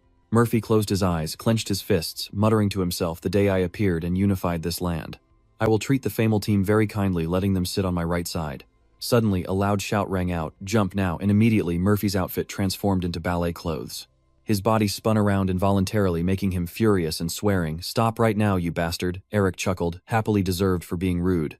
At the same time, the wagon's wheels have finally stopped after rolling forward all this time. The guards at the gate look inside and report Eric is here. Eric decisively stepped down from the carriage, thinking to himself that they had finally arrived at the Flower Palace, but for some reason his legs stopped moving. Eric's face went stiff with surprise, his eyes wide as he exclaimed 3 words, "What is this?" He looked at the ruined enormous gate and the shattered incomplete stone columns before him, questioning if this was the Flower Palace. Valance looked up at the person beside him, as he recounted currently sealed off due to the crowd, "But I told them we would arrive, so the gate will open soon." Nephi folded his arms and nodded. "They mentioned the Flower Palace. I wondered if it was the place I was thinking of. So it's still here after all." "What do you mean by that?" Nephi looked at the front gate and explained the place where the end of the world was born. "It's a kind of archway." He smiled and continued speaking. "Humans, dragons, and the ghouls are all afraid of the great divine army they plan to rebuild here after the world is destroyed." He clenched his necklace tightly, muttering to himself about chaos sorcerers and demons. A jumble of monsters flashed through his mind, and Eric wondered if what Nephi called the apocalypse was connected to what he had seen. Suddenly the ground trembled, violently shards of stone falling right beside his feet, pulling Eric out of his thoughts. He widened his eyes, confused about what was happening. The surrounding ground was shaking more intensely, Valance standing nearby, pointing in one direction and shouting, "Eric, look, the ruined gate from earlier," emitting a blinding light, and Valance pointed and it opened. Eric stands beside Nephi, staring blankly at the colorful streams of light emanating from the gateway. Nephi sneers with a sharp-toothed grin, secretly thinking that there must be an incredibly familiar face inside. The front gate emitted a sparkling golden light, illuminating the whole area, as a dark figure slowly approached Eric and Valance from inside. The person's shoes stomp on the stony surface with a hollow sound. The woman clasped her hands together, her eyes closed, and introduced herself. "I am the nail in charge of the Flower Palace. My name is Hinyachoka." When she opens her eyes, she politely invites everyone to enter, saying, "Just call me the nail." Hinyachoka graciously gestures to welcome you inside, as the cold wind blows outside. Eric respectfully bows his head in response, Valance standing beside him, watching, then doing the same. Eric's feet lift off the ground and he begins to move forward. Eric, Valance, and Maffei lead the others to enter through the temple gate. Above, sunlight shines down. Below, a lush green meadow dotted with colorful flowers stretches out, and far in the distance mountain ranges connect seamlessly. In the middle of the meadow stands the magnificent Yuan-Nya Trang-La Temple, introduced by Hinyachoka. When winter comes, the flower temple begins to rest. She led Eric's group toward the temple, while explaining that usually we do not receive visitors during this season. But because of the urgent success of Lord Lake, who has always helped us, you have become an exception. Hinyachoka reminded everyone, "Please follow my instructions and be mindful of your actions, as the gods have entered hibernation." Just then, a voice caught Eric's attention, making him turn around. "Humans." Dafour excitedly flapped her wings behind her, "Seeing so many people, it's been 40 years since I last met them. I'm so thrilled." Eric looked at her, thoughtfully pondering. Elves. Hinyachoka introduced to everyone, "This is Dafour, the flower fairy goddess." Eric thought to himself, not only is she a fairy but also a goddess. Dafour flew over to Higgy and enthusiastically praised her. "This young lady is so beautiful." Higgy modestly smiled and stroked her cheek. "Oh, thank you, you are also very pretty." Dafour kept flying over to Augustine to comment on the monster. She was already annoyed again. He didn't hold back and retorted, "You're 1,000 years old, and yet you call me fake." Dafour then flew closer to Isabel, smiling, encouragingly. "Unrequited love, gotta work harder, so pretty." The most charming, her whole face, blushing shy enough that it seemed like smoke was rising from her head. "Thank you." Eric turned his head to look at Dafour, and Tham judged her as noisy. Dafour swooped over to where Eric was standing, covering her nose with her hand with an annoyed expression on her face. Dafour's whole body trembles, as she points in a direction frightened by the dark energy and the strong aura. Eric turns his face away and looks toward where she's pointing. Nephi, standing nearby with arms crossed, teases, "Oh, who's this? With such a terrible face, it must be a pumpkin flower." "No, maybe Jasmine," Eric wondered in disbelief. Did she see Nephi? Dafour angrily spread her legs at Nephi. "I'm a lily of the valley, I'm not ugly, and that young lady even praised my beauty." He shook his head mockingly and sneered, "Do you really think they are praising you? Are you a goddess, or what?" Eric looked at Nephi and Dafour arguing nearby and silently marveled. "I never expected she would see Nephi." Homung feels curious, what is the fairy lily doing? Gidi and Augustine also noticed Dafour's movements. Is there something going on? Eric silently thought helplessly that the men and women here would discover Nephi was missing. Luckily, Master Hinyachoka explained to them that Dafour didn't have many friends, so she was just joking around alone, and Augustine sympathetically called out, "Oh my god, poor Homung also trusted her. I understand why she's lonely now." Gidi just shook her head in silence. Eric let out a deep breath. Dafour refused to accept her words and loudly denied it. "I'm not lonely, you mean, spirited elf." Hinyachoka ignored her and instead asked Eric why he came to our temple. Eric didn't answer immediately but pulled up his sleeve and looked inside to find something. He took out a glowing ice crystal ball and said, "I want to give this to the flower god." Finally, Hunyachoka led Eric into a circular corridor with stone pillars on both sides covered in numerous water stains that looked old and damaged. This temple must have suffered a lot of damage caused by General Dong. I used to think this place was like a fairy tale heaven. I can't believe it's gotten to this point just because of that East General. Eric asked him why has the East General been so stubborn lately, and Mifai sighed, guessing that as that beastman said, maybe he's just changing, or his personality, or it has something to do with the arrangements of our family or something like that. A flicker of red appeared in his eyes as he looked at Eric and said, "Subtle, aren't you seeing that everything isn't just a coincidence?" You were startled by Mifai's analysis, as if everything had been prepared waiting only for your appearance in the north to start. Eric wondered if this was part of the arrangement his ancestors had mentioned. At the same time, Yunachoka, walking ahead, stopped in front of a room, pushed open the large door and said, "I'm here." Inside the room is a large hall with many small tables and chairs arranged in a circle, and 5 fairies of different colors are already seated waiting. The yellow fairy asks first, "Who are you?" and the pink fairy also follows up, "Why have you come here?" The purple fairy crossed her arms defensively and asked what was going on with the tea flower. The orange fairy quickly interrupted, questioning why I wanted to give her the ice crystal ball. Eric looked around at the fairies present in the room and silently wondered the tea flower god still not here in the north. He placed one hand on his chest, closed his eyes, bowed his head solemnly, and introduced himself, "I am Eric Melvinger. Yes, he has visited this place before. US Den is our friend. Why did you come here?" Eric raised the hand holding the ice crystal ball. "I came because my ancestors told me to deliver the ice crystal ball to her." "Where is Tek Than Hoa Tra?" Suddenly, all 5 colorful fairies fell silent, their faces showing a hint of sadness, and then the 5 fairies led Eric to a glass room where along the path were countless neatly arranged stone boxes. "I don't know how long I've been walking, but I suddenly saw something and stopped. I stood in front of a stone box inscribed with Comedia on the lid when a fairy spoke. She is withered now." Eric gazed intently at the box. "On the ground, is it because of winter?" he muttered as voices echoed in his ears. "Winter has stretched on for too long. Spring doesn't come. Everyone withers all the winter. Flowers are in hibernation, we don't have much time left." You sit down nearby the stone box and gently place both hands on the lid. Eric's hands become rough, and in his mind he thinks if I don't give the ice sphere to the flower god in return, then coming here this time is all for nothing. His eyes were hidden by darkness and he gritted his teeth as he thought to himself that he also couldn't rebuild the family crest then. Mi-Fi was behind the human face. "I didn't expect these gods to fade away because of that winter," he exclaimed sadly. "Ugly thing." The orange fairy pointed annoyed and said, "Devil King, you are an outsider." The purple fairy also shouted loudly, "We only let you in because of our friends, but I never want to see you." She dismissively waved her hand saying, "You are just the past." Mi-Fi gritted her teeth, fiercely questioning what right you have to speak to me. The orange fairy, upset, crossed her arms, and the purple fairy continued to speak straightforwardly. Getting angry is useless anyway. Eric suddenly thought of something ahead. Wait, they wither because of the order. He opened the crystal box lid, thinking to himself that they wilted, not that they died. Eric saw that inside the ice box was a round dark brown seed, really having this seed. He carefully placed the ice crystal sphere next to the dark brown seed. Maybe it will work. Eric reached out his hand toward the 2 objects inside the ice box. His eyes shone brightly as he recited a spell summoning life. A source of power from inside the ice crystal sphere is transferring to the dark brown seed. The seed is also glowing and gradually absorbing all the energy from the ice crystal. A blinding beam of light fills the space, leaving the fairies wide-eyed and open-mouthed. The seed absorbs the energy source and droplets appear on its shell. A green branch with shimmering leaves sprouts from the seed. Then a red energy beam shoots straight up into the sky, causing everyone present to step back in panic. A girl with long flowing hair appears before Elric and the fairy girls, her dress resembling soft pink flower petals stacked upon each other. The girl spoke, "You're here." Behind her, a pair of butterfly wings flutter in the air. Exactly as promised. Camellia looked at the person sitting on the ground and called out the name Melvinger. Elric, without beating around the bush, softly raised his eyebrows and said to Camellia, "I am Elric Mobinger, Ueden Mobinger's grandson. May I ask what promise there is between you and my grandfather?" Hearing that question, Camellia suddenly fell into deep thought. Miss Knock stopped speaking, and before she could finish her sentence, someone suddenly exclaimed, "Camellia, I don't know where from many spirits fly in and shout out. Camellia, it's been a long time, I missed you so much. Are you sleeping well?" Hearing that, it seems Camellia is holding something back as her body gently trembles, and she calmly says, "Hey, listen up." Camellia crossed her arms and raised her eyebrows in annoyance, speaking softly but firmly, "Everyone be quiet. I'm talking about something important, so please be silent. Why are you all noisy all day?" Seeing this, the small fairies who were originally cheerful and lively immediately fell silent, and the atmosphere suddenly grew tense.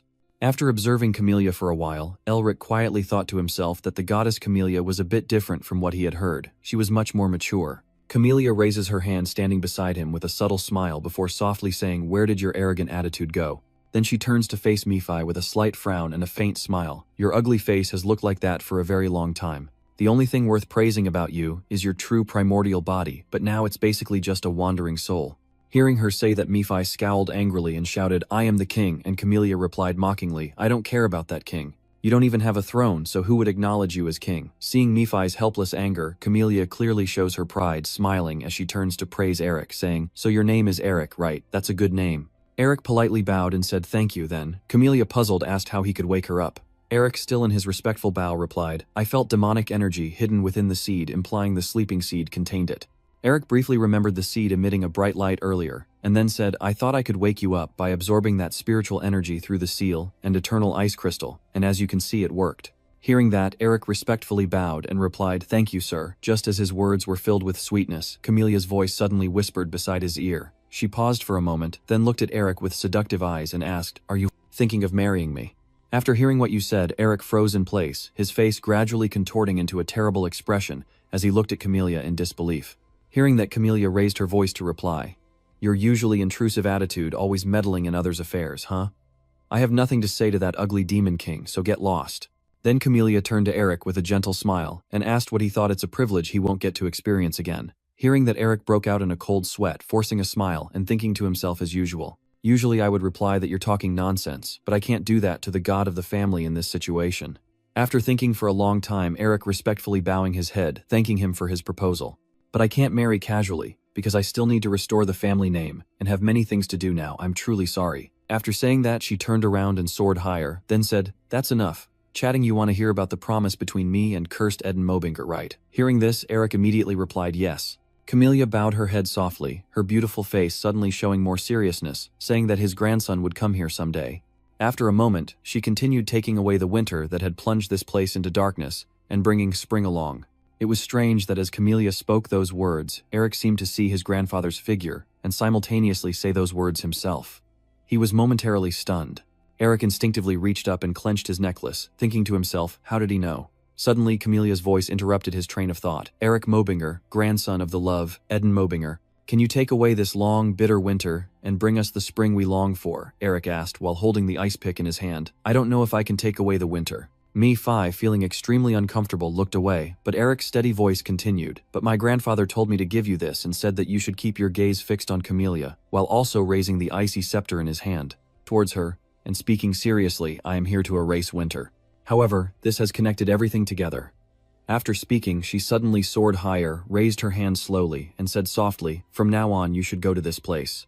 As she finished speaking, Camellia gently lifted her hand to her lips and softly blew, causing many flower petals to scatter into the wind she had just created.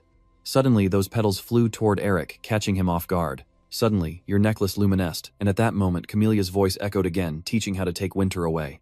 Before her words finished, Eric found himself lying on the lush flower field under the bright, warm sun, and he exclaimed in amazement, "It's been a long time since I last felt this way." Eric immediately sat up and looked around. "This is the flower temple." He gazed at the vibrant meadow of colorful flowers, then said, "This is exactly what I imagined." After looking around for a moment, he puzzledly wondered where the temple was. Suddenly, a strong wind gusted through, scattering the leaves, and Eric instinctively closed his eyes and raised his hand to block the flying leaves. Who? Realizing he's sitting on the border between winter and spring, he quietly wonders what is happening here. Suddenly behind him, Eric's deep voice breaks through, dispelling all his doubts. "This is the black snowfield, and when you hear that, you turn around abruptly. What catches your eye is a tall silhouette that looks both imposing and somewhat familiar." That person continued, "This is the place to test your strength for the second event." With that voice and figure, Eric seemed to realize who was in front of him. His eyes flickered. Could it be? Oto slowly turned around, smiling kindly, and said, "It's been a long time." Seeing this, Eric hurriedly ran over to him and replied, "Yes, Oto is still watching over me," smiling affectionately. "You've grown a lot since we last met." Then he looked down at the tattoo on his arm. "It seems the seal and bow have found the right place." Eric smiled excitedly and asked Oto, "Why are you here?" Oto responded with a gentle, genuine smile and said, "After you finish dealing with winter, I will continue to follow and watch over you." Hearing this, Eric stiffened instinctively, lowered his head, and softly said, "The painful memories are coming back again." After the brief encounter, Oto shifted his gaze elsewhere and said, "All right, we don't have much time left, so I'll explain right here. Look over there. This place was once filled with blessings, a land of life, but when that appeared, death descended upon it. At this point, Tutu suddenly turned to Eric and looked at him. So from now on I will teach you how to devour Dongtung. Hearing that, Eric hesitated for a moment and thought to himself, can I really swallow this gigantic disaster? But if I can, I could gain immense power. And after a moment of reflection, Eric unexpectedly chuckled with excitement. Under the watchful gaze of the car, he paid no mind and continued thinking to himself, I can be much stronger than I am now. Eric raised his hand and said, I just need to seal the Eastern General into the Bon Bao seal, like the first time, right? The car responded in a solemn voice, that's right. After hearing the answer, Eric's gaze gradually turned serious, and he thought to himself, this is the second time, so certainly my opponent will be much stronger than the Snow Mountain King. But then he still raised his voice confidently and asked, do I need to fight, like I did against the Snow Mountain King? Without making you wait, the car placed a small seed into Eric's hand. Here, take it. Eric looked at what was in his hand, instinctively thinking. A camellia seed. He frowned and asked again, what am I supposed to do with it? Oto smiles and answers, softly plant it into a tree within 100 days, and when it blooms, the test will be over. Eric listened to those words and felt a moment of relief. He secretly thought in surprise, so I have to plant a tree. Okotao elegantly pushed up his glasses and asked softly, so it's difficult, huh?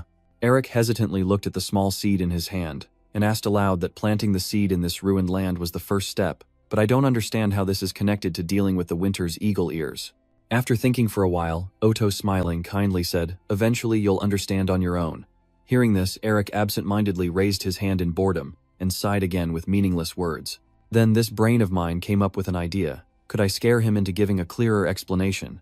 What am I supposed to do with this little bit of information? Suddenly, the voice of the car interrupted your thoughts. Don't worry with that, the car snapped its fingers. A complex magic gate system appeared before you, and the car said, I will assign a perfect guide for you. In the blinding light, a harsh voice suddenly called out, can't you just leave me alone? Seeing the person in front of him, Eric's eyes widened in surprise. Like a gentle breeze, petals drifted along. From within this fragrant wind, a beautiful girl stepped out. Camellia said irritably, I told you many times not to wake me up. Eric was so amazed by her appearance that he almost shouted out, Goddess Camellia. Camellia looked at the two of them with confusion, but then she instinctively raised her index finger to her lips, her eyes filled with curiosity. She asked back in a voice, how do you know me, handsome boy? Seeing that Eric fell into deep thought again, her appearance was definitely that of the goddess Camellia, but her presence radiated something entirely different. Although she doesn't look tall, it feels like she's staring at a giant tree that can easily cover the sky, so she is truly an actual deity. After a brief moment of contemplation, the car turns its front towards Eric and begins to introduce, saying, let me introduce him, he is my follower. Hearing this, Camellia, while gently running her fingers through her hair, responds, it's a pity you're a dream binger, but I will overlook it because you're handsome. Then she winked at Eric and said with a smile, do you want to marry me? Hearing that, he hesitated and thought to himself, but his personality remains the same. It seems she realized something and suddenly widened her eyes, exclaiming, oh my goodness, Eric is a binger who already rejected my proposal, once right at this moment. Eric blankly stood still, thinking to himself, is she connected to that goddess Camellia out there? But then Camellia also forgave you and said, fine, whatever, it's hard to grow a camellia. Are you sure you can do it? Eric looked at her and resolutely answered, I will do my best. Camellia spoke again clearly, I will simply stay by your side and give you advice, but the rest of growing the tree depends entirely on you. Eric looked at the seed in his hand and nodded, then it settled. I don't know when, but a car came up holding a small stone and approached you, my disciple. After finishing speaking, he handed the item directly to you and calmly said, this is the communication object that allows you to know the true condition of the plant. Having finished speaking, he created a magic block in his hand, and gradually you will discover its other uses. Then he cast a spell, all right, I hope you succeed. After a while, Eric walked while listening to Camelia's explanation, and the original words of the god and demon are also known as the Icy Land. The first time was 400 years ago when people had to gather the materials and items I mentioned and use them. Suddenly, Eric looked worried and thought to himself, I wonder if the environment of this era is better than the outside world. Then he turned to Camellia and asked loudly, what should I do first? She immediately replied, find land to plant these seeds, a good place for them to sprout. Then Eric pursed his lips, unsure whether purifying this land would be faster than searching across the snowy fields. Suddenly, Camellia raised her voice to attract your attention, saying this is the realm of the mind, so the environment here is truly similar to the outside world. And as she was speaking, she suddenly paused, as if sensing something coming. Eric immediately turned around to observe. A giant monster suddenly flew toward him from somewhere, followed by a series of enormous winged creatures, as Camelia's calm voice continued to ring out. You warned, and you also need to be cautious of the monsters. Her words immediately caused the monsters to dissolve into leaves. Right after, they suddenly shattered into pieces and fell to the ground, all thanks to Eric. He absorbed all the monsters with the tattoo on his hand, while sneering, not expecting this place to have a feast of monsters for him. After watching for a long time, she suddenly praised you, saying you're very capable, truly the demeanor of an environmental guardian. Then she turned her hand outward and said in a loud voice, "Do you think you can find that piece of land in this vast snowfield?" Comedia's words brought Eric back to their main goal. He thought to himself that all open terrains with small trees must be near a water source, a place where he could easily defend against monsters. Suddenly it seems to evoke something, so Eric turns to Comedia and asks, "If we are 400 years ago, Andromove should be nearby." "Right." Hearing this, Comedia smiles softly. "Are you thinking about Andromove? I think by this time they might have finished building the city. This terrain is very different from what people know, so how are they planning to find Andromove?" Hearing that, Eric smiled confidently. "This won't be difficult. Usually canyons and high hills don't change much in just 400 years. Then he flew in that direction and said that if I used a place like this as a center, I could roughly guess where it is. After a while, the two of them stood in front of a wasteland and Eric excitedly exclaimed, "Here it is, I found it." Comedia folded her arms and praised, "It seems you've paid attention to the surrounding terrain of Andromove and remembered it. That's a smart choice indeed, Reign of Soldiers." Eric quickly cast his magic while starting to speak. "All right, get ready to attack." Comedia was overwhelmed by his magic energy, and under the strange glow of his magic light, she instinctively squinted and looked on. After a long while, Eric exclaimed vigorously, "This is enough to plant a tree, right next to you." Comedia dusted herself off and said with amazement, "I don't think it's enough." Looking at the large land surrounded by many layers of sharp ice fences towering high, Comedia observed the result Eric created and nodded appreciatively. "The soil quality is quite good, and most monsters won't come close to this place." Then Eric started to run. Comedia watched his hurried steps and gradually fell into deep thought. I know he's a war soldier, but for a human to be able to use the dragon tongue so perfectly. She kept watching Eric with a desire-filled gaze and wondered silently, what should I do with him? While Comedia was still lost in her wondrous thoughts, Eric suddenly jumped out of the ice barrier. The stone tablet given by Otto suddenly shone brightly, replacing him as he sang Camellia. After Comedia flew over, he smiled triumphantly and reached into his shirt pocket to take out the stone, confident that he had succeeded. But as soon as he looked at the surface of the stone, Eric suddenly froze. Bright yellow glowing words appeared on the stone: mission failed, return to day 0. Immediately, Eric and Comedia stood at the starting point. Eric sighed tiredly and said, "Here we go again." Comedia added, "This is because that perverted Carhan guy pretended to be right." Eric crossed his arms and said, "But this time I started over upon failure." Hearing that, Comedia rolled his eyes and guessed you might have forgotten something. "Do you know why?" Comedia gently waved her hand and a portal opened, then turned to Eric and announced that she believed she had given enough guidance to him. "I will rest for a little while observing the world outside, so I hurriedly ask, where are you going?" Comedia gently reassures him that she will go to a safe place and to focus on her task until she returns. She just took back her words, and Eric responded hesitantly, "Before you left, give me a few more hints." Before he finished speaking, Comedia and the portal had disappeared, and Eric sighed and said, "I guess I'll have to figure out the reason for my failure myself." Eric leaned his head on his arm, comfortably lying on the ground in deep thought. After a moment, he suddenly sat up straight and wondered, what did I miss? I can't waste any more time, I need to focus. Then he casts magic, creating bright yellow light streams on the ground. Suddenly, something luminous and strange was lying quietly beneath the rubble, and Eric quietly suspected what could this be under the ground. At this moment, the ground beneath Eric suddenly shook violently. The scene in front of him made him extremely alarmed. Damn it! From beneath Eric's feet, a giant monster suddenly lunged up, and he quickly jumped aside to narrowly avoid a fatal blow.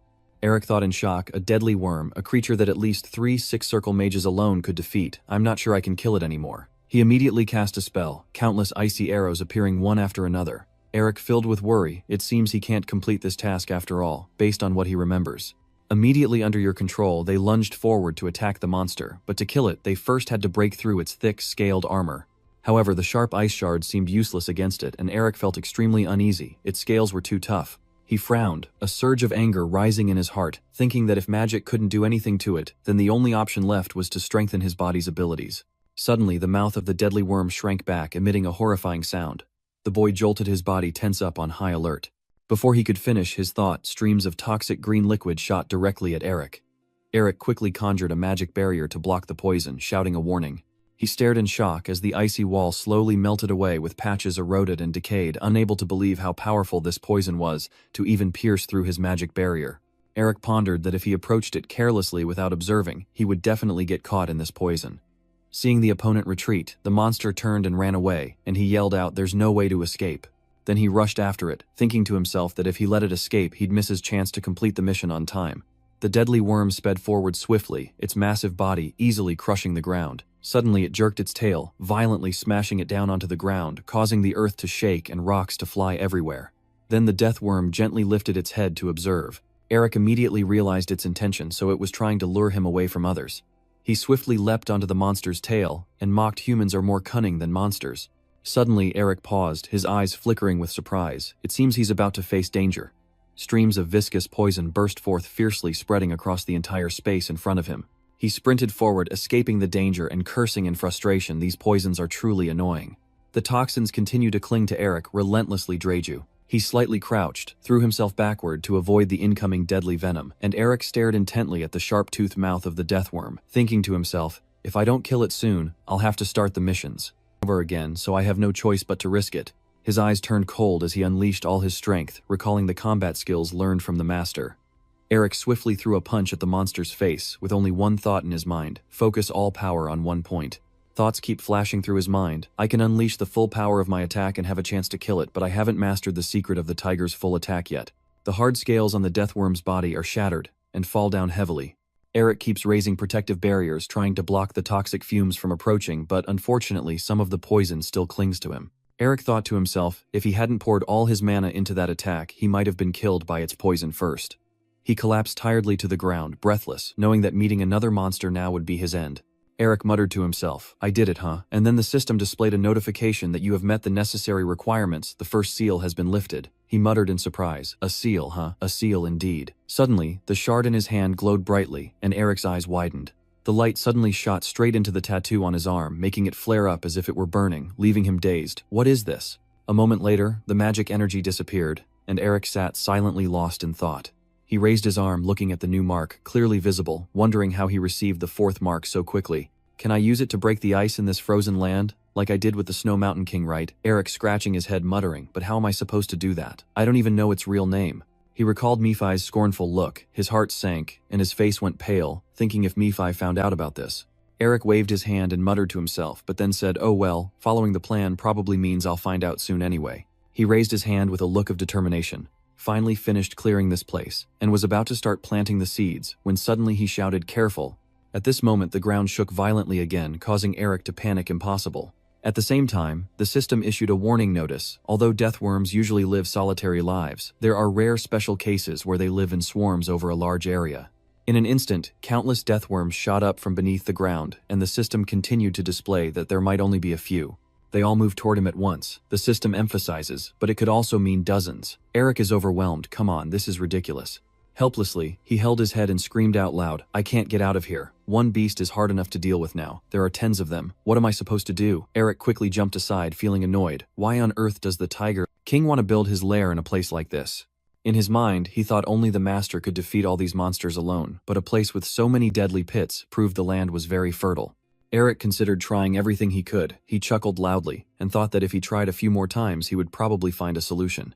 After the 34th attempt, Eric, exhausted, collapsed to the ground, panting, I've tried everything now. In one battle, Eric was hit, and coughed up blood in pain. In another, his body was covered in poison, and he cried out desperately.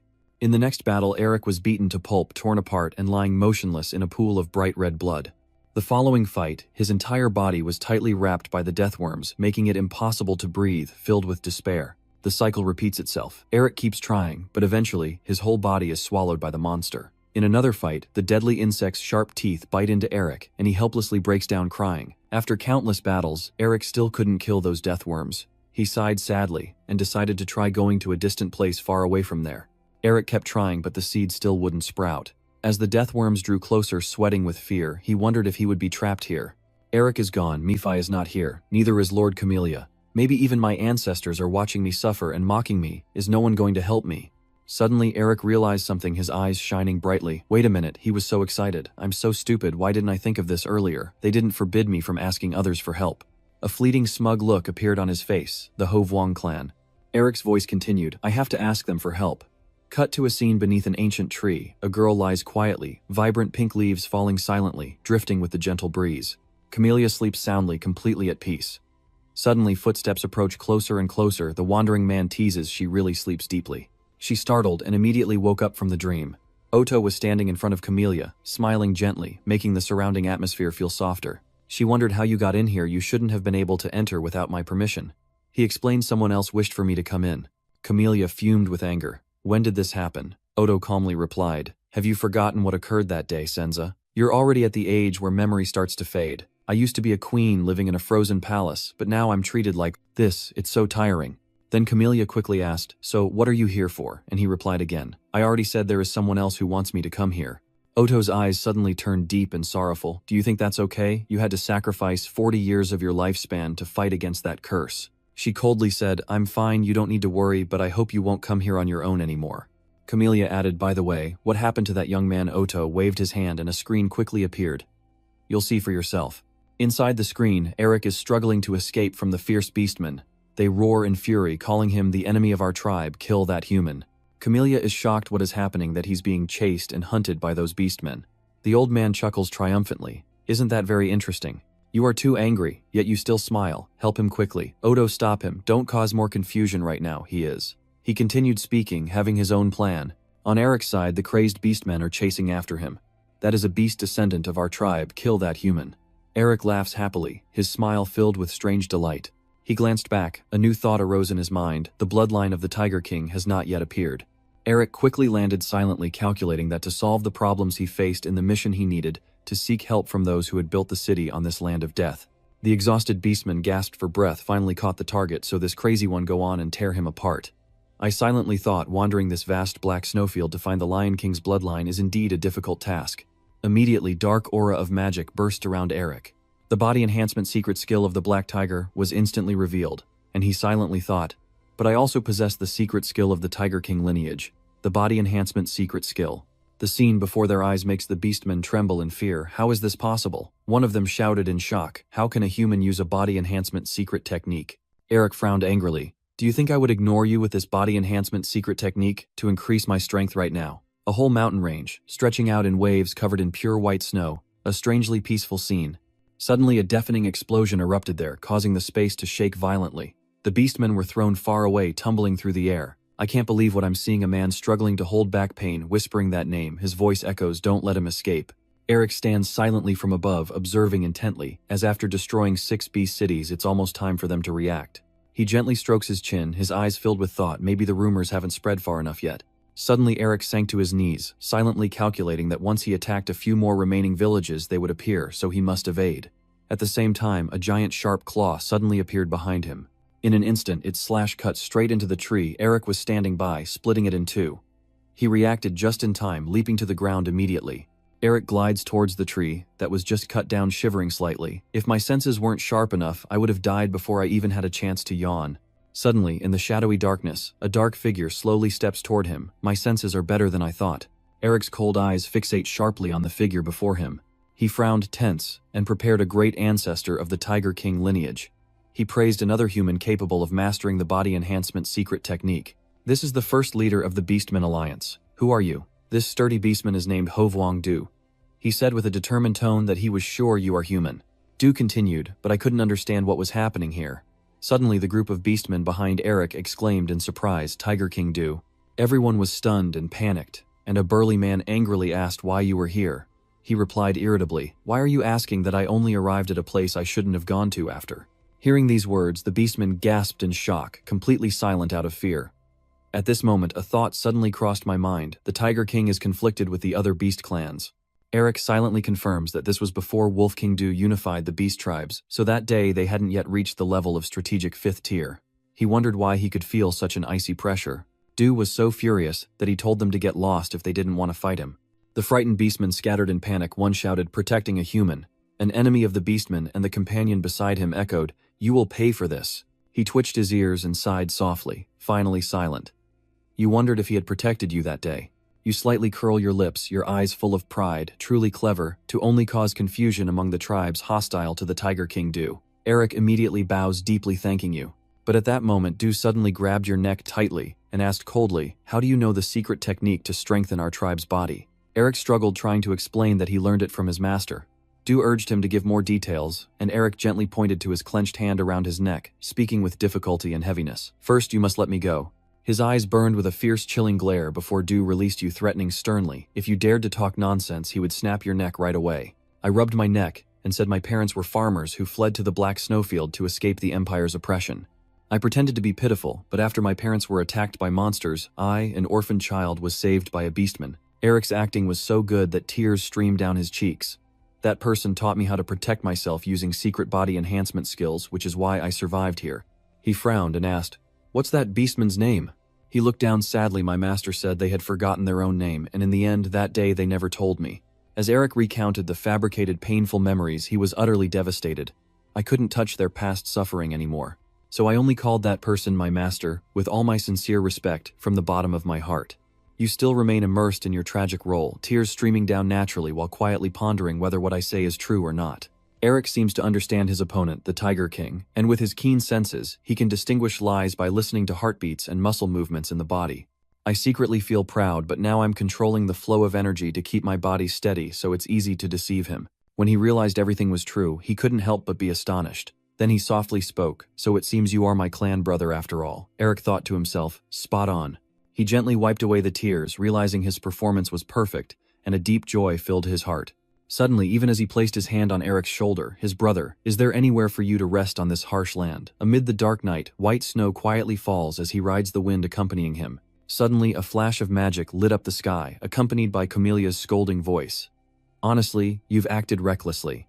She sat on Eric's shoulder angrily saying, "Why is it that no one in the Mobinger family is sensible? Do I think it's okay for you to appear like this? Camelia reassures you I cast a spell on others so they can't sense my presence, so don't worry." She was worried, but what was he planning to do next? Does he really believe he will accept her as an ally? Eric confidently replied, "Of course he won't trust me yet, but he will keep me by his side." Camelia was surprised and asked why. Eric explained that now is the time when conflicts between tribes intensify, and any tribe will accept a strong ally, regardless of their background. Before long, they arrived at the destination where a beastman happily shouted out that the chieftain had returned, and everyone should gather.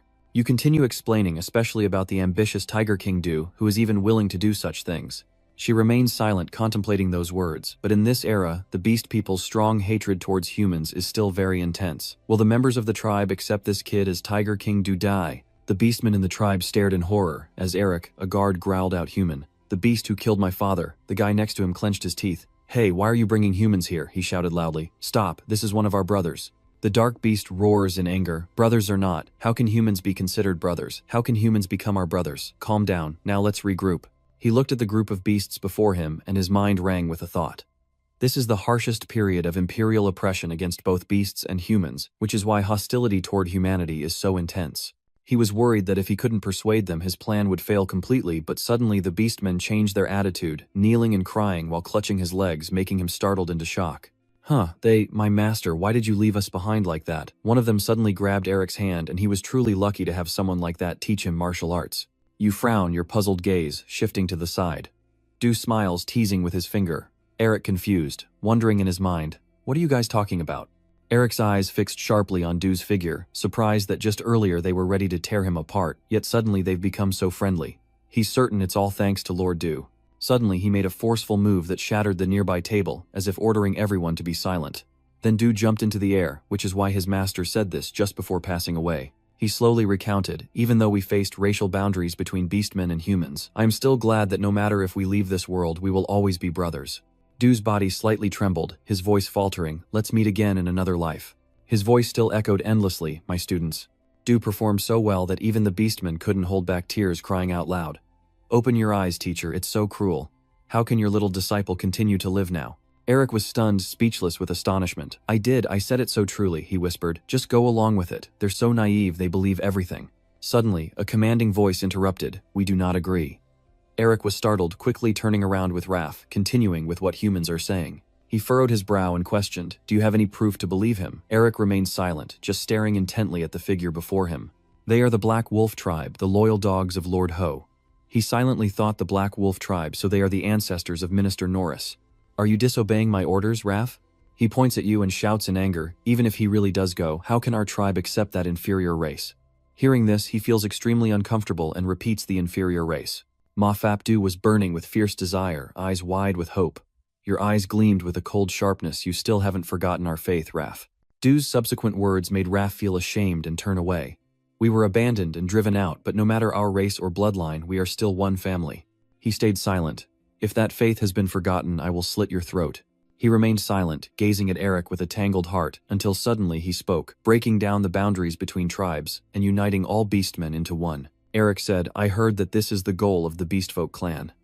Du exclaimed in surprise, "You know us." Eric nodded, "Yes, I heard it while wandering alone in the snowfield." His voice continued to echo, "Even though you are considered an enemy by many tribes because of that faith, and I hear that more and more people are being condemned for it."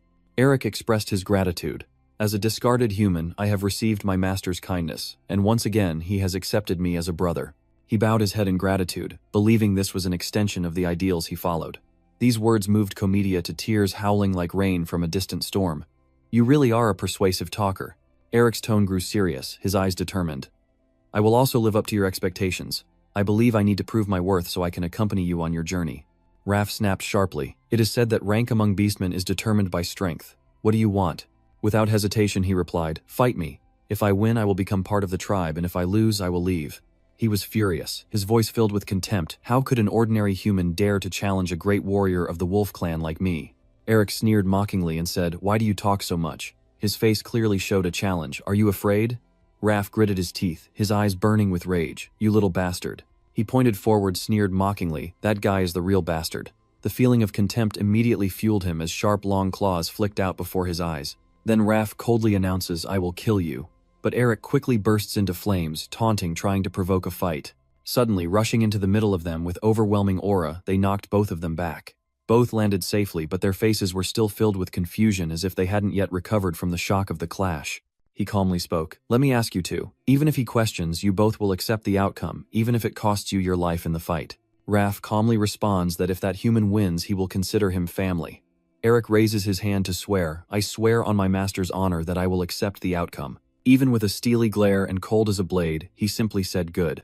As soon as his words left his mouth, they charged at each other without hesitation. Raph now brandishes his sharp claws, sweeping towards his opponent, snarling, "I will tear you to pieces." The boy quickly bows his head to dodge a thought running through his mind, that the story he's fabricated won't last long, and he needs to prove his worth to the Tiger King Du. Eric stands firm to face the attack, his mind cold, knowing that because of him, this won't be a problem anymore. He charges wildly toward him, mouth wide open, revealing sharp teeth. And the magic in Eric's hand surged fiercely, ready to confront the opponent no less skilled. Raph immediately unleashed a mighty, powerful technique, attacking fiercely. Seeing him run away in fear, you sneer just one punch, and you're overwhelmed. Raph snaps in anger but doesn't react in time to the next punch from the opponent. He was beaten black and blue with the body enhancement technique breaking bones. The scene before their eyes left, the beastmen stunned, one of them gasping in fear while the other could use the body enhancement technique so skillfully. In disbelief, a thinly breathless one softly called out Raph. In an instant, Raph's strength drained away, and he collapsed onto the cold ground. Seeing his battered body, he said, "Surprisingly, I thought this fight would end sooner." He declared, "This much is enough for you to become one of us." Suddenly, Raph's eyes turned blood red, his legs full of murderous intent. In a blink, he stands upright, a horrifying screech echoes, signaling imminent danger. Eric was startled, and stepped back with a raging thought in his mind, as the beastman's fury exceeded its limit. Their strength would grow exponentially, but only through instinctive combat. Seeing him charge wildly at me, I felt worried. Fighting him head-on is too dangerous. In the blink of an eye, Eric casts a spell as a surge of energy erupts from his hands. Immediately, Qigong Bang speeds toward the enemy. The icy shards slip, causing Raph to lose balance. He falls backward, hitting his buttocks just as the chain snatches his head and twists it around. In an instant, it shot swiftly towards the opponent. In just a moment, the chains tightened, trapping his entire body. Seeing Raph struggling, Eric quickly raised his hand and sharply hit the back of his opponent's neck. Not long after, he was motionless, sprawled on the ground. The angry beastman behind him was a mage. That bastard was a master mage. The guy next to him is stunned. Did he betray us? Eric stands silently, quietly calculating. If you want to subdue him without killing magic is the only option left. The boy hesitates, they should know this too. Eric nervously looked at Du, the story he had prepared for this situation. Suddenly, he burst out laughing, the sound shattering the tense atmosphere. Even pats your shoulder, excited this way. You're more interesting than I thought. I didn't expect you to know both body enhancement and magic. Eric quietly sighed in relief, thinking I probably don't need to worry anymore. He continued acting. I should have only used body enhancement magic in the battle, but I didn't want to harm someone who would soon become family, so I had to use magic. He encouraged him, saying that whether you choose an easy path or hide your strength, the one who wins on the battlefield is the strongest. That's the unbreakable rule of the battlefield. Then the friendly giant asked, "What's your name, human?" Eric immediately replied, "I am Eric." At this moment, you have gained the trust of the beastman. He solemnly declares, based on the outcome of the battle, we will accept Eric as a member of the tribe. Does anyone oppose? They cheerfully replied, "No, I feel the same." Even as I raise my hand to the sky and proudly swear at this very moment, I declare that Eric will be a member of our family. The entire beast folk group cheered loudly, excitedly jumping and welcoming the new tribe member.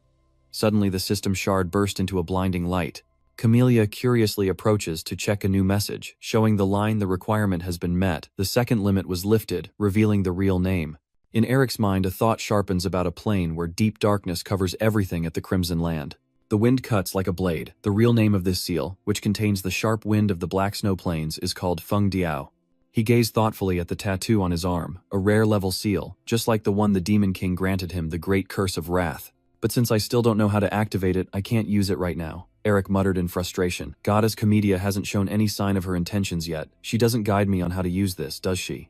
Eric sighed to himself. Oh well, what else can I do now? Deep down, he was determined to focus on his own long-term plans for the time being. Inside the meeting room, the beastmen stand in 2 rows, respectfully waiting for the new member. At Du's call, he slowly steps inside. Go ahead. He smiled warmly and kindly. Now everyone, let's greet each other properly. Du continued, from today on, Eric will officially become a member of the Royal Guard of the Kingdom of Andromov. Eric gently bows his head in gratitude for being accepted into the Royal Guard team, and promises to do his best. He laughs loudly, eyes full of praise. That's a good attitude, so I will give you your first task to remember the day you joined the team. You nodded in agreement, saying yes, please give me the order. Du immediately gave the command, mentioning that you arrived here after wandering through the snowy plains based on your experience from those excursions. Please help us find a suitable area where our tribe can settle. Eric straightened up, staring intently at the person in front of him. He chuckled silently, thinking perhaps everything was falling into place. He stroked his chin, pretending to be thoughtful, while wandering across the snowfields. I noticed a specific spot. Eric continued, surrounded by canyons and bare hills, making it easy to defend against external threats.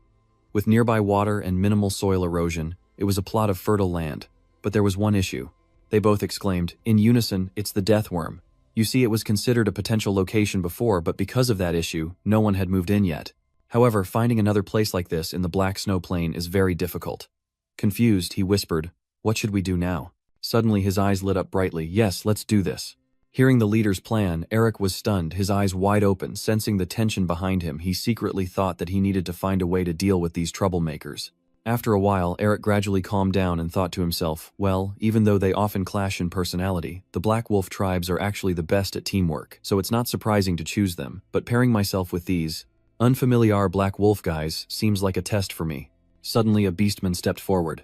Fighting the deadly Sia is the most difficult task. He spoke, this mission won't be easy. The beastman's name is Du, the 3rd squad leader of the defense team, Raf Chumchop.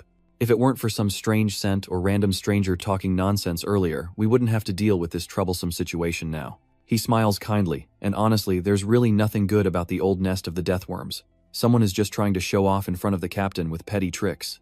Eric suppresses his anger, curses under his breath, and looks at these little bastards really now. Raf kept teasing, after all, that's why humans can't do the same, but before he could finish, Du gave him a sharp punch right in the eye. Seeing the person in front of him burning with fiery anger, he faintly called out, Captain, you're blaming and criticizing, bringing personal feelings into the team. I told you not to do anything to ruin this atmosphere. Du warned that if you keep ruining everyone's mood, I'll rip your head off, understand? The beastmen trembled in fear, sweat pouring down like rain, and all shouted, yes, we will work hard. Your gaze was fixed intently on the person in front of you, and only then did Eric realize that Du, the Tiger King, had brought him into this team because he trusted him back then. His reputation was so strong that even if conflicts arose, he would suppress them immediately. Then Eric bowed his head to show gratitude.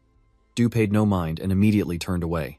Seeing his attitude, a sense of satisfaction welled up inside him, implying that he was only doing what was necessary, and he liked it. Then Eric asked with a look, Captain, those death worms are creatures that won't crawl out of the ground even if they're slightly threatened. Is there a way to shake them out? Du calmly replied, there is one, but it's very difficult and time-consuming. You wonder why it's so difficult. I answer that we need to obtain the divine grass, a demon plant which is their favorite scent. If we have that, we can herd the deadly worms out of the ground. Seeing Eric struggling to hold back his laughter and turning red, Du Su was surprised. Why are you making that face? He cleared his throat softly, trying to stay serious. It's nothing, let's continue. He said to lure out those death worms, we need that plant because it's very rare and hard to find. Eric confidently pointed at himself. I don't need to worry about that because I can find it. Du remained silent, his gaze pensive and filled with doubt. Confidence is good in an environment where death grass grows harshly, but harvesting it is very difficult. As he was lost in thought, the scene before him stunned him. This won't be easy, right? At this moment, the deadly grass is already in his hands, and he happily sings the harvesters and carriers surrounding him, the eerie rhythm. The beastmen are so stunned they can't speak when they see Eric easily pluck each branch of the deadly grass. Eric threw it into the basket and yelled urgently, "What are you all standing there for? Hurry up and put it in." Another beastman quickly held out the basket. Oh no. He was flustered. I don't even know. He looked contemplatively at the crimson grass field, but I have seen a lot of death grass in the labyrinth of enlightenment created by my master. Eric silently thought that because the magic was so prominent, even if he couldn't find it, he would still be able to locate it. An idea suddenly came to him. If he absorbed the magic of the cursed grass, then immediately afterward, Eric activated the seal. "Let's go. You're losing your mind shouting like that. 1, 2, 3, I'll be moving faster now, so keep up." The beastmen growl in fury. Does this guy even know what he's calling us? The dog person. Even though he's not calm at all, and even kicks the guy who just spoke in the butt, he shouts, "What are you doing, you damn guys? Follow Eric's orders." He's frustrated, tears welling up softly, calls out squad leader. Eric's eyes revealed surprise at Du's actions. A faint smile played on his lips, and a spark of excitement grew within him, as if he'd just found something worth waiting for. Soon the lethal grass was packed into large and small barrels, and they quickly brought everything back to the tribe. Du loudly praised, managing to gather so much lethal grass in such a short time. Your brother's ability is hard to measure. He modestly replied, "Not entirely. I was able to do that thanks to the team members helping me." He looked at the exhausted beastmen lying against the trees with no strength left, nodded slightly to confirm it seems that's indeed the case. Then Du hurriedly urged, "Enough chit-chat, let's start." The blazing flames were immediately thrown into the grass of life and death. In just a moment the flames spread and burned everything. Soon after, the ground beneath their feet started to tremble. "Captain, we have a major problem." He turned around quickly and asked what was wrong. If nothing serious, he wouldn't speak out in fear. His next words shocked Du. "The no tribe is coming here." Du asked anxiously, "What do you mean, the no talk is coming? Explain more clearly," the urgent beastman said. "It seems they have found out we are hunting deathworms, and right now they are coming to ambush us." Yen Jiang was furious, those disgusting bastards. At the same time, the deathworms were all aiming their disgusting mouths at Du. Outside the clan, a beastman with bloodshot eyes slowly walks under the dim moonlight, his shadow stretching across the ground. He is Noeth, the second in command of the no talk. Noeth leads his men boldly forward. "Today we will capture the Tiger King Du, and end all their hopes." Even as the deathworms scream beside him, he walks calmly unconcerned. At this moment, Du quickly jumped into the air, dodging the sharp mouths of the monsters. Then his deadly claws immediately tore death apart. Watching this scene, Nuith couldn't help but praise. Du, the Tiger King, truly lives up to expectations. His skills are at the pinnacle among beastmen. But today I have prepared a magical artifact to use in the battle against humanity. The thought continued to ring in his mind. No matter how strong a person is, they can't stop the firepower when their legs are held down. A triumphant smile spread across Nuith's beastly face.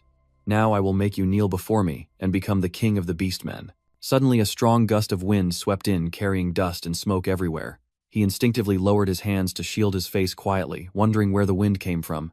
A strong scent suddenly wafted over Nuith, paused his eyes, slightly stunned this smell of the deadly grass of life and death, and in an instant the swarm of deathworms encircled him. Immediately after, they all lunged to tear and claw, the sounds of brutal slaughter echoing non-stop.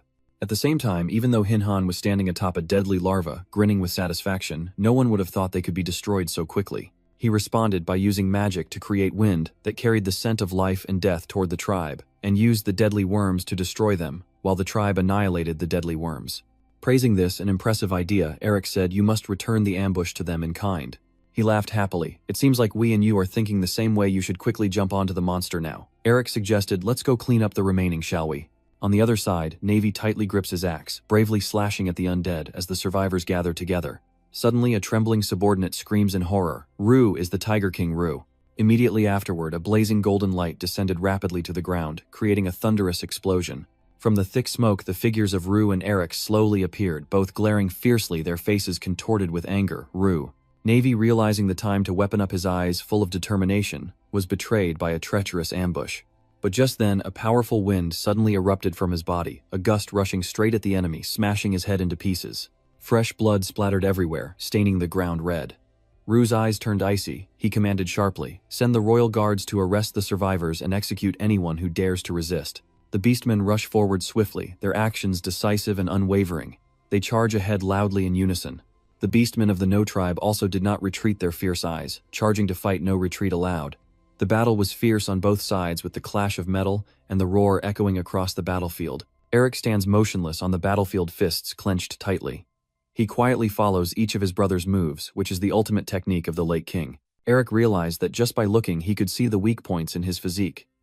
Behind him, Ruff's eyes lit up fiercely glowing, with battle lust like a beast ready to pounce. Each of his sharp sword strikes cut straight through the enemies, and he shouted in praise, "Not bad at all." In a flash under Ruff's hand, the enemies toppled like weeds, their bodies tangled together. Suddenly, something sharp flew through the air and pierced Ruff's neck, causing him to scream in pain. Seeing that his teammates panicked and shouted Ruff, he looked annoyed, sweat pouring down like rain with pale skin and blue veins, clearly visible shadows covering his face. In just a moment, the blue veins spread across his face, but Ruff, despite the pain, endured bravely and did not let himself fall. Eric stepped closer and asked, "Hey Ruff, are you okay?" Ruff was so exhausted he couldn't speak, only managed a faint reply, Then he couldn't hold on any longer and collapsed, lying motionless on the ground. Without hesitation, you immediately accepted the talisman and removed it. The spiritual energy immediately enveloped Ruff's body, and in an instant he returned to his normal state. Seeing Ruff collapse, the beastmen were terrified and panicked, shouting Ruff. Eric comforted him, "Don't worry, he'll only be unconscious for a moment. Let's take him to the resting place first." One agile beastman carried him on his back. "Got it." Then they hurriedly brought Ruff back to the tribe to rest. Suddenly Ju's voice rang out. "Eric, it's over," he urgently suggested. "Let's continue with the next plan before the tribe learns about the current situation." Ngok paused, turned back earlier. Ju thanked him, expressing gratitude for saving Ruff. Immediately the beastmen all bowed respectfully, their eyes serious, conveying their full respect to Eric. His eyes fixated on the group before him, a satisfied slight smile creeping the corner of his mouth. Eric sat steadily on the carcass of a dead worm, silently observing the orc tribe being led past him. His mind was confused, quietly pondering his next move. Suddenly, Camellia appeared, full of praise to win the favor of the monster in just a few days. "Not bad," Eric frowned in reproach. "You've been watching from the start, so why did you only appear now?" She shrugged indifferently. "I thought you could handle it on your own without my help." "You get angry, stand up and leave immediately. Then good luck, sir." Eric clenched his fist and then released a blast. Seeing the swirling black energy in the air, Eric was secretly amazed. There was more magic here than he had expected. He looked at the tattoo on his hand and thought to himself that the ice seal had instantly upgraded to 4 stars. Suddenly he started to shout in turns as if boasting about his recent achievement. Looking around, Eric exclaimed that he had cleaned everything without leaving a trace, so there was no need for further purification. He planted the seed, and with this effort, it should grow without any problems, right? Under the faint moonlight, the shadow of the figure stretched on the ground, quietly blending into the cold night. Eric held the notification stone in his hand, murmuring to himself. Since there was no message indicating he failed to plant the seed, it seemed like everything was done. Suddenly, a miracle happened that caught his attention. The seed he had just sown sprouted, and the surprisingly green shoots emerged from the ground. In an instant, the stone shone brightly, emitting a blinding light, clearly indicating the task was complete. Eric cheered aloud, "It's over," and immediately a new crest appeared in his hand. The stone displayed the words, "The third ban was lifted," and the ambition was achieved. Suddenly, the surroundings changed, and upon seeing the architecture ahead, Eric took a deep breath, realizing this was the Bloom Spirit Temple, and quickly stepped inside, walking slowly along the corridors. Eric cautiously scans around, fully alert. Suddenly, he notices a familiar figure. In Eric's mind, he wondered who she was, the goddess Camellia Yu. No, that aura belonged to the demon queen, Yu. Eric felt dizzy when he learned the true identity of Camellia. No one would think that the goddess Camellia was actually the demon queen. With this much magic power, she must be very strong. Eric sat cross-legged on a throne, her sharp eyes staring intently at him. In Eric's eyes, Camellia now appeared as 2 contrasting entities, one shining brightly and the other dark and sinister, and he wondered how a god and demon king could coexist with such power. Just as he was focusing his thoughts, a sudden voice sounded in his ear, "Eric." Suddenly, he was startled awake by that voice, snapping back to reality when Camelia's call reached him. "Eric," she asks worriedly, "if you are okay since you suddenly lost consciousness." Eric responds the Eastern Seal. Eric looked directly at Camellia and asked with a serious tone, "Are you from the future?" She didn't answer immediately but lowered her head confused, wondering why he thought that. "I saw him." "Camellia, what did you see?" Eric carefully recounts in detail what he saw earlier, there alone in the deserted area, in the middle of her forehead, loneliness and sadness, and the aura radiating from her similar to the ceiling of the winter wind. She casually ran her fingers through her hair and calmly replied that now it is just a long-forgotten history from the past. Eric kept asking the chill across the black snowfield is due to the days ahead. Camellia, without hesitation, admitted that's right. She raised her hand and created a faint pink source of power. Camellia sadly replied, "But it no longer belongs to me. I am Camellia, and I am the goddess of flowers." After seeing the source of power emanating from her palm, he couldn't help but be curious. This was the thing he kept in mind to erase the mark of tomorrow. Camellia suddenly clenched her hand tightly, and that fragile source of power immediately vanished into thin air. She dismissively responded, "Who knows?" Camellia drifted past Eric and said that all she could do was give him advice on planting the seed. She carefully reminds you to remember what Otto Hahn told you. Otto's image then appears in Eric's mind when he was advising that you would learn to swallow the challenge of Dong Tuong. Dong Tuong is the past and the mistake of the goddess Camellia. Eric struggles to think, realizing that to plant the seed, he must dispel the cold from goddess Camellia. Then Camellia continues to warn him to stay vigilant of Dong Tuong, as she will become the biggest obstacle in his path. In the blink of an eye, Eric quickly returns to the bleak neighborhood called Andromov. He happily stands watching in the shade of a big tree. It has been 91 days since the intelligence operation began. Eric is pleased watching the buds just beginning to bloom. The flowers are starting to open. Just as you were enjoying that beauty, Raph suddenly rushed over to warn you that the chief is looking for someone. Eric's face immediately darkened, and he quietly thought to himself, "Damn it, another one." The scene shifts to a dark, desolate forest where withered branches reach out like terrifying claws into the night, and a tremendous force knocks Eric backward. "You painfully complained to Jew Kid, can't you cut me some slack?" He burst out laughing and said, "You challenged me to fight so you could get rewarded for rescuing Raph. I am the clan leader. I cannot break my promises." Eric sighed in despair, just wanting to test my strength, and ended up getting beaten all the time. Jew's expression suddenly turned serious, as he deliberately reminded him that we are all brothers, and he shouldn't give up so easily. Eric quickly corrected his fighting stance secretly, thinking that having recovered his posture in the first half, he could also gain an advantage from it. Then Jew began cracking his finger joints, the continuous popping sound ringing out a faint smile on his face, as if he was ready for the next fight. "We will restart with the burst shot." Just as Jew was about to launch his attack, a strange sound suddenly reached his hand. Jew turned around to look around, then changed his mind. "It seems we have to postpone the fight." Eric was surprised. What's going on? Faced with his question, he didn't say a word. Jew left Eric behind and immediately left. The scene shifts, and Jew quickly returns to the city, which is now unrecognizable, with countless innocent civilians suddenly flooding in, all severely wounded. Jew silently observes them from the rooftop. Eric follows him there, visibly shocked by the scene unfolding. Eric is somewhat angry, and asks Camellia if the refugees are being caused by Dong Tuong. She nods and confirms, "Yes, Dong Tuong has already begun to act." Eric wondered, "I don't remember Dong Tuong being that powerful." Camellia explained, "Dong Tuong was much weaker in your time, but now he is a real catastrophe." He then provided an important piece of information: the Tiger King Jew can only restore order but cannot defeat her. Jew quickly turns around and orders Raph to gather the chieftains for the assault. He bows his head in agreement, and also makes another request: "Eric, I want you to change into your combat outfit and join the assault." As soon as he finished speaking, Jew and another person jumped off the city wall. Raph was still there and called out to Eric here. He shyly handed him a vial of rare medicine and said, "Take it." Eric curiously asked, "What is this?" Then he hurriedly pushed it into Eric's hand and replied, "It's nothing. I just poured it out so you can keep it or throw it away as you like." After giving the bottle of medicine to you, Raph quickly left as well. Camellia, who saw it in passing, knew that this was a rare and limited supply of medicine from the Hoa Clang tribe. She joked that he probably only has a small amount of it, and that the kid is also quite adorable. Eric felt a warmness in his heart that he didn't expect. The scene shifts to a large tent, suddenly appearing with hanging yellow lanterns, emitting a dim, warm light.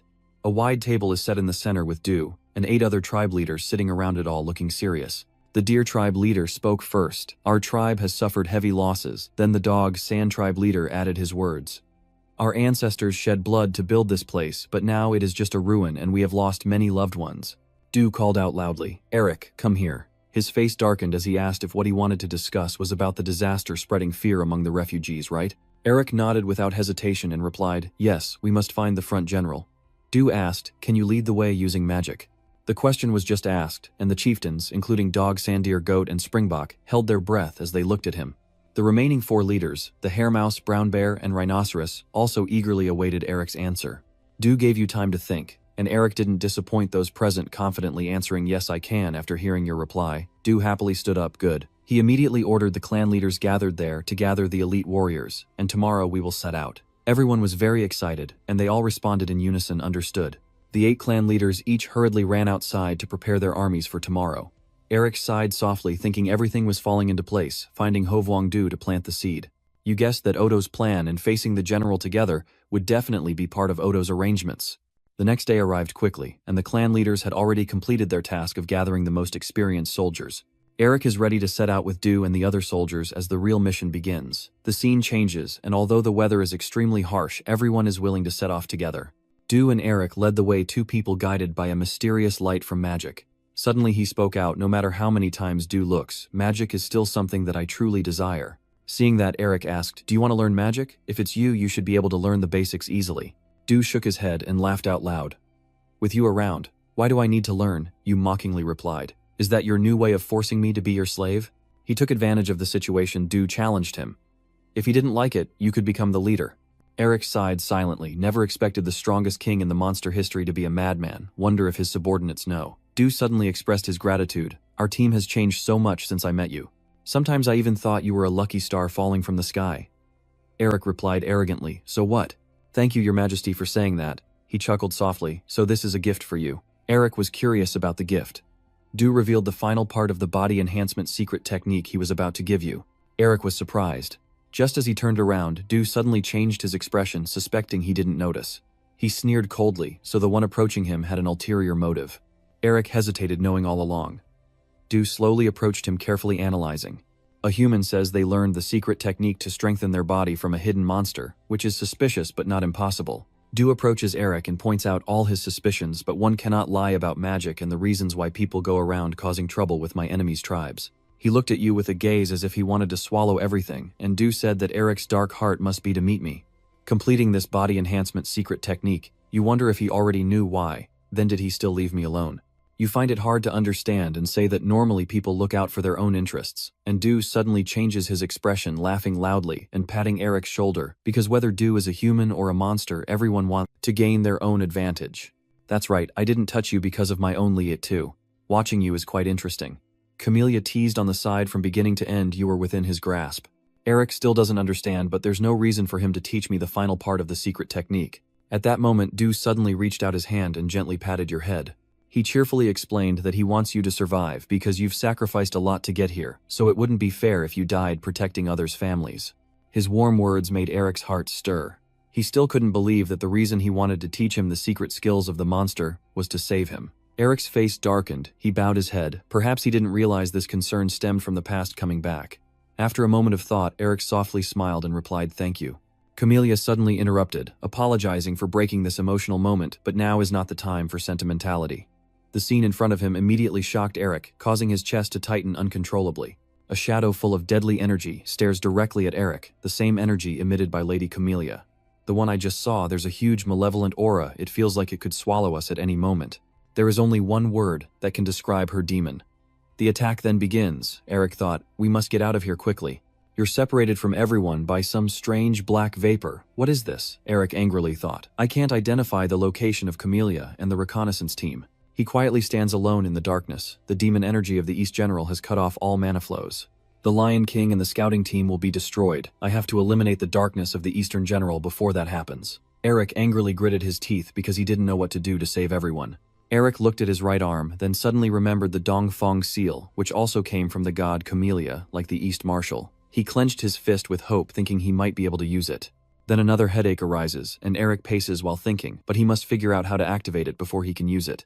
He worries and wonders if there is no other option besides sealing Dongfang. The mark on Eric's right arm suddenly glows, and the image of the car reappears in his mind. As his father's voice echoes in his ear, he will have to learn how to defeat Dong Tuang. At that moment, Eric asked if he would have to imprison General Dong again with the same severe punishment as last time, and the car nodded in response. "That's correct." He quickly regained his composure, closed his eyes to sense his surroundings, eliminate the demon general if only, but then he muttered the name of a technique and absorbed. The surrounding auras are gradually being drawn into the mark on Eric's hand, as I absorb the chilling power of Dong Tuang into the seal of brutal cold. The mark on his hand keeps shining and pulling in demonic energy into Ju's seal. He endures the pain, holding tightly to his arm as the demonic energy flows out of the seal of harsh cold. Eric can clearly feel the pain radiating from his right arm linked to the Dongfang seal. After all, the dark auras are absorbed into the mark on his hand. A sudden violent surge runs through him, gradually causing his consciousness to fade. When Eric opened his eyes again, he saw that there were many people around him, but strangely they were all only in black and white. Only Eric, standing among them, still retained his own colors. He was overwhelmed and lifted both hands to look, wondering what this place was. A child's voice suddenly echoed, attracting your attention. "Queen, Queen." The boy, clutching a bouquet of red flowers, happily said that they were newly bloomed from outside, and brought them because they looked just like people. Camellia, sitting coldly on the throne, asked what kind. Eric immediately recognized that this was before Queen Camellia became the queen consort. The two farmers started whispering to each other, "These flowers are very beautiful. Why don't they look like the queen, don't you think so?" The others below teased and added their voices, saying, "Hey, how can these flowers compare to our queen? Do you think the queen would like them?" He happily affirmed that of course she would like them. Anyone who disagrees is welcome to come. Here. The lively and bustling atmosphere around her contrasted sharply with Camelia's sad and forlorn expression. They asked confusedly, "Queen, why are you so silent, Queen?" She only sighed as the lively and bustling scene before Camellia disappeared, in an instant, into smoke and dust, leaving her alone sitting on the throne. Eric feels sorry for Camellia. "I think I understand a bit of what he's going through." She mutters to herself, "I'm really bored. Loneliness seeps in when the loved ones are gone. I know this feeling all too well." Camellia suddenly stood up from the throne, and I quickly understood the problem she was facing. He could become lively thanks to those who had followed him in the past, but now, whether he closed or opened his eyes, it was just an empty void. Eric watched her footsteps, having to do everything alone in this empty continent, for she is the queen. Camellia moved forward, then threw open the door with both hands, the vassals and the people. Eric quietly stands behind, watching her every move, the loneliness of the queen. In a vast palace and an entire territory where not a single tree can grow, only snow covers the ancient land. Even the nearby neighborhood had only a few sparse houses, all buried beneath the snowstorm. Camellia quietly stood on the rooftop, observing a negative thought flashing through her mind. Perhaps I should just sleep and be done with it. At that moment, a strange light suddenly shone onto Camelia's face, making her curious. Camellia sat down gently, feeling happy, and a rare smile unexpectedly appeared on her face. Camellia thought that maybe the days ahead wouldn't be boring anymore. Eric was surprised, the queen's face cold like ice, waiting for a smile. For centuries, that world had only known one color. It's just a little sprout emitting a cool green hue, yet that tiny thing was enough to suddenly change Camelia's expression, as if a new color had appeared. She quickly took out a pot of flowers and carefully lifted the sprout from underneath, reminding it that there is something you need to know. Then she gently placed it into the pot she just took out, treating that little sprout as a friend to confide in. "I'm not the type of person who cares about trivial things, so you must remember to appreciate your own luck." She raised her hand to adjust a little magic, and said, "You could have chosen to stay here yourself." The moss ball that Camellia cherished carefully, she said firmly, "But whether you can leave is not up to you." Time passed quickly, and exhausted, Camellia self-consciously sat down in the basin outside on the terrace, falling asleep without even realizing it. When she finally woke up, the sight before her made Camellia tremble. "That beautiful flower actually bloomed with vivid red petals," she exclaimed. In surprise, "The flowers are blooming," and Camellia, unable to believe it, quickly reached out to touch it. Her face suddenly darkened. "This can't go on." Then Camellia grabbed the flower pot and hurried inside, surprising Eric. She held it tightly in her arms and frantically ran around the palace as if searching for something. Camellia ran for a while before suddenly stopping. I can't believe she ran so fast just to plant that tree in a bigger patch of land. Camellia admired the flower's beauty, her hands continuously caressing its petals. Eric remained silent, watching her from behind, as the cold and white snow fill the world around them, while unnamed flowers bloom in various places. Not long after the patch of land she had cultivated became a flower district. A gentle petal fell, and Camellia immediately reached out to catch it. She smiled contentedly, seemingly regaining her vitality, as the queen was enveloped in ice and snow together with the flowers. Before Camellia could enjoy that joyful moment, fully a sudden sharp pain spread throughout her body. She painfully collapsed to the ground, coughing chokedly. As for those living in the embrace of winter, the warmth of spring is like poison.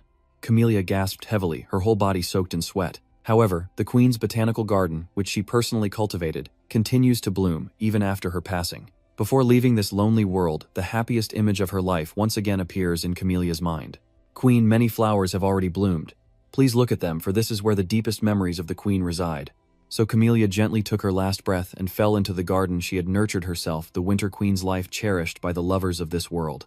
It has reached its end, and suddenly the sound of trickling water echoed around as tiny fairies with distinctive colors emerged from the flowers in Camelia's garden. But her dream had brought new life. They headed eagerly towards her. "Who is she? Someone, is she sleeping? She's so beautiful." Eric chuckled softly. The Garden of Flowers gods are still the same, whether in the past or now. Suddenly he felt puzzled and looked around. But what happened next? This place was once so peaceful. The sky outside was still blue earlier, but after Camellia fell, it instantly turned dark and gloomy. Eric was curious. A mysterious black mist constantly pouring into her garden, making the flower gods feel terrified. A shadow suddenly appeared, and I exclaimed in surprise, "Demon God." After observing for a moment, I concluded that although its appearance was different, it was definitely the demon god I saw in my dream. He raises his hand to control the black smoke enveloping the entire palace, and that dark smoke begins to pour into Camellia. He was so furious that Winter should just stay Winter, but instead Camellia was revived by the demon god. But now she has become a completely different person, and he also respectfully calls her the Demon Queen. Then something else slowly rises from the black dark fog, and that is the Ice General. She declared that spring would never come to this place again. Then the Ice General suddenly shouted, and her body unleashed a strange burst of power. Eric quickly realized that she was the Ice General, and although her energy was filled with malice as he just sensed, he could also feel the warmth and coldness, happiness, and despair of the Demon Queen. However, those things have already destroyed the garden and brought brutal winds to everyone living here. I suddenly remembered the Winter Wind. The 4th banishment spell has been released. The thing Eric is holding has the words Love Decree on it. His eyes turn cold. I think I understand how to use the Winter Seal now. The mark on Eric's hand instantly ignited with a miraculous glow. He snapped his fingers in the air and shouted, Aura, release. Eric immediately understood what was enveloping his body. His overwhelming power was unleashed, gently sweeping away the dark aura. Next, a shimmering galaxy appears before him, and Cormelia happily says that he succeeded. She gazes sadly at the galaxy in front of her, comforting him with what she has seen. Eric interrupted Cormelia and promised her that he would do everything to restore everything to its original state. Eric immediately explained his words to be able to see the beautiful flowers blooming in the botanical garden once again. It was still his lifelong desire, a scene he wanted to protect even after reincarnating as the goddess Cormelia. She was worried, but Eric was very determined, saying that if she could perfect winter, she could also reclaim the lost spring from the demons. Those words surprised her, and Cormelia quietly asked, Can I do this? Can you help me? Eric cheerfully replied, Don't be so formal with me, we're friends after all. Then he quickly left, leaving Cormelia alone. Her eyes flickered casually. Cormelia wondered, friends or not, you're really mean. Even though I spent so much effort setting boundaries between us, you just crossed them like that. Cutting to another scene, Ju's group was desperately battling the monsters, damn it. He angrily clenched his bloodied stiff hand. Ju was very worried about his comrades, the warriors who were taking increasingly more damage. He bravely faced the giant monster, thinking to himself that Eric would know how to fight this. Just as they were unsure what to do, a loud noise suddenly rang out and Raph shouted, What is that? The horde of monsters came in groups, and the soldiers kept whispering to each other, Are these the monsters the refugees mentioned? There are too many to count. Ju laughed loudly and said, Are you afraid just because of that? We will train each of you personally when we return. Raph nudged him and asked, What are you talking about? He shouted loudly in response, saying he's glad there are so many prey all right, only those injured will undergo special training with him now. Ju shouted to everyone, It's hunting time, kill them all. Just as they were about to attack, Eric suddenly appeared slashing and tearing, causing the monsters' bodies to explode into tiny pieces. Everyone was stunned and shouted, What's going on? Only Ju knows what's really going on. He lifts his head slightly and smiles. Eric hovers above them and cheerfully says, Brother, you're here. The white-booted foot gently touched the ground. Eric slightly bowed his body, apologizing, Sorry I'm late. Ju nodded, So you didn't run away after all. I lift my head and ask back, Have you ever seen me run away from anything? Before Ju smiles and turns his head to stand beside Eric. He gestured for the boy to look up at the giant and sighed, But that thing is too precious. I don't know what it's made of, so my attacks are completely useless. Eric's green eyes brightened, and the boy guessed that maybe we've only wounded it if we attack in a specific way. Thanks to the penetrating gaze, I can easily analyze the energy structure of the stone person. Around the lower part of its left leg, energy is accumulating. Hearing that, Ju quietly cursed, Damn it, I attacked the head earlier all for nothing. To restore the image of the fierce Tiger King, Ju whispered, I plan to use the body enhancement technique to destroy it.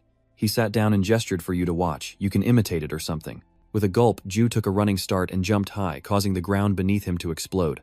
Eric eagerly followed suit, and he sat down, probably thinking that the master would teach him the steps to learn that technique, so he shouldn't hesitate. You are an outstanding student. After just one glance, you replicated the outfit perfectly, as the ground beneath your feet exploded when Eric jumped high, and the two small figures leapt up, aiming at the rocker's left leg. During movement, Ju begins his combat training. People might think that the spirit techniques focus only on senses and instinct, but only fools believe that. The stone man notices the attack and swings his arm, using simple, unadorned moves, just quick punches, so Ju says you need to stand firmly and time your strike properly to maximize effectiveness and destructive power. The two quickly dodged, he guided them, and even if the moves are similar, they depend on how you coordinate. He placed his foot on the rock person's body to leverage his movement. Then Ju pulls his hand back to his side, forms it into a palm, knowing that the strength will always be different. As he finishes speaking, he activates his body enhancement technique and strikes powerfully at the stone man's left leg, adding force and impact. The left leg, containing the energy of the stone dummy, is now wet with some fragments of stone falling out. After demonstrating, Ju turns back and says, "The principle is simple to listen to but very difficult to grasp, so for now just watch." However, Eric started gathering energy into his hand with perfect stance, and immediately activated his body enhancement technique. Then he struck powerfully at the rock person's left leg, and unlike Ju's demonstration, Eric's force was strong enough to pierce through its leg, causing a significant impact. When he let go, the rock person's leg had a fairly large hole in it. Ju looked stunned. Not only did he imitate after just one look, but he also combined his own technique. The man smiled in praise. "You're truly a monster." As Ju continued charging at the stone giant like a storm, Eric obediently mimicked and precisely replicated each move, feeling the energy coursing through his body, and as the strengthening techniques connected seamlessly, the three seals began to merge together. At that moment, a surge of powerful energy burst out, knocking Ju and Eric off the stone figure's body. Both of them hit the ground and slid a short distance before standing firm, and Eric realized that energy was leaving its body, which meant I could smile with confidence. Now we can attack any part of its body. Ju's eyes lit up. He was very excited. "Very well, now I will teach you the final 3 steps." He sat down to demonstrate, as these 3 steps are the key to creating your own powerful body technique, and Eric quickly followed suit. Ju stomped hard on the ground. If the beginning of the powerful body technique resembled a beast's walk, then the energy in his clawed hand would be like a beast's claw. Ju's eyes lit up like a prowling tiger, and with that step he jumped up and rushed toward the stone person with the fangs of the king of beasts. Ju unleashed a move, and Eric mimicked it perfectly, fighting and teaching at the same time, biting deep and sinking in. Both punched hard at the stone figure, targeting the pressure points. Once a beast's fangs sink into something, it will never let go. They both succeeded in punching through the stone man. Immediately afterward, they moved out of its attack range. Ju instructed, "Double-check that the enemy can never stand up again." Next, he continued attacking other parts of the stone man's body by tearing apart and devouring the opponent. Eric practiced and executed simultaneously, attacking the remaining side. He runs up on its right arm, Ju runs up on its left arm. If the opponent still hasn't completely stopped breathing, he won't have a chance to win, so he needs to become a great disaster for the foe. Both leap into the air, aiming at the rock monster's head. Ju keeps distracting, so he won't have to worry about anyone hurting him. He clenched his fist, channeling most of his energy into his hand, to show them the overwhelming difference in power. The earth and rocks echoed everywhere, and at this very moment they are the kings ruling the battlefield. Thanks to Ju expanding his horizons, Eric's 6th sense was awakened. The distinctive blue eyes of the Mobinger family lit up. They are the world created by his mind and 6th sense. When the battle temporarily ended, Ju asked, "How do you feel?" Eric lifted his head to the sky and smiled, finding it amusing. He also chuckled and remarked in amazement that he couldn't believe he was standing there smiling in a place where he might even lose his life. "You're really not normal at all," Eric retorted, "but you're also smiling." Ju doesn't see this as an insult or a jab at Chelsea. He feels proud of it. "Haven't I told you since the day my father begged my birth mother, I've never been normal?" But in a moment, Ju's pupils constricted, and his eyebrows furrowed. He saw the glowing golden magic circles behind Eric. "Are you really getting stronger again?" At this moment, you finally realize your own strength. With the 7th magic circle, you were able to break through the wall, trapping you thanks to the Tiger King Ju. Eric gratefully looked at Ju, who treated him so sincerely. He felt confused inside, wondering why Ju was so friendly with Eric. "We're not from the same bloodline. He has no reason to teach me these things." "Why are you questioning it, Eric? Why are you helping me?" Ju looks at you and honestly says, "Once I recognize someone as a brother, I choose to trust that person until the end."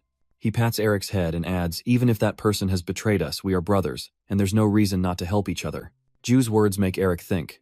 Brothers indeed, but apart from his sister, he trusts no one else because he knows that anyone can change at any moment. He lifts his head to look at the Tiger King before him, and wonders if to lead a group he must also wear a fake smile like Ju. Suddenly, the wind and snow blow stronger, causing the two to pause and look in the same direction. The defeated person is battered, but still staggering forward as if the battle isn't over yet. Ju complains. That really is a worthy opponent. Eric looks excited, just as a proper rival should be. With that, he crackled his knuckles. The two step forward to face each other, Eric smirking, "Let's fight another round." At the same time, the moonlight bathes the luxurious mansion in a silver glow. Inside the living room, 4 people are restless and uneasy. Isabel stands by the window, looking out and biting her nails, showing classic signs of inner anxiety. Herman glanced at his daughter and advised her, "Just worrying won't change anything, so why don't you calm down a bit?" She couldn't listen to him, her brows still furrowed with worry, and today marks the 4th day already. "My hands are intertwined. It's been such a long time since my son-in-law went in there." Ray is worried but helpless, and there's nothing we can do. On the opposite side, Haiji slightly bows his head, polite but distant, as we are busy dealing with family matters.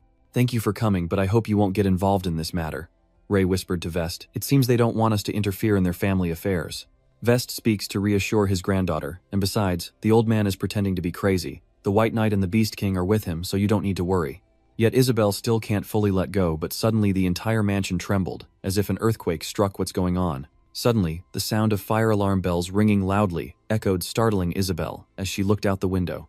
Her eyes widened, and she immediately threw open the window. The scene before her left Isabel even more stunned, her unease growing.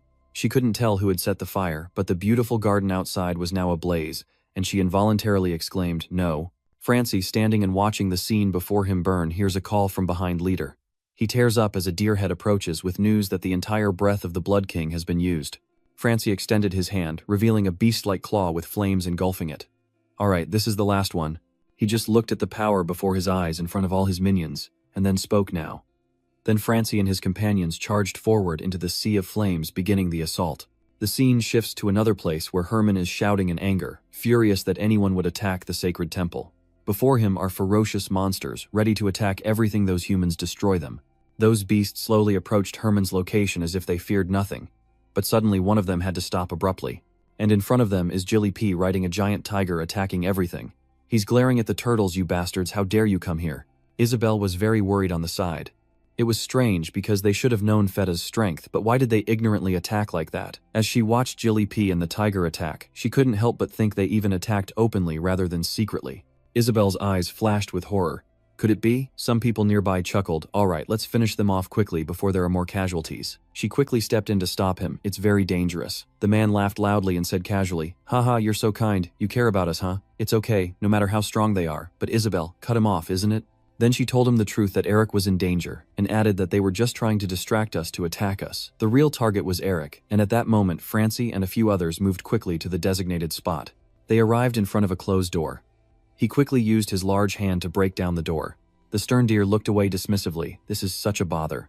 As soon as that door was opened, fairies attacking him one after another appeared before Francie. Intruders should leave immediately. "This is the holy land of the Lord. Those without faith are not allowed to enter." Francie still humbly apologized for disturbing the divine sleep, and vowed to accept the punishment for his sins later. He remained silent, and stared intently ahead. Francie points towards the enemy behind that door. Dafor rushes to stop him. "Don't go any closer," and he doesn't care about her if she keeps getting in his way. Francie's face took on a strange expression. "We will have to use force." Dafor was so scared, she broke out in a cold sweat. "We can't do that." Suddenly she remembered Comedia's warning that if the dream realm was destroyed, Han Merbinger's aftermath would be trapped there forever, and we must not let anyone interfere. From then on, Dafor became resolutely determined to stop them at all costs. Then she reached out to use her power. Francie drew her sword, and with just one strike, she made the fairies bow down. His gaze is sharp as a knife. "It's useless." Francie rushes to Dafor's side in the blink of an eye. She covered her face with her hands in fear. Then Dafor opened her eyes with a look of confusion. The scene in front of her is of Francie being pushed back by the sharp spear of the opponent. He glances coldly. "So it's you, the one who captured the leader of the monster army. And no one else but Herman, the master, can control Francie." He looked where the call came from.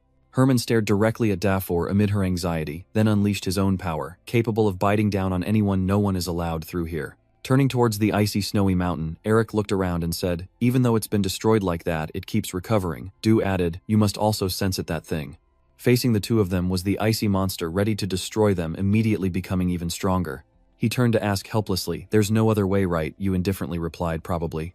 Even as he watched Eric destroying the rocks behind him and spoke, "This monster, no matter how many times we kill it, it keeps coming back to life, and we are suffering too many losses. That monster is huge and has many allies. Although we've finished locating the northern general, this bastard refuses to let us go." Suddenly Eric calls out, "Hey, no way, I don't understand what you're saying, we haven't even spoken yet." Eric replied before you could finish your first sentence. "You understand Du Ding's plan, so you responded, expecting that you were supposed to lead the main team to escape while you stall." He responded with determination. "The only one who could do that was you," and then Eric obeyed. "I will stay behind so you can take them and go." As soon as he finished, he simply looked on silently. At the same time, inside Eric's heart, there was a deep worry. "I could start over from the beginning, but..." "And you also had a firm determination. I can't let the Lord of the Lake fail this time." Du turned to look at Eric and hesitated. "You are giving me orders, the leader telling me to stay, and with a panicked look you said, but..." "You blame Eric in return." At this moment would we do that, and then silence fell over the surroundings. Du just smiled and threatened Eric. If he dared to refuse, he would be accused of disobedience and forced to lie down here. What does he intend to do now? In the end, he had to surrender. "I will go. I will return." Eric ordered the reconnaissance team to return to Andromove. He and his teammates moved quickly forward but did not forget to remind everyone, I will bring them back safely and return. Stay strong until then. Du gazed at the fading figures of those people disappearing from view, as if sensing the reassurance and readiness to fight the ice monster ahead. As they just left, Du punched through the layers of rock in front of him. Where do you think you're going? He threw off his coat and his body transformed into a giant lake. Do not harm the children. Let's go to Eric's place. They are entering an abandoned building. One of his teammates breathes a sigh of relief. Safe now, and the other adds, we've been saved. Another teammate shouted, Eric, you're planning to return to the leader, right? I'll go with you. I don't know if I can be of any help, but let us fight alongside you two. Eric didn't answer him, so he had to call again, Eric. The other kept calling Eric, but at that moment he was focused on something else. Oh no. Before Eric, a tree with brilliantly red flowers in full bloom was stunningly beautiful, making him marvel. It was a camellia tree in bloom. Eric placed his hand on the opposite side, and the stone gradually appeared. In front of him was a carved owl stone, with the words all restrictions lifted and order restored. Eric gazed up at the shattered night sky, lost in thought, the order is ending. Suddenly he ran away so quickly. No, I haven't finished yet. Eric sprinted at full speed to reach his destination. I haven't said goodbye yet. As Eric was rushing away, Camellia suddenly swooped in from nowhere. Everything is almost settled, why rush so much? With a worried look, Eric replied to her, I haven't said goodbye yet. Camellia looked at him with curiosity with the Tiger King. Why do you have to do that? This place is just an illusion after all. Eric didn't answer her, only moving faster. He begins to recall the past, remembering all the faces of those who betrayed his family, the image of his father abandoning Eric's siblings and those who callously turned their backs on him and his sister.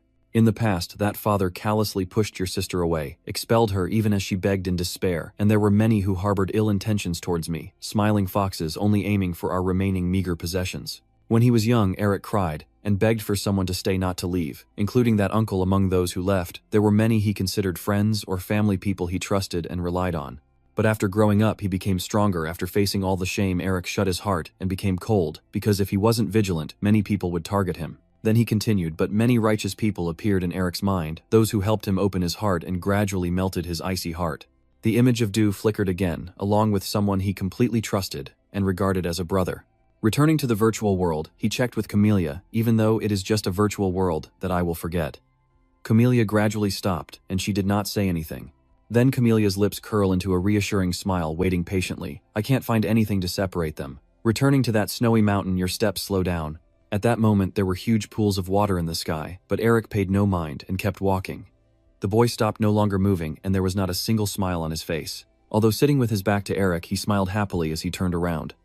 He hesitated briefly and asked General, how are you? But inside, Eric was thinking differently. Did he get injured? He pondered silently in front of Ju's cheerful laughter, but felt it was better to ask what he wanted to say and make him proud. The injured man turned back and replied, of course I won. Eric didn't answer immediately, of course. How confident is he really? Ju also doesn't know what you're thinking, so she says, hey, do you think I lost? Eric has many thoughts he hasn't been able to express. People may find him annoying. And deep down in his heart, he still has a desire, but I want to become someone like him. Eric cheerfully replied, no, of course, and Ju looked like she was sitting in meditation. Victory failure is not in my dictionary. Ju is not very cool now, but I replaced her, so it's kind of a win. You look around and think so. I won't witness your battle with the Ice Core. But then a question from him leaves Eric stunned. Are you saying goodbye to me? Ju just laughed as if he knew everything. What's going on? You're surprised, I said. We trust in the dark and you're very shocked. How do I know? Then he answered Eric's question. At first I didn't know, but suddenly I just realized. Ju is curious about you. Actually, I'm very interested and want to know why you want to learn the body strengthening technique. He points to the water-filled gap on the surrounding transparent wall. I think you'll definitely tell me. He pointed at him and confided in Eric after passing through that protective wall. I understood now. I see through many things I couldn't before, and who you really are is also like that. Your mood begins to fade. Indeed, there must be a reason why he still shines. Ju just went through a fierce battle. Ju, with a cheerful mood, sat in a meditative pose surrounded by flickering red flames while Eric watched and pondered.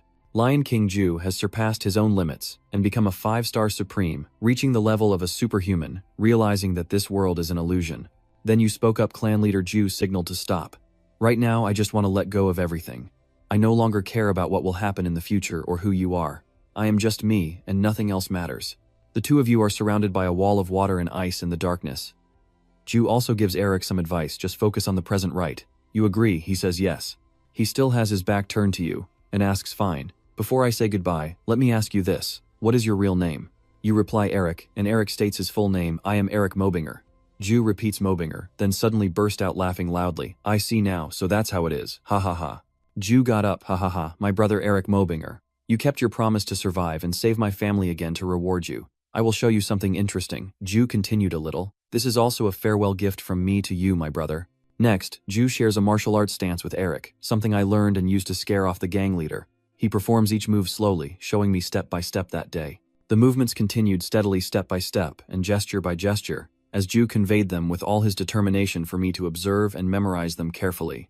Eric paid close attention to all those movements. I won't miss any detail.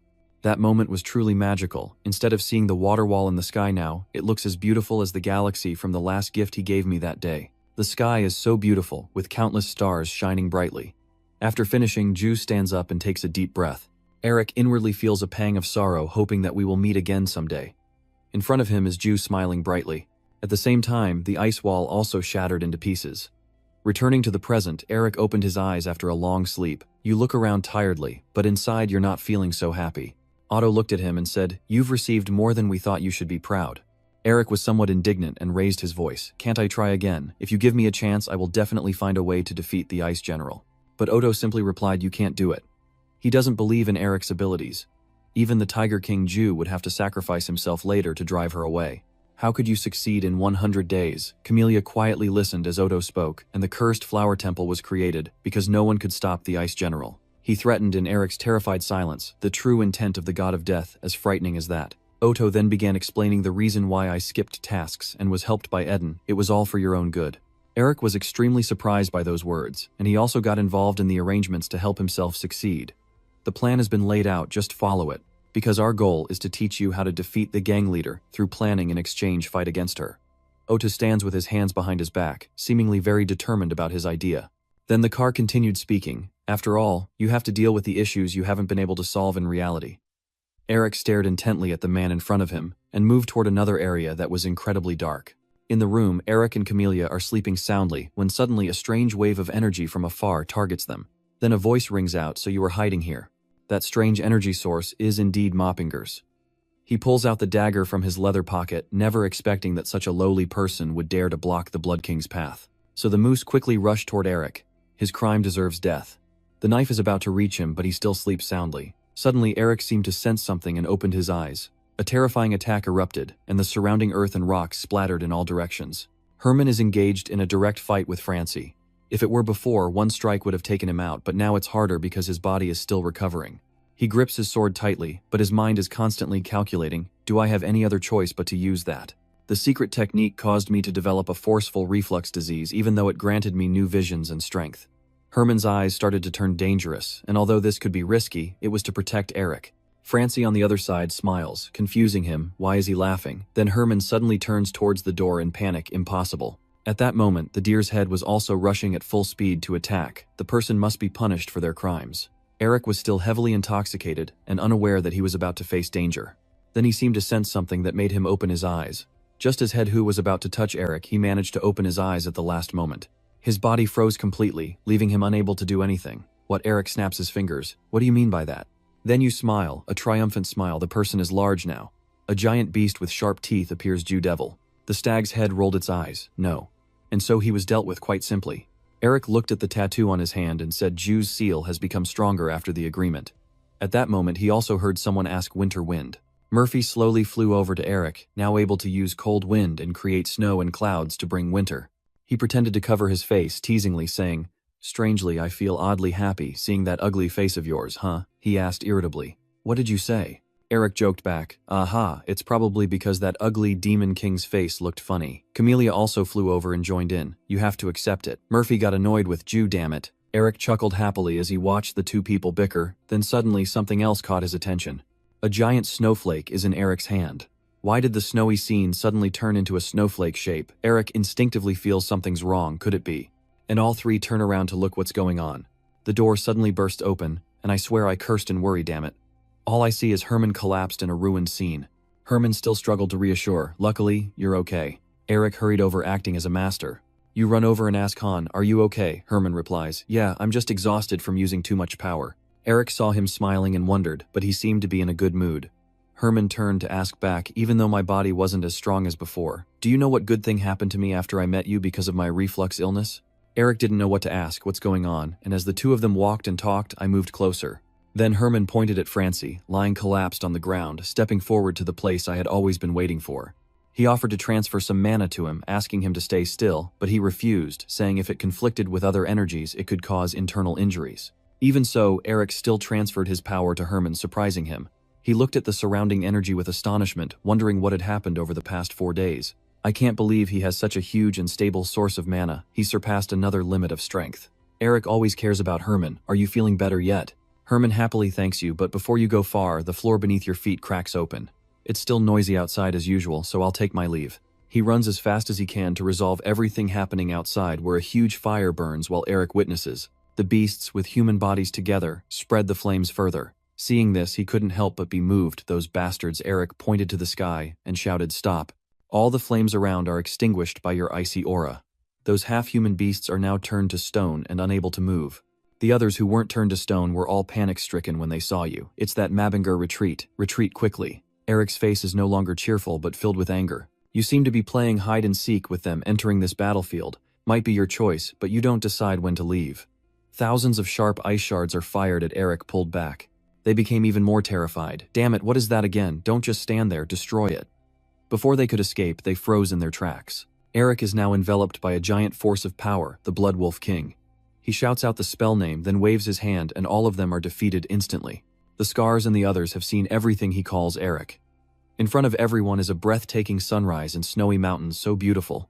The little fairies gaze around in awe, saying, "Wow, it's snowing so white and fluffy like snowflakes."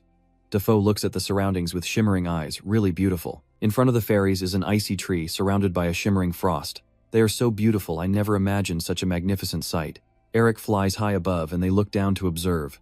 A joyful smile spreads across his face as the scene shifts to a bright sky with sunlight shining through the window. Eric stands in the room, discussing with everyone, planning to use ice crystals to absorb the cold energy that awakens the winter flowers and channel the divine power of the flower gods into them. Camellia also adds, "Just like how you awakened me." Then Eric continued, "If we gather the power of the flowers and plant winter blooms, we might even place the ice general within them and summon spring." He looked at Nephi and pondered to end this winter. As Nephi said, "I need many more elements beyond ice and winter wind." In Eric's hand is snow and frost pressed together. He uses that snow as the source of his power. Here there are camellia flowers, and the awakened elements of the queen, who is peacefully sleeping in the flower forest. The ground is a shiny round object if I gather all the things the queen has dispersed, while she rests in the black snowfield. Everyone present there is waiting for what lies beneath the ground, so that winter will end and the forgotten spring will return. At the same time, tiny fairies who just woke up from their sleep in the place where withered winter flowers lie will also appear. Herman also recovered and sat down, talking with those around him as the warm spring breeze blew gently. Isabel then noticed something ahead. Then a mischievous smile appears on her face, and the scent of spring flowers will fill the air. The scene of the flower fields with golden sunshine looks so beautiful. She turned to the large round platform where Eric was arguing with Sin. "You're asking how I told you we need to kill the general. I was not suggesting that we should kill her. What I mean is, we shouldn't act impulsively without any information. Eric understands, don't worry about that, I know where she is." "You ask where?" Eric smiled brightly and replied, "Nodo." Sin helplessly said nothing. He's like that again. He turns to everyone and asks if they're not coming with us, and Eric responds to the whole group, "I think the rest of you share my opinion." Everyone is happy in response to his words. Sin sighs wearily, "Damn it, all this happened because I had to withdraw. I know you like it, so stop pretending to be annoyed." Everyone present is following Eric. It seems like everyone has already agreed. "Let's go now, it's time to really break stuff." The Blood Wolf King slammed his hand hard onto the chair in anger. Old man started to rant, "You fool, and still lost. It seems burning the Chain of Lights plan is ineffective now." The Blood Wolf King sat talking with the person opposite in a place like a flower temple. Whether it exists or not doesn't matter. A pile of ruins is unremarkable, but there's one thing that concerns me. Vampire says it's your true nature. Really, you can't deal with Mobinger, right? Right. Blood Wolf King was hit where it hurts, making his face grimace. He said in a naive tone, "I am no different from you, that's the troublesome name we've known for a long time." Blood Wolf King proposed his plan, just build another army and eliminate them, starting with gathering allies first. To do this, we need more generals, and at the same time, unite our strength on the snowy plains. But suddenly the old man sensed that something was wrong. The Blood Wolf King shouted wildly, "How dare you?" Old man is extremely annoyed. "My tail is disappearing, that damn vampire," he said with a strange smile. "You need our help, right?" Turning towards the city, A tornado is forming and sweeping everything away, causing the humanoid monsters to panic. The city is collapsing. How can the wind spirits be gone? Where are the guardian spirits? Eric stands high above watching in satisfaction as everything is falling apart. Murphy criticizing the chaos caused by someone.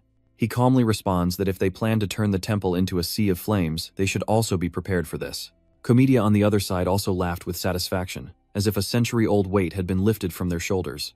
Eric held the green orb tightly in his hand. Inside the sphere, the images of Hoyne, Vex, and Grey appeared with the three of them, saying one after another, "The more we do this, the more fun it gets. Son-in-law, anything else, just tell us to do whatever." He. Murph shook his head. In despair, these are truly a bunch of perverts. Eric also dismissively scoffs his fellows just as twisted. Still, he's quite satisfied, and thanks to them, everything is going smoothly. Grey continuously strikes the stone in front. Once we break the barrier gemstone, Heisey will also destroy the stones relentlessly, and the cursed, no-tribe scoundrels who no longer have their glory will then. Over there, the beastmen are desperately pleading for help from one place to another to defeat the Bloodwolf King, completely helpless against the Eastern General. Eric replied as if everything was part of his plan. They wouldn't just sit idly and watch, but still I don't intend to just go around destroying scattered stones. He thought about the Bloodwolf King, realizing the loyalty of the cities to No was because of the overwhelming strength of the Bloodwolf King and his ability to protect them from Commander Dong, that was all. He is like a real monster, ready to command his minions to do whatever he wants. When the towns realize they cannot escape the threat of the Eastern General, they will fall into fear and suspicion, ultimately leading to anger. As their rage begins to crumble, the Ancho Moth will absorb them. Eric is extremely confident in the plan we've laid out. We will achieve our desired goal. Surrounded by vast, snow-capped mountains, we shift to Netter's castle. Why did those Ancho Moth suddenly attack the barrier? I still don't fully understand, even with the severe damage to our territory. They can't guarantee to defeat the Bloodwolf King, so why would they take that risk? Vice Commander of the No-Talk Netter. He looked at the map, and could only ask, what do they really want? Then Netter suddenly marked an important point on the map. He was extremely panicked. How did they find out about this? Netter kept thinking nervously. The city they attacked was a border built to protect the fake zone. He looked at the marked point, and couldn't hide his anger knowing it was where the main body of the Eastern General was hidden. Netter began to panic, realizing that if we hide the Eastern General and use fear to control the city, it would all be exposed. He turned and left, knowing that the loyal cities would rise up against us. Netter informed his allies that we must mobilize the army and return to the icy snow-capped mountains at dusk. Tran Eric stepped onto the cliff, and through the arrangement, I only knew that the Dark General was at the Demon territory in the domain of the No clan, but I didn't know the exact location. While observing, he also devised the opponent's possible strategies, so by disrupting the surrounding supply area of the Demon territory, I was certain No would act to protect the Dark General. Eric looked down and said, just like that. Menfi folded his arms and smiled. I wonder how they'll react when they realize they're in the palm of your hand. Camellia also looked on, finding Mobinger's tactics very interesting as they were on the same side. Eric was talking to the crystal ball Lam Su, and as expected, the No had already acted. Herman asked again, "Are you sure you'll be okay going alone? I can help you right now." He decisively replied, "No, I will be better off going alone. Please wait there with your Lam Su's domain." He supports your decision. If it's what you've decided, I will follow. However, Herman gently reminded him, "But I hope you won't overexert yourself." Eric thanked him. "Thank you, sir, for your concern. I will give you my signal later." You put the sphere into your jacket pocket and give the order. Are we departing now? There are 4 small tents in the icy snowy forest. Is everyone assembled? Temp commands his troops in a mission of utmost importance announced by Netter today, team leader of Team 4 Temp. Han indicates at the end of the line, then calls out, You the one at the back." Temp's voice drew everyone's attention. I can't recognize the person. Then Eric hurriedly introduced himself. "My name is Riken. I received orders to come here. Did I do something wrong?" Han asked a new recruit, and you replied, "Yes, sir." Temp was annoyed but didn't do anything to you, but I haven't received any specific orders, so probably you haven't done anything worthwhile. Han warned you that no mistakes, not even small ones, are tolerated here, understood? Eric nodded obediently. "Yes, sir, understood." Temp leads the army into battle. I will explain more clearly when we arrive. Mephi appears beside you, curious. Despite being stupid, why do they keep falling into such obvious traps? But Comedia dismisses it. Maybe they never imagined someone could infiltrate this deep. Eric once again feels superior, thinking his acting skills are perfect. This is the 7th transformation spell. How could they recognize it? He dismisses your thoughts. Fantastic monkey. Eric warns Mephi again, keep hiding and leave, and you will taste the fury of the Dance of Wrath. Temp orders all the soldiers. From now on, we will defend this place. Make sure not a single needle gets through. Stand firm at the defense line. Everyone responds. Yes. Only Eric remains standing, watching the leader. He's faint among the crowd, hidden and fleeting.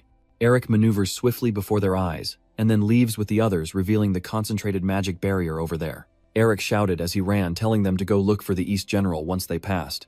The three of them darted like arrows toward the target. In front of you are countless chains. What is this? A woman's body chained tightly. The Ice General is tightly chained and can't move at all.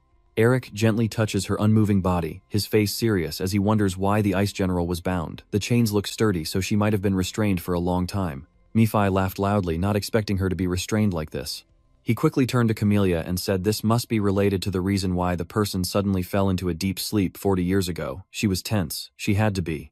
Looking back at the chains faintly emanating around them are the scent of flowers, which is strange, because these chains strangely carry that fragrance. They were created by divine power. Camelia's eyes gleamed with coldness as she looked at the scene before her 40 years ago. Uwaden and I have also been chained like that. The seal wasn't very strong, but you could see how long it would last. The Ice General was hung high with chained ropes, light sparks flew up, and everyone watched that scene. Someone had relived it. Eric referenced a name Vai Phuoc, with smoke swirling together to form the face of a fox, the Blood Wolf King. He slowly approached the Ice General. Well, I never thought I would be grateful to the Blood Wolf King. I didn't know how to deal with Commander Camellia. You smile, holding a snow ice crystal in your hand. Since she has been shackled like this, it will be much easier to trap her inside the frozen ice crystal. The Ice General screams in pain as snowflakes float above your hand, absorbing it. A black hole appears in the sky. From inside it, streaks of darkness shoot out. A cold voice echoes, "Is there a rat?" Entering the star. Eric suddenly jumps back, and from the black hole a mysterious figure slowly steps out. What kind of monster is this doing here? Floating in the void with a grim face. I didn't expect to meet him here. The boy next to me also spoke, saying I'd sensed that energy many times before. Vampire stepped out of the black hole, dark aura emanating behind him. Azazel, the Mad One, a demon from Grigori. He stepped up to Eric, a familiar soldier who wasn't afraid of my sealed eyes. Vampire suddenly stopped like he's seen a face. You're a Mobinger family member. You transformed back into a human, and the lion's head is just an illusion, able to see through even my magic barrier. Not bad for a demon. He frowned in annoyance, thinking that the Mobinger is blocking the plans of my clan. It's him. He remembers his mission assigned to him by the organization to help the Blood Wolf King forge a bond with the Black Snowfield, turn them into allies, and then defeat the Ice General. The two stand facing each other, surrounded by strong winds that sweep away the snowflakes on the ground. If it weren't for him, my mission would already be complete. Vampire smiled his sharp teeth, forming a terrifying grin, and this was a good opportunity for me. With this, I could gain the support of those who also had enemies with the Mobinger group. Vampire's grip begins to tighten. The organization has determined that his level is only on par with a priest. He raises his hand in front of his face. Dark tendrils gather and form into a tattoo. He's not strong enough to fight me. A fierce tornado was created, and Nephi, who had been watching all along, suddenly spoke up, saying it's a very powerful storm. I guess he has demonic bloodline powers. He smiled and reminded that he won't be an easy opponent. Eric replied, perhaps. You look pleased as you approach steadily. I've caught a big fish. This item is on par with a totem. Nephi stands beside, shaking his head in disappointment. Vampire has been watching them talk all along. Unbelievable. He's laughing. Has he gone crazy? He raises his hand high and says, smile while you can, it won't be long now. Vampire suddenly strikes out with his hand, a dark beam flying toward Eric, who will be torn to pieces by this storm of mine. Your body was torn apart by those whirlwinds, blood continuously spurting from your wounds. Vampire smiled smugly. Enemies who can withstand me are not easily deceived. However, instead of injuries, your body remains intact like a shield. He is stunned, unable to believe it. Eric sneered and smiled, reaching out his hand as beams of blue, yellow, and black light converged around him. Do you think I will lose that easily? He countered with a burst of yellow light, shooting rapidly toward the vampire, destroying everything in its path with a powerful explosion. He tried to block the attack with thick stone walls. I have to stop it, but all are useless. The beam still pierces through the walls quickly. He was stunned, unable to believe it. How could he possess the skills of the Ice Marshal? Vampire looked at Eric with disbelief. How could he use the north wind and snowstorm? At this moment, snow begins to fall. A wind swallows and tears everything apart. A snowstorm whitewashes the world and freezes everything. He is thoughtful. The person we need to save now is the Ice General.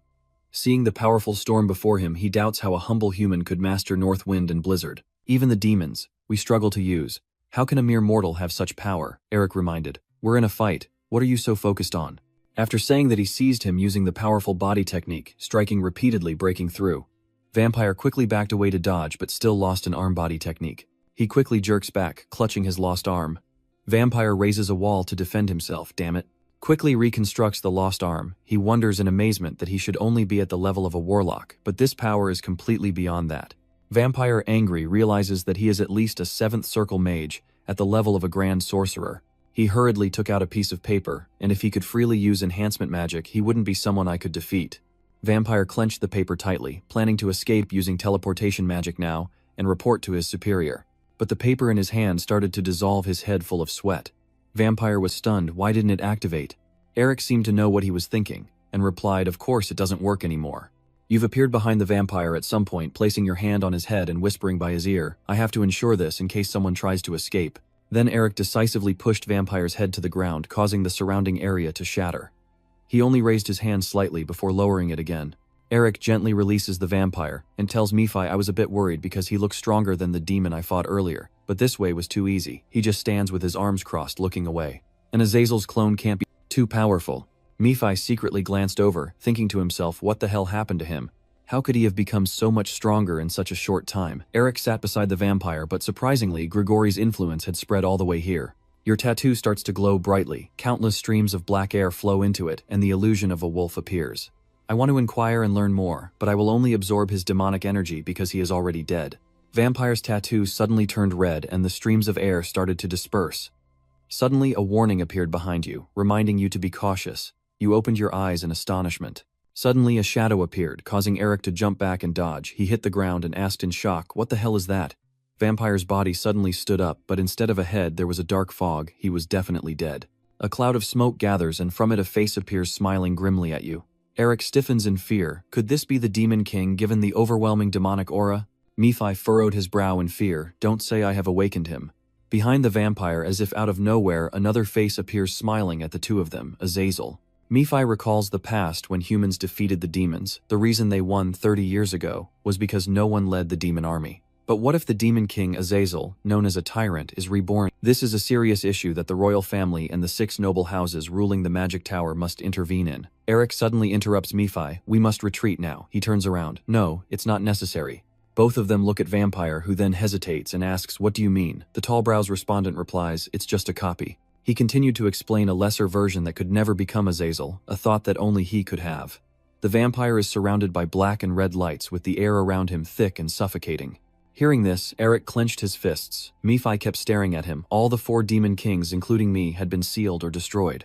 But if our true identities still exist, we will never completely disappear. So now you ask if the real Azazel's identity is out there somewhere, right? Nephi sneers. If it weren't true, Grigori would never have been able to exist all this time. Those people are conducting all kinds of experiments to revive Azazel's true identity. Thinking about the suffering and resentment of the people, Eric silently thinks that means Grigori is doing all sorts of evil deeds.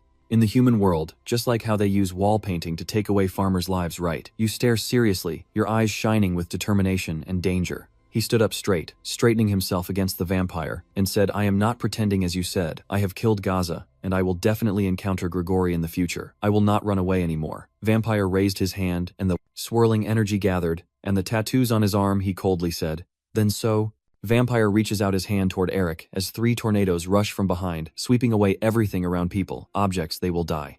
Everything rushes swiftly toward him. Tornadoes. Even if there's danger ahead, you still run away. Eric lifts him into the sky, and behind him a tornado appears. He says, tornadoes, can't you speak properly? 2 tornadoes collide and burst into flames like dragons. Dodo. From the ground, countless chains float up like writhing snakes around Vampire, binding him. He sneers, don't run so fast, I told you, and then he swings his arm to cut the chains. Today, Eric is standing behind Vampire. That's just a distraction tactic, you bastard. Your sword flashes with a blue light like the quick swipe of a silver tiger. Your attack carries the strength of the tiger, enhanced body technique, silver tiger claw. Eric punches Vampire hard, causing an explosion around the ground from his strength. He grabs your arm strength body technique her. You were quite surprised that your attack was so easily blocked by him. Immediately afterward, Eric grabbed Vampire and launched a strike, tearing him apart. His wound is healing at a speed that can be seen with the naked eye. It's useless. Vampire clenches his fist behind him, ready for the next attack. Let's go. Eric couldn't break free from Vampire's grip, feeling worried it's too dangerous. A loud explosion rang out, cutting and blocking. With a thud, he successfully blocked Vampire's attack. Eric felt the tremendous power emanating from his severed arm. Nien clenched his teeth, wondering how strong he must be if he's only entered the soul state, and what his true body might be capable of. Eric cut off the vampire's arm because the longer they fight, the more his soul will burn into his body. From now on, it will become even stronger. Mi-Fi, seeming to sense Eric's thoughts, reminded him that although he may just be a clone, he is still a clone of the Demon King. Losing to a child like you would be embarrassing. You get angry, gritting your teeth frustrated, but Mi-Fi is right. If things continue, it will just burn out. You turn around quickly, but the more pressing issue is that elsewhere, Tem is commanding everyone around to stand down and block the area, not letting the intruders escape. Eric Nien clenched his teeth, the demon approaching this place, and his plan to secretly absorb the Ice General had completely failed. Behind the vampire, countless black holes appeared. Yes, it seemed. Victory was finally ours. The demons burst out from the black holes, landing on the ground completely surrounded. So how do you plan to escape now? He calmly said that if I used all my mana I could escape, but it would be very difficult because no Took was still there. Mi-Fi heard this and asked, so what do you plan to do now? You raise your hand, Mi-Fi, do you know what to do? Eric swings his arm toward him, slicing. The vampire quickly raised the shield, trying also to be cautious. He smiled teasingly, our tradition is truly frightening. Suddenly, he became extremely angry. No, what is this? Eric launched another attack. If I can't have it, then no one else will either. But instead of hitting the vampires, that attack struck the Ice General, and the chain wound around her body was cut apart. He can't believe he's saying it, a person. Mi-Fi gritted his teeth at Eric's actions, he's gone crazy. General Binjet cried out in pain. Camellia looked up in worry, her eyes full of horror. I know you're a dreamer, but are you really that crazy? Mi-Fi couldn't help but burst out laughing beside him. Yeah, now that's what I call a dreamer. Since you signed the contract with her, this is the best you've ever done. She also chimed in. Weren't you planning to imprison her in the ice prison, so why are you letting her go? Eric assumes his stance, and there's little more I can do. You stomp your foot hard on the ground. Then you jump up high enough to reach the heads of the two nearest demons. Eric clenches his fist behind him, ready to run. Vampire orders the demons to follow him. Bandleader obeys his command. Mi-Fi speaks up, we must catch the bandleader again because we can't know where she will attack from. Eric quickly runs forward with two demons chasing behind him. If he loses that target, it will jeopardize our future plans. Vampire sits down, preparing to launch after him, determined to cut off the budding threat before he becomes stronger. Suddenly, Vampire hugs him from behind and coughs up a mouthful of blood. He angrily thinks, damn it, I didn't expect this body's vitality to be depleted so quickly. The Ice General is running close to where Eric and the others are. Mi-Fi and Camellia are heading in different directions, and he wonders why she is only chasing after Eric. She sighed and replied, because she only reacts strongly to the mana of the Binger House, the thing used to seal her. He continued, the Monsters clan. Those who enhanced the seal do the same, so why is she only chasing Eric while so angry? Her eyes tired, Camellia moved back and watched the angry Ice General chase after Eric, wondering why it was so strange. The Ice Marshal has never discriminated against any form of life, and has never shown anger toward anyone in particular. Her face now dark and stern, even exhausted, she still chases after Eric, and she quietly recalls that she has known the Ice Marshal for some time, but has never seen her this angry. Camellia suddenly remembered and quickly asked Eric, hey, did you do something to the Ice General? He looked at her and replied, not exactly. Then a cracked arrow appeared in your hand as I unsealed her. The arrow in Eric's hand swiftly shot forward. The ice arrow shot directly into the Ice General's forehead, making her furious. I accidentally shot the ice arrow into her forehead.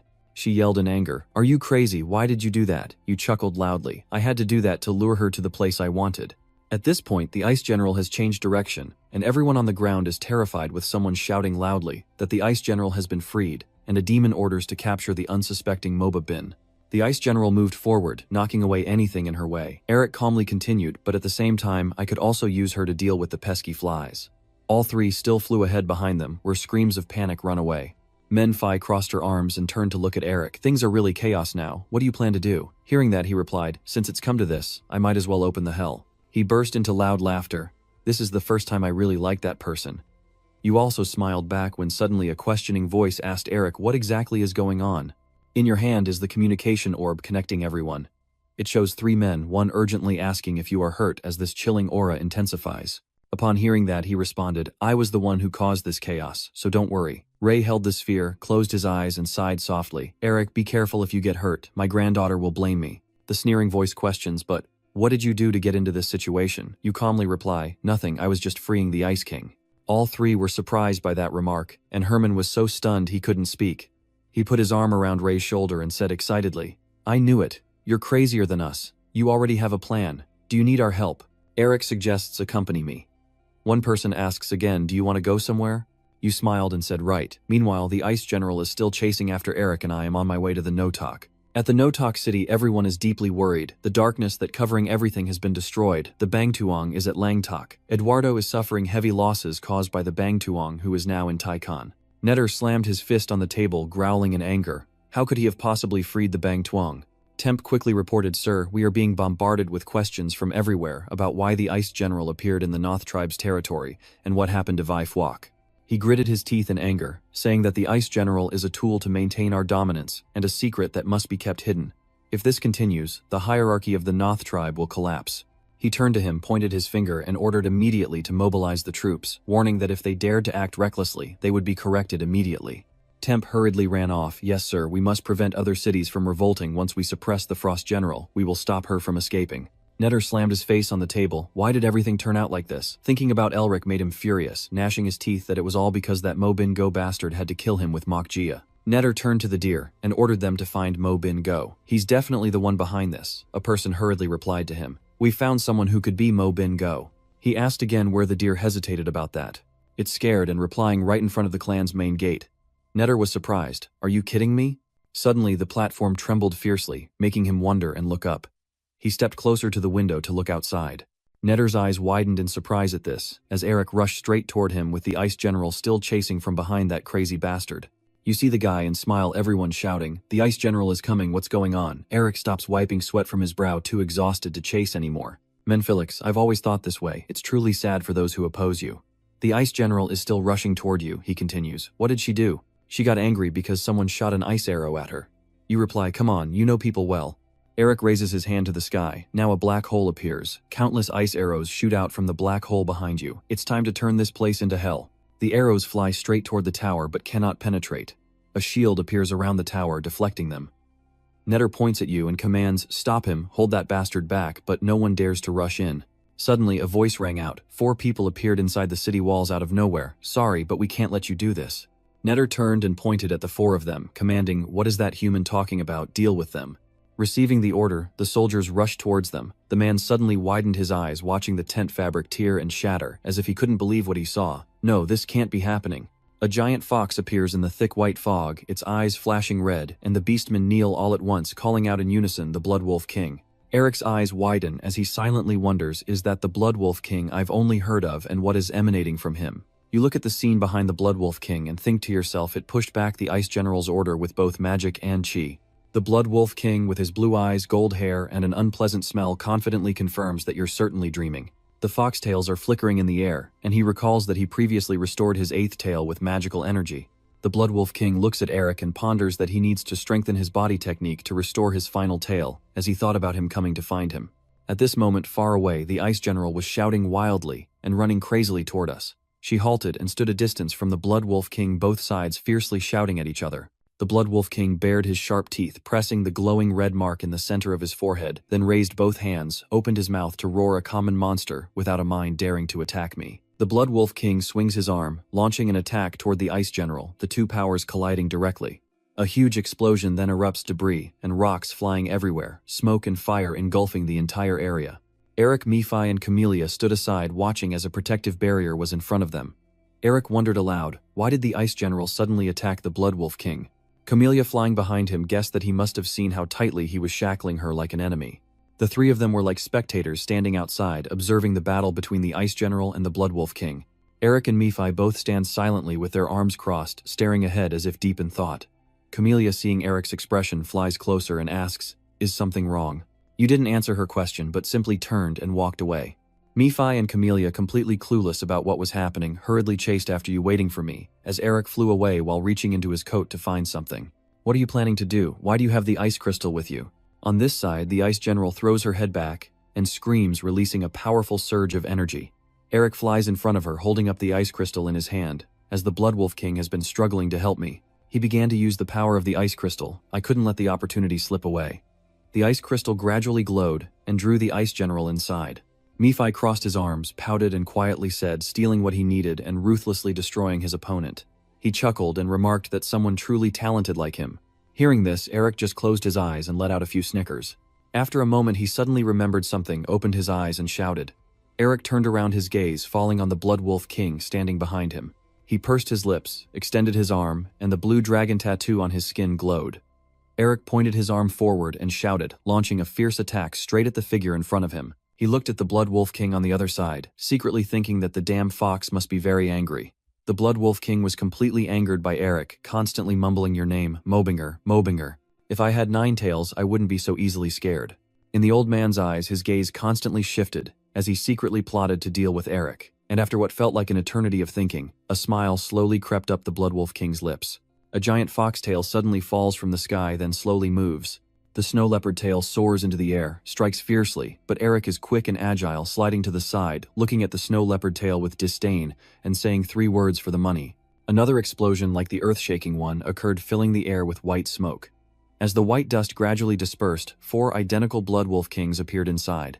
Eric saw them, and it looked like white dust filling the air, but now Eric has a tigerly tail that suddenly fell to the ground from somewhere and slowly moved. He bravely swung his hand, and immediately numerous slashes shot towards the Blood Wolf Kings across from him, his sharp eyes narrowing a dangerous edge in his face. He straightened up and declared loudly, "I don't know what you're planning to do, but I won't let you carry it out." As he finished speaking, Eric tilted his head again and reached out his hand once more. His lips gently parted, then he uttered a word to activate his spell, creating an illusion.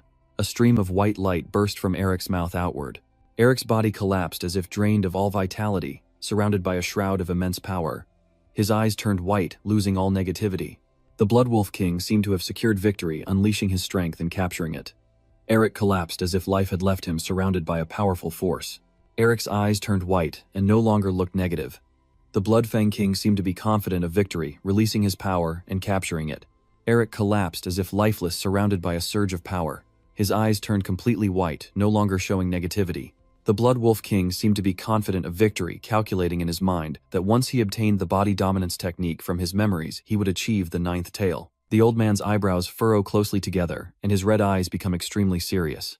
The Blood Wolf King sees the image of an open door leading into a mansion. He wondered, is this the mind world of that kid, Mo Bin Go? He observed Eric's small back and cheerfully exclaimed, a mage, placing a mind world in such a terrible place.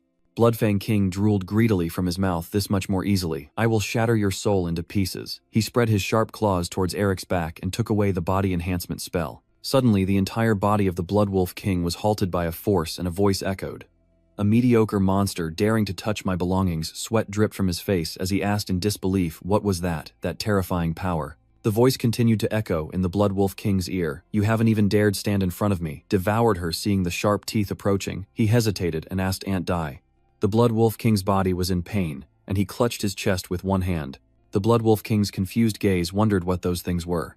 Eric on this side, with his puzzled face and beads of sweat panting hard what was inside his soul image. He looked at the person beside him and asked, what just happened to me? I remember being attacked by the Blood Wolf King. Menfai simply turned around and said, I don't know. Eric, confused, asked, why did you suddenly behave like that? The Blood Wolf King on the other side roars in anger, you bastard. He goes insane, unleashing his inner power outward, shouting loudly, I will burn you to dust. The beastmen below, witnessing the scene, panic and flee.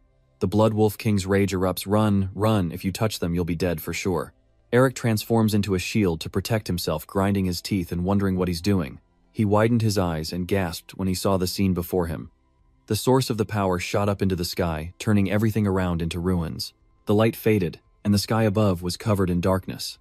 The Blood Wolf King gasped for breath, silently wondering when was the last time he had wielded such power.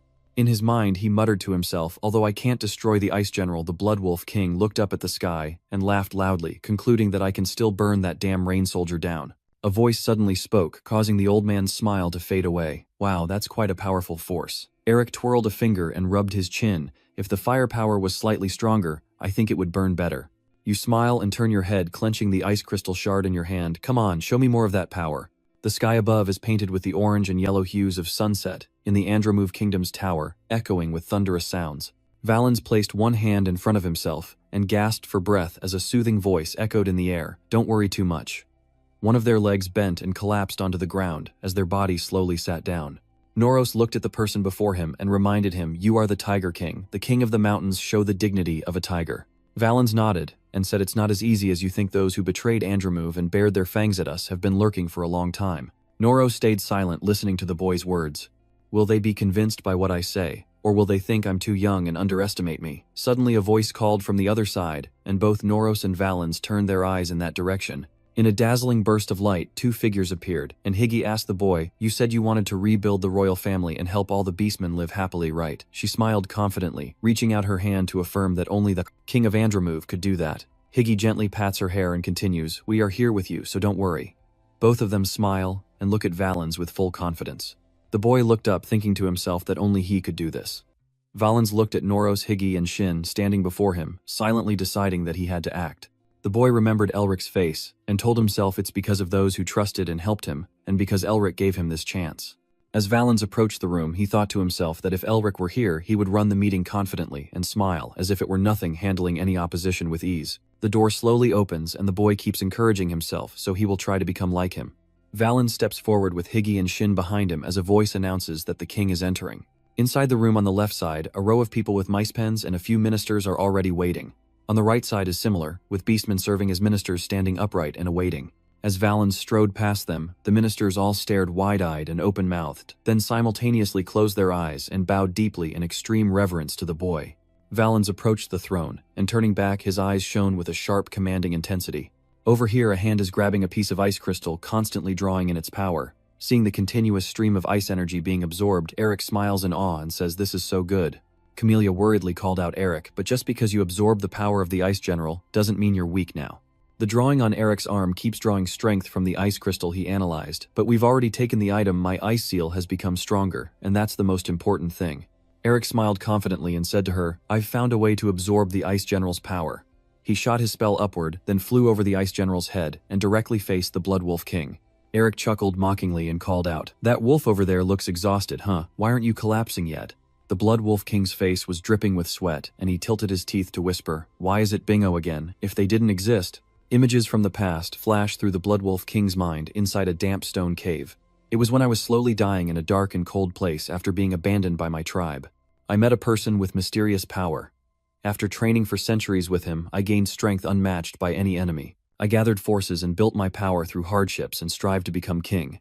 I tried to break through the black snowfield and make the empire submit, but a giant wall stood in my way, and its name was Dream Bingo. At that moment, he told the old man that I was sorry, but please go back to your place. If you help the army obediently, no one will get hurt. The Bloodhowl King, furious, pointed and ordered, "Don't just stand still, go over those walls for me." I tried to handle that arrogant human, but we ended up suffering a disastrous defeat. Yet I never gave up and rebuilt my army, but this time, that bastard blocked my way again. He is closer to my ideal than I am myself, Tiger King Do. The Blood Wolf King respectfully asks, "I can't accept it. Why can't I do it? Why?"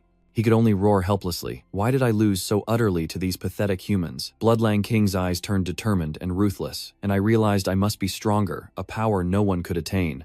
And then I abandoned everything I learned over centuries, and touched the forbidden power. I began to venture into the domain of demons, whom we were previously very cautious of. Blood Wolf King seemed to see Elric's past reflected in his current self. "Why do you keep getting in my way?" He kept repeating a name he couldn't forget for centuries. Mobinger, Mobinger, Mobinger. Bloodfang King's eyes turned red with fury, glaring madly at Elric. "Why do you keep blocking my path?"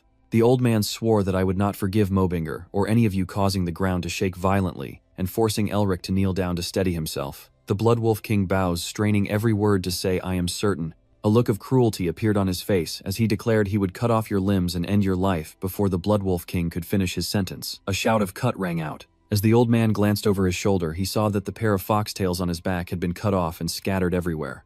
Tears of red blood welled up in the bloody Wolf King's eyes, and he let out a scream, "No." Elric flew over, waved his hand. "Hey Fox, it seems you've always been unlucky with my family. Let's end that fate here." He swung his hand, launching an attack towards him. Elric recites a spell ice element. A huge explosion occurs. Blue-white ice flames engulf the entire space. As the white smoke gradually disperses, Huyet Long Vuong's frozen body now lies motionless on the ground. Elric's high-heeled shoes step forward slowly toward the old man. When the Blood Wolf King sees him, he grits his teeth and curses violently, "You damned bastard." His old man's black eyes struggle to open and say a few words. This is not the end. In the end, the Blood Wolf King remains completely still, closing his eyes and falling silent on the ground. Elric lowered his head, pondering the old man's words. Still not over, but it seems nothing else is happening anymore. The ice general over there is loudly screaming to call for him. Elric turned to look at her and said, "All right, I'll do it now. No need to rush me. You just declared, let's start now. I'll handle her right away. It's time for a chase game." Chomelia, standing with Menfi, heard Elric's words and wondered a game of chase. Menfi crossed his arms and guessed he must have seen something. Chloe Melia looked curiously at the person standing beside her. "What do you mean?" Menfi looked at Elric's back and recalled that he had said this before after absorbing one of the hidden powers, which allowed him to see memories that helped him understand the owner of the seal. Perhaps he saw something after absorbing the Ice General's power. It looks like the scene you want to see since becoming the goddess Melia, doesn't it?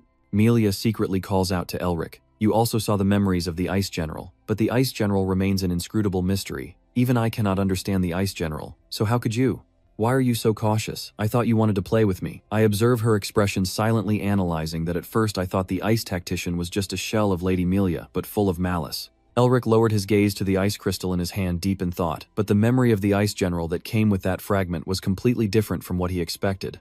His eyes widened as an image appeared in his gaze. The Ice General he saw was just a lonely child. The Ice General initially was not hostile towards humans, and she, born as the Ice General because of the Kwai god, was not full of curiosity like a newborn, but quickly shifted from curiosity to hostility. The children, though they were animals when they saw her approach and couldn't endure, the cold's command started insulting her, saying what kind of monster she was, that the orders were too much, and it felt like my whole body was about to freeze. They threw stones at the Ice General and chased her away, saying, "Go away, you monsters, don't come back." Actually, the Ice General just wanted to play with them. She wanted to play with the children running across the black snowfield, talking, laughing, and eating together with them. She longed to freeze the monsters alongside them, running through the forests and playing with the water. When she approached them, she only had such simple thoughts, but the beastmen all drew their weapons to protect the villagers. The monsters quickly ran away, afraid of the Ice General's immense power. Even the trees are swallowed by darkness, the river freezes, and comes to a halt. She only wanted to make friends, but unintentionally froze everything. She, a person without family or friends, didn't know how to obtain those things. Because she was born not long ago, she didn't know what to do, and in the end, she ended up destroying everything. That is why the Ice General believes the whole world is against her, and why she wants everyone to suffer like she does. That is also why she became a creature full of hatred. However, deep in her heart, she still longs for one thing, which isn't anything special. The children she saw when she was born, their game was truly fun, and what the bandit leader wishes for is that she also wants to play that game. Eric silently thought to himself, even unintentionally, but the things he did while bringing her here were quite similar to a game of chase. He smiled to himself, thinking that although she looks very angry on the outside, I can sense that she's secretly interested as I absorb that fragment. That's why I decided to keep playing this game with her. Eric said, pointing to himself, "All right, since she can't catch me, it's my turn to be the one chasing. You signal to the Ice General that she can move now." Eric puts one hand down on the ground in case she gets caught. Then you leap into the air, raising the icy crystal high in your hand, which means you lose. The Ice General hears this and tries to run as fast as he can forward. She runs ahead while Eric chases from behind. Mi-Fi crossed her arms, let out a breath of exasperation, unable to believe she just wanted to play such a simple game. How pathetic. Carmelia looked at Eric and the Ice General chasing each other below, thinking to herself, I never expected the solution to protect the fields and the temple, which I have struggled to find all this time, to be just a simple game. She bowed her head, feeling puzzled, thinking that the solution shouldn't have been so clear-cut. Was she born from her own mistake? Carmelia recalled her past self. Perhaps she had also been as lonely as I once was. Surely she had felt very lonely, just like Winter. She looked up again at the scene before her, as the Ice General was joyfully immersed in the game, running desperately to escape, while Eric patiently chased after her. Carmelia thought Eric has almost become her friend to help alleviate her loneliness. The ice crystal shard is still drawing in the icy energy, and Eric exclaimed in admiration, "Oh, you're quick at running." The giant frozen figure seems to be shrinking gradually, and after some time she has returned to a normal human size. The speed of the Ice General's escape gradually slowed down her silhouette, becoming vague. The hands covering her eyes slowly vanished, and the icy chains binding her body came undone. The Ice General has transformed into a different form, with a finger reaching out and gently touching her shoulder. Eric speaks, "Got it now." The figure before him is a girl, with long pink-brown hair, looking innocent. The Ice General has now transformed back into Camellia as a child, turning her head to smile innocently at him. Her image begins to shatter and fade into the air. The shards absorbed into Eric's drawing-lit hand before disappearing completely. Young, Camellia left him with a sentence, "I had a lot of fun playing." Eric held the ice crystal in his hand, and the drawing on his arm returned to normal after absorbing the shards. He raises his drawn arm into the sky, recites the spell, and disperses it. A continuous pink light shines into the air, the scent of flowers disperses into the falling snow carried by the winter wind and spreads everywhere. The scent passes through the cities, reaches the black snowfield, and pushes back the darkness, covering the world while melting the frozen lands, awakening all the sleeping lives. Tears streamed down Camelia's cheeks as she stared blankly at the scene before her in spring. In front was a vast, lush green meadow, with shimmering, brightly colored flowers blooming to welcome the warm sunlight. The golden sunlight shines on the ruins on the ground. A voice echoes in the space. "Is it really over? The Notok has fallen." Valence, standing beside Noros, observes the scene and speaks. "I also heard that the Ice General has been defeated." Seeing it with my own eyes gives me a strange feeling. Noros dazedly continued to the boy. I also feel the same way. After just one night, our long-held wish has come true. He tilted his head and reminded, however, what matters now is what will happen next. Although the no-talk has fallen, rebuilding the Tiger Royal clan and unifying the Snow Plains won't be easy. Valance smiled and looked up in agreement. You're right, now is the time for us to unite more than ever, when suddenly 3 voices burst out laughing beside the boy. Valance glanced over and saw the yellow-red fairy cheering excitedly, the pink fairy raising her hands, spring has arrived, and the orange fairy added, spring is here. The purple fairy and Datfo also appeared, she pointed and shouted loudly, making Valance turn around and look Eric Camellia. Eric, leading Nephi and Camellia as they slowly approached, asked, "Are you here already?" Datfo, feeling curious, directly asked how you managed to do it. Eric reached out his hand to reply, saying it was all thanks to the scent of flowers she gave him. Nothing else can better dispel winter. Adafo paused, pointing at himself. Hung in the pink fairy next to him also looked confused. I don't understand what he's saying either. Camellia crossed her arms and simply explained to them that everything turned out well thanks to everyone, and if they still don't understand, just accept the thanks. Dakfo happily took the 2 others' hands and spun around happily. We've driven away winter, the pink fairy exclaimed. We've helped Eric dispel the winter. Eric leaned on one side and asked the 2 in front if everything was resolved smoothly. Valance placed one hand in front opposite and replied that it was like the person they had convinced them all. Eric closed his eyes and bowed his head, and when I arranged the meeting, it was he who convinced them. Noros stood behind watching the 2 of them talk, and he thought to himself that when he saw our king negotiating with the leader of the demon tribe, it was like seeing Eric Mobinger there. His hand clenched into a fist as he whispered that someone admired by the Mountain Lord was born with royal qualities. Noros, watching Eric's confident demeanor, silently confirmed in his mind that he must have been born with the qualities of a king, and the future of the continent would undoubtedly be influenced by the Mobinger family. His gaze turned serious as he silently considered, we must cooperate with him no matter what. Amidst the wreckage where fragments of stone are scattered everywhere, white dust and smoke fill the entire space. The 2 soldiers standing guard over the Bloodwolf King's body, with the first soldier murmuring in disbelief that the Bloodwolf King is truly gone. The second soldier commented that it seems the human named Mobinger is really strong, and the first soldier agreed, adding that judging from how he defeated the Ice General, it's clear. I hadn't even finished my sentence when a surge of power shot through my body, accompanied by a voice saying, I knew it, it was him. Vampire raised the hand he used to deal with his 2 soldiers, mumbling continuously, Mobinger. I clenched my teeth in fury, barely holding my body together by draining the life force of my subordinates who just arrived, yet the Bloodwolf King and the Ice General have already been defeated.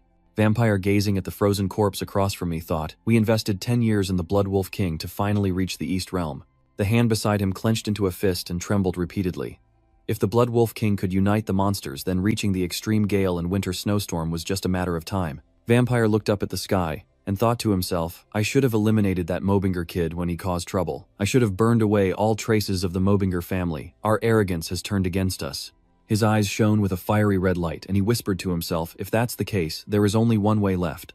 Vampire looked at the blood-drained corpse on the ground and devised a plan to awaken the demon residing inside the Bloodwolf King.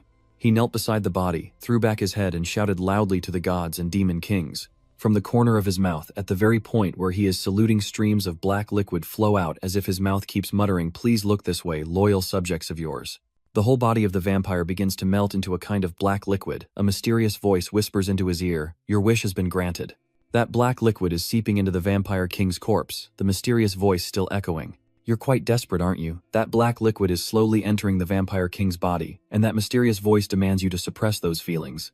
The black liquid clinging to the hairy feet of the old man continues to speak in the mysterious voice, forcing them to pay 100 times over. After a long while, the entire body of the Bloodwolf King is completely covered by that black liquid. Finally, the body of the Bloodwolf King has been conquered, and the mysterious voice's reminder echoes through the space. This is how one can become greater than a king. The old man's eyes widen, revealing bloodshot sclera, as the mysterious voice declares that a new path will open because of him. At the same time elsewhere, at the wooden house corner, someone asked what they intended to do with the Ice General. Eric, holding a piece of ice crystal, replied that he had now gathered everything needed to create winter. He bowed his head and stared intently at what he was holding, then continued, I need to complete the winter heaven. Comedia asked further, do you know how Eric turned to her? And asked back, of course not, I've never even heard of it. Comedia, do you know anything?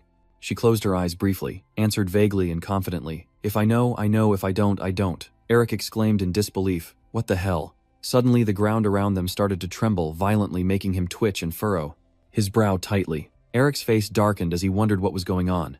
Did she mean the Blood Wolf King when she said it wasn't finished? The sky was covered in a fiery red, and before them stood an enormous, ferocious shadow. The sharp teeth of the Blood Wolf King are bared, and its claws with tiny sharp nails are spreading wide. Its eyes are glaring intensely with a blinding golden light. The Blood Wolf King threw back his head and howled fiercely, spewing out a burst of black energy from his mouth as he extended his long tongue and charged forward. Wherever the Blood Wolf King flies, the buildings underground burn to ashes. Someone screams out, and Eric has someone who sacrificed themselves to use the divine power to revive the Blood Wolf King. Camellia quickly said to you, "If I leave it alone, another army commander will be born." Eric reached inside his shirt to find something while thinking to himself, "I knew everything would turn out this chaotic." You take out the communication orb and ask the two on the other side to gather the survivors and evacuate the city immediately. They are stunned. What? Haiji asked worriedly. "Eric, what about me?" At this moment, an attack is firing directly at us. Eric dodged and responded to her, "I can handle it myself, go quickly." After finishing his last words with Haiji, he then rapidly accelerated and shot into the sky. Mi-Fi crossed her arms and asked, "What are you planning to do yourself? You should know that's not something you can handle." We also chimed in, "He's right, the one who defeated the old man before was thanks to the Ice General, but this time luck won't be on our side. I'm considering studying this ice crystal a bit more before using it," but Camellia interrupts and asks what he's talking about. Eric decisively places the ice crystal into the vial and says, "I will complete Dong Thien right now." Camellia saw the scene, then reached out to stop him. "What are you doing? Stop right now." Mi-Fi was also panic-stricken. "Are you crazy? Let go now." Eric's eyes turned completely white, and thin ice appeared on both sides of his face. Your breath as you exhale has turned into a gust of freezing cold air. Eric's eyes flickered, his hand reaching forward, and he shouted, "Come forth, Dong Tien." Suddenly, you used a technique, a manifestation of winter causing a layer of ice to blow everything away. This action of yours made Mi-Fi furious and almost yell that fool is causing trouble again. Even Camellia couldn't believe that Eric would act like that using a mysterious item with a divine quality that was already dangerous now combined with additional ice power. Her eyes stared at the Blood Wolf King standing behind Eric, a creature that has brought winter's cold to the snowy field for generations. She couldn't imagine that he was planning to absorb it even though it was Eric doing it, and he was doing so without any preparation. Using such a reckless move to take my life, she can't understand it at all. She will definitely be affected. Maybe her body will be torn apart by that mad and violent mana. Eric, what exactly are you trying to do? Back with Eric, he also realized himself to be weaker than this torrent of mana. I know this huge amount of mana. He could clearly feel the freezing mana flooding into his body, and absorbing such immense power was rapidly increasing the seal of the Ice Fury and Ice Wind Blade. Suddenly, a strange sensation arose in Eric's veins, and he realized that his current mana flow could no longer handle this raging madness. Despite the chaos of the mana inside him, he still forced himself to endure and tolerate it. I must endure, no matter what. Eric's eyes gradually blurred. Suddenly, a bright light appeared above his head, and after a moment he began to regain consciousness. He looked around blankly at the white scenery before his eyes, then wondered, is this my mental world?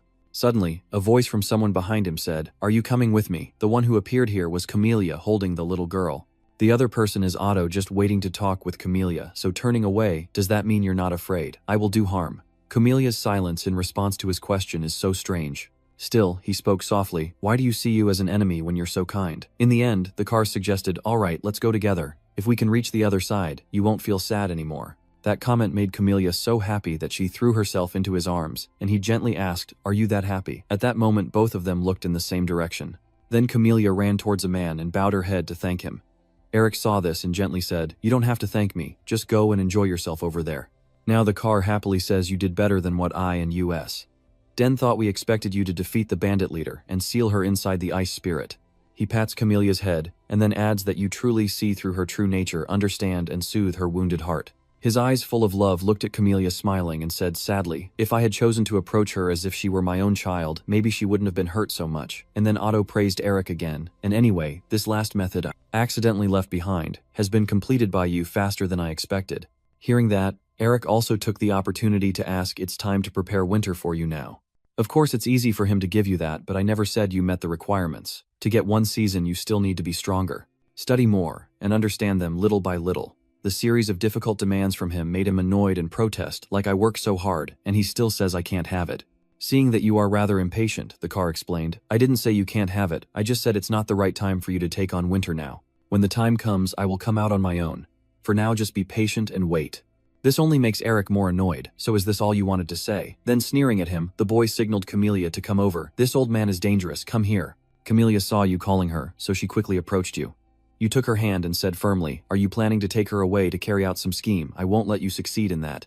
Eric's attitude makes Jack sigh helplessly. Seeing how he increasingly rules over us, why has our family become like this? He no longer trusts our words, only cares about bullying his own relatives, and all he cares about is whether he wants to give us winter or not. It's still the old answer, "I don't think you can have it right now. I was just joking." But right now, holding on to it doesn't benefit you. You need to establish a solid foundation first. Being rejected twice by his father, Eric hesitated before replying, "Well, I've wanted it for a long time too, but the situation outside isn't very good. Returning to the real world, everyone saw you lying motionless and floating in the air, so..." They called out nervously, "Eric!"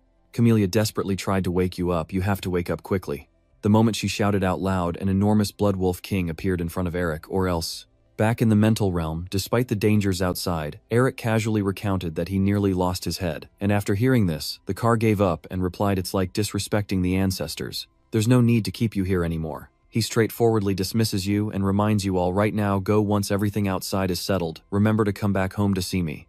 And just before you truly leave, he also makes sure to tell you that all the necessary ingredients to finish the winter have been gathered there. Back to reality, Camellia desperately calls out to the unconscious Eric, but he remains still. Time is running out. Her desperate cry echoed everywhere, "Open your eyes and go." In that moment, just when Camellia believed that Bloodfang King would send Eric away forever, no. Suddenly, a voice rang out, "Nearby winter will find you in a terrifying and brutal moment. I hope you won't be swallowed by the demons." The tattoo on your hand began to glow, shining through every crack in the monster's grip on Eric. A deafening explosion occurs, and Eric seems to have awakened his power.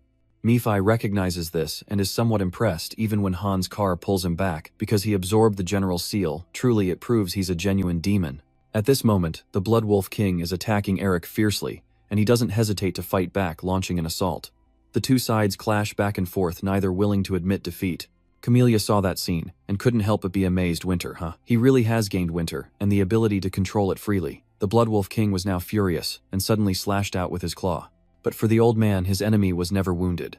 Instead, he was the one who was hurt. Greetings. Eric is now attacking with utter frenzy, and his magic energy is on a completely different level. So this is what happens when the elements that make up winter are combined within it. A snowflake-shaped seal and a wolf-shaped seal appear. They are called the Seals of Winter. Now the Blood Wolf King is struggling to break free from Eric's ice imprisonment just as he is about to counterattack. Suddenly, the old master was trapped by Eric and another one, and he even scolded loudly, "You're too noisy." Without hesitation, he used his skill and fell silent. Suddenly, a bunch of ice chains lock the mouth of the Blood Wolf King, gagging him. With his mouth chained like that, Eric happily speaks, "Isn't it easier to stay quiet now?" The Blood Wolf King is struggling to break free from the ice chains, but no matter what he does, he cannot succeed because Eric has reinforced the bindings.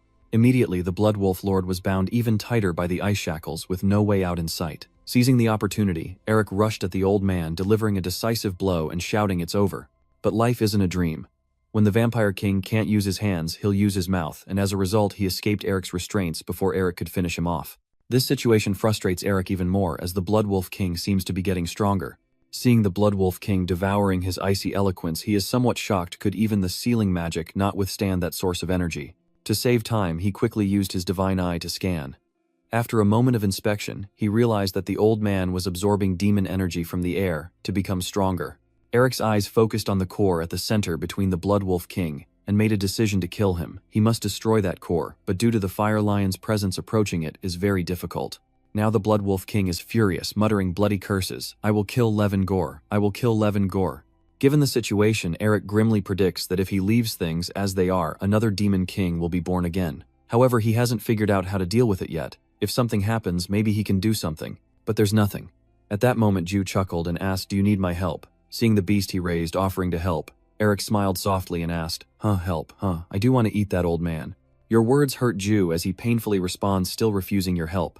Your pride is truly proud. Of course you have no time to play with him and chase him away outright.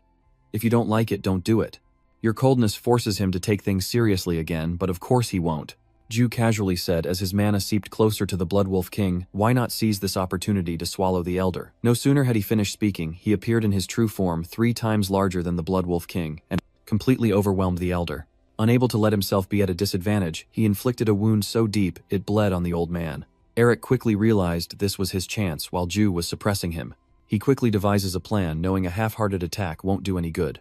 Once he's made his final decision, he immediately strikes at the Blood Wolf King with determination. Even if it drains all his mana, he must finish him with one last blow. Eric knows it's time to act. He will use the final enlightenment that Lord Ju, the Wolf King, has taught him. His eyes now brim with mana and fierce intent. And then the final attack you used was the powerful body technique, 1000 tigers, 1000 tigers. Immediately deep claw marks covered the body of the Blood Wolf King. The old man's leg was bleeding after a painful roar, his eyes also damaged by the strike, yet within that gaze still burned a fierce hatred. Seeing the Blood Wolf King like that, Eric's face lit up, thinking his plan was working, but suddenly his heart raced inside, causing him pain, as he hugged his chest and muttered curses about damn dragon heart mana. In the end, he fell into free fall. Returning to the universe with the Blood Wolf King, at this moment he counterattacked with a howl and escaped from the universe. The current situation makes Eric feel more panicked than ever. No, if he misses this opportunity, it will be the end. The symbol on your hand suddenly lit up brightly. You don't care because you're still preoccupied with wondering why Murphy's demon energy is reacting like this. It didn't even react when I absorbed a lower level barrier. At that moment, Murphy appeared and explained that my remnants seemed to be suppressed by the energy of that damned Psynock and were now reacting to the absorbed demonic energy of the lower level barrier. Even with this, it's only a small part of my power. Hearing this, Eric felt doubts in his heart. Is Murphy's demonic energy rising because his mana core has run out? Suddenly the beast inside him smugly says this much energy is enough. Hearing this, Eric hesitated no longer and prepared to send the Blood Wolf King to the heavens damned fox never meet again. He clenched his fists and shouted loudly, "Crush!" The core of the Blood Wolf King instantly cracks open and finally shatters, causing a ground-shaking explosion to erupt. The explosion startled Valance and Norris. The devastating blast shattered everything, catching Valance's attention from afar. That also left the young boy stunned and exclaiming. No, the scene before his eyes made Valance surprised. Spring has finally returned. The boy saw firsthand a scene that seemed to have faded into the past. If the hot wind rises, the snow plains will melt, causing drought and making the environment more severe due to the heat. At that moment, suddenly Zamir appeared standing in front of Valance and shouting orders for the royal knights and warriors to protect his majesty, because from afar, the remaining mana of the Blood Wolf King was heading straight for this place. Zamir knew well his own abilities, and those of the guards. We couldn't block the hot wind on our own. He clenched his fists inside his cloak, filled with regret and anger, wishing we could use magic in moments like this. Our situation is because the monster race refused to evolve due to their arrogance. Even though we know we can't survive if we stop this flow of mana, he still believes that as long as his majesty lives, we can always rise again. Then Zamir loudly calls on his guards' mighty warriors to protect the emperor at all costs, even if it means sacrificing themselves. Just as it seemed they were about to perish, suddenly another strange mana appears and destroys the remaining mana of the Blood Wolf King, shocking Zamir so much, he stammers, "What is that?" From the smoke and dust a shadow appeared, and Zamir asked who it was. Augustine calmly stepped forward and sighed. "Just let me handle it from the start," radiating a commanding aura that could not be underestimated. Returning to that day, Augustine asked his obedient disciple if he still needed his help. Eric confidently replied, "Yeah, I can't keep relying on others forever," but Augustine didn't pay much mind to that, and asked back, "So what?" So Eric liked the old man. "Before becoming your disciple, I was still a head of a clan leading my people. No one would bother to listen to a clan leader who can't do anything on his own. I will walk every path before me with a serious tone like my father, even if I have to face danger. To restore the glory of the family and the world, I must overcome this myself, for it is also the destiny of a Mobinger." Eric smiled confidently and denied it. "No, I won't die," and at the same time, he took the opportunity to ask for help and speak on behalf of himself. "Please, teacher, protect King Valance and Andromov. For me, they are very important to me. That's why Augustine is here to rescue Valance." After a moment of silence, he sighed softly, saying that is also my role as a teacher to protect. Suddenly, he turned around and called out, "Hey, freak." Hearing his voice, Zamir calmly responded, "What?" Augustine calmly asked, "Have you ever met US alone?" Before his question puzzled Zamir, but he had to answer yes. Suddenly his tone turned serious, then looked carefully. The pressure and menace in him suddenly erupt, along with a fierce question between us and him who is the more dangerous sorcerer. Augustine's overwhelming aura causes Zamir to retreat in fear. The man shivered all over and wondered to himself how powerful the overwhelming strength from him was. Just how strong is he? At that very moment, Augustine stepped forward, each step exuding unstoppable power, as a second consciousness was activated and the night was rising. This new skill appeared and immediately struck Zamir with terror as he realized its power. And if the Ice General controls darkness by covering the sun with ice, then that thing absorbs all light in the world, leaving the night completely white, a horrifying force that not only devours death but also consumes one's very presence. Zamir was partly stunned, feeling like he was facing a catastrophe. No one expected that power would belong to a human. After enduring pain from Augustine's attack, suddenly something in the sky shattered the ice, and snow disappeared without a trace, and now the scene was a breathtaking sunset. The erased looked at each other in confusion, wondering what just happened as the flames were completely extinguished. Now Zamer, still overwhelmed with lingering fear, silently pondered the fact that he had been dominated like a catastrophe, when suddenly someone called his name Zamer. Seeing Valens running toward him, Zamer anxiously asked Han, "King, are you safe?" The boy quickly added that we must return to the city immediately. Elric is in danger. In response to your confusion, Augustine's confident smile appeared as he said, "You think my disciple would fall apart because of something like this?" As soon as he finished speaking, Elric's group was seen approaching from afar. Seeing you safe and sound, Valens was so happy he burst into tears. Alongside Elric are some comrades. Soaring above is Camellia, and faintly visible like a shadow is Nephi. While Elric was chatting with his friends, suddenly someone called out his name Elric, and seeing Valens standing next to his master waving enthusiastically made him feel surprised. Elric was a bit shy but also happy as he raised his hand to greet when he called the kid's name Valens. Just then he collapsed, and this scene scared Isabella so much, she shouted out Elric. As she and Shin were overwhelmed with worry and fear, suddenly both of them heard Elric's loud snore, even louder than life itself, causing them to panic. Elric. I can't help but marvel at everyone's laughter. He's quite good at fooling others. It can be said that this is how all problems in the Black Snow Plain came to an end. On a beautiful day, while Elric was dozing under a tree, someone suddenly appeared in front of him, making him blink and look up. What caught his eyes was the innocent smile of young Camellia. As soon as he saw her, Elric smiled and asked, "Are you here to say goodbye?" Camellia didn't answer, only smiled brightly.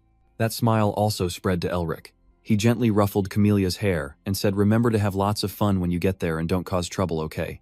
Deep down, he wondered where the girl would go, no matter where she might go. He always hoped Camellia would forever smile happily like she is now. I hope she won't have to be sad anymore, and that only laughter remains. Suddenly, Camellia stood up, her voice ringing like a bell as she asked, "Will you play with me again?" Her proposal stunned Elric, leaving him wide-eyed in surprise, but he quickly agreed, of course. At that moment, Camellia responded with a smile more joyful than ever, as the beautiful sky and floating flowers in the wind carried the petals to someone's balcony. And then a gentle flower lands on Elric's face as he sleeps deeply, slowly waking up. He immediately sits up, wondering how long he's been outside. Just then, someone's voice rings out. "You're awake. I see someone else in the room." Elric glanced towards the source of the voice. Seeing Valens obediently sitting next to his bed, he hesitantly asked, "How long have you been sitting there?" Valens honestly said that Camellia told him the person would wake up soon, so I just arrived. Elric exclaimed, "Oh, I see." Suddenly, the boy hands you a book. You take it and wonder what it is. I received research materials a long time ago. However, this is different from the documents Elric received. Valens explained the origin of this book. It is a diary left behind by the Tiger King. The fact that the kid gave me the Tiger King's journal made Elric ask nervously why it was given to him, since it's an important item for the Tiger King clan. Valens calmly replied that he had accidentally found it while rummaging through the library yesterday and discovered something interesting inside the journal. Furthermore, the kid also convinced Elric to read the page he marked. "I think it would be good if you could read it, so I marked it with a leaf. Go ahead and read it." Without hesitation, Elric quickly turned to the marked page. The contents inside stunned him into exclaiming, "This records the first day Jew met Elric, February 14, when I discovered an interesting creature and brought him to the clan. This human claims he was taken captive by a beastman from a young age and knows how to use superhuman techniques. He also records what Elric did for the Beast Tribe on February 16th, a human whose cultural compatibility with the tribal clan remains uncertain, but who adapted quickly and dispelled all my worries. The journal continues on February 17th when Elric suggested moving the beast folk to a different place to live. I wonder if it's already time for us to settle down, since that little guy proposed a perfect place for us, and we have already settled there." And then there was the day they fought each other again, February 29th, when that human showed interest in my martial arts. Now I remember his martial arts are somehow similar to mine. The diary records the time when the ice troop appeared, which was on April 16th, and recently, due to a strange phenomenon called the ice troop, many clan members have been affected. The journey to eliminate the ice troop has begun, led by Elric with us, following that human's guidance to start the quest. Elric himself froze in amazement when he reached this point, realizing that everything was arranged according to a plan. This was real. As Junjun's hand read the repeated mention of humanity in the diary, he understood that the humanity referred to in the journal was him. Elric realized with shock that the time recorded in the journal perfectly matched real time. Even the events related to the ice general that followed were completely in line with the planned design. His hand gently rested on the page, each line of the journal carefully read. "My sibling has left. They have suddenly disappeared. Just like how I found him, his name is Elric Mobinger, and he says he's the heir of the Mobinger family." When I read this, I was so shocked that I touched the family crest on my chest. Thousands of questions flooded his mind. What kind of conspiracy was this? Looking back, it felt so real that it couldn't just have been a figment of his imagination. However, if that is reality, then it means there is magic that helps people return to the past. Such a power of the gods simply cannot exist. Then he remembered Oto's instruction. I don't know anything about it. Oto told me to find him at his private residence.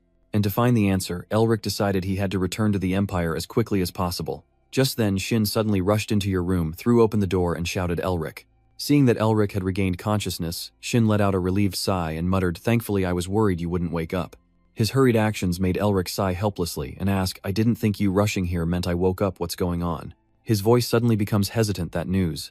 You brought shocking news that left Elric speechless. A war has broken out in the Empire." Shin brought shocking news to the three worlds. The Empire has erupted into war, but Elric of course didn't believe it, and asked back, "Auntie, why are you suddenly talking nonsense like that?"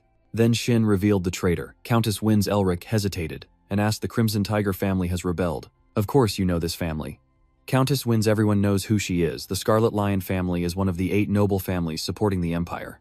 According to some reports, the Crimson Lion clan also governs the military colonies established to defend the border, and his troops are known for their exceptional skills. These reports made Elric cautious of this clan.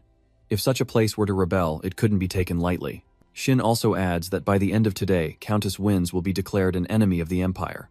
This statement makes Elric feel that something is wrong, something very suspicious. "You're quite curious. A famous loyal family rebelling, isn't that strange?" Shin, quickly tell me. I heard he's colluding with demons. This information made Elric turn around in shock and exclaim, "A demon?" There's even more shocking news that Shin is about to reveal. Exactly what's even more strange is that all of this was led by the Crown Prince. Hearing this, Elric chuckled softly and said, "Crown Prince, you are the one chasing after Grigori, the mastermind behind this. So corrupt, it's unbearable. No, it's utterly rotten to the core. Then you have to leave now too." Valance felt a twinge of regret that they were leaving so soon without having done anything to repay. Considering all that had been done for them, they still hadn't responded in kind. Hearing this from the boy, Elric slowly sat down and asked in a calm voice, "So you still owe me, huh? You left a sincere farewell, so then become a great king." Moreover, Elric said he would wait patiently, "So please repay me generously." Your promise moved Valance so much that he cried. This scene made Elric's allies smile happily, while the orc was crying as expected. Now Valance responds, "I understand now. I can do it, and I will always be by your side. That's enough, right?" Elric laughs and praises a wise decision. Suddenly a familiar voice echoes, "Are they leaving already?" The fairies beside Camellia appear. None of them want Elric to go stay and play with us a little longer. They rush to hug Elric and whimper, saying, "Why are you leaving so early?" He smiled and said, "I want to stay too, but..." He gently asks the fairies holding him like a bear, hugging a tree, to step back and maintain a little dignity, because he saw that the person he needed to see had arrived. "Camellia, she has come." Elric chuckled and said, "I was planning to stop by the temple before I leave." Camellia, maintaining her haughty attitude, replied, "You must be in a hurry. I dare not bother you." After saying that, she looked at Elric with a wistful gaze, and then reminded him that the road ahead would not be easy. However, Elric was quite indifferent, thinking that the road ahead might be too dull and easy. His confidence only made Camellia smile gently. Later, Elric's group truly left. I traveled north as ordered, and gained something even more valuable than I expected. He stuck his head out of the wagon and waved goodbye to everyone. This journey brings Elric more than he ever hoped for. Restoring the family business and turning the Black Snowfield tribe into allies, nothing can match the strength of this power. Elric's hand touched the family crest with respect, and on that carriage his trust and determination to pursue his goal grew stronger and stronger. "Everything is the legacy left behind by my grandfather and ancestors, treasured and developed by me." Elric recalled the parting smile Camellia gave him, and at that moment he was more certain than ever of his responsibility as the head of the family. At the same time, at the demon fortress, a few demon soldiers hurriedly begged for mercy. "Please forgive us." Ignoring their pleas, the leader, busy reading the letter, ordered to destroy the sealed message immediately. After reading the letter, a giant mouth suddenly appeared, biting all the demon soldiers present to death as they desperately begged for mercy, saying, "Lord, please spare us." The scream merges with the voice, and furthermore leave no trace behind. The recipient of the letter, after reading it, mutters to himself, erasing all evidence and gathering at the main base. So the final major mission is finally about to begin. Lucifer, angry and filled with fury over Elric's interference. "If it weren't for that damn Mobinger's meddling, we could have already offered the North Wind and the Snowstorm Heavenly Spirit Sea Azazel." To save time, he quickly departs, even if it means retreating for now. However, the burning hatred still blazed within him. "Next time we meet, I swear I will keep Elric here and personally present Azazel's head." Now that Elric's group has returned to the city wall, Shin tiredly stretches and asks, "So we have to leave this place too?" Suddenly, a loud shout made the carriage stop, abruptly startling those inside, and the carriage driver suddenly halted for no apparent reason. Then a voice from inside the carriage asked, "What's going on?" And they nervously replied, "I think you should come out yourself." Then Elric also stepped out of the carriage. Immediately, soldiers on the wall warned them that if they did not comply, they would be considered intruders and opened fire. Elric recognized the weapons in the soldiers' hands and realized they had shot arrows and stones from the city wall, weapons used only during wartime, which was due to the Sixua family rebellion. Now the soldiers on the wall demanded they declare their identities and the number of people with them. I loudly introduced my family name and snapped my fingers. We are the convoy that came through here 2 months ago from the Narrister family, and immediately the emblem of your family appears on top of the carriage. Without hesitation, he impatiently asked the soldiers to open the gate. The soldiers were a bit surprised when they saw the Sin Narrister family crest. Have they truly returned? We thought everyone had died since we hadn't heard from them for 2 months. Seeing them keep hesitating and not opening the gate, Sin grew impatient and urged to open the gate quickly, so a soldier quickly shouted to inform the gatekeeper to open immediately, and the carriage with Sin and Elric smoothly entered the city. In the Lord's office, the Lord respectfully introduced himself as Vanin. He expressed remorse for blocking the Narrister family's carriage, and Sin apologized for our rudeness and mistake, to which Sin responded with understanding it's okay. Furthermore, he also praised and admired seeing the way you strongly defend the borders of the Empire as a commoner. I feel very proud. His compliment made Vanin smile, happily being recognized by the third young master of the Narrister family for the first time in 30 years. Here, I felt this moved me. Then suddenly he said something confusing, but today was very strange. Why do these noble guests keep coming to such a remote place? That made me wonder, besides us, has anyone else been here? Vanin quickly confirms, yes. He said the name of the remaining distinguished guest, and now that the fourth prince is here, do you want to meet him? This information made the palace and Elric somewhat anxious, and they looked at each other. Then he whispered something softly and received a nod of confirmation from Elric, which means no doubt he's definitely waiting for us, right? Deep down, Elric also wondered why a figure of such stature as the fourth prince would personally come to the border outpost at such a tense moment. At the same time, in another room, the fourth prince was growing impatient, tapping his finger sharply against the armrest of the chair. Elric wondered what scheme Dromhand was planning, what he was truly after. In another room, the fourth prince, growing impatient, listened to someone rambling. Your Highness, since childhood, Elric Mobinger and I have had a very special relationship. A young man trying to prove his worth to Dromhand. If I speak out personally, I believe he will lean toward us. He is Rodolph Frank. Upon hearing this, Dromhand only remains cold and thoughtful. His cold expression shows no emotion, making Rodolph slightly nervous, but he still tried to encourage himself, knowing he must seize this opportunity at all costs. The reason he pleads with Dromhand is because of the fourth prince Dromhand, a genius of the royal family recognized by the royal smith for his swordsmanship talent. Although he is still young, he has already been awarded the title and bestowed the title of Dark Mage. Thanks to his talent, he is highly valued by the aristocrats and is destined to become the successor. He is one of the 3 leading figures of the empire, and if he can win the favor of the one, rumored to become the next emperor. After a moment of silence, Dromhand also spoke up. All right, I will give the matter some thought. Receiving his compliments, Rodolph happily bowed and thanked him. Deep inside, he was feeling extremely proud, convinced that he would become the next head of the Frank family. At this moment, in the private guest meeting room, Sin was quite surprised by Elric's decision, and loudly asked again, "Are you really going to meet him? You usually hate getting involved with the royal family." Elric calmly replied, "I've decided I won't care anymore." This answer of his caused Sin to be a bit shaken and exclaim, "Really?" Then he lowered his voice and questioned, "You bastard, what are you planning this time?" Of course, Elric wouldn't easily tell the truth. He just made up a reason that sounded reasonable. What could he be planning? Not at all. I realize I can't just sit still anymore. I will restore my family. But that's just Elric's words for now, because he hasn't made a definite decision yet. I'll decide after I meet him. Seeing his determination, Sin helplessly sighed and asked, "So you're planning to take to the skies on the battlefield?" Elric remained silent, deep in thought, contemplating that, as Sin said, the best way to revive the family was to achieve great deeds in war, or become the king's deputy. He had already considered that since he had separated from the crown prince, the fourth prince could become a valuable pawn when suddenly the door opened. A man enters and asks, "Are you looking for me? Has the person arrived?" Elric responds, "You're here already," he says cheerfully. "I've been waiting for you." Herman, with a hint of regret, said, "I was still hoping you'd come to continue sword training, but based on the current situation, probably not." Elric then chuckled politely and invited, "Let's talk about it another time, please have a seat."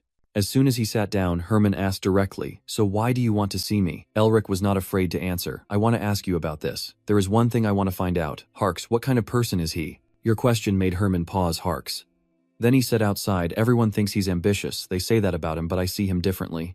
He judges Harks as someone who lives passionately for his pursuits. He's just a lion obsessed with swordsmanship and martial arts." This remark made Elric hesitate, then Herman added that you might or might not get along with him, but after meeting him in person you might find he's not so bad after all. Elric, after hearing this, gratefully replied, "Thank you, thanks to him, I now know how to approach him."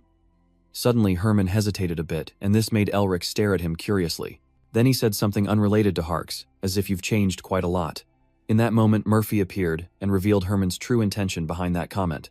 I sense that he's eager to challenge that person, Elric replied softly with a slight smile. Actually, I also want to test my martial skills.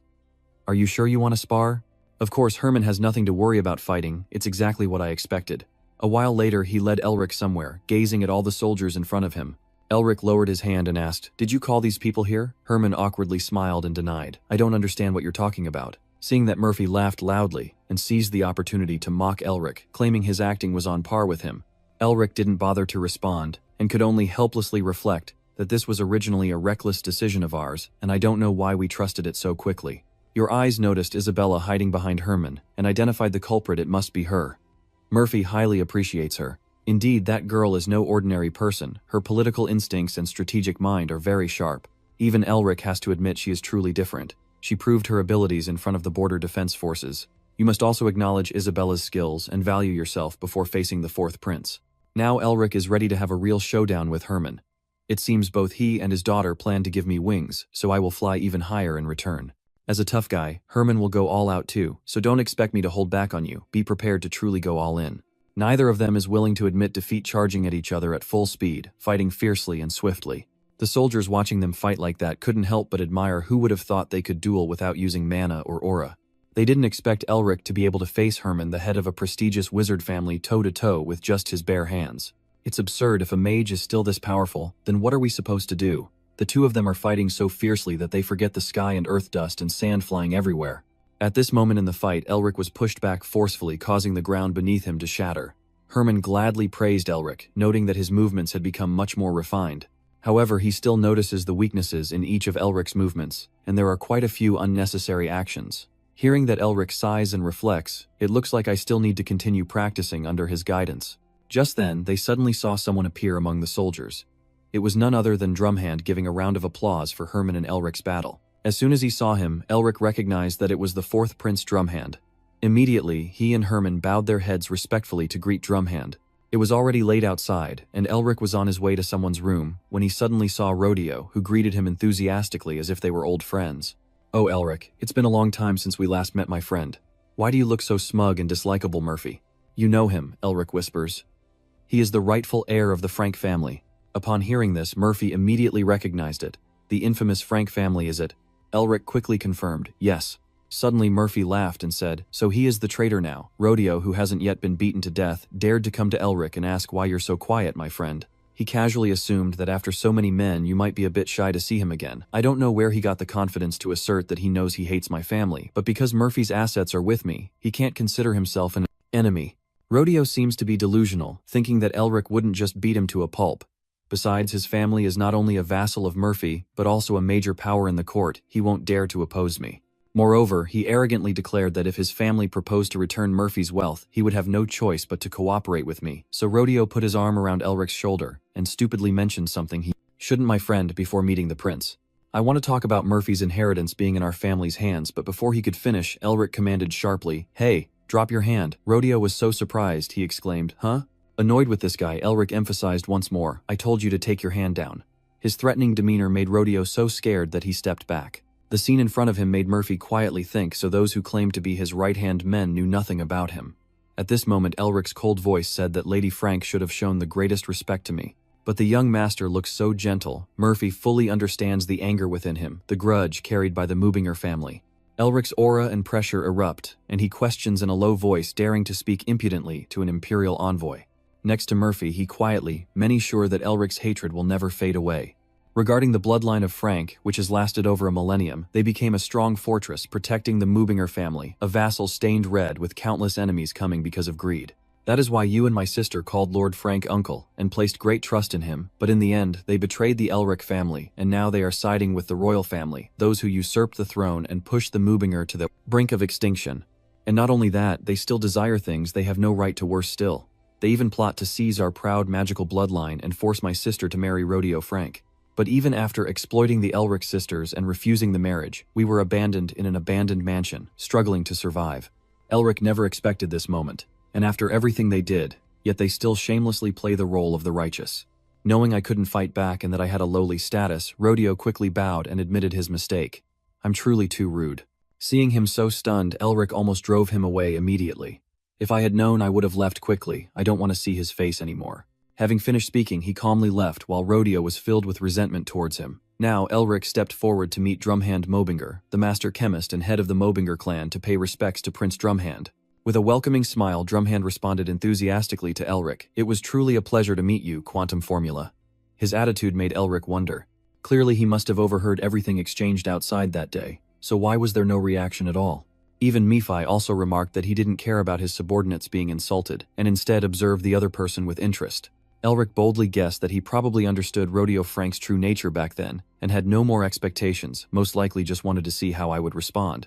Suddenly, Drumhand asked a question that made Elric stunned, a question about whether he had just used the body enhancement spell in the battle against the Lamb Tiger. Elric was shocked beyond words. He realized that spell was indeed powerful. Now they just look at each other silently, each with their own thoughts. Seeing Elric's tense body, Drumhand smiled and patted his shoulder, promising, I know this magic is classified as a forbidden spell by the tower, so rest assured, no one else will find out. Suddenly his voice wavered slightly, and then he straightforwardly asked, without any delay, tell me your thoughts on Mopinger's old territory. This made Elric hesitate once again. What the hell?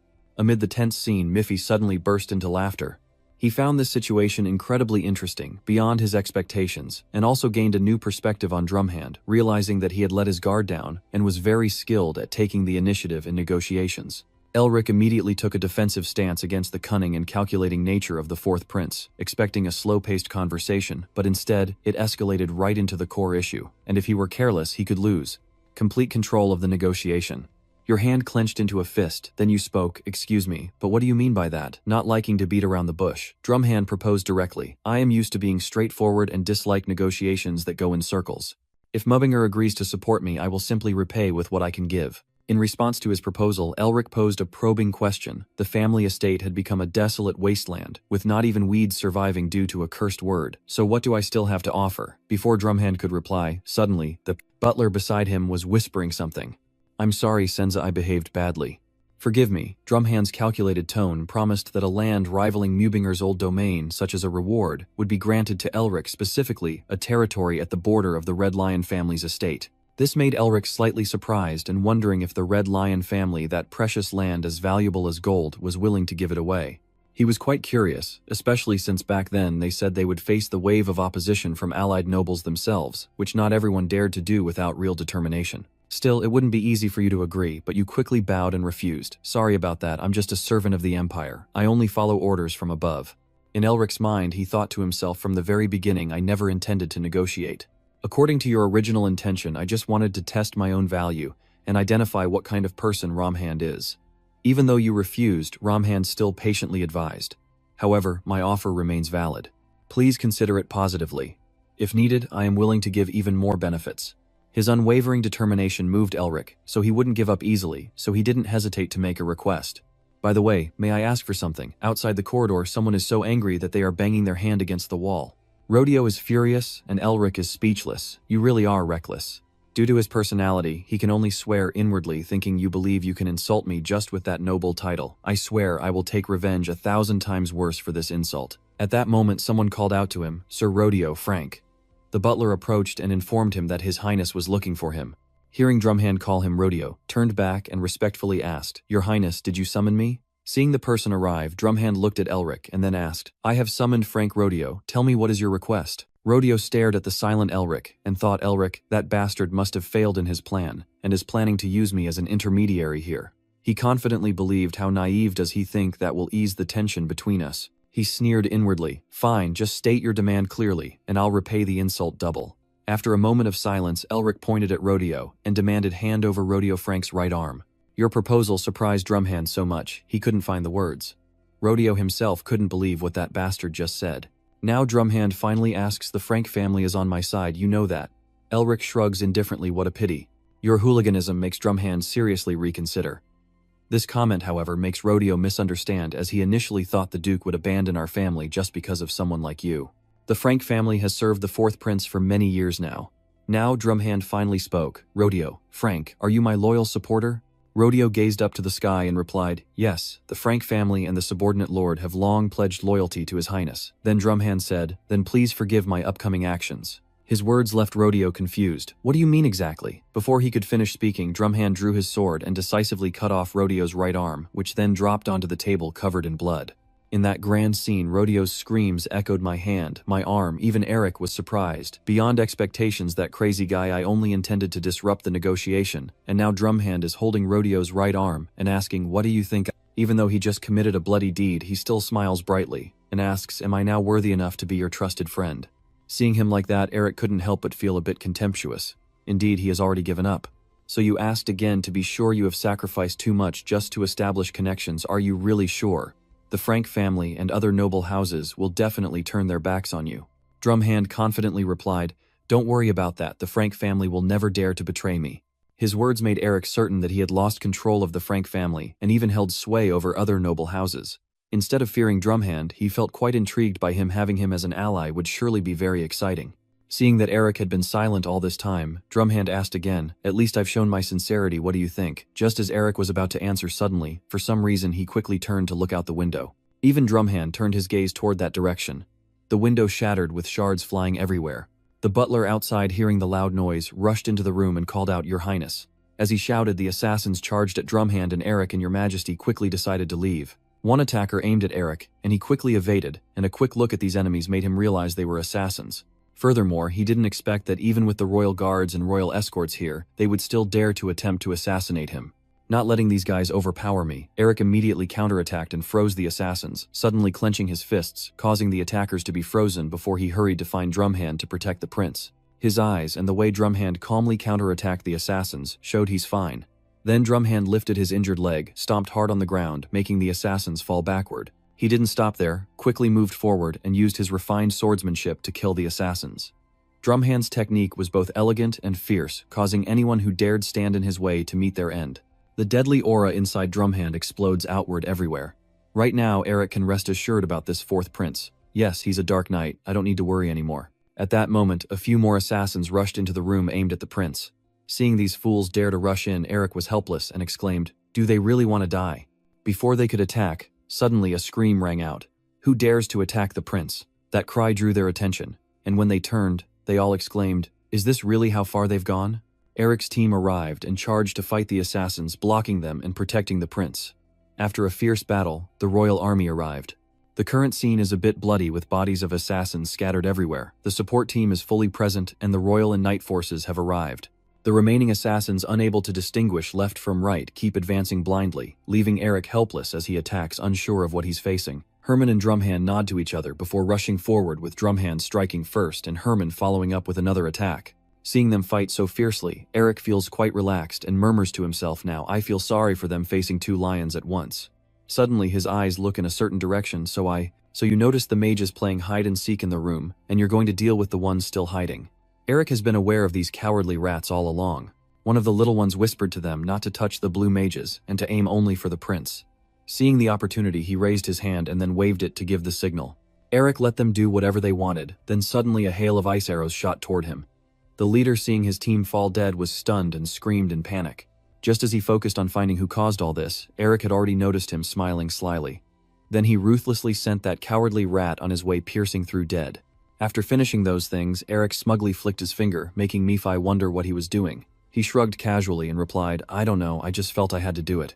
Then his eyes turned towards the assassins and kept sighing. These poor guys look skilled, but unfortunately their nemesis is right here. Now Eric's expression turned serious as he wondered, who are these guys risking everything just to assassinate a prince? Nee hesitated for a moment, then decided, I need to catch a few of them first and ask questions. Before I could do anything, someone stopped me. "You won't be able to catch them." Hearing the familiar voice, Eric immediately stopped and called out in surprise. "Huh, sister. You wonder and ask Higgy, so you mean they can't be caught?" Higgy casually replies, "They've been trained to this level." She looked around the group of assassins and said that if they didn't log out themselves, a neural command would activate and kill them. Seeing her understanding, Eric quickly asked, "Do you only know who they are?" She only uttered 2 words, Sigma. That name surprised and puzzled Eric. Does that organization really exist? Higgy then said, "Just recently they have been very mysterious." Eric was curious about how she knew so much. Then her eyes suddenly flashed with intensity as she looked at the Sigma group and whispered, Because her mercenary team's leader is their enemy, it's a long story, and her attitude left Eric helpless. Just as he muttered to himself, suddenly a figure from an organization never seen before loudly signaled everyone retreat. Seeing them prepare to leave, a sly smile spreads across Eric's face as he plans to let his subordinates follow the Sigma group, thinking to himself they won't expect this. Suddenly a strange aura and a low voice echoed, causing him to startle. If I abandon the mission like this, the core members of the organization will be exposed. Eric was astonished, thinking to himself he couldn't believe it. Who could that be? You notice a masked figure made of wood who has appeared out of nowhere, showing no aura at all. The shadow image draws his sword and asks, "So this is your move, eh?" as the sword is pulled out with a deadly force. And so Eric secretly attached some small insects to the Sigma members who had been killed by Huyen An, which made him slightly angry. What is he still paying attention to his subordinates? Jerome Han now also notices your presence, and sharply asks, "So you're the leader. What monster are you? Who sent you here?" Huyen An calmly responds, "I don't think I'll say anything today, Your Highness." Not bothering to ask anything else, Jerome Han decided to cut down Huyen An immediately. That's right, if someone just spews out everything, it gets boring. Behind him, Herman is right there, and the two of them prepare to team up against Huyen An. After taking their 2 slashes, Huyen An remained very calm and contemplative, but being surrounded by lions was not good at all. Herman and Jerome Han were somewhat surprised when they saw that Huyen An was unharmed after the fight. This time I'll use my strength to cut down both of them. Seeing them retreat after the strike, I calmly say I enjoy playing too, but today is not the right time. Without wasting any more time, he quickly left this place. I must be on my way. Just as he was about to let Huyen An go, he suddenly got blocked, confused, and exclaimed, "What?" A voice suddenly exclaimed, surprised that someone could come and go as they please. Eric lunged to punch Huyen An, but he didn't go just because he wanted to. Eric used 2 techniques to attack Huyen An, Physical Enhancement and Heavenly Lake Slash, but Huyen An still dodged and marveled, "I thought you were just a magician." It seems Eric's attacks were too powerful, causing the walls of the estate to break apart. Seeing this, Huyen An could only exclaim in shock. Just passing by, was this dangerous? And taking advantage of his guard being down, Eric swiftly used a choking move. The red ice immediately appeared and rushed forward. Without hesitation, the illusion easily cut through the ice, and mockingly said, "Even wanting a moment of peace is impossible." Seeing that too much time had passed, he hurried to escape through the balcony, but was struck and pierced before he could leave. All the arrows he shot were easily broken by Huyen An. At that moment, he saw someone and burst into laughter. It turned out the illusion saw Higgy rushing to hit him with a hammer, the only woman in the mansion. He stepped back to dodge Higgy's attack and asked aloud again, seeking help from the Mua Bingo master. Just as the illusion was lamenting, Eric's 2 sisters charged toward him, catching him off guard. No one knows what his face looked like because it was hidden by a wooden mask. On one side, he saw Ho Meng and Jerome Han rushing towards him at the same time, and everything was even more complicated now. 4 of his sides are surrounded by experts, leaving him with no other choice. Suddenly, an explosion erupts, knocking back the 4 experts, leaving Eric surprised and wondering how he managed to withstand their coordinated attack. At this moment, the illusion appears very confident after the explosion, but their image suddenly becomes blurry and indistinct. This surprised Eric a little. What's going on? The energy has transformed.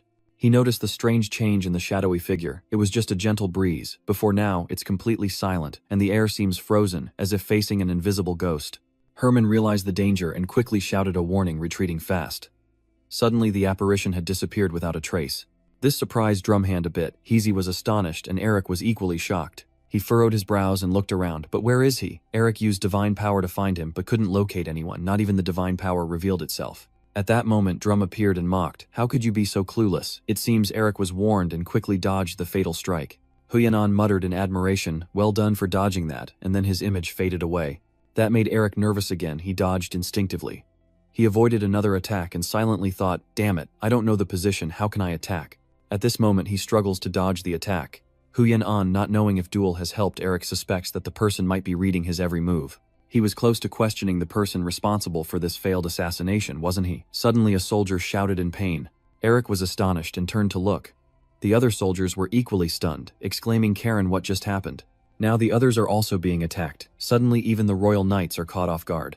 This situation prompts the knights to hurriedly form a protective circle around Drumhand and guard the prince. Shrieks echoed everywhere as the guards formed a circle and tightened the perimeter, but before they could act, they were struck down. This scene made Eric feel both worried and excited, as he thought to himself, "We have to find a way to deal with him. We need to gather information about him." Then he turned to Heezy and asked, "Sis, do you know anything more about him? Your eyes look at the soldiers under attack, and you ask, we need to find a shadow that the naked eye can't see. Mifai has appeared and says he is not an easy opponent. Even I cannot see him." Suddenly Eric thought of something. "Wait, a ghost. Seeing you suddenly look at me like that and fall silent. Mephi asked, "What's wrong? You didn't answer, just identified something, that's it." Eric closed his eyes and thought that no matter how much he looked like a ghost, the surrounding ice appeared around him. At the same time, he felt proud when he had an idea. Since he wasn't a real ghost like Mephi, so he used a move spinning around. The snow begins to cover everything, and if he still has a physical body, then definitely. Footprints of the shadow suddenly appear on the snow-covered ground, leaving traces of footprints. The footprints appeared just as everyone started to murmur, and seeing them, they realized he's right there. Knowing he couldn't keep playing hide-and-seek anymore, the apparition appeared and said, "So this is how you tracked my direction." Suddenly he rushed towards Drumhand, but the result remained the same. The moment he tried to act, Elric moved first and blocked the apparition with a wave of inner force. Without even avoiding it, Huyen An swiftly cuts through the ice wall. Being obstructed by Elric makes him incredibly angry, glaring at him, and the one responsible is himself. So he decided to deal with Elric first. "First, I have to finish off that damn Mephi." Suddenly Herman appeared and shouted, "How dare you look down on me?" Herman attacks and shouts, "I'm really furious right now." While fighting him, I also feel something's wrong. Damn it, facing him head-on isn't easy for a lion. Even though he's one-on-one with Herman, he still keeps an eye on Elric behind him, and because of that guy, I can't perform the stealth concealment spell. Suddenly a powerful pressure appears, and he recognizes that aura. Seizing the moment when he let his guard down, Herman struck with a slash. Not bothering to fight Herman head-on, Huan An focused solely on the new pressure that appeared, an overwhelming and brutal force impossible to resist. That pressure is from Augustine, the one Huyen An calls the White Ghost. As soon as he appeared, Augustine snapped angrily, defending himself, complaining that it was just a humble guy, yet everyone had to struggle so much. As soon as they saw the old man, everyone sighed in relief, feeling a weight lifted, were saved. Augustine's arrival left Huan An helpless. At this rate, I won't be able to do anything. Eric then muttered to himself, no matter how strong he was, he wouldn't dare to challenge the master in front of him. Now, Huan An respectfully spoke, "It's been a long time since we last met." He called Augustine master in 2 words, which shocked Eric so much he almost gaped master. Augustine asked coldly, "Who are you calling master with those 2 words?" and Huyen An replied indifferently, "So far, the disciple has always seen you as the master, but could it be that you never thought the same way?" The old man didn't bother arguing with him, only gave a cold command, "That's none of my business, don't bother me anymore," and leave. But before actually leaving, he looked at Eric and said, "The person desperately looking for an apprentice to inherit martial arts has finally found one, congratulations." Seeing how this guy is so verbose, Augustine lost patience and threatened him. "I told you this is none of your business. If you didn't hear clearly, do you need me to drill a new pair of ears into you?" Knowing I can't fight him, I quickly leave. "There's no need now, I bid farewell." The old man then leaves a parting word, "Never let me see your face again." Huyen An calmly said as he disappeared, "If there's a chance, I will respectfully ask you," then he vanished. You are a bit curious about Augustine and Huyen An. The masked one also calls him master, so what is their relationship after all mourning has broken? Jerome Han felt a bit regretful and spoke up, saying he wished they could have spoken a little longer. Eric answered calmly, "I believe we will talk for a long time next time." His next words surprised Jerome Han a little. "Then we will strengthen this friendship." Seeing this as a sign of your agreement to cooperate, Jerome Han was overjoyed and said, "I hope your strengthening techniques are truly impressive. Next time we meet, I want to have a fair fight with you." Eric also had no hesitation in answering, "I am also looking forward to that day." So a strong friendship was formed. Seeing there was nothing else, Jerome Han quickly left, "So I will take my leave now." After saying that, he turned and walked away. Eric watched his figure and smiled. Just then, someone ran over and called out loudly, and seeing how hurried he looked, Eric wondered what was going on. He just sighed and said that Father urgently wants to meet with us today. Soon after, everyone gathered together. In Eric's mind, he was only worried about Jerome Han, not knowing if they would return safely. After seeing him off at the gate, Herman said goodbye, "Maybe now it's time for us to part ways." Eric agrees that it's a pity, but Lamb the lion will face a big illusion at Hezegram, so separating here is for the best. Isabella smiles and reminds him to take care of his health. Eric also chuckled and said, "You too, Isabella." The two of them looked at each other, their eyes filled with hidden intentions, making everyone in the group laugh slyly. Even Miffy cracked a thin-lipped smile. So it turns out Eric was just thinking nonsense all this time, so he quickly brushed those thoughts away. He let out a helpless sigh. When he returned to reality, Eric boldly asked, "Master, may I ask about your relationship with that masked assassin?" This question surprised Augustine a bit, and he stayed silent for a moment before saying, "You don't need to know about that." The fact that the old man didn't answer Eric's question surprised both him and Higgy, but Augustine only left a promise that over time there would be an answer. A while later, they left in a carriage, and a figure casually walked along the corridor at the Dai Now Tower. Just as this person was about to open a door, they heard someone inside say, "You left with so much confidence." The man inside the room, looking truly pitiful, is the Red Lion Andre Wynn. He didn't bother to answer this guy, merely sitting down, exhausted in the chair. At this moment, Andre stood up and asked, but more importantly, where is the head of the fourth prince? Don't tell me you returned, empty-handed. Seeing that Huyan-an did not answer, Andre kept questioning. Come on, you must be joking. You set out with such great momentum. His voice was full of sarcasm. There's no way Huyan-an, who claims he can stuff everything into his pocket, would return empty-handed. Then he sat down beside Huyan-an and asked, where did you hide it? Huh, wanna surprise me? Seeing how this guy is so boastful, the illusion splashingly pushed Andre's hand away and shouted loudly, shut up. This attitude made Andre realize, oh, so he really failed. So he laughed happily, saying that assassinating the four princes outside the palace was as easy as flipping a hand. Weary of his mouth, the illusion simply sighed in helplessness. Damn it, your mouth is the problem. Now Andre asked, then why did you fail? And suddenly the illusionist uttered a name, Eric Mobinger. Isn't he just a mage? The illusion clone casually points out our information is all outdated now. He seems to think highly of Eric's abilities. The Mobinger I encountered was a fallen mage, but his martial skills are quite impressive. Andre sighed and asked, so Mobinger is still Mobinger after all. When did everything start to go off the rails, I wonder? His mind was filled with questions. Was it from the moment I refused the prince's plea for my support, or from when I turned down the prince's proposal to support him? The current situation has cornered him into a dilemma. No matter what, I have been branded a rebel leader and cannot defend myself. Andre's reason for targeting the fourth prince was to negotiate a new deal with the prince, or use the hostage to force the king to aid the army. But life is not like a dream, and all plans have fallen apart. Suddenly, the voice of the phantom echoes and catches Andre's attention at last. As his voice slowly echoed, a figure appeared right outside the door, and there was only one choice left, right. A brother and sister appeared and asked, so the one who lost now will answer me right. As soon as he saw them, Andre quickly stood up and thought to himself that because of his decision, thousands of loyal subordinates might have to pay with their lives. He moved closer to the sisters, but now was not the time to weigh the odds. He knew well in his heart that the reason for branding us as traitors was the accusation of collusion with demons. Andre's eyes were full of determination, so I had to give them what they wanted. Night had fallen at a mansion. Hui solemnly said, I know you must be tired after the long journey, but the reason I urgently called you is this.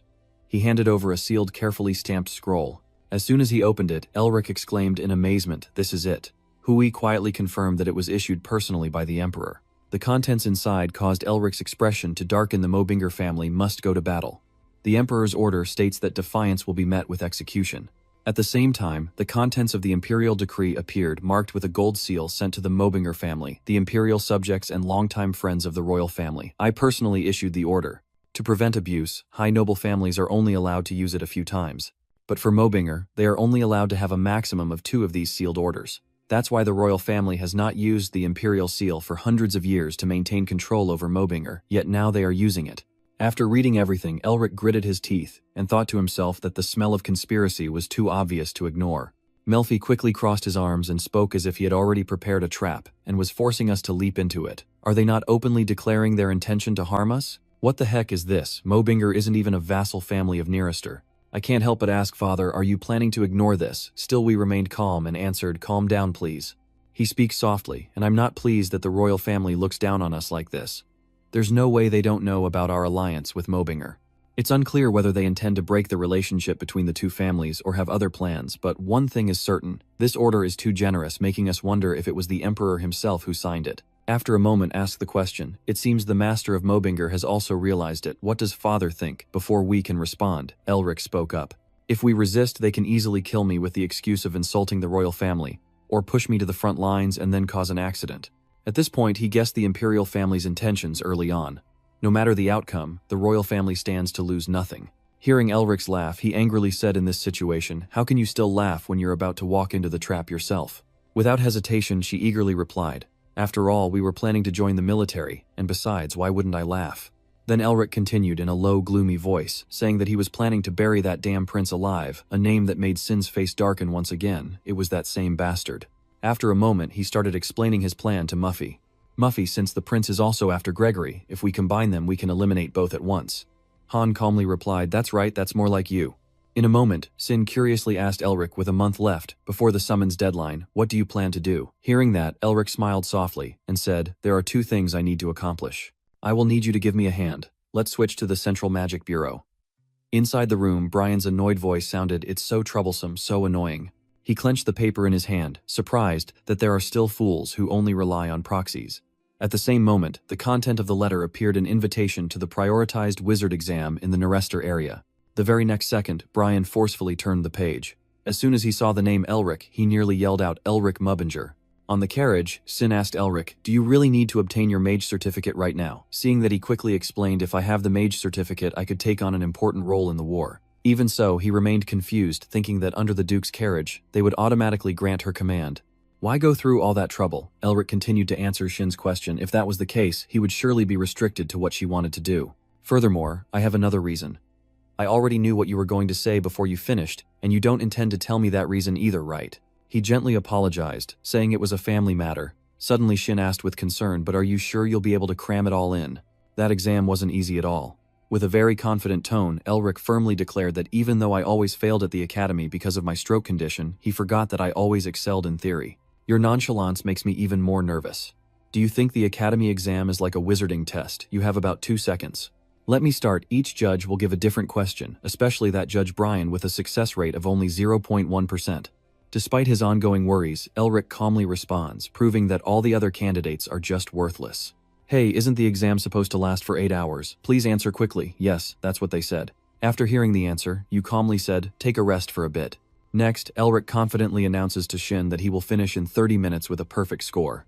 The scene shifts to the Magical Law Enforcement Bureau, where Brian introduces himself seriously. "I am Brian, a level 5 judge of the Central Magical Law Enforcement Bureau. You are the contestant Elric Mobinger, right?" Elric immediately replied, "Yes, can I start the exam now?" Then turned around and said, "We will begin once the identity verification is complete according to the rules." At the same time, Murphy floating in the air spoke, "So he is the person your brother mentioned." Having only interacted briefly, it seems Elric doesn't know much about him yet. A moment later, soft sunlight began to shine into your examination room. Brian arrived with the exam materials and explained the contents, including the first section covering elements, magical physics, death spirit magic, alchemy, ancient history, dark magic, literary motion, a written test with a total of 600 questions. Note that using magic will be considered cheating. Elric casually turns his head as if he doesn't care about this exam. Is there really a need to use magic? His attitude made him secretly annoyed. Brian knew Elric had recovered from his illness and become a hero in Lausanne, but such an arrogant attitude. Thinking of this, he clenched his teeth angrily, but don't think Brian didn't understand, even if it was about using connections to restore the family's honor. The next moment, he slowly announced, "Let's begin." Without hesitation, Elric opened the exam paper and started working. Brian immediately confirmed in his mind that seeing his relaxed demeanor as expected, it was just a facade. It seems he can't hide his contempt for Elric. Even Tarzan Arrestor, the only one who ever scored a perfect score, hesitated for a long time before giving his answer. As Brian finished his thought, Elric had already completed the exam done right there. That only deepened his suspicion. After 15 minutes, did Elric not even bother to pretend anymore? There was a time he deeply respected the Mubinger family, but now you're just bringing shame to their name, aren't you? Immediately, Brian's surprised shout rang out, "Perfect scores." As if he couldn't believe his eyes, he was panicked. What is this? How could it be? Ignoring Brian's surprise, Elric calmly asked if we could move on to the next section. The man hesitated and replied yes.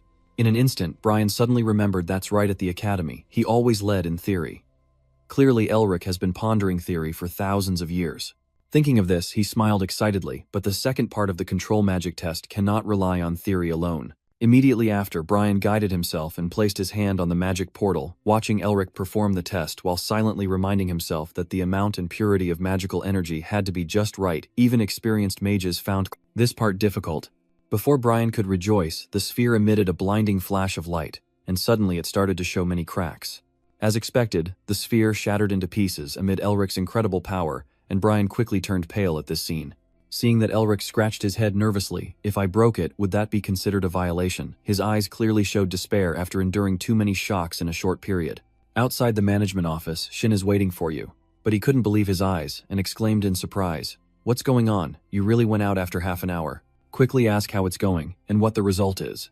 This question makes Elric smile with great joy. You confidently take out a piece of paper and ask what for. At that moment, the words appear on the page, "Temporary Mage Certificate, Elric, head of the Mobinger family." The headline on the paper revealed that the entire exam and highest scores belonged to Elric Mobinger's shining brilliance. At that moment, a calm voice echoed, "I will return, while this cup of tea is still warm." Before leaving the carriage, he showed his confidence to his friend. He couldn't hold back and slammed the newspaper down on the table, shouting, "Are you planning to write an entire novel here?" With Mephi's irritated expression, I can't help but marvel again. What a lucky bastard. How did you finish it in just 30 minutes? After a while, he asked out of curiosity, and by the way, where did you choose for the third test that task? You didn't bother explaining there was no more time left, you just wanted to finish quickly. Then Eric spoke up asking Mifi if the story about Otto in that place was really true. Mifi quickly responded whether to trust or not is up to you. Hearing that he couldn't help but think of the dark scene in the forest, a story concealed among a place full of spirits. If it's a work by Korean cars, then it's not hard to trust. Maybe quietly you'll arrive at the spirit-chained forest. While Eric and Sin were deep in conversation, suddenly the sound of knocking on the door interrupted them, causing both to turn. The next moment the door slowly opened, revealing Heisey stepping inside. "Eric, can I talk to you alone for a moment?"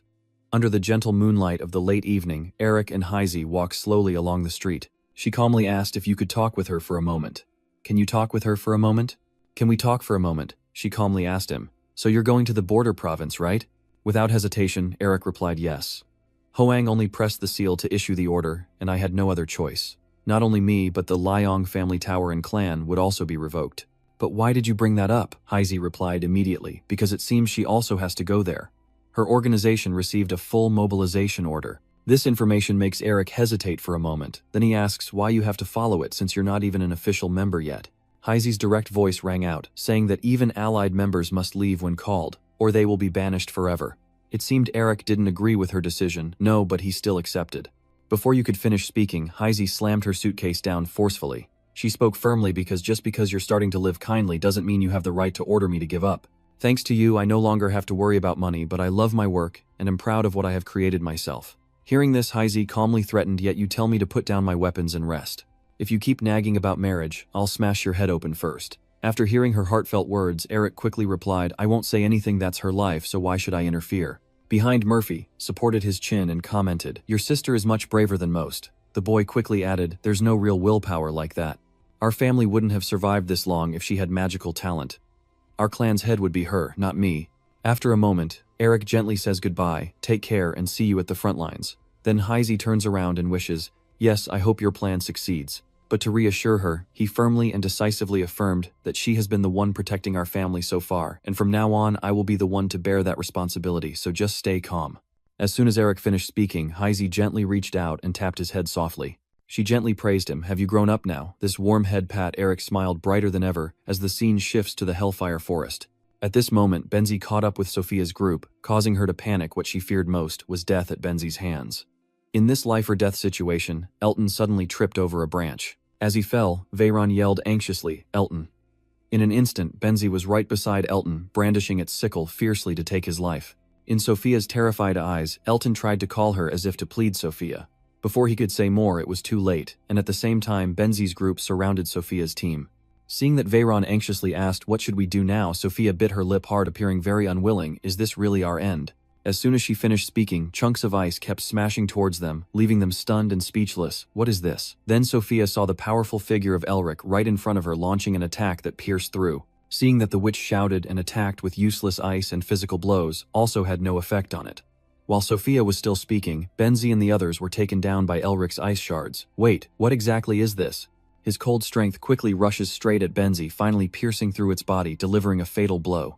From its corpse, dark, ominous energy gradually rises. This scene leaves Sophia, Veyron, and John utterly stunned. Even though they are still holding back, Elric quickly channels his power into his arm. He sighs in relief, finally having caught one. Then Elric's resistance to Rue decreased, because that person caused the ghosts to cause chaos. "I also couldn't complete my mission. I need to collect 10 ghost souls and I only have 2 now," the man quickly replied. "I want to help, but you know I can't. Next to you is Mifi advising you. Didn't the king say that it's better for your mental state not to contact him? Even unwillingly playing along just a dragon's shell, and if it's bait, the ghost wouldn't bother to pay attention." Frustrated, he yelled out loudly without looking up, "How could a bunch of losers understand the greatness of this king?" Despite their loud argument, Elric remained lost in thought. Suddenly he became curious and asked, "Wait, why is Benzi the Grim Reaper here when it should be deep in the forest?" And that magical energy was as Elric carefully examined the patterns on the arm, pondering silently. The icy wind was hidden. That meant the matter of the car could be very close, but while he was still lost in thought, Sophia suddenly spoke up, "Oh, sorry." "Oh," as the crowd bows their heads in gratitude, "You saved us." Elric quickly responds, "I just did what was needed." The next moment he curiously asks, "But why are you all being chased by the death spirit, Benzi?" As soon as he finished speaking, Elric saw familiar items on the ground. His eyes quickly flashed with anger, and he paid even closer attention to these treasures. At the same time, Veroni admired and spoke up, saying only a chief-level wizard could use magic to counter Death Benzi. Duong couldn't help but marvel amazed, and Sophia quickly followed up, asking if he was part of the demon tower. Against this fake praise, he clenched his fist tightly as if trying to hold back. Still, Elric was furious inside, thinking, just look at these people, huh? Nephi beside him even adds fuel to the fire among all people. It's these damn grave robbers. In an instant, Elric regained his composure, and maybe that's for the best. Hearing that, he curiously asked Han what he meant.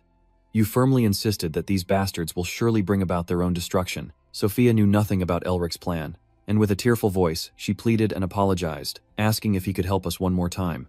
Our teammates are still trapped in the dark prison. We will return the favor generously. Please help us.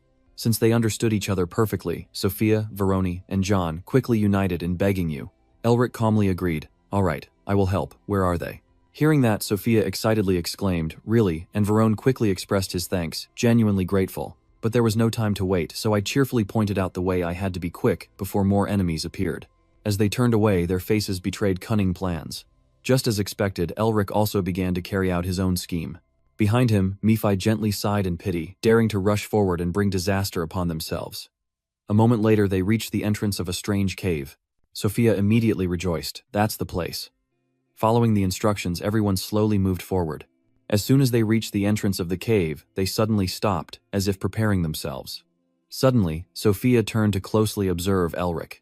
Elric asked softly, "May I inquire what is the identity of our hidden person?" Without hesitation, he responded. Rick, as if already tired of Elric's dullness. Nephi grinned.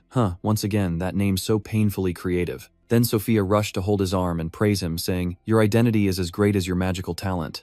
"Oh, wait, I haven't finished speaking."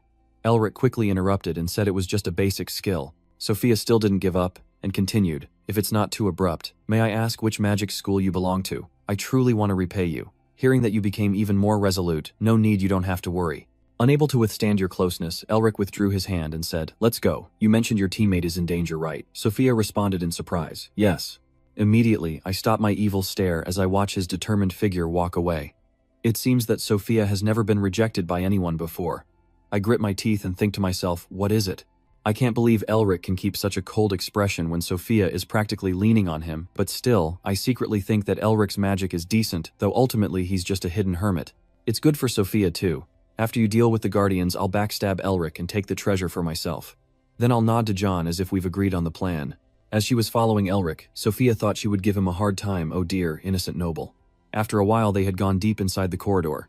Elric quickly sprinted to the back. "Where are your teammates?" To which Sophia replied, "They are still inside while we are leaving if they are safe." Stop for about 2 seconds, and then guessed that maybe they are hiding around the fourth turn of the corridor. Hearing that, he asked cautiously, "So deep inside?" With a calculated look on her face, Sophia gently advised Elric to be careful, warning that they might encounter anything, and he hesitated to reply, "Yes, we will be careful, don't worry." As soon as Sophia finished her sentence, the Benzi appeared and blocked the path. Their sudden appearance surprises her, causing her to fall back in panic. As Benzi's men charge forward, Sophia screams in fear of death. Her face turned pale as she begged for help. In an instant, Elric raised his hand ready to unleash his attack. Then the icy aura from his attack raced straight towards the Benzian Gulf. Sophia shivered, clutching herself from the cold as she thought to herself, "What is Elric doing, freezing them? Does he not know that the death god Benzi is unaffected by these attacks?" But disbelief grips her. She's astonished because they're frozen. How is that possible? No way, and elemental magic shouldn't work on this kind of monster. Then Elric checked on them. "Are you okay?" Sophia quickly replied yes. Though still panicked, she still expressed her gratitude and said thank you. Sophia still can't believe it. What is this? You're stronger than she thought. Could it be that Elric possesses holy power? Thinking this, Sophia suddenly regains her confidence, but still she can't fight the Guardians behind. When Elric finishes them off, that's when she'll make her move. As she was about to strike, Sophia was hit in the face. Impossible. It turned out that while she was plotting, Elric had already taken care of all the Benzi. It seems there's no more time to waste, so let's speed up. This scene made Sophia stare with wide eyes. Using such immense magic, Elric should be exhausted, yet he remains unaffected.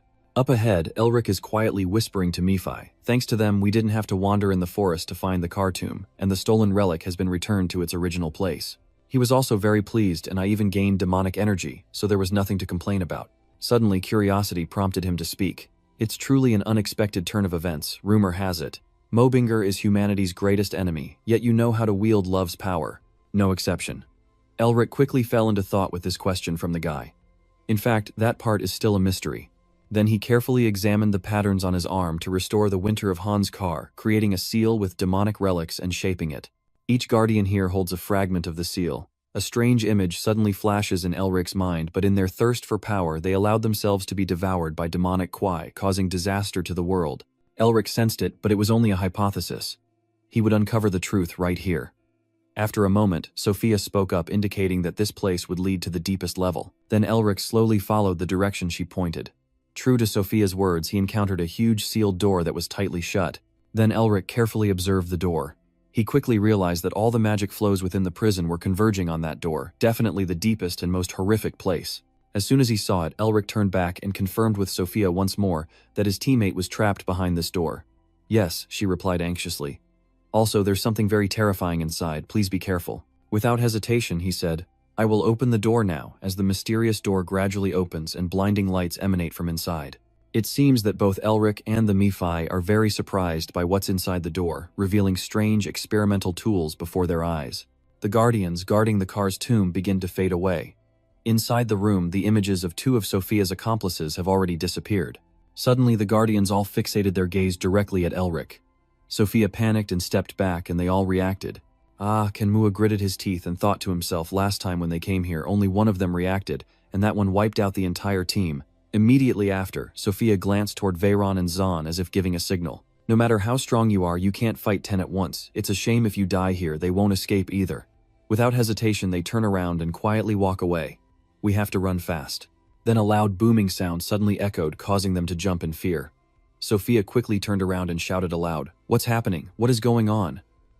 While they were planning to run away, the guardians all knelt before Elric. I was stunned and thought, why are the guardians kneeling like this? Because I am loyal to my lord. On the contrary, Elric showed no surprise at this scene. He slowly walked along the path prepared by the guardian army. Veyron widened his eyes in disbelief. "What should I do now?" Zahn, standing beside him nervously, said, "What if I follow and they turn on us then?"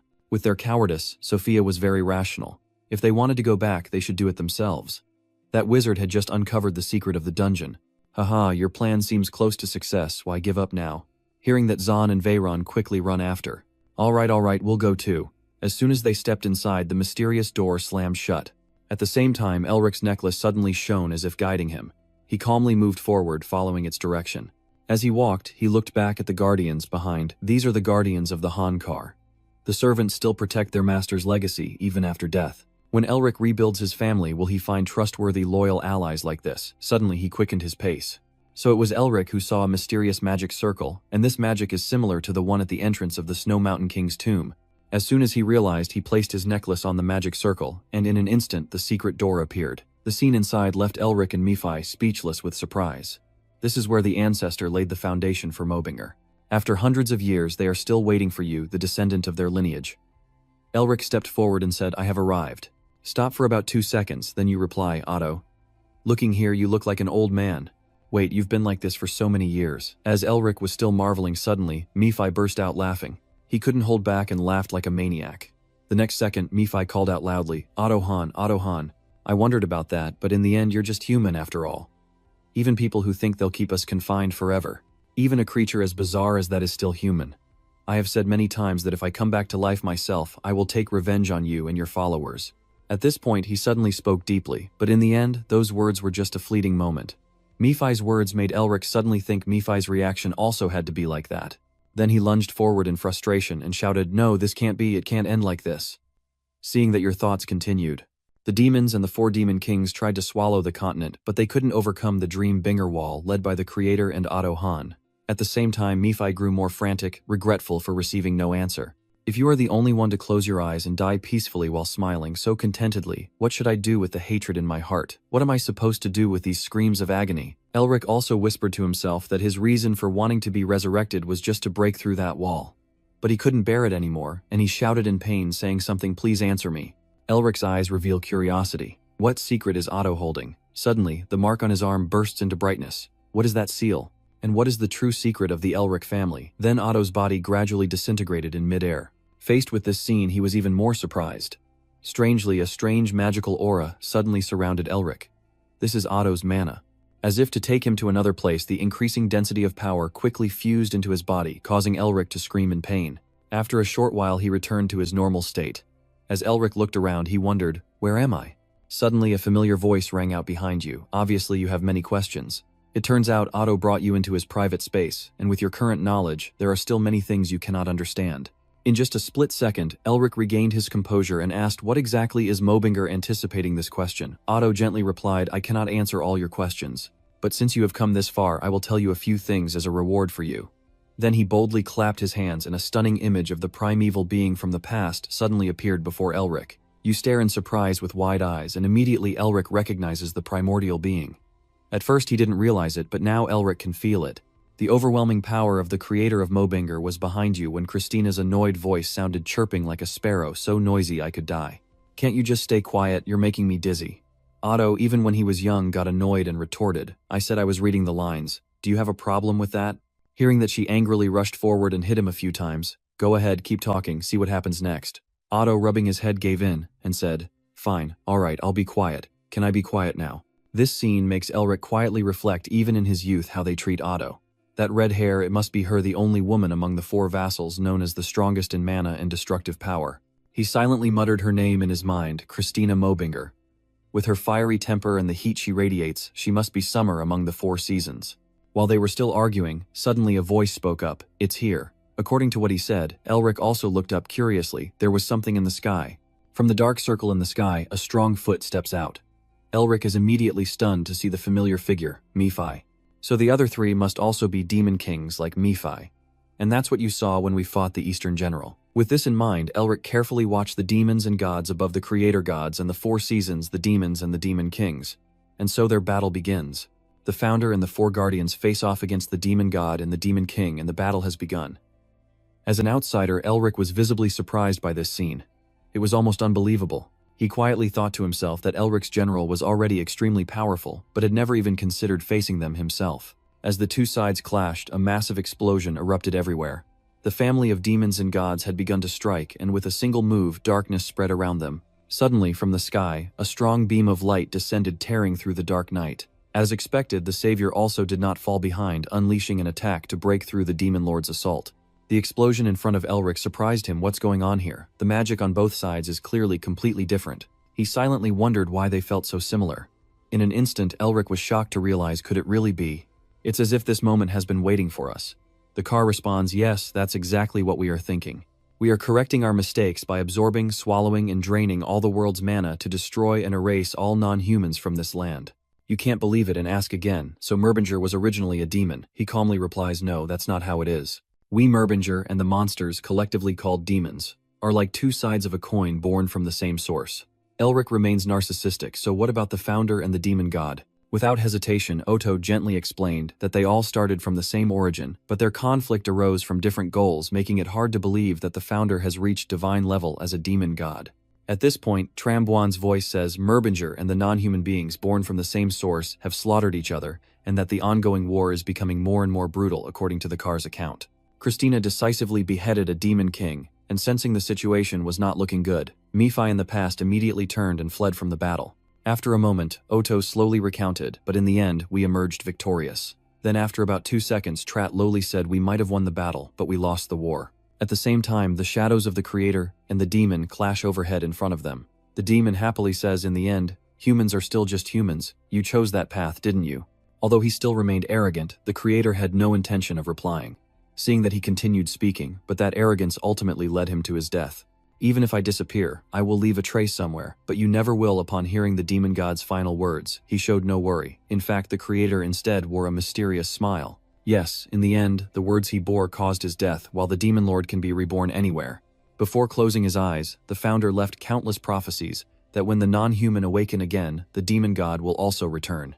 In the next moment, he remembered the sorrowful scene of the 4 seasons, bidding farewell to the departed creator.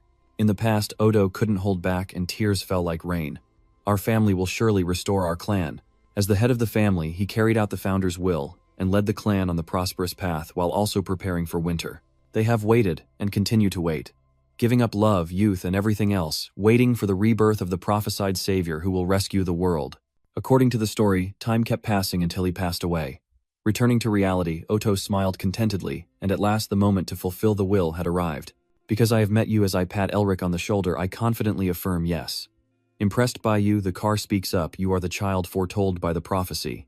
This declaration keeps echoing in Elric's mind, you are the heir, chosen by the founder thousands of years ago. Suddenly he grits his teeth and angrily curses, "Damn it." The car casually stroked its beard and said, "As I thought, you're not very happy." Without hesitation, Elric shouted back, "Am I supposed to be happy? I want to carve my fate myself, not be dictated by preordained destiny." "It seems you understand why I was upset." Tesla gently reassures him, "Don't get me wrong, the prophecy is just a prophecy. The world always branches into countless paths and keeps changing shape." Your next words surprised Elric. He must have felt it before. In the blink of an eye, Du's image appeared in his mind, astonishing him.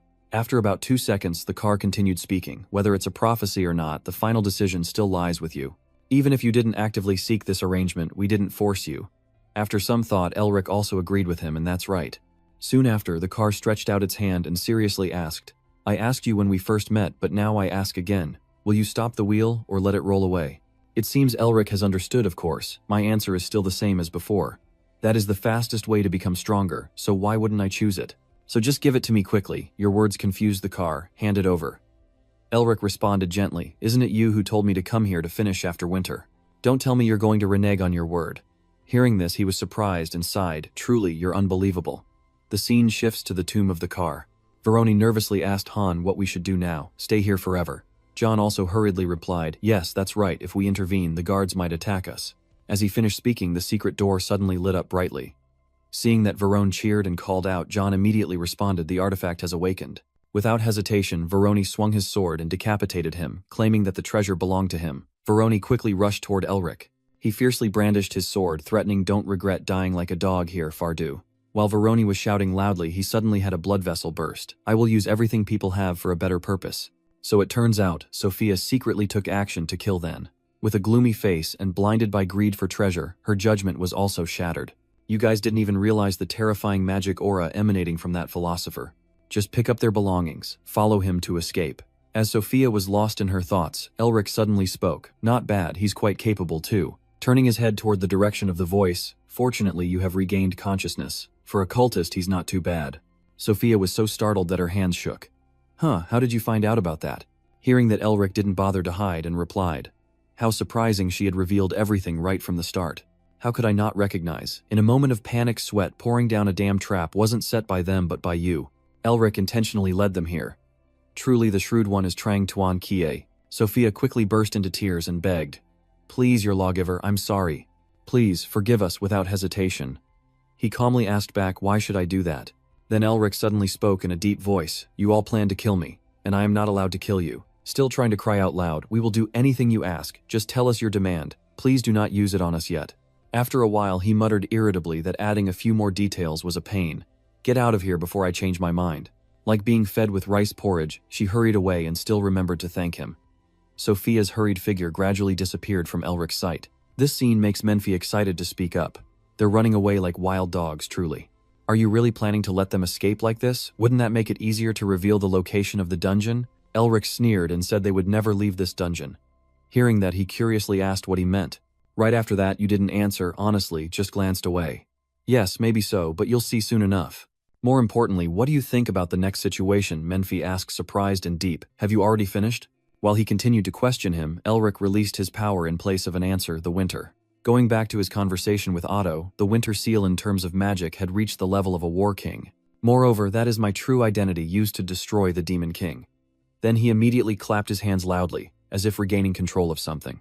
After the surrounding scene turned into a freezing winter, Otto continued revealing that winter was caused by the awakening of 2 types of powers. This information quickly surprised Elric Powers. Seeing your confusion, he began to explain that if magic is the embodiment of the world's rules and truths, then power is the ability to bend those rules and truths with absolute will. Therefore, people call power divine might, and these powers are called gale and snowstorm. As soon as Otto finished speaking, a fierce wind surrounded the two of them. The ancient wind, cold and desolate from the west, left only devastation in its path. It is a mirror disaster that causes droughts and poor harvests, with the horror of famine and death. Snowstorms fall relentlessly, taking all life in bloom, bringing silent death. A silent death is rest for all things, but it also spreads fear, because no one knows when it will come. Seeing Eric's surprised expression, Otto calmly said, "If you can completely master the cold ice and penetrating wind, you will perfect the winter." Hearing this, you immediately clenched your fists with determination. If you master these powers, Eric will possess the incredible strength Otto once had. Seeing your determined look, he praised, "That's right, that's the look I want to see." It's time as a special exception. At this point, Otto happily announced, I will personally train you. Back in the present, Eric's face paled and trembled, just thinking about it, remembering how horribly their ancestors tormented their descendants. While he was complaining silently, Nephi thought to himself that Eric was almost at the level of a combat king. Immediately after, he suddenly regained his strength and realized, moreover, Nephi's spiritual power had also increased accordingly. Otto gently sighed as Eric's figure disappeared into the dawn's light, finally having left. I transferred all my remaining mana to him. I wonder if that proud little brat will realize it. After a while, Otto turned away and told himself that at last he could rest as he had always wished. Will the Snow Mountain King be willing to wait for Otto once more? Following his footsteps, the figure of the Snow Mountain King gradually appeared. Otto gently spoke, apologizing for making her wait so long. Hearing that familiar voice, she turned around in surprise. If you allow, then sincerely asked, can you give me one more chance? Even in the icy snowy space, Otto was so worried he was sweating profusely. It seemed that Tuyet San Vuong was still very surprised, and she remained silent for a long time. After a moment of thought, the Snow Mountain King broke into a beautiful human-like smile as his answer. Otto was so moved that tears welled up and he kept feeling grateful, thanking her sincerely. Before Otto could take a step, Camellia rushed forward and threw herself into his arms, making Otto even happier. Without hesitation, he turned and said, Silly girl, did you think I would leave you alone? Let's go to the next world together and live fully. Otto holds her in his arms and walks on with King Snow as a happy family. Although satisfied, he slowly glanced back and sighed, the next generation will have a hard time ahead. Otto's gentle voice carried to Elric as if he had just heard something, but he wasn't entirely sure.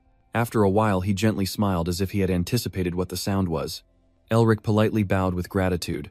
Although Otto had caused him quite a bit of suffering, Elric still appreciated everything he had done so far and wished for Otto to rest in peace. Meanwhile, Murphy turned serious and focused on a certain direction. It turned out he was carefully watching the chair Otto used to sit in, Otto Hanmabinger, Murphy's longtime enemy. One day they will reunite and finish the battle that's still ongoing. Then the scene shifts outside the dungeon, as Sophia's bitter voice echoes, damn it, losing all the treasures and still having to run away. As soon as she reached the gate of the dungeon, she stopped to rest and regain her strength. It seemed Sophia was still not resigned, and came up with a plan or was hiding nearby, waiting for Elric to leave, so she could go in and reclaim something. In just a moment, she dismissed the idea, thinking she would surely be killed if caught. No, it's better this way.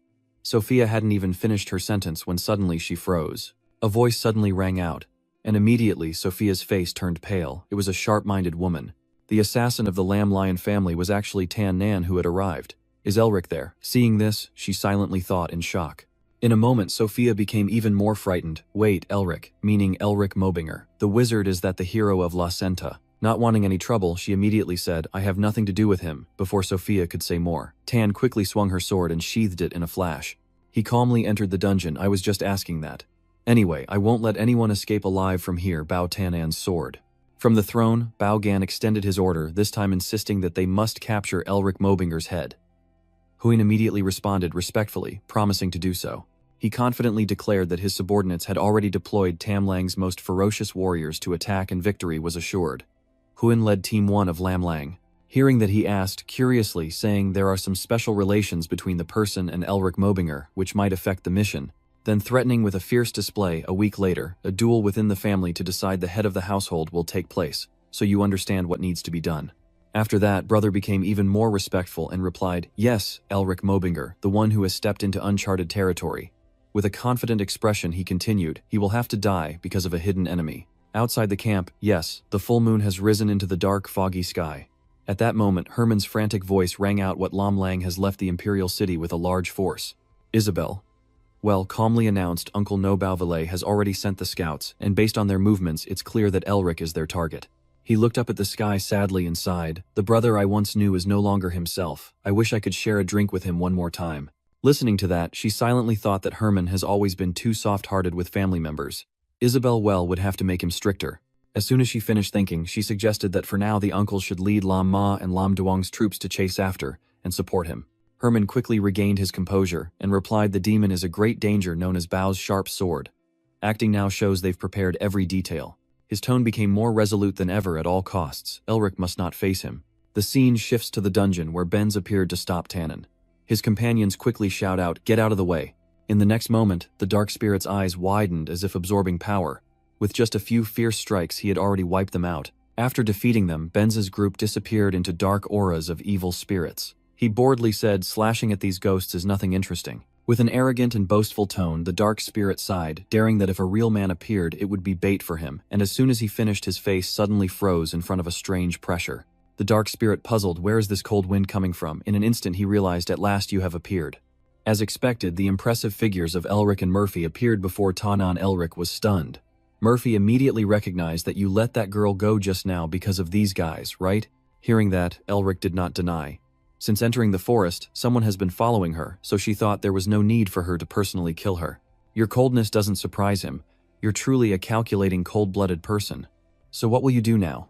Elric's tone became very excited, having just discovered a new trick. Isn't it time to try it out and see how it works? You immediately activate frost magic, as if to freeze the evil spirits.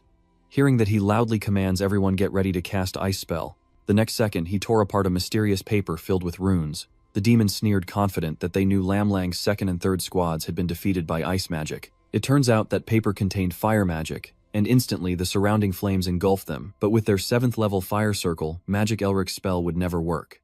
Then he hurriedly lunged and cut through Elric's ice chains. With just a few basic moves, Tan Yan smugly taunted. Is this all a capable person can do? He mocked. Covering his eyes won't help, it won't block his view at all. As soon as he finished speaking, Tan's eyes widened in horror as an icy snowstorm suddenly hit him. He couldn't believe what he was seeing. As Tan's thoughts drifted, Elric's calm figure gradually revealed the wind. This gale, as he had said, was the snowstorm spell Elric had just learned, and this attack was so fast that they couldn't react in time. In the blink of an eye, a colder-than-winter chill surrounded Tan and his subordinates, freezing the entire cave with this spell. It seems Tan still can't believe his eyes. He silently fears, could the power that froze him in an instant really belong to a human? Then he turned to the side and was even more stunned. Tan Nan thought to himself in disbelief. No way, the elites protected by a level 7 circle of magic, yet they were defeated in a single blow. Eric just recently became a mage. How is that possible? Don't tell me you're even stronger now. Having understood the truth, the evil spirit immediately shrieked and ordered everyone to retreat. Since ancient times, the north wind has always carried the breath of death, known as the Rua wind. It carries the resentment of 10,000 souls, and takes the lives of the living, the second power of winter. To prevent the evil spirits from acting up, Eric continues to unleash his moves, the North Wind. Following his secret report, Bensie's team is called out again, but with even more terrifying power than ever before. They viciously brandish their scythes to take the lives of the remaining ones. Bensie is determined not to leave anyone behind. This scene makes Tan grit his teeth, but he can't do anything. Even if he escapes alone, he must report to his master. Then Tan Nan, with determination, tries to draw his sword. Realizing he's chained by icy chains, he glares angrily and curses, "You bastard." Tan Nan slices through those chains. "I told you not to get in my way." Consumed by rage, he turned around and issued a final ultimatum. "Remember this next time, I will definitely." As he muttered, Eric's quick and decisive attack appeared. "So you had no intention of sparing the demon after all." With a look of surprise on his face, Eric separated the demon's head from its body, each in different hands. In his terrified eyes, Eric's figure looked 1,000 times more frightening than Bensie himself. The Bensie team quickly left after completing their mission. Next, Eric collapsed to the ground, gasping for air from exhaustion. "I normally would never use this power. Even a single use would drain my magic." Seeing that, Mo-Fi folded his arms and coldly said, "The snowstorm and northern wind, it seems you have been fully acknowledged as the heir of winter." Then he eagerly asked Winter, "So does that mean spring is next?" Hearing this, Eric didn't reply, but only remembered that spring and winter are just the beginning. He needed to gather the power of all 4 seasons. At the same time, his teacher's words suddenly echoed in his mind. The 4 seasons are pieces of the great power of his ancestors divided into 4 parts. If he unites this entire strength, the magic of his ancestors will be awakened. This statement made Eric even more terrified, as just the winter alone was so frightening, like possessing the power of the remaining 3 seasons. He would have an unimaginable strength and could potentially surpass even his ancestors. After resting, Eric slowly stood up and confidently moved forward, ready for the next journey, determined to break the chains left by his ancestors. Eric slowly walked through the dungeon, thinking to himself, now that they had obtained winter, it was time to find spring. The next moment, he wondered where spring was. Where is it? Suddenly, Eric remembered Oto's words. He must have revealed the location when entrusting him with the mission to complete the 4 seasons. From now on, Eric can't remember anymore, and in his thoughts, Oto's image also gradually fades spring. Eric couldn't help but wonder if someone had tampered with his memories. As soon as he thought of it, Eric immediately turned to observe Murphy closely, his strange gaze making him uncomfortable as he muttered, "What are you looking at? Just a moment." Eric denied it himself. No, that couldn't be. He was the most sincere person, always wanting Eric to become stronger. He worriedly thought to himself, so who could that be? If there's someone capable of limiting Eric without him realizing, then that person could also take Eric's life before he has a chance to intervene. Transition to outside the dungeon, Harry's rescue team has arrived and is constantly shouting orders: move quickly, catch the wolf at all costs. Without hesitation, they rush inside the dungeon. As soon as he saw the bloody scene inside, he anxiously said, "Damn it, some have already lost their lives." Ray immediately asked, "What do we do now?" Harry replied seriously at this moment, "Keep moving forward." Then he began drawing his sword, and silently thought that even a single strand of his granddaughter's hair must not be harmed. "My sword will—" Before Harry could finish his sentence, he was suddenly halted by something very strange. It turns out that right in front of Harry are the frozen figures of the demon's minions, as he slowly approaches a familiar head. The next moment, Harry realized the evil spirit was too powerful for even himself to defeat. As he was lost in thought, suddenly he turned around unexpectedly. It turns out Harry's army has encountered Benji's crew ready to fight.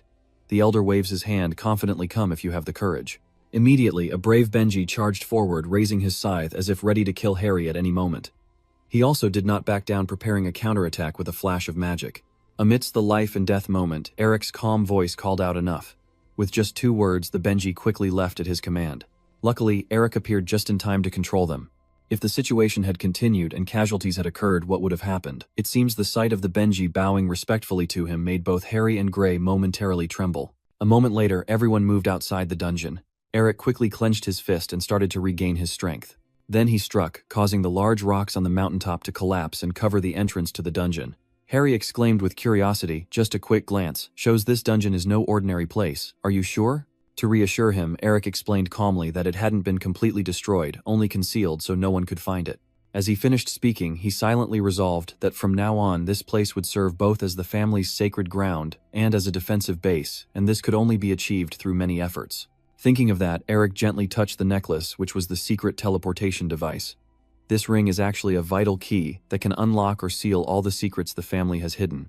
Harry continued to be curious, but wondered if leaving the guards here was a waste, since they're a powerful force. Hearing this, he decisively replied, "Of course, I will lead them together." For a moment, Eric continued to strike Greg. Benji's team immediately charged out following his command.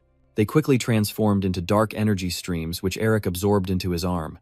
Greg couldn't believe what he was seeing, his eyes wide and mouth open. He's now even stronger than he was during the Snowy Origin event. Although sharing his expression, Harry still proudly muttered, "He's truly my son-in-law." After gathering strength from Benji, Eric began to clench his fists. With an extremely confident attitude, he has completed mastering all the winter magic. Next to him, Murphy calmly speaks. Otto Hahn has truly given him something incredibly terrifying. Nevertheless, Eric was not arrogant.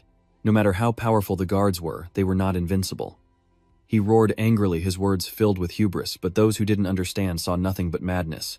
At this point, Murphy suddenly remembered Otto's heroic image from the past, not knowing what level Otto Hahn had reached when he subdued the winter and controlled spirits.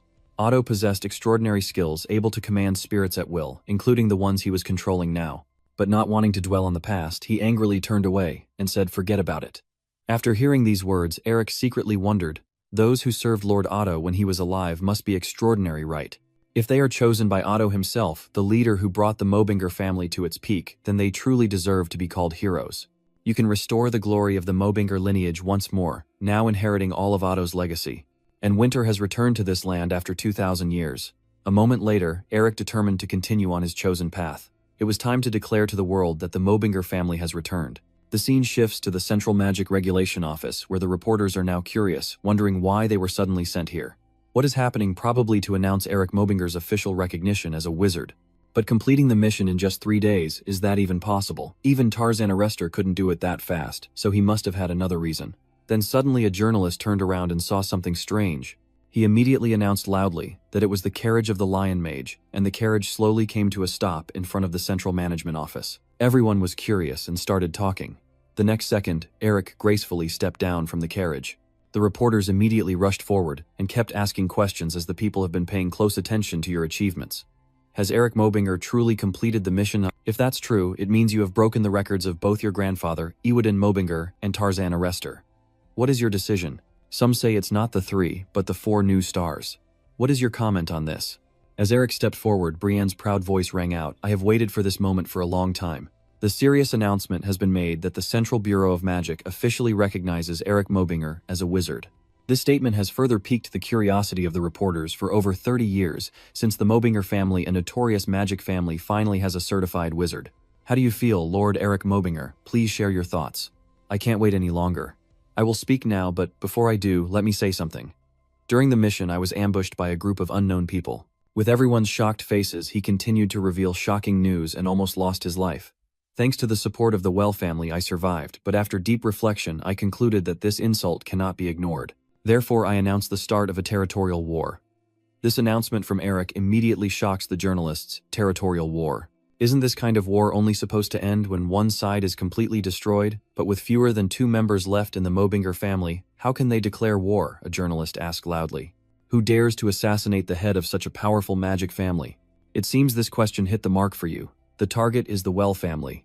With a serious tone, Eric confidently declares himself to be the traitor of the Well family.